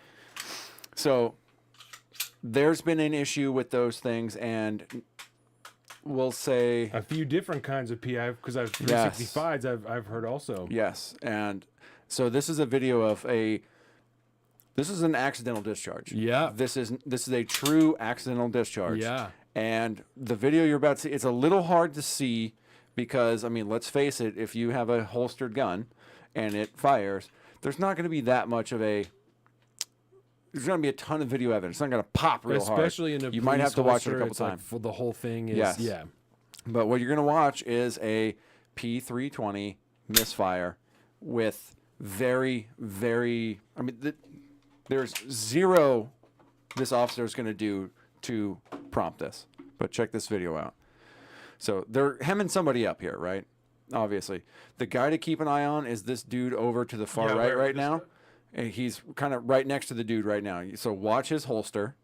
Watch his holster. They lift. Boom. What the fuck? It fucking. It just. I mean, he doesn't really even hardly move. This is going on 10 years now of the 320 doing this. Yes. And we have every serviceman carrying, well, not everyone, but any pistol-bearing serviceman carrying this thing. And right just now. boom. It just He goes. didn't even touch it. He didn't touch it. He barely even moved. It's not like he jostled a lot. There was a little bit of movement. I mean, just so. Was that the right bullet there. hitting the ground? Holy Yes. shit, that's sparks coming Boom. out. And it just, it hits the fucking mat, thank God. He just moves to the side. He just leans His over. hand Yeah. wasn't even near That was the it. holster. Well, it wasn't near. That was it right there. He just get a little bit of a gangster like that and it goes off. What the fuck? There's just, it's coincidental, perhaps. That it's incidental, perhaps. I don't. Correlation doesn't mean causation. But A man, lot of these things happen. I'm real goddamn nervous. Like I'm not Over gonna 100. I'm not gonna carry that thing with a bullet in the chamber. I've seen man. over I've seen 100 too many cases of those Yes. particular There needs to be a firearm class accident action abuse. against the owner. That's of this thing crazy. and That's what I'm get them to thinking. turn it back. I've seen multiple cops they won the injure contract. themselves. I've seen multiple cops injure themselves Yes. with them, get shot in the leg, 'cause Yeah. they're leaning over or whatever. And That's this came from Mr. Guns Gear. Would you all carry a SIG P320 in the appendix holster after watching this recent video? Fuck that. I'm not into that, bro. We just talked about carrying appendix on the road Yeah. over here. Yeah, Fuck that. It fucking freaks me out. Now, I get worried about a Glock, and I don't even. word. One of those. We haven't seen anything like that yeah. since the Yeah. 80s. Yes. Glock? Belgian? Austrian. Austrian. They make some high quality shit. Gaston Glock. Yes, that's fucking Glock money right perfection. That's the tagline. there. All right, so this is one of my more recent favorite representatives. Her name is Nancy Mace. She's been very involved in. She was just recently featured in the UFO hearings, She's cute. which not bad. And so, but you know how Congress members every now and again they get together for what's called the prayer breakfast. Yeah. It's a very big thing that they do. It's a big kind of fundraising type thing, and all the up and comers usually are there. All the young guns. I believe Tim Scott was kind of like the main dude in the focus here. He's running for Republican president. Yes. Yeah, he's a senator from like one of the Carolinas, yeah, Carolinas. right? Good luck to him. Yeah. I mean, he's a cool dude. He went on The View with all the fucking Love chickens The from The View. View. He's One of pretty my based. favorites. Yeah, and he's pretty based. he's not. Love the Osborne. Yes. And too bad. All right, she's not there no more. Yeah. Shows what I know. I mean, too she was based, big the news there for actor. a minute. But yeah. Anyways, during this prayer breakfast, Nancy Mace got a little TMI, and I was fucking here for it. Was there a little too much sangria or something? You know, you'll Oh, find out. I'll Here we look go. at it. Here we go. But want to thank you for pulling this together.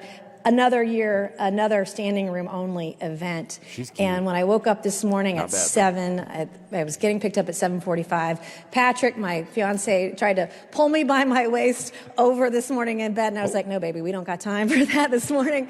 I got to get to the prayer breakfast, and I got to be on time." And a little TMI, but She said it might be TMI. He can wait. I'll see him later tonight. But Yo, I, my God, dude's about to that's get so fucking funny. Oh my God, I'm fucking here for Oh, it though, that's bro. hilarious. She a Democrat? She's Republican, I'm pretty sure. All right, now I love her. I think my she's from God, one of the that's Carolinas. awesome. Oh, bro. What's her name? Nancy Mace. Oh, there's definitely already. Yeah. some You know what? Let's just go cross-border ahead and give a Oh, for little sure. Nancy She Mace. is Rule 34. Actually, don't do that. You'll probably get. Yeah, she's got a little librarian thing going on. Oh! Yes. Okay, I know who this woman is. Yeah, she's been pretty involved. She's a West Pointer. Oh, Interesting. oh yeah, man. my She's got all the things, man. She'd be fun, dude. Damn. Absolute. What's up, Nancy Mace, bro? What that mouth do? Shout out to She's her. good looking though. For 45, man. She Yes. looks beautiful. I mean, Wow. come on, bro.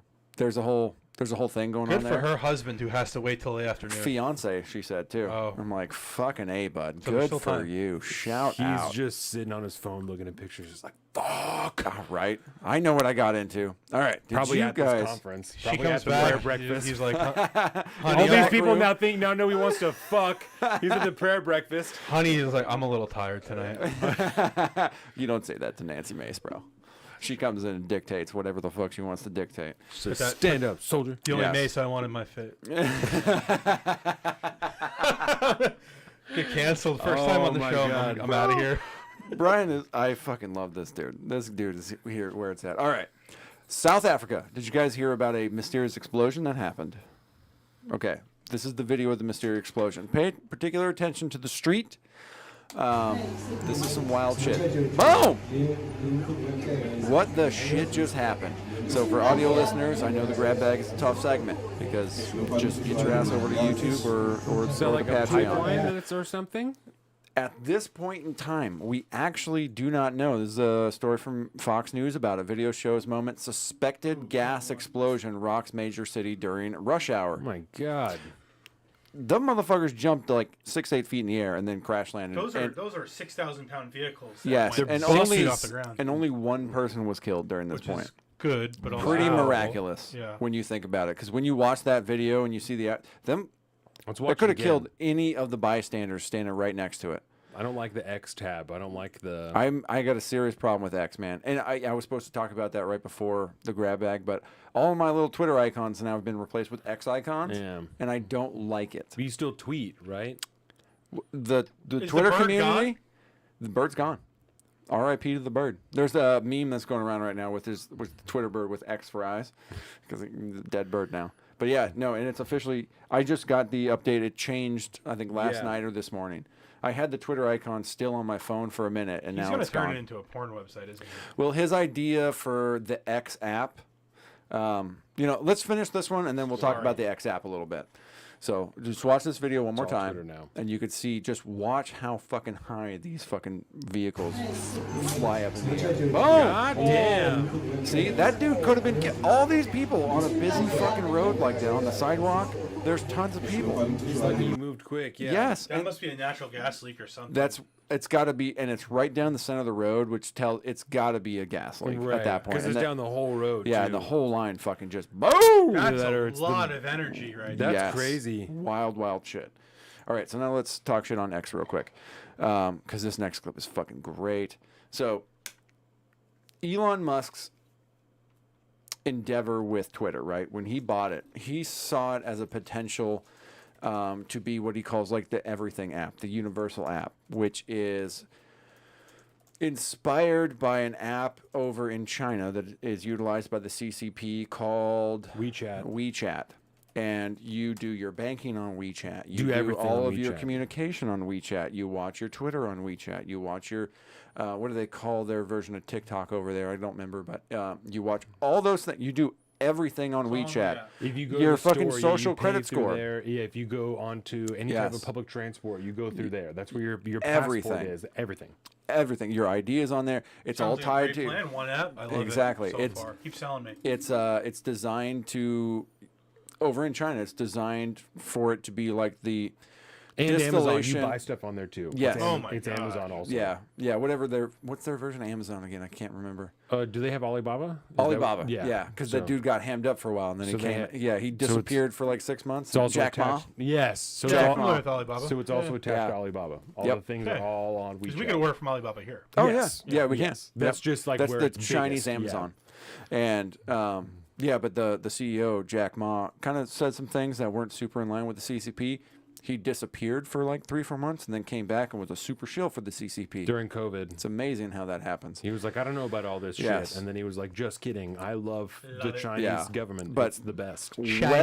Well before Elon entertained changing the name of Twitter to X and updating the logo and all that stuff, he talked about this one all app where you could do everything on it, just like their version of it, and it would be called X. And now he's appearing to take movements to make this a reality. That's where he's pushing Twitter. And that's where it's going to go. Twitter, RIP Twitter, hello X. But all the people on Twitter right now, it's been very vocal. We're still calling them tweets. We're still tweeting. Yeah, That's and what we're the doing, button bro. still says if you type Yeah, something. you still and then tweet it you still or retweet it. Yeah. Yep. So is the idea to have longer form content on there? Like, can you put a 26-minute? that's part he's of it. gonna he's gonna do longer video, and Yeah, he's done if some you longer were video. a- Tucker Carlson does his Has he show. done Yeah. any of the things that he said he was going to do, where it's more free speech, less limiting? Better. Kind of. It's similar to the Rumble thing that we talked about earlier today. Still hacked some people. yes. but, Still people come. Still hacked. like still cut some people off. Yeah. Like Oh, Like he brought a lot of people back, but like Alex Jones, he said no. To. he Right. said no to that. Right. Trump, And he then- brought back, right? Trump is Trump allowed. He's But allowed Trump back. said no. Right. Yeah. Yeah. Because For he's now. still on truth because he's bought into truth.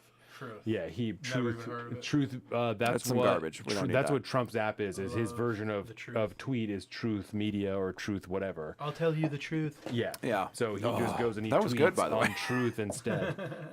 The intonation was and- perfect.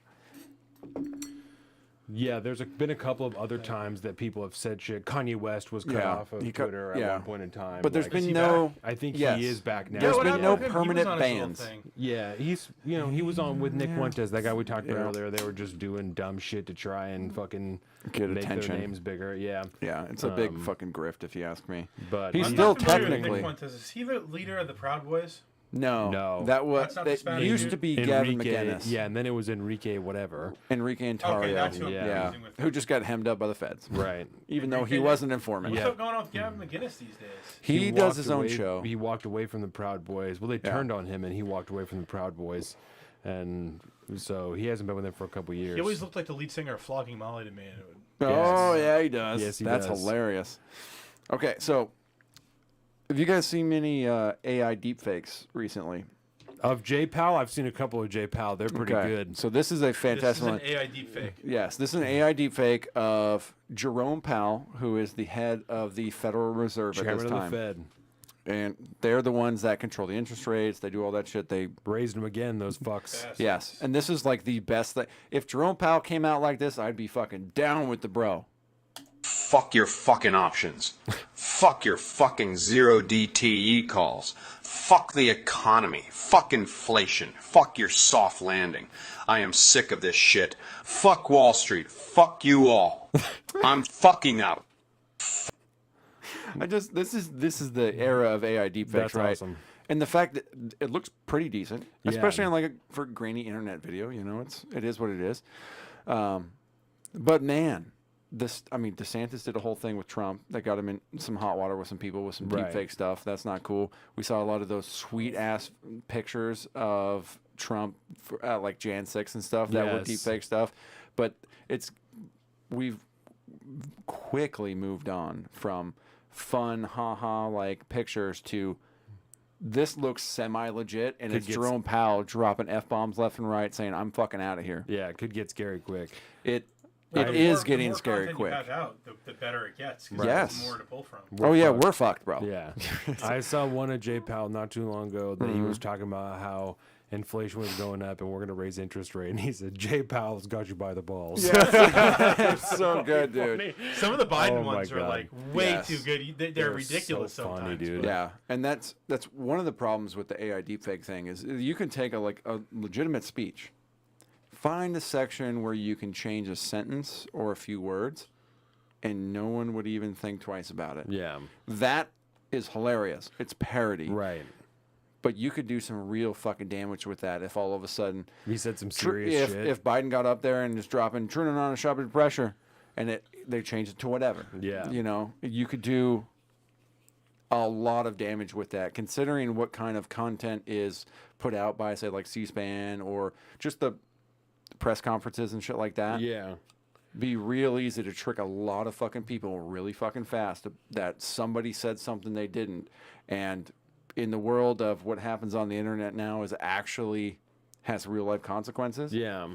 Like you could start some pretty heinous shit with just a quick little video. If you took a lesser known representative who maybe has like a lot of video footage but people don't know about them, you know, and had them say some like pretty wild shit, just very inflammatory things and put it Yep. out there, like it might take them a little bit to get enough circulation in media to try and combat that. Like that video Oh, yeah. could get pretty far before even like Oh yeah. because the big threat would be it going to other countries. If they said Yes. inflammatory shit about other countries, and before our media was able to be like, this is actually an AI deepfake, like this is not real, you know, damage is already done. right? That other country could be like, Yeah. fuck you guys, that's real. And even if Yep. it's not real, you guys are making shit like this, then fuck you guys Yeah. anyway. Well, like Crowder tried to say that him yelling at his wife was AI. Really? Yeah. I don't buy that for a fucking second, bro. No, I think he's a cockhole. I think he's a piece of shit. Yeah. Yep. That's that video. It goes both ways. It does go both ways. I totally understand that. I've been married for a very, very long time and been through a lot of shit, right? 15 plus years I've spoken to you a lot about it. It's a lot can happen, man. And there's a lot of unproud moments on both sides. Oh, 100%. I can totally get it. But the minute that shit hit the fucking internet, you can't walk back from that, bud. You look like a fucking piece of shit. I'm sorry. I can understand there's two sides to every story. I can't unsee what I saw with Crowder. I actually And haven't watched the whole thing. I just saw it's- that he was claiming that it was. and It's that's pretty gross. It's rough, Yeah, bud. it's rough. not like there was. I don't some give a fuck enough about exaggeration. him. No. There to were some. look. If when his, we were if his watching pretty content was way consistently. better, like if he actually put out some, his content level has dropped massively. It's just not the same show that it used to be. And so if his content was better, I might have more of like an argument within myself about whether I'm going to watch him or not at this point. But he nosedived with his whole big fucking thing with Daily Wire and leaving the Blaze and all this shit and this big build up and all this The Blaze bullshit. wasn't his thing. No, he he was a big part of the Blaze. Yeah, he That's it. was I thought it was contracted with the Blaze. Glenn Beck, Glenn Beck, oh my God, Glenn Beck, when he left Fox News, started the Blaze, and ultimately sold it off to somebody. Although he's still like the main thing over there. But Crowder was one of their biggest signs at the time. They signed him to do the show exclusively on Blaze, as far as his Extra member content, content yeah. and stuff like that. But he's a Hollywood guy who grew up just doing contracts and being a part of the machine and doing all this stuff. And at one point he decided this is not the way we should do business anymore, and I want to get out of the game, and I'm going to make a huge deal about everybody else that participates in the overall the large media company like business atmosphere. And then he fucking called out Daily Wire, recorded the Scandalism CEO. really I mean, bad, it was rough business, so man. he tried to burn it down on his way out. Yeah, He yeah, tried. he and when definitely tried. Everyone else made him look like a fucking. I mean, idiot. I was watching Yeah. Crowder 10 years ago, before his podcast, before any of that, Yeah. back when he was like Back in the day. being silly at Yeah. rallies and stuff. Yeah. Even Yeah. before the Change My Mind stuff. Like, man, I Oh, forget yeah. what kind of content he was doing, but Yeah, he was Change just My Mind stuff a was young, big. a young looking dude back then. Yep. Yeah. He was probably just getting done voicing Archer or Arthur. Arthur. Yeah, he was a The character brain. on Arthur. On the Child kids' show. television Yeah, Yes, show. He was the brain. Yeah. whoever that. I never watched Yeah. Arthur. But yeah, fuck Crowder. Anyways, let's watch some fucking dogs. Yes. dogs. Okay. So- So dog. You guys familiar with furries? AI dog? Yep. Okay, this is a. Is it a robot dog? Robot dog that looks like a real dog. I want you to watch this video and I want you to tell me what you think this is. We'll put it that way. I've already put all the clues out there. Good luck, gentlemen. I know this is a human. This is not. He says it's a human. It's not moving naturally. Oh my god, I think it is a person.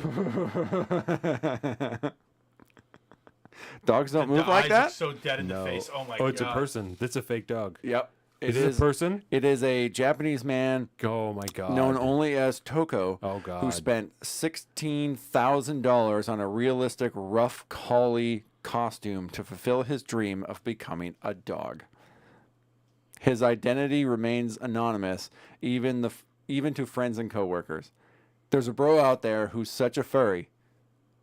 He goes out in public as a collie. Must be a small man to be. That's well, I mean, yeah, it's got to be, right? Little Japanese man. I'm really wondering how the fuck he gets Because that around, just looks like right? a big dog. Like that It's a woman big seems dog. like I she's watched a some little more bit. movement. I But wanna like, see look this. at so. Oh, he's on a cart, so he's got a co-conspirator. So he can't walk by himself. Oh yeah, yeah, because he can't walk like he can that. just do stuff. He can roll around. Yeah, and whoever shit. Miss Lady is there in the trench coat, she's his fucking accomplice. And she's totally in on it. Yeah, This is fucked. isn't wanna that see him eat fucking through his mouth. twisted, dude?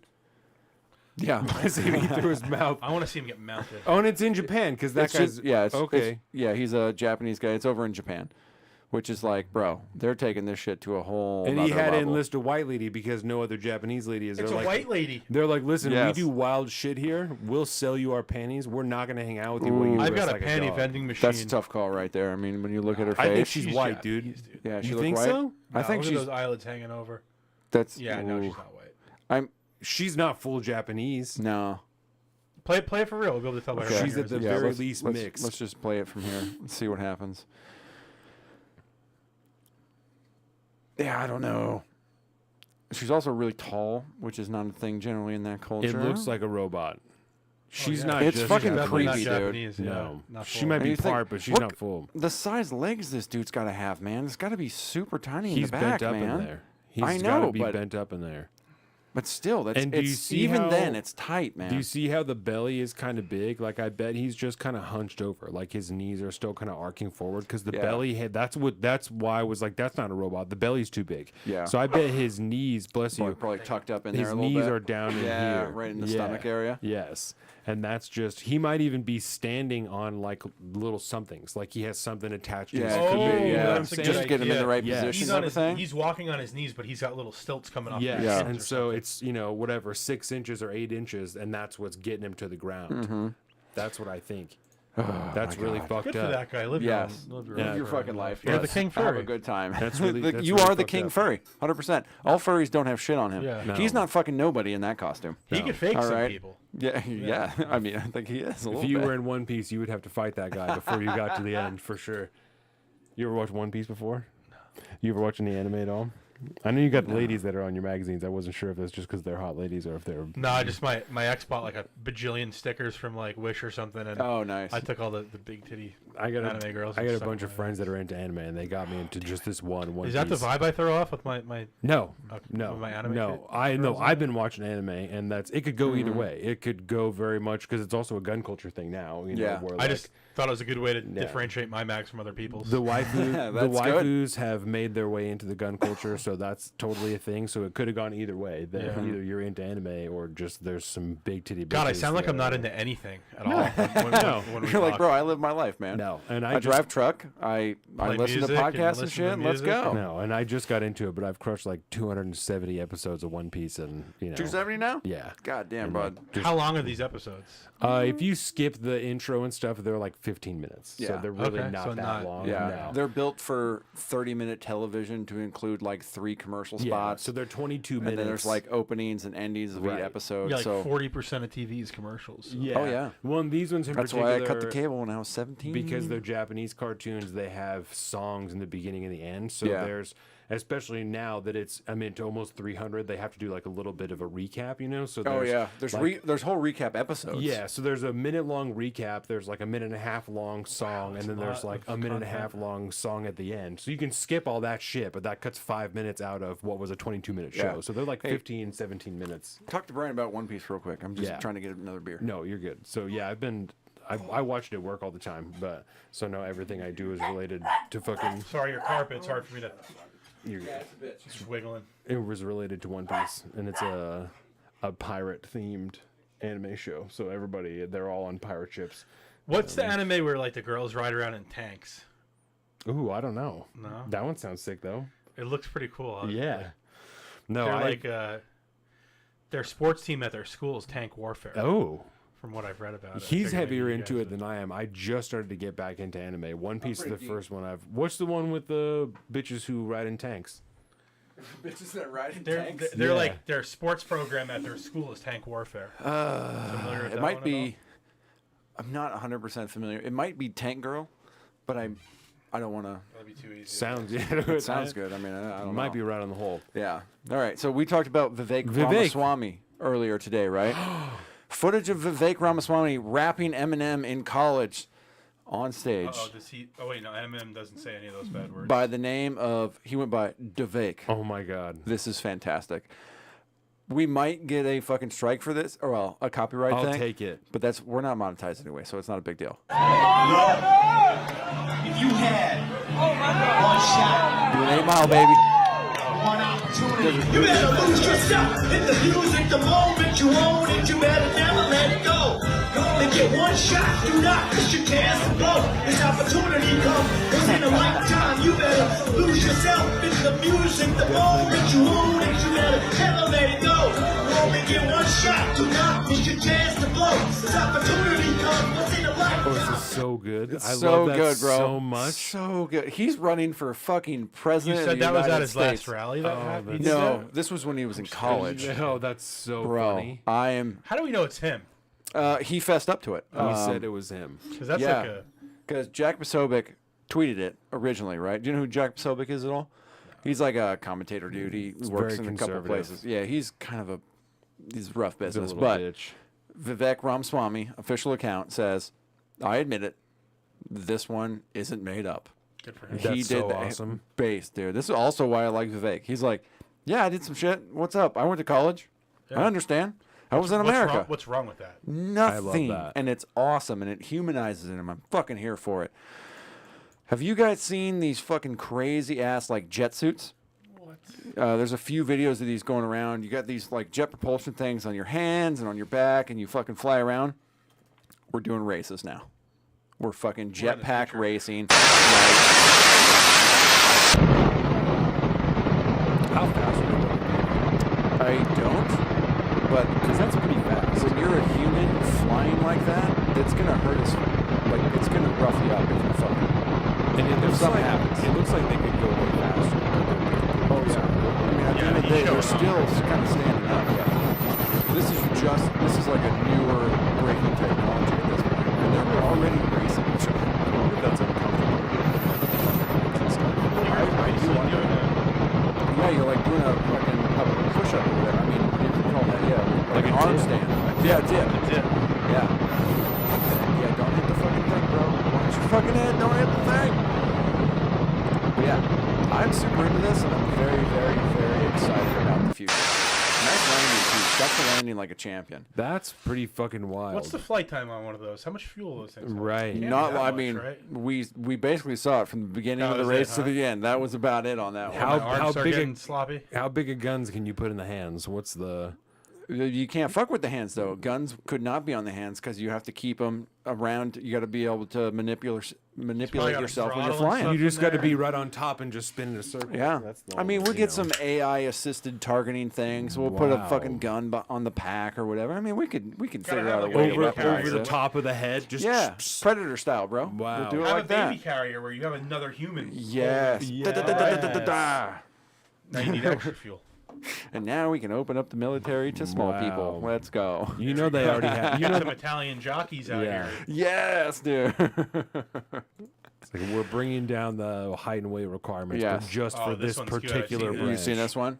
Don't have you seen this clip yet? No. All right, so this is a gal talking. I'm assuming because the Canadian flag's right there. I'm assuming she's a in member of the Canada. I Canadian believe she's Parliament in or something. Ontario. She runs the Okay. Ontario She's the what, airport. Yeah, she's like the. Okay. I'm gonna say she's probably close to the Pete Buttigieg of Canada. Okay. And this is a fantastic clip. And just a final question here. Is there any sort of work being done too with the airlines in order to get flights actually on time or not delayed as much? Just curious if there's any work happening there. Yes. So we've seen almost a doubling in terms of improvement on-time performance since last year. That is a reflection of all the work that we've done across the ecosystem canceled. together with our partner airlines, with agencies, reducing processing time, reducing wait times, and fine-tuning operations with could our be. air carrier partners. Yes. And we see the great results that have come from that. You can see the great that's results that have so come from that. Like 4 on-time Yeah. flights out of 50. Yes, and I like the for the audio listeners again. This is the cameraman sacrificed his job for this, 100%. Because if you in the Canadian broadcast system, that is so controlled, it's not even funny. Might have sacrificed his life. Oh, yeah, exactly. He's probably a political prisoner right now. This one's really fucked up because it's from Brine Redband, and we all know who Brine Redband is. Correct? Yes. No? Okay, he's a really fucked up comedian. He co-hosts a show called Kill Tony on YouTube. He produced the JRE for a long time. Long time. Joe Rogan. yeah? Yeah, before Jamie came around, he was the Jamie. And he owns a comedy club in Austin next door to Joe's new club and stuff like cool, that, cool. too. Yeah, he's Sunset Strip. Sunset So Strip, that's cool. right. And this That's what is it looks like, doesn't it? Yeah, a little bit. so Red Band's comment was like the new GTA villain. I love Don't the chase me! Don't chase me! I'm scared of you! Do not fucking chase me! Ow! You kick that dude Is right in you the gonna chest. drink and your fall soda with over. the damn cup? Ow, shit! The funny thing is, this is not the only video of this dude I've seen before. He's fucking chasing me! Oh my god, he's running. Oh, Yeah. it's terrifying. He's a homeless Why are guy, you and I chasing believe me? it's in You like cannot Florida beat me somewhere. But people, I feel bad because people fuck with this dude all the time. I bet. And it's real sad because these guys, that's viral content. That's viral content. Yeah. Yeah. New GTA looks fire. Right. But that's pretty terrifying, though. yeah. I mean, Hopefully what do you? he gets a little cut of some of this. You know? I would hope something happens at some point, dude. Because yeah, I mean, charity's meant for a reason, man. It's meant for people like that. Yeah. Dude can't have a regular job like that, and people are just gonna Right. make internet videos out of him and fuck him up. Looks like he can hardly put his pants Kind on. of reminds me of a nightmare I had the other night. Well, it's Brine Redband was. I mean, it's kind of it's a thing. It's a thing. Most terrifying storm anybody's ever seen. This is Italy just got whacked, dude. Ooh, damn. Full size trees. Ooh, damn. But the land's not moving, bro. This is all just like wind, huh? hardcore wind blowing through this fucking valley. Wow. Yeah, that's some pretty intense. I mean, them fucking plants are holding on for fucking dear life. Yeah, that tree's about to be ripped out. Just watch the whole thing. Just boosh, boosh, boosh. Reminds me they're out falling of. towards the camera. I Yeah. see. Okay. It's like a fucking cyclone just dropped right down on that area and then fucking blew through. That's insane. It's like a scene out of a Tornado? No, fucking Tornado. Although good movie. Twister? I'm thinking, yeah, Twister. Thank you. That's the one I was thinking of. That's my favorite movie. Yeah, of all but that's time. the one I was thinking of when you Yeah. said tornado. But what's the That's the day one I after was thinking tomorrow? of, too. Day after tomorrow. Oh. You remember when like the cold Jake fucking air? Gyllenhaal. Yeah, and what was her name? Emmy Rossum, I And Dennis think. Quaid. Dennis Quaid, bro. Jake He was the Gyllenhaal's dad. dad.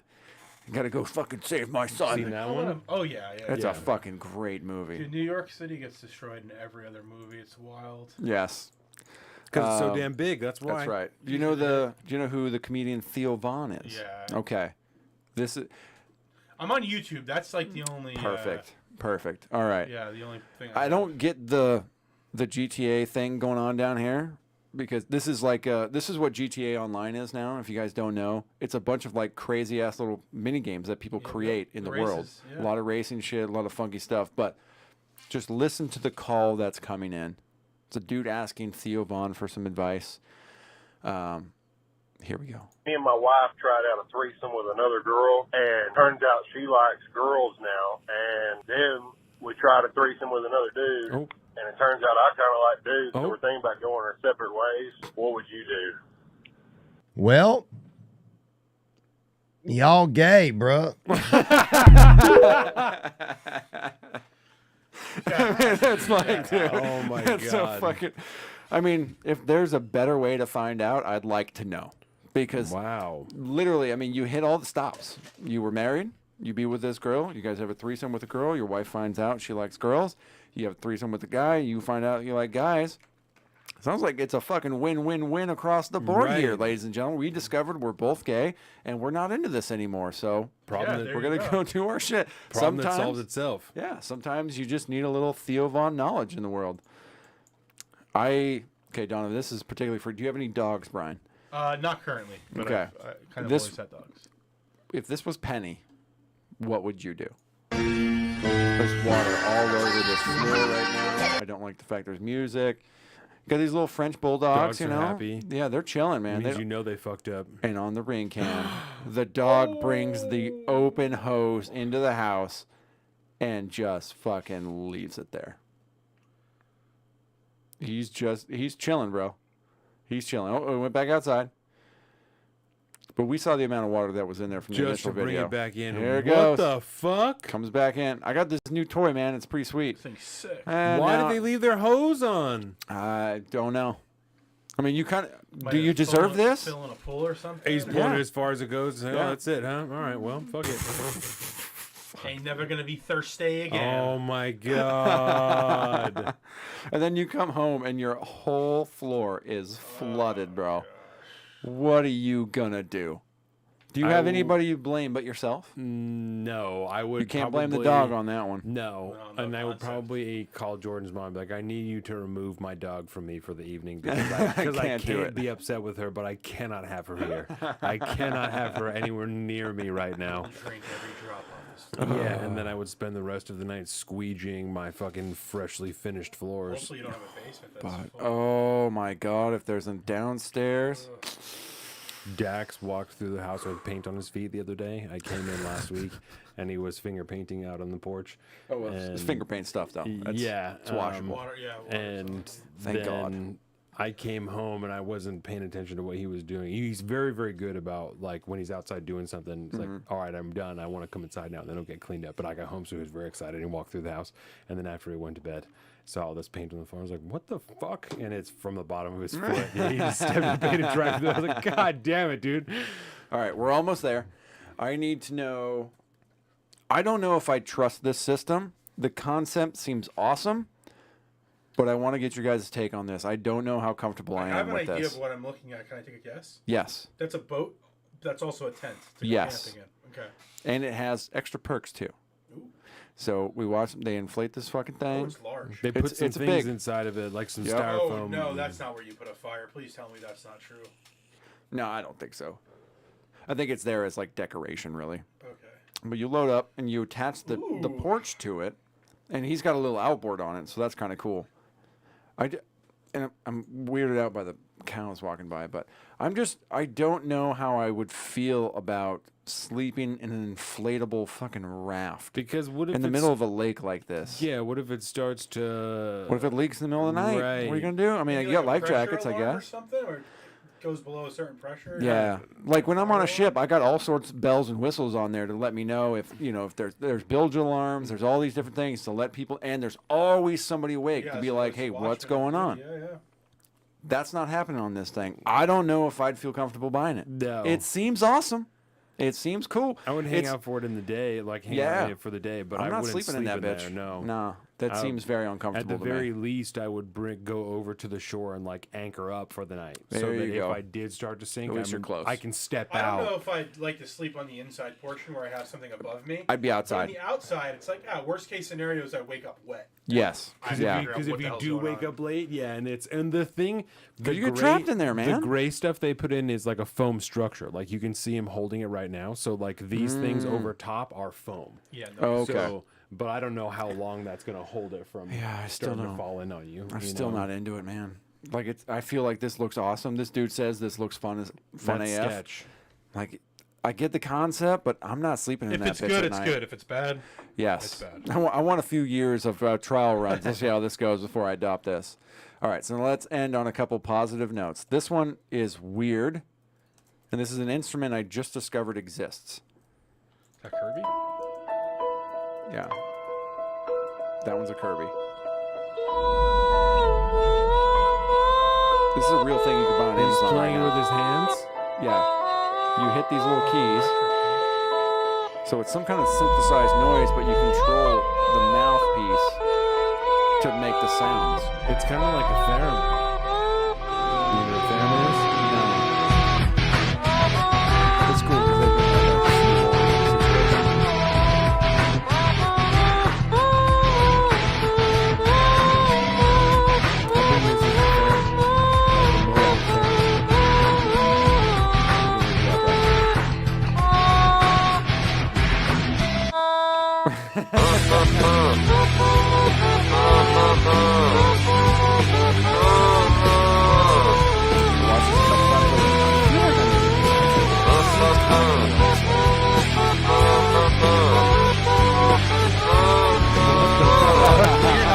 Language, but it's not. Yeah, it's fucking creepy. All right, so this is a theremin? Yeah, a theremin. So a theremin is an instrument that has like a metal rod, and I think it conducts It electricity. said the name of it right on the Oh, did it on the auto, on the thing here?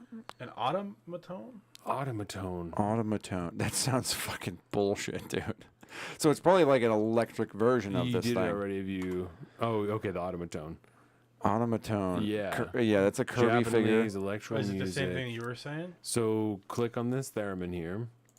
So the theremin, right? You can look up a video too of someone. When you like, don't touch it, right? You play with you the don't electrical touch it. frequency. Yeah, you put your hands next. Is this how to they make like the ghost sound thing? You put your hands next to both of these metal rods, and that you're, fucking with the vibrations of yeah, things. That's what makes the noise. Theremin over the rainbow. We'll just do a quick little no fucking ads, bitch. Yeah.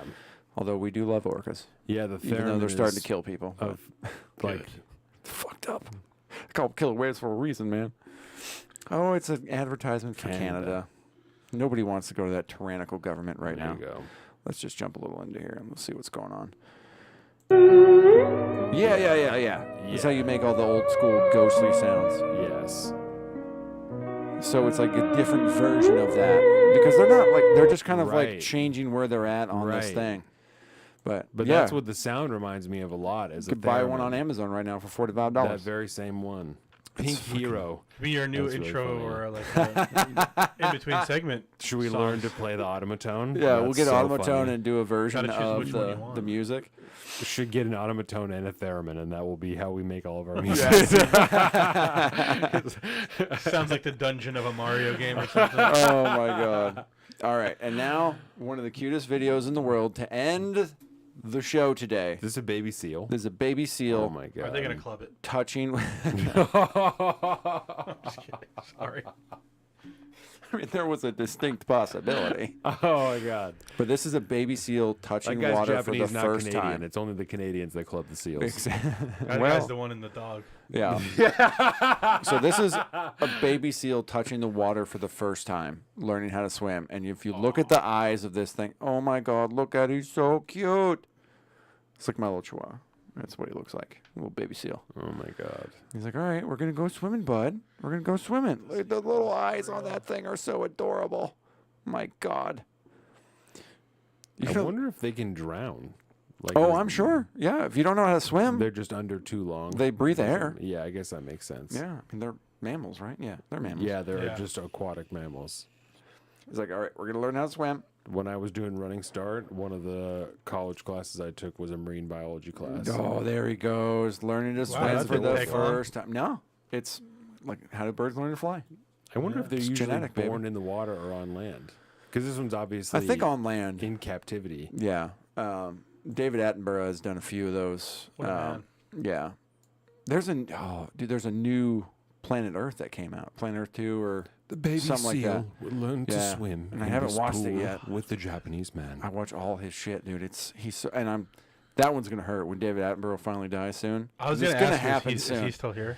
Yeah, he's still here for now. He's the voice of a lot of things. And good shit. All Nobody else does yeah. that shit, man. Right.